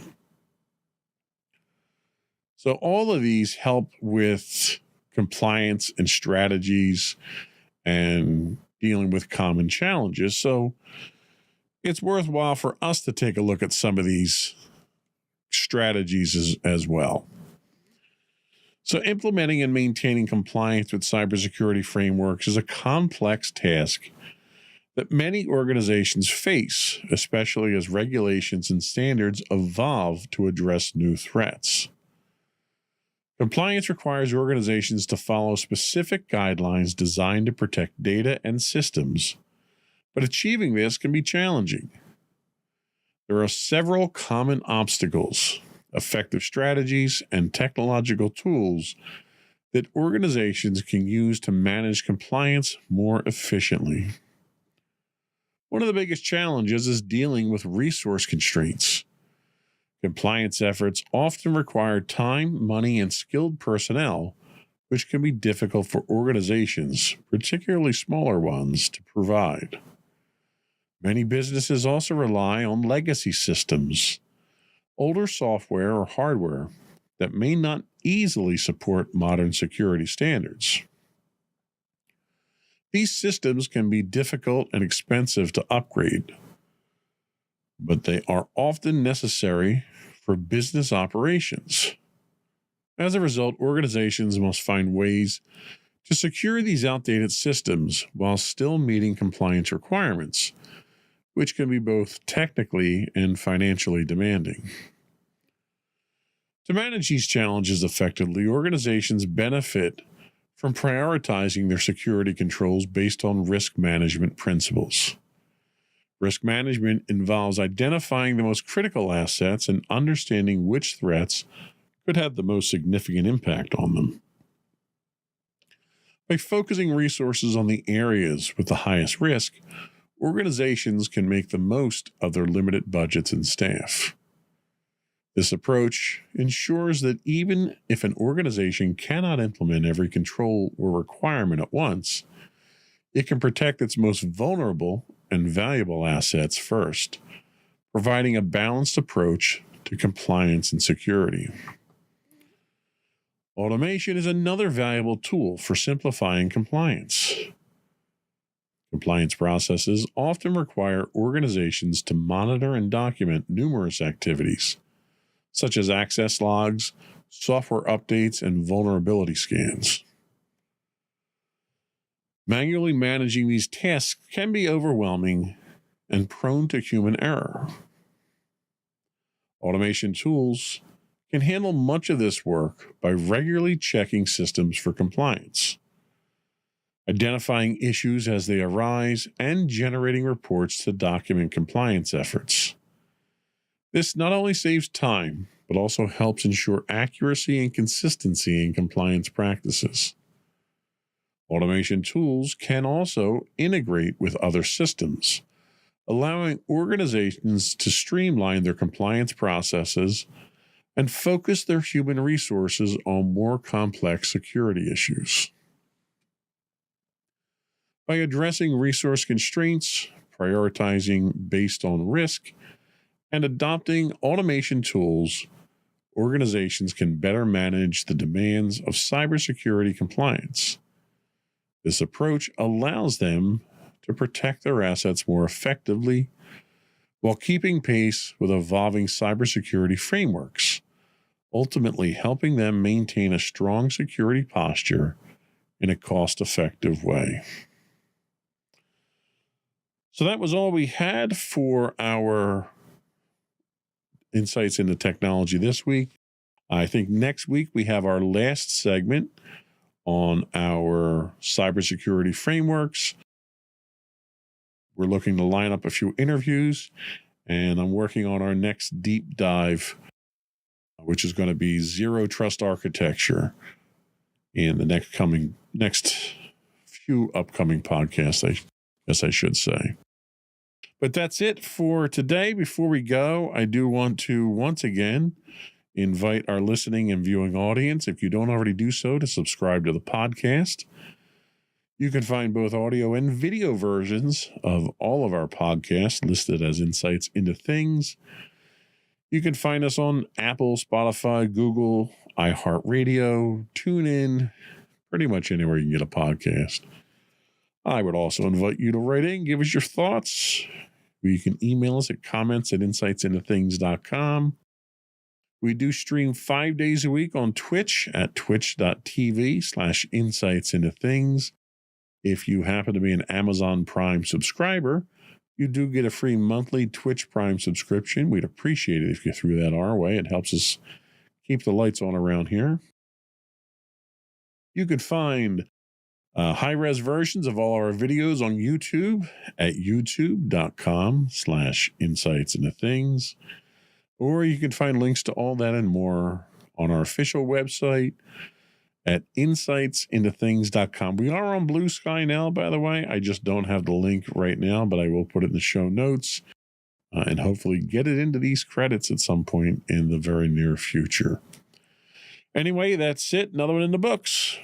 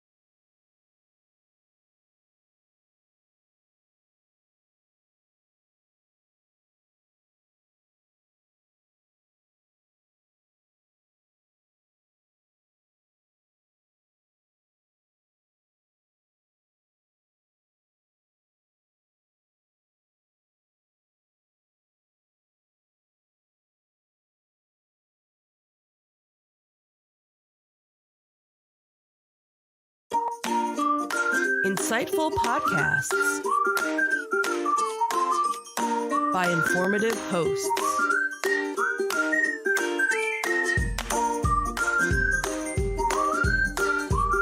Insights into Things, a podcast network.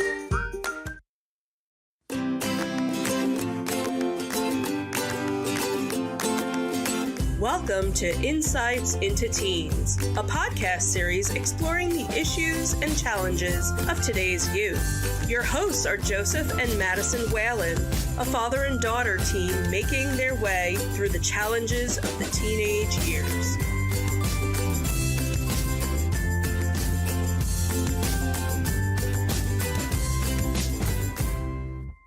Welcome to Insights into Teens. This is episode 190, Catching Up. I'm your host, Joseph Whalen, and my caught up but little behind co-host, Madison Whalen. Hi, everyone. Hey. Nice adjectives there. Clearly, you didn't write those in. Yeah, I didn't. I had confident and aware, but, didn't really fit the theme today. Fair enough. So how you doing today, Maddie? I'm all right. Okay. So we've been off the air for quite some time now. We've been out of the studio for an extended period of time. We are looking to get back into things, hopefully to get back into a regular schedule of things. But our intention is to change things up a little bit. So instead of doing a more script-driven approach to the podcast where we read and comment and stuff, we're going to try a more conversational approach. The topics that we've got coming up are ones that you actually had come up with. So what are some of the ones that we've got coming up? Well, some of the ones, all of them kind of relate to the idea of growing up because I'm kind of in that stage right now. So figure it was a good place to go at that point. And technically, I'm around the age of being I am technically a senior now in high school, even though I'm not currently in high school. Right. But, got the senior portraits for it, so. So it's official. You've taken a picture. You're a senior. I mean, I guess. I don't know. I really don't know how this works. I always just thought that once you actually got to school, you moved up to your class.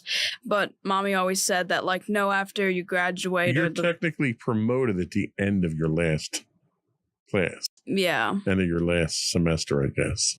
I suppose so. Or you're not. I mean, not everybody is. So. Well, yeah, fair enough. So a lot of the I don't know, what are the concerns, the anxiety drivers, the pressures of growing up. That's all accurate statements. That's a lot of the stuff we're going to be talking about in the next 10 episodes. But I figured it would probably be good for us to sort of sit down and catch up on some of the things that have been going on since we've been off the air, some of the interesting things that are coming up, and some of the fun things that we've done. So that's what today's episode is going to be. And then our next episode will get into the anxiety-ridden aspects of growing up too fast. Well, hopefully we start off at least a little bit gentle. I don't want to get into the hard hitters immediately. Yeah, we'll try and stay away from the hard hitters as much as possible, or at least make them easier. The idea behind these podcast episodes is not to induce anxiety, which is something that we have to kind of get away from. Yep. Before we do that, though, I do want to take a moment to invite all of our listening and viewing audience to subscribe to the podcast if you don't already do so. If you don't do so, what are you doing? Come on, subscribe already, will you? You can reach us at, or you can find us rather, on Apple Podcasts, Spotify, Google, Stitcher, not Stitcher, I got to take it off the script. RIP Stitcher, iHeartRadio, and TuneIn.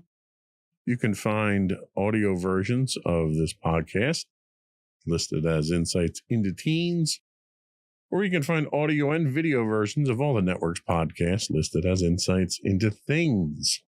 We would also invite you to write in. I am looking to get a call-in line that we can use.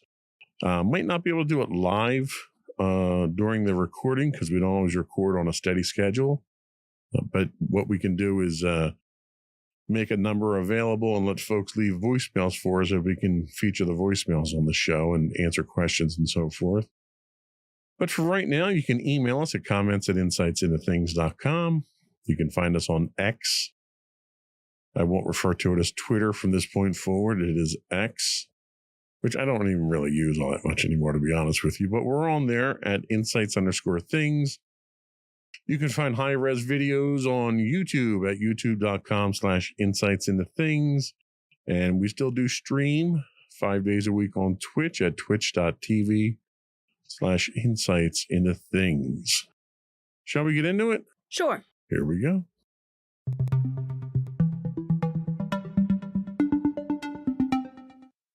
So I wanted to start off talking about some school-related stuff.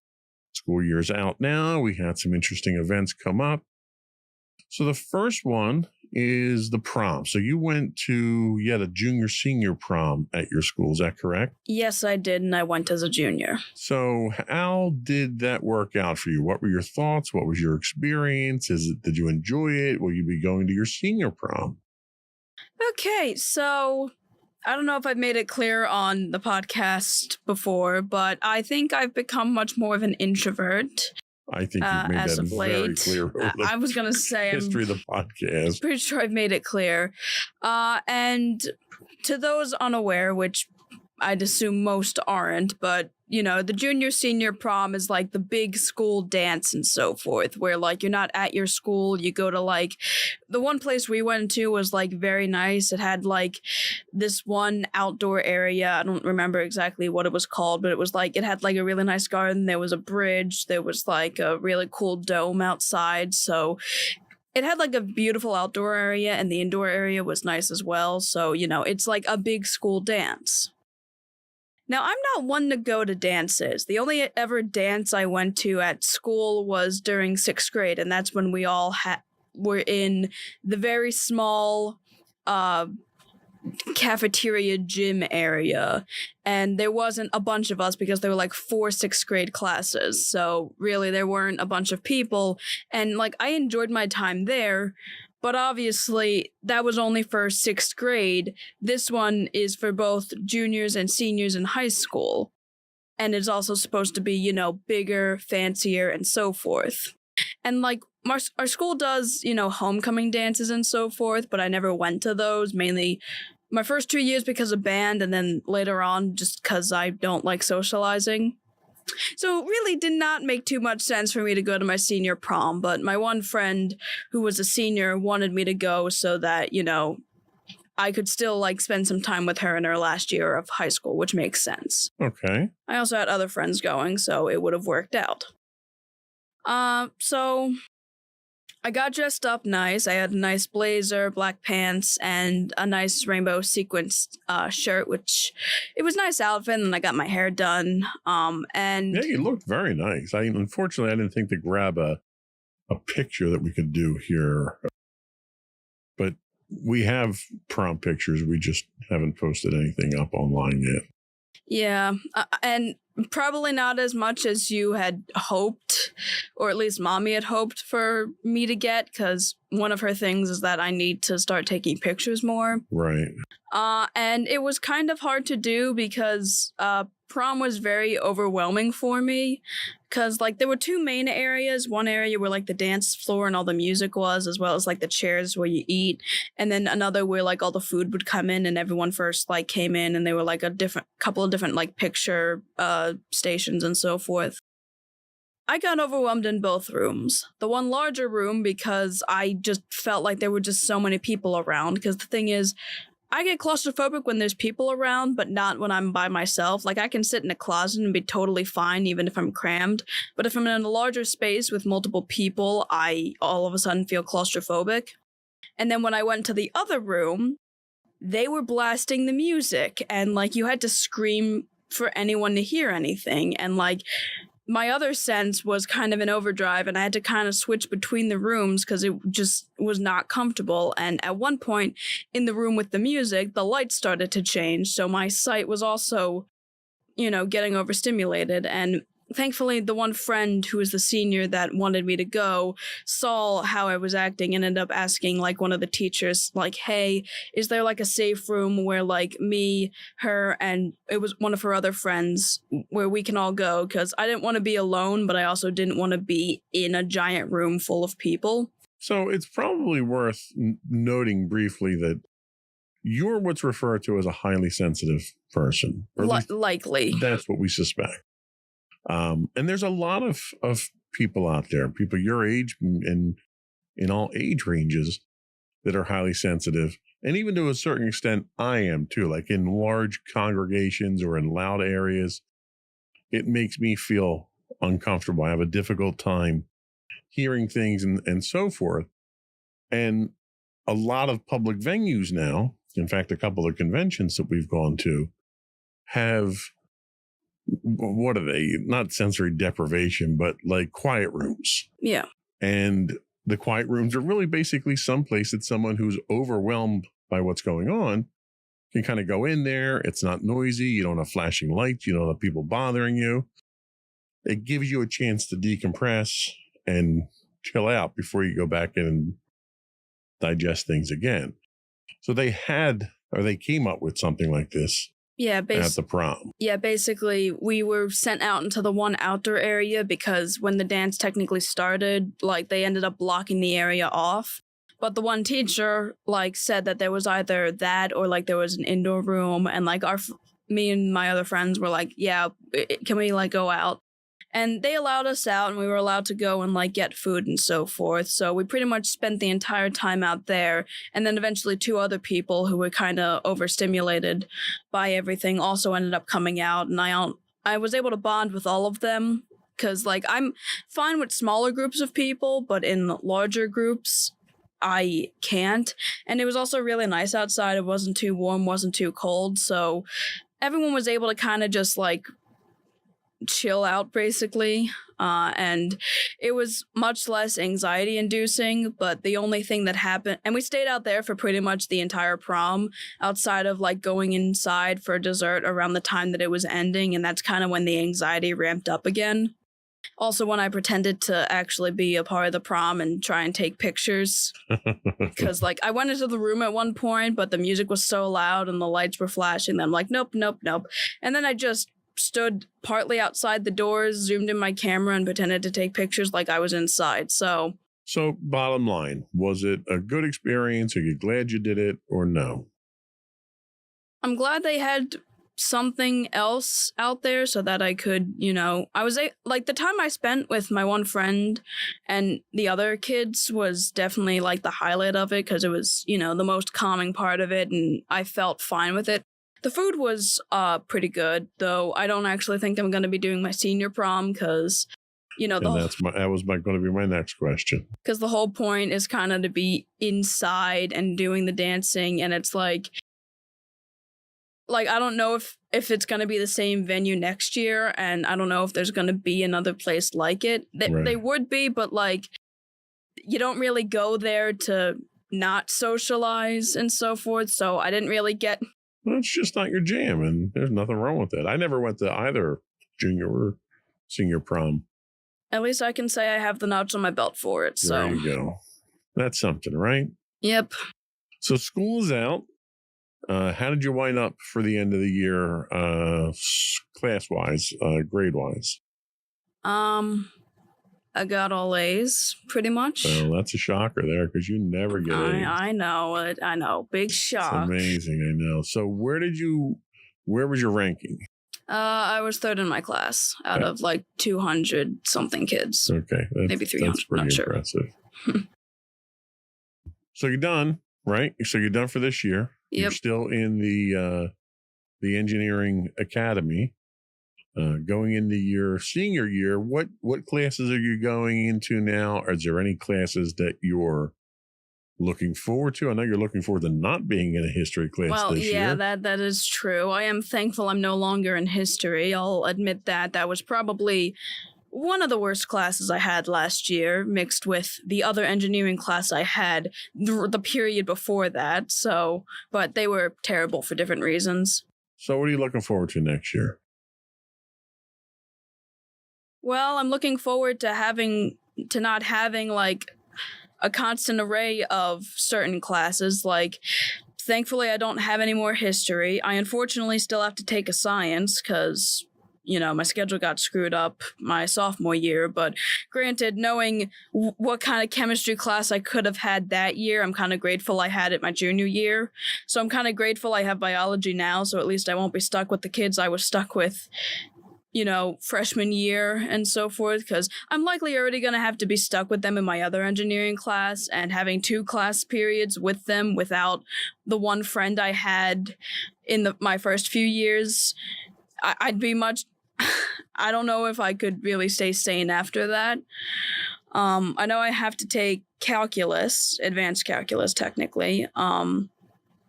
I don't really know what to think about it. Pre-calc was all right. The teacher was nice, but it was definitely a different type of math, but I was still able to do fine in it, so. All right. Well, it sounds like it's kind of a wait and see type attitude. I am kind of looking forward to the not technically academic classes I'm taking, like cooking and so forth, because at least I'm not going to be cruising my final year, obviously, but it'll be cruising considering how many other advanced classes I had last year. Right. And honestly, after junior year, I'm kind of just looking for any type of break at this point. Right. Okay. That makes sense. You also took your SATs. So now, it's probably worth mentioning that our approach to your SATs this time around was you were testing the waters. You weren't going out of your way to take pre-tests. You weren't going out of your way to study. It was literally show up, do the test, and see where you stand and see what you have to focus on to study on. So in doing that, before we talk about what you scored on the tests, how did you find the test? How did you find the process? Was it complicated? Was it overwhelming? Is there advice that you could give to other students who might not have taken the test yet? What are your overall thoughts on it? I mean, the way that I did it, the process, at least to get there and so forth, was honestly pretty simple. Everyone was honestly really nice, and it wasn't, at least for me, it wasn't a stressful environment. I didn't entirely like the idea of taking the SAT, but and I don't know how stressful it was for other kids who were taking it more seriously. Not that I wasn't taking it seriously, it was just I wasn't riding on it as much as a lot of other kids were, or at least having had studied and, hoping to get a good grade on it and so forth. And overall, our approach to it was you're going to take these, you're going to see where you're at, and then next year you'll really take them, and that'll be the ones that we use for college for you. Yeah. So there wasn't a lot of pressure on you going in. It was literally just show up, check the boxes, and see where you wind up with your knowledge. Yeah. Where'd you wind up? 1270, I think. Was it 1270? It was 12 something, 1270 or 1250. I don't quite remember. Out of how much? I think 1600, right? Yeah, something like that. Yeah. So are you happy with what you got?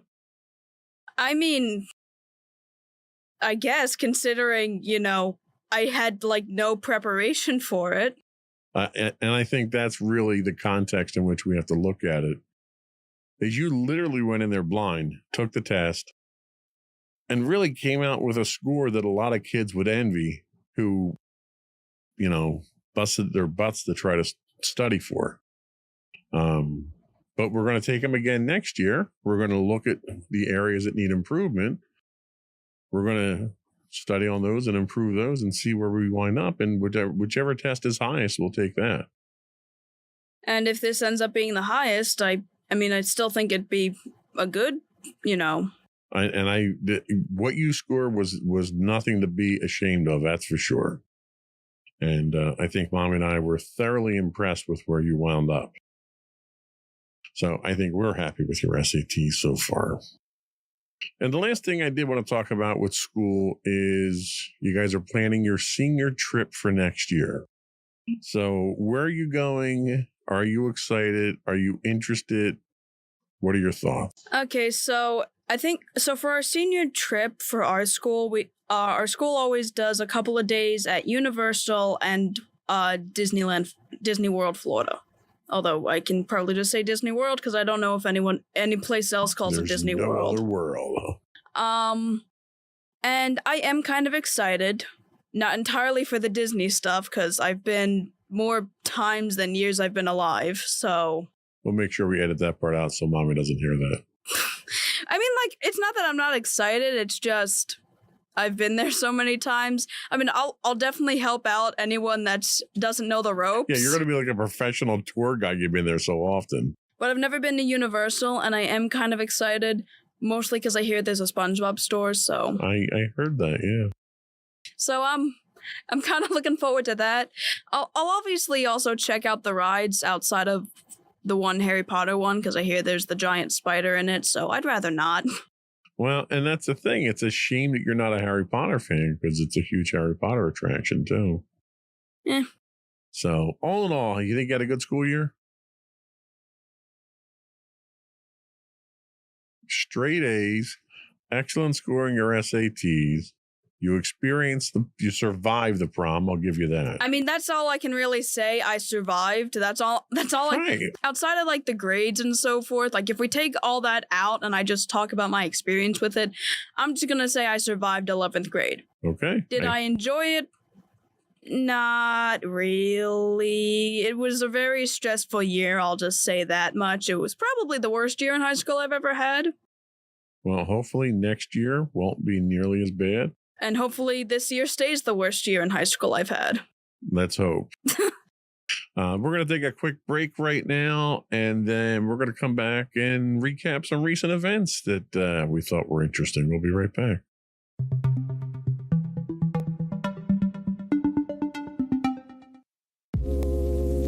Are you tired of your favorite gaming podcast finishing with a play? Oh, no! Well, check out No Credits Rolled, where we play the games but rarely finish them. How's it going, folks? I'm Sam Whalen, your friendly host at No Credits Rolled, the ultimate gaming podcast, where we dish out the latest scoops and reviews on all your beloved video games. Hey, listen. Not only that, but we spice things up with some guest interviews and even give you, yes, you, a chance to have your say. Tune in every other week for a fresh dose of No Credits Rolled, available on all major podcast platforms, and hit us up on social media at No Credits Rolled. So why wait? Let's dive into the gaming world together, where finishing games is optional, but the fun is guaranteed.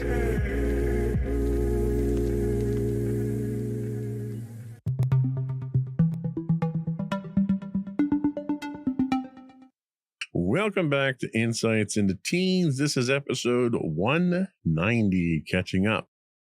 So we did have some interesting recent events go on, one of which happened to be some highlighting of your artwork. So let me just set this one up. You have a very unique art style that you tend to turn towards a lot of pop culture type stuff. You've made a lot of pictures, custom artwork for birthdays and anniversaries and stuff like that. And you made one for Mommy for Mother's Day. Was it Mother's Day? You sure? Okay, so it was for her birthday. Yeah, because it was posted back in February. And Mommy's a big fan of Svengoolie, which we get here locally on MeTV.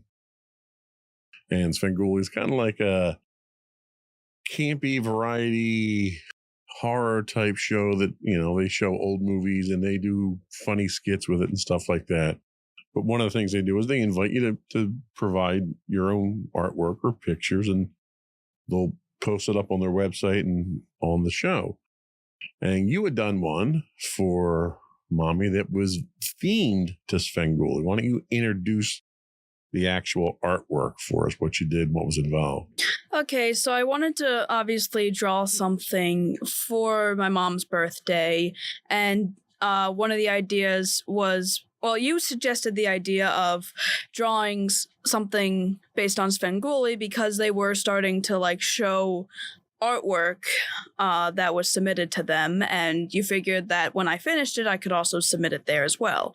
So basically, what I ended up doing was I wanted to add, while I don't always watch the show, I have enough knowledge about it, so I wanted to add a couple of little nods to it. So obviously there's Sven in his regular outfit. There's also the one chicken puppet he has, and I don't know if like the one floating green skull guy is still there, but he's there as well. He's holding his one shield that blocks the rubber chickens. He's also sitting in his coffin, and he also has a spear. It's supposed to be a stake, and and on it actually says like for Dracula, but it's pinning like a dead chicken head on it.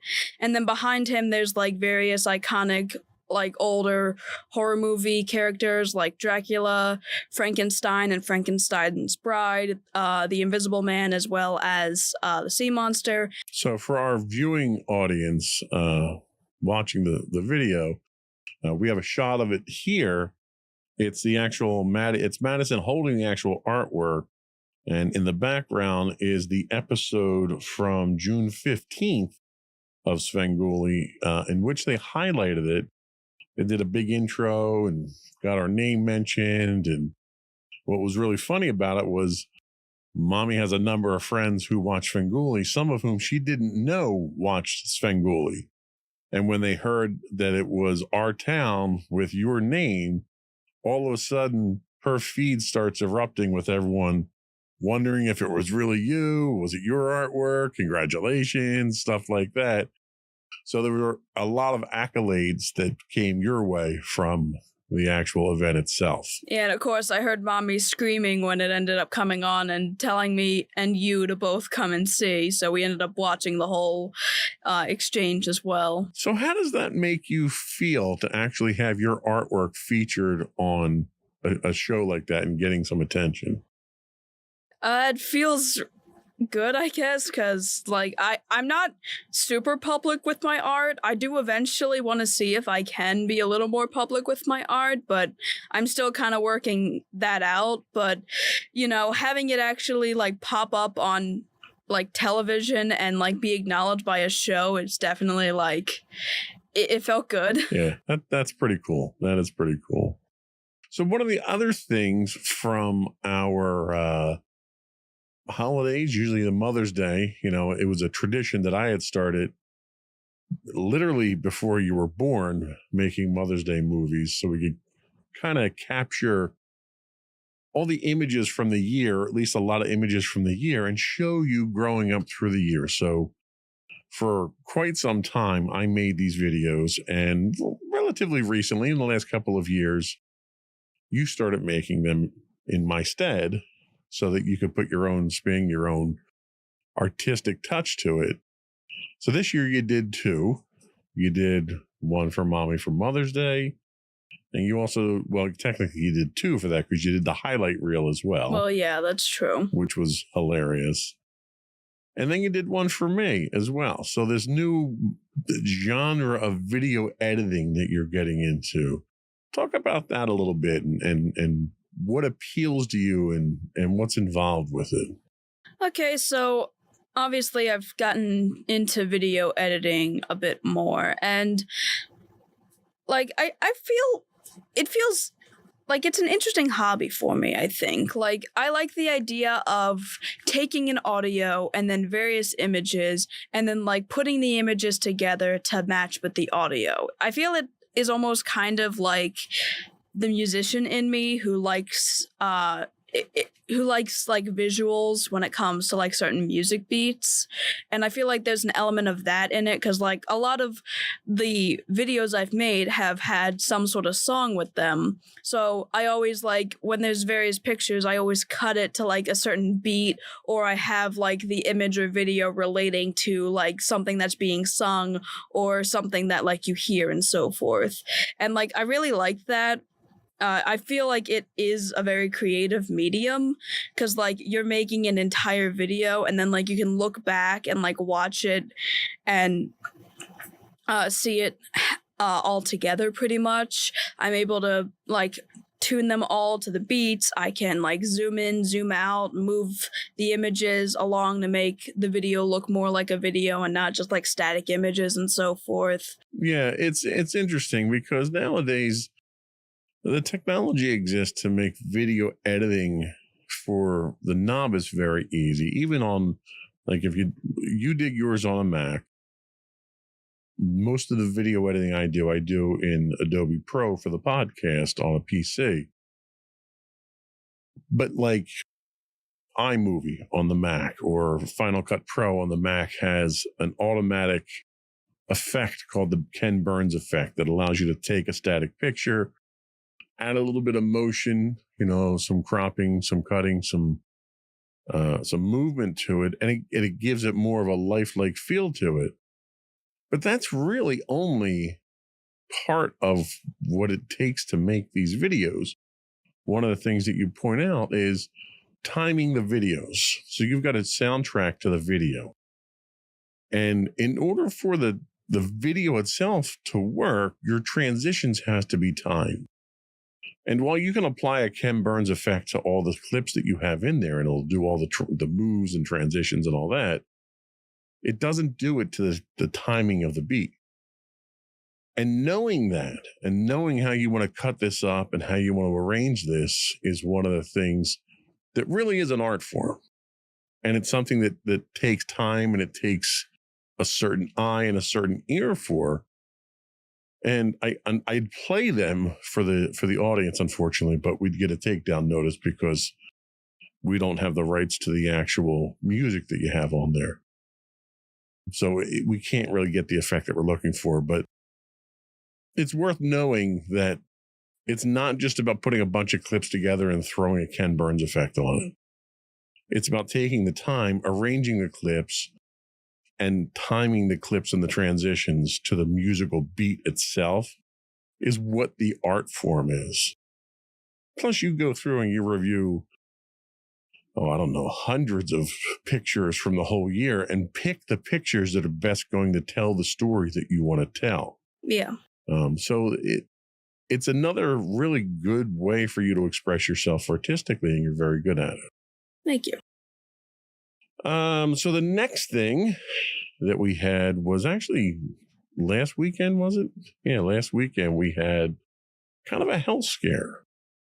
So I got out of the shower on a Saturday morning, and I found you writhing in pain on the hallway floor with severe abdominal pain.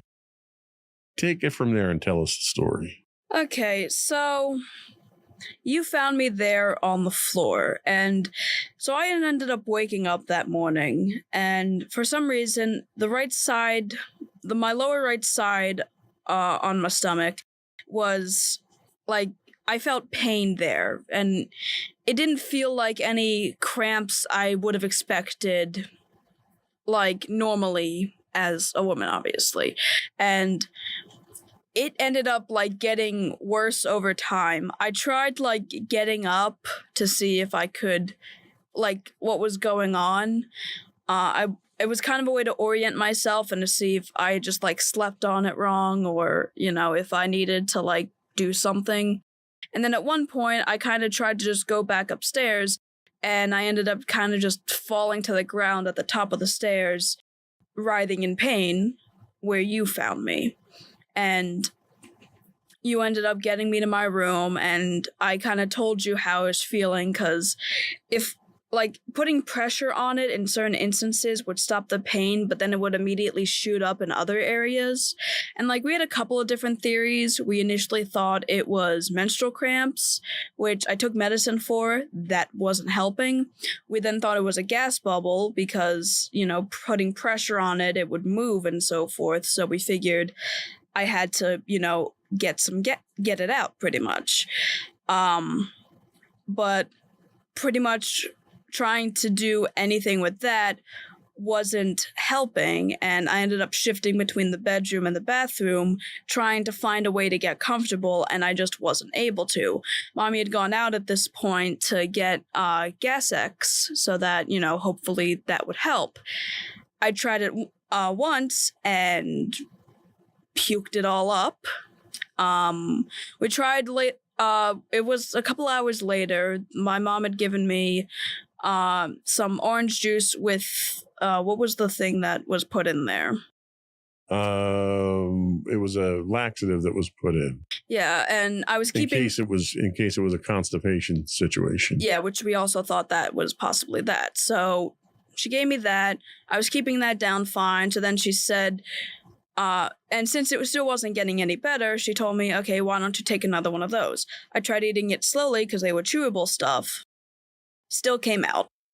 And The wrong way. Well, yeah, the wrong way. And after that, we kind of just determined that, yeah, no, you're still in pain. Nothing's helping. We're taking you to urgent care. So we take you to urgent care, and you go back there. You're in pain. They take your vitals. They do this. They check your temperature and all this stuff. And their response basically was, you might have appendicitis. We can't help you with that. You have to go to the hospital. Which I have to tell you, the experiences that I've had with urgent care make me wonder why they exist. Yeah. If you don't have a cold, then they can't do anything for you. I mean, yeah, and I still remember when I ended up busting my knees during marching band, and like we weren't sure if I'd broken them or not because I was limping. They said, okay, well, we have to send you to another urgent care because they have an x-ray or something. And it's like, it was like a traveling back and forth, and it's like, why don't all of you have this? This is urgent care. Like, what? So we wind up at the hospital. You wind up getting an ultrasound, an MRI, and various other vital tests and stuff that they do. And what did they come back with? The good news was that it wasn't appendicitis, and the bad news, which technically relating to the possibility of appendicitis wasn't bad news, I had a tiny kidney stone. So you had kidney stones, which I had years ago. I had 2 occasions where I had them, and I can attest to the fact you feel like you're dying. The pain is so bad. You feel like, something ruptured inside of you. So they gave you fluids. They gave you some medicine for anti-nausea and basically sent you home with a strainer and said, here, pee through this until you capture it. Yeah. Which really is the only thing they can do. They did give you pain medicine at the hospital. They gave you initially morphine, and they gave you something less than that afterwards. How do you feel now? How are you doing now? Well, I had started taking pain medicine when we got back, but, over-the-counter stuff. I've been doing fine, honestly. I haven't felt the pain since. So thankfully, after that scare, I think I've been doing fine. That's good. That's good. So the next big thing that we got coming up here is Wednesday of next week. Yep. You get to get up at like 2:00 in the morning or something to go to the airport. You're flying out. Where's your connecting flight? San Francisco? San Francisco So you're flying from Philly to San Francisco, and then from San Francisco to Kyoto? Osaka. So you're heading to Japan. Tell us what's going to happen in Japan. What kind of fun are you going to have? Okay, so there's a couple of different things planned. I don't remember the entire schedule. I probably should because, it's less than a week away. But basically, we have a bunch of different stuff. We're gonna start off in Osaka. We're gonna head to a couple of different areas as well. I think Kyoto and Tokyo are like the next big areas. We're gonna be able to take the bullet train, which I am so jealous about. Yeah. We're also gonna go to Mount Fuji and experience some of that. I think they mentioned that there might be like an amusement park we might do, and then an amusement park. Really, just some random one? Well, it's not the one that you're thinking of right now. Oh. And then they recently put out and like there's also going to be like downtime where we can get our own foods. There's also like scheduled foods where we're all going to be eating together. We have a bunch of different hotels we're going to be staying at. And then another thing that they had like just recently put out was that the main teacher behind it and like the tour guides are trying to find. We're making like excursion time where there was potential to go to Tokyo Disneyland. which was like, yes, please, twice. Yeah. So mommy was very upset that she wasn't a chaperone on this, but she was very excited that she has someone going to Tokyo Disney to buy her a bunch of Haunted Mansion stuff. So are you excited? yeah, in multiple ways, I guess. Terrified? Yeah, Mostly. This is kind of like the prom. It's kind of outside your comfort zone quite a bit here. Yeah, it's like I've traveled before, but never out of the country and never to Japan, so... Yeah, this should be fun. I think you're going to have a good time. I think you're going to really enjoy it. I don't know how much you're going to learn, but have fun. That's the important thing. Yep. We're going to take our second break, and when we come back, we're going to talk about a very special event that we attended this weekend. We'll be right back.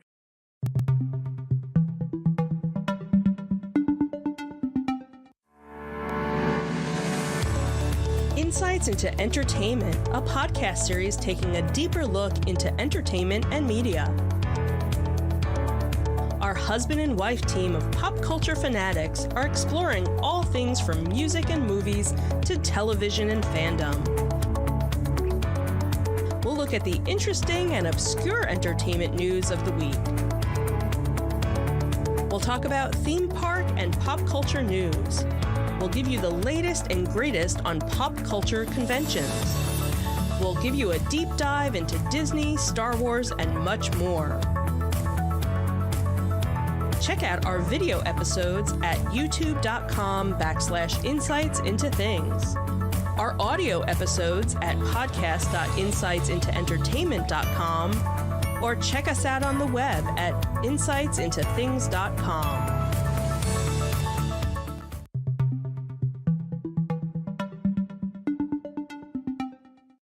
Welcome to Insights into Teens. We are catching up on this episode 190 before we get into the more terrifying aspects of growing up too fast.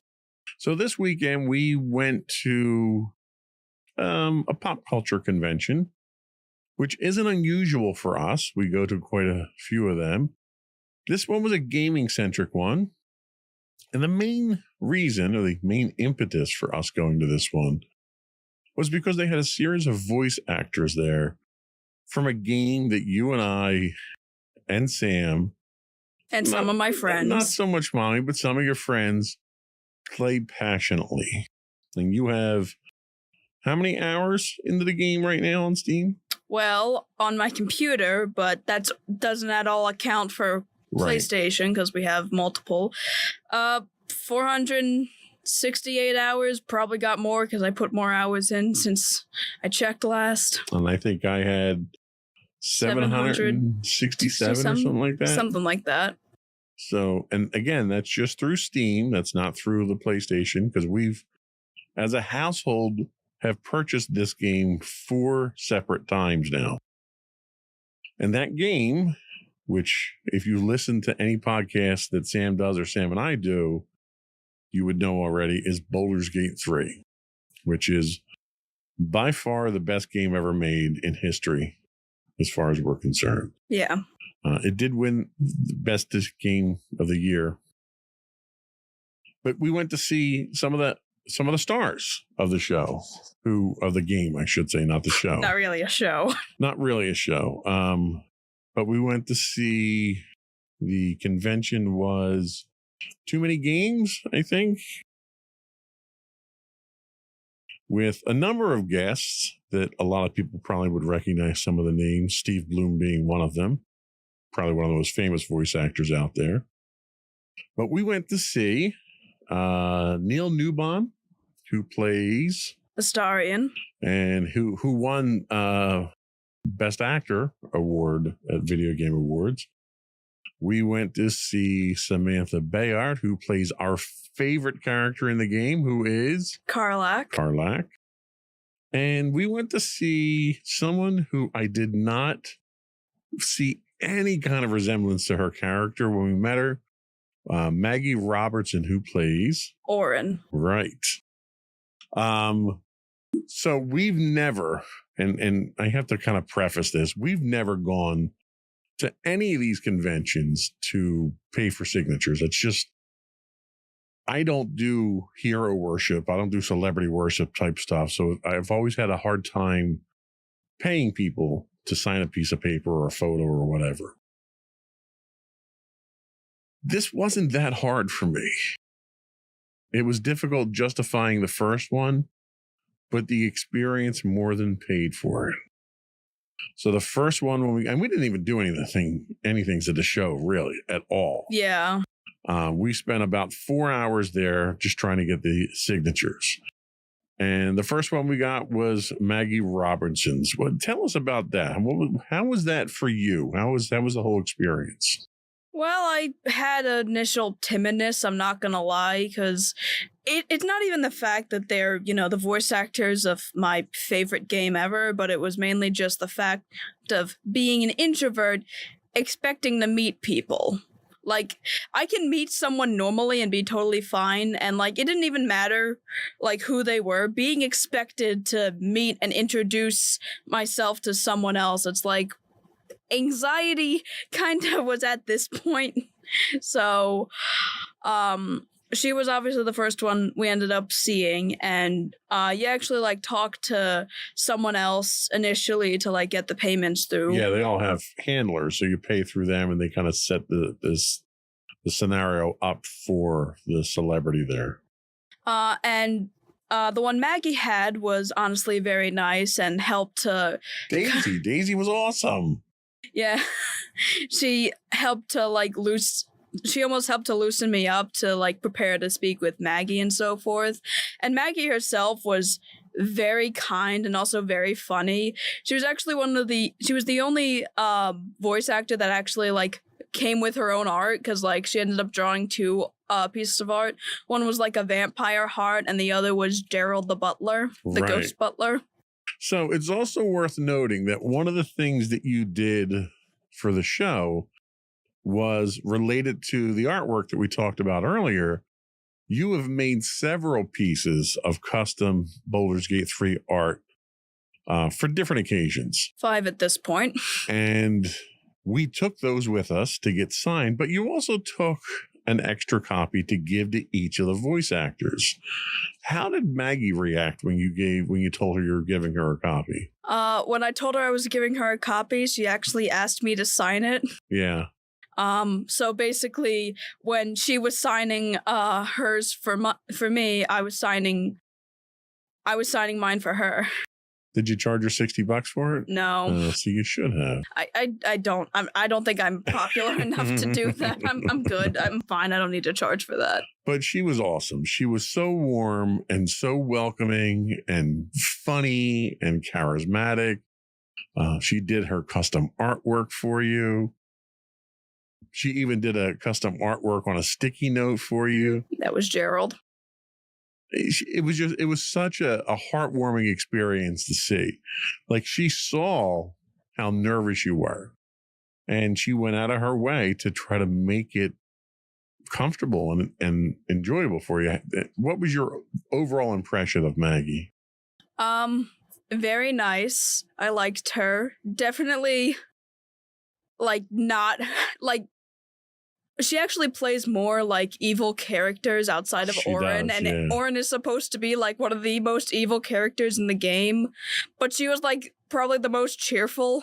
And what was funny was she never slipped into character, so you never got to see how she played the character, which probably is a good thing, because the character Orin is kind of a psychopathic killer in the game, so you didn't want to slip into that character. But Mommy started playing the game, but never got up to the point to seeing that character. So she didn't recognize the voice, didn't recognize the character.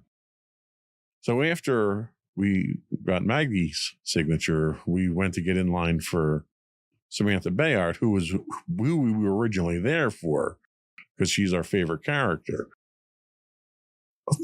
Had some timing issues with that, so we jumped in line for Neil's, and we're in line for a little bit there, and he went for a food break, so we got a number to come back, and we got in right away after that. What was your experience with Neil, with Astarion? Okay, so while Astarion isn't like my favorite character in the game, I feel like meeting Neil was like my favorite interaction, because I've seen like he does his own he has his own YouTube channel, and like he has his own playthrough of Baldur's Gate, so I kind of knew how he was like with the fans and so forth.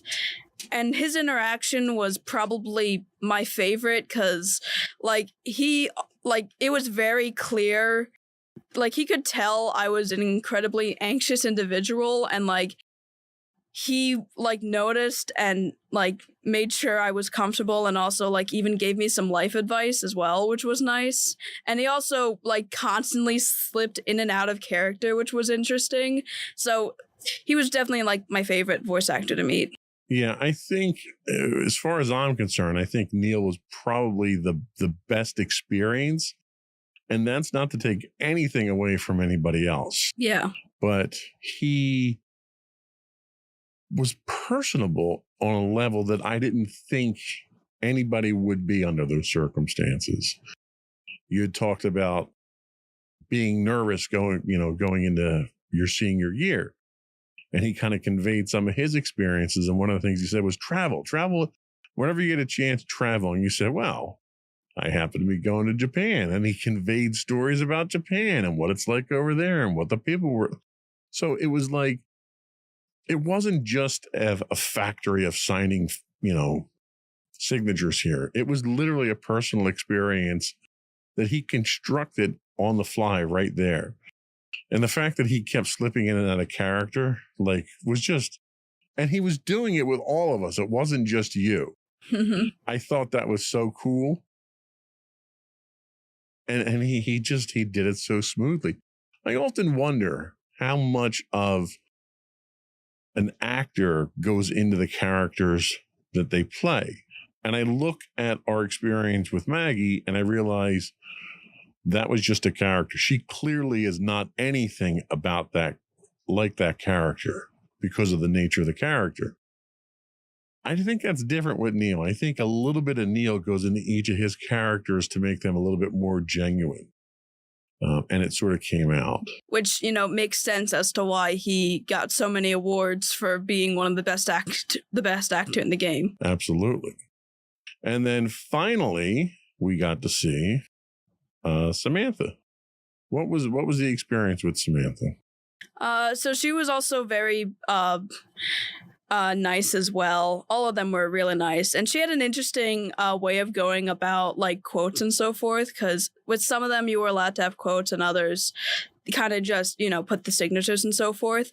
And she actually had this interesting system where you would roll a d20 and like it would be one of like the famous quotes from Carly, because she has some of the most quotable lines. Yeah, she does. I thought it was funny that one of the lines I ended up seeing on it was, "Oh, was that Gail's granddad?" And I thought that was kind of adorable. I ended up rolling a 13 on it, and it was "Hey, good looking," which I thought was a pretty good quote. So yeah. She added it, and then we also obviously got a picture with her. So she was very nice. All of them obviously were. So we got a bunch of pictures with all of them. Yeah, it was kind of unfortunate because by the time we got to Samantha, it was about an hour before the end of the show. We were exhausted. Clearly, she was exhausted. She had been there for a 3-day show. Yeah. So the fatigue was sort of setting in. So it wasn't as energetic an experience as we got with Neil, but we got Neil right after he had lunch too. I mean, yeah, so it was all about timing there, but I'm glad we did it. I think it's an experience that will live with you for the rest of your life. It gives me a whole new appreciation for voice actors and how difficult the work is and how versatile they are. And I really enjoyed it. What are your final thoughts on the Too Many Games convention? Well, it's probably a convention you have to go to for multiple days because it is so gigantic. And if you're just going there for signatures, you're going to be there all day. Yeah. And we only got to see one of the showrooms. They had so many other showrooms. I probably wouldn't I probably have to take more breaks though, because like outside of being in the signature area, the main like area with like all the booths and so forth, I immediately got overwhelmed because there were just so many people there. Yeah, it was packed. So it was an interesting convention, but definitely one I think I'll remember. Yeah, I think it was awesome. I'm glad we did it. It was expensive, especially when I don't walk away with any, Star Wars collectibles, putting out that kind of money, but it was definitely worth it. So I think that's all we had today. This is kind of how the new format's going to go for now. We're going to see how well it works. It's going to be more of a conversation. I think this worked out well. Less pressure, more fun. Yay. We'll do that moving forward. Before we do go, I want to once again invite everyone out there to subscribe to the podcast if you don't do so already. You can find audio versions of this podcast listed as Insights into Teens. You can find audio and video versions of all the network's podcasts listed as Insights into Things. You can find us on Apple Podcasts, Spotify, Google, iHeartRadio, TuneIn, etc. Please email us your comments, your suggestions, your thoughts to comments@insightsintothings.com. Look for us on X at insights_things. Check us out on Twitch 5 days a week. If you're if you're an Amazon Prime subscriber, you do get a free Twitch monthly subscription. We would appreciate it if you throw that our way. That helps us keep the lights on here. You can find us on Facebook as well at facebook.com/insightsintothingspodcast, where you can find links to that and more on our official website at insightsintothings.com. And don't forget to check out our other two podcasts, Insights into Entertainment, usually hosted by you and Mommy, and Insights into Tomorrow, usually hosted by you and my brother Sam. That's it. Another one in the books. Bye, everyone. Bye.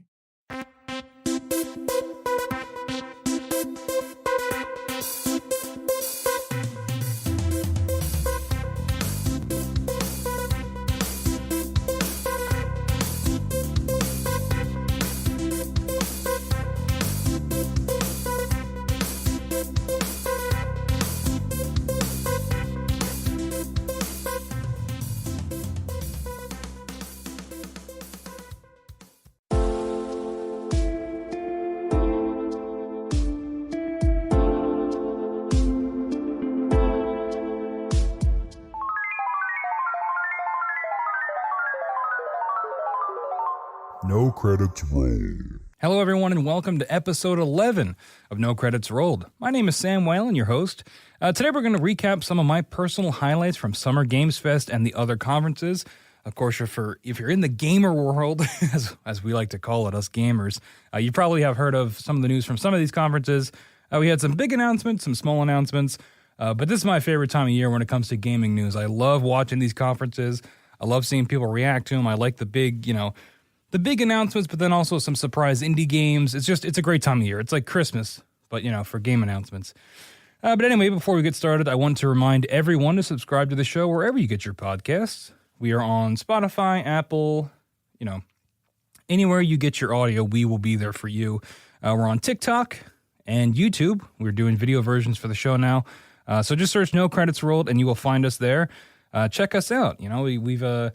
I spent some time on the video version for the show, and, I'm pretty proud of those when they do come out. It's nice to have a visual companion when I talk about a lot of these games. But yeah, all right, let's get into the show. Of course, the first thing I want to cover here is SGF Live, the big kickoff event for this wonderful season, hosted by our Lord and Savior, Jeff Keighley.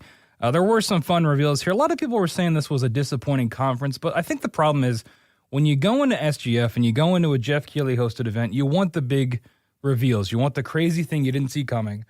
And I think it's just how things go where we get our hopes up. And, even Jeff came out before the show and he was like, he always tries to meet our expectations. And, this time I think he said he was in a Q&A and he gave the show an 8 out of 10, which, he's not going to say anything lower than an 8 because then people aren't going to watch. I think an 8 out of a 10 is a good answer. But for a viewer, and someone who is a little more critical, that kind of translates to a 6 out of 10 in my opinion. So I have been pulling from different recap websites from different sources, and for this one, for SGF Live, we're going to be pulling from Sam Loveridge and the team over at Games Radar. So the first big announcement, they kicked the show off with it, was a LEGO Horizon Adventure, which is a LEGO version of the Horizon games on PlayStation, puts Aloy in a wonderful co-op world later this year across PC, PS5, and Nintendo Switch. And that last part we're going to come back to, but having that announced to Switch is kind of crazy. I have here, I'm actually very interested in this game. It looks pretty cool. I like the Horizon games, you know, very passively. I've never completed one. They're high quality games, of course. They're great. The team at Guerrilla knows what they're doing, and they've really figured it out, especially with the second game. I've praised in the second game, Forbidden West, the facial animations. I think they're the best I've ever seen. And, you know, I've enjoyed my time with those games, but they've never really hooked me in the way that I really wanted them to. I don't know if it's the combat or the mechanics of the world or the characters I'm not very interested in. I don't know. It's just never been one of my favorite franchises, even though on paper it should be, right? Giant robot dinosaurs, check. Who doesn't love those? Open world exploration, always a fan of that. You know, really cool traversal mechanics, which they amped up in the second game. I don't know. Part of it is I'm not a big fan of the weapons. I don't like using the bow and arrow in most games. I find it to be really boring. My friend Joe's listening. He's a big bow and arrow guy. You know, to each their own, but, you know, I prefer a gun. And there are other weapons in Horizon. You know, you've got the explosion slingshot and the tripwire. And the idea is you've got all these tools in your arsenal because you're like kind of a hunter. And you're supposed to use all these tools to your disposal to, you know, take down these behemoths. But it's never really clicked for me in the way that I wanted. Now, this Lego game, the trailer was really great. First off, it looks stunning. It looks like they're kind of taking from the Lego movies, that kind of Lego animation. And I think that's a great call. I think that allows people to sort of have an entryway into this game because if they've seen those movies, they know what Legos talking and running around and doing actions are going to look like. It looks a little bit different than those classic Lego games we're all familiar with. Now, the biggest thing for me with this game is it looks like they're really doing that Lego humor, but in the Horizon world. And they kept Ashley Birch as Aloy, but it looks like they're letting her have more fun and sort of taking sort of not limiting her performance. Because that's a big problem a lot of people have with Horizon is the character of Aloy and how I don't want to, not muted, but sort of just held back she is. She doesn't really, I don't know. I'm not a big fan of the character. She's not that interesting to me. I know people have different opinions on it, but that's one of the things that never really grabbed me about those games was that character. And it looks like if they're going to take it in a more Lego humor kind of route, then I really think her performance is going to shine. And I think her comedic timing is always great. So I'm really curious to see what they do with that here. And they showed what are the big dinosaurs? The T-Rexes, I think, are Thunder Jaws, maybe. They showed one of those, and, you know, that looked pretty cool. They showed the boss fight with that. And the fact that it's co-op, always a plus. I don't know if it'll be online co-op, because Lego games are real weird about that. Some games have it, some games don't. I hope it's online, because I would like to not, you know, I'm a big proponent of couch co-op, but I think you should have both if you can have online co-op and couch co-op. You know, when the Lego Star Wars remastered games came out, or what was it, the Skywalker Collection, something, whatever they called it. Joe and I were super excited for that, and we did play that couch co-op when it initially came out. But I still have yet to finish that game, and I think if there was an online option, I would be more incentivized to do it because you can always play with someone that's not necessarily right next to you, but, you know, wherever they may be. What else do I have for this game? Oh, yeah, the last thing here, you know. It's on Switch. It's coming to Switch. So we've got a PlayStation game coming to a Nintendo console, or a PlayStation Studio game coming to a Nintendo console, which is pretty crazy. Is that going to open the door for more things coming to Switch in the future? Possibly. I'd like to see this crossover. You know, console exclusives I think they're becoming a thing of the past to a certain extent. We'll get to the Xbox conference later, and that kind of disproves what I just said, but it's nice to see more people being able to play more games. I think that's a positive across the board. Oh, I also want to preface, I should have said this in the top of the show. For all these conferences I'm going to be covering, I'm only talking about the stuff that I care about. You know, kind of selfish of me, but hey, you know, I'm not going to talk about something I know nothing about or have no interest in. So, you know, always go check out these conferences yourself if you're interested in the full shows. But for me, this show is going to be sort of a best of highlight reel. So, speaking of that, the next game we have up is Mighty Morphin Power Rangers Rita's Rewind. This came out of nowhere, and the second they started playing that cool rock version of the Power Rangers theme song, which is by a band that I like. I'm going to look it up. Hang on. Okay, so they're called the Punk Rock Factory. They have various albums that are covers of all kinds of things. I mean, they got really popular when they did covers of Disney songs like Let It Go and stuff. But they did an album on old 80s shows. They did some games, Disney stuff. They're great. I'm a particular fan of their Power Rangers song, which was used in this trailer. It goes very hard. And I'm glad that they used it for this trailer because it was perfect. And this game was one of my biggest hype reveals. And like I said, it came out of nowhere. So it's coming from Digital Eclipse, who did a lot of these retro remakes. They did the TMNT Cowabunga collection, a bunch of other stuff. And it looks like Hasbro is getting in on the video game universe with this sort of Hasbro Rewind branding. It also includes a G.I. Joe game that's coming out that was shown at a different conference, but looks very similar to this Power Rangers game. They're both sort of going for that side-scrolling beat-em-up, which I played the TMNT Shredder's Revenge game, and I loved that game. And it looks like they're going for that again with a Power Rangers game. Perfect. It's a perfect idea, in my opinion. I love, like I said, love that TMNT game. Give me more of that. And in a Power Rangers setting, yes, please.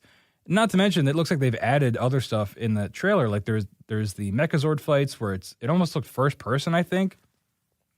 There's a motorcycle chase part that looks like an old arcade game. It looks like they've added a lot of stuff more than just being a beat 'em up. So I'm super excited for this to come out. And, you know, the Power Rangers are cool. I was a big Power Rangers SPD fan when I was a kid. So, you know, for what that's worth, maybe I can include the hashtag Power Rangers in this episode now. I think this is going to be the original crew, though, which everybody loves. So I'm really excited for this one, and I hope it's coming to console. I neglected to check if it was, but fingers crossed, I'm sure it will. And then, yeah, that G.I. Joe game also looks great. Sort of the same thing, but with G.I. Joe. And G.I. Joe is also cool. All right, I'll admit it. Might as well do a Transformers game at this point, right? I mean, it's Hasbro. They own this stuff. Give me what else do they, like Clue? Do they own Clue? They own a lot of board games. Anyway, yeah. Mighty Morphin Power Rangers Rita's Rewind. That's tough to say. It will be coming out soon. Super stoked for that one. All right, so this was my third and final hype reveal for this show. So it's 4 years after releasing on PC, Valorant is coming to PS5 and Xbox Series X. And there's a beta coming probably right around the time this episode's going to drop. So you can sign up for that and try to get codes. But yeah, I've been wanting Valorant on PC for a very long time. This is a game that I desperately want to get into, but I also refuse to play on PC. I have it installed on my gaming computer, but I very rarely play it just because something about the setup of playing on a laptop or a PC, I really don't like it. I like the convenience of having a console that I can turn on my big, nice TV and play it there. So I'm super excited that Valorant is now coming to console. I'm really curious how it's going to play. My friends and I have been playing a ton of Siege lately, Rainbow Six Siege, and I hope that has prepped us for Valorant. I know it's a different kind of game, but I'm really looking forward to trying this one. And I hope I'm able to get in on the beta. It is a closed beta, so you do need to get codes. But I believe if you are qualified, you get 5 extra codes to give to your friends. So I'm going to, be hitting up everyone I can to try to get codes for that. I do have a note.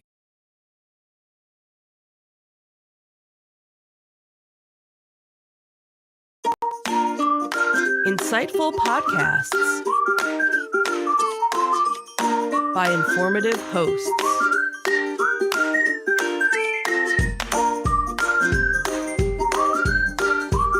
Insights into Things, a podcast network. Welcome to Insights into Technology, a podcast exploring the latest in computer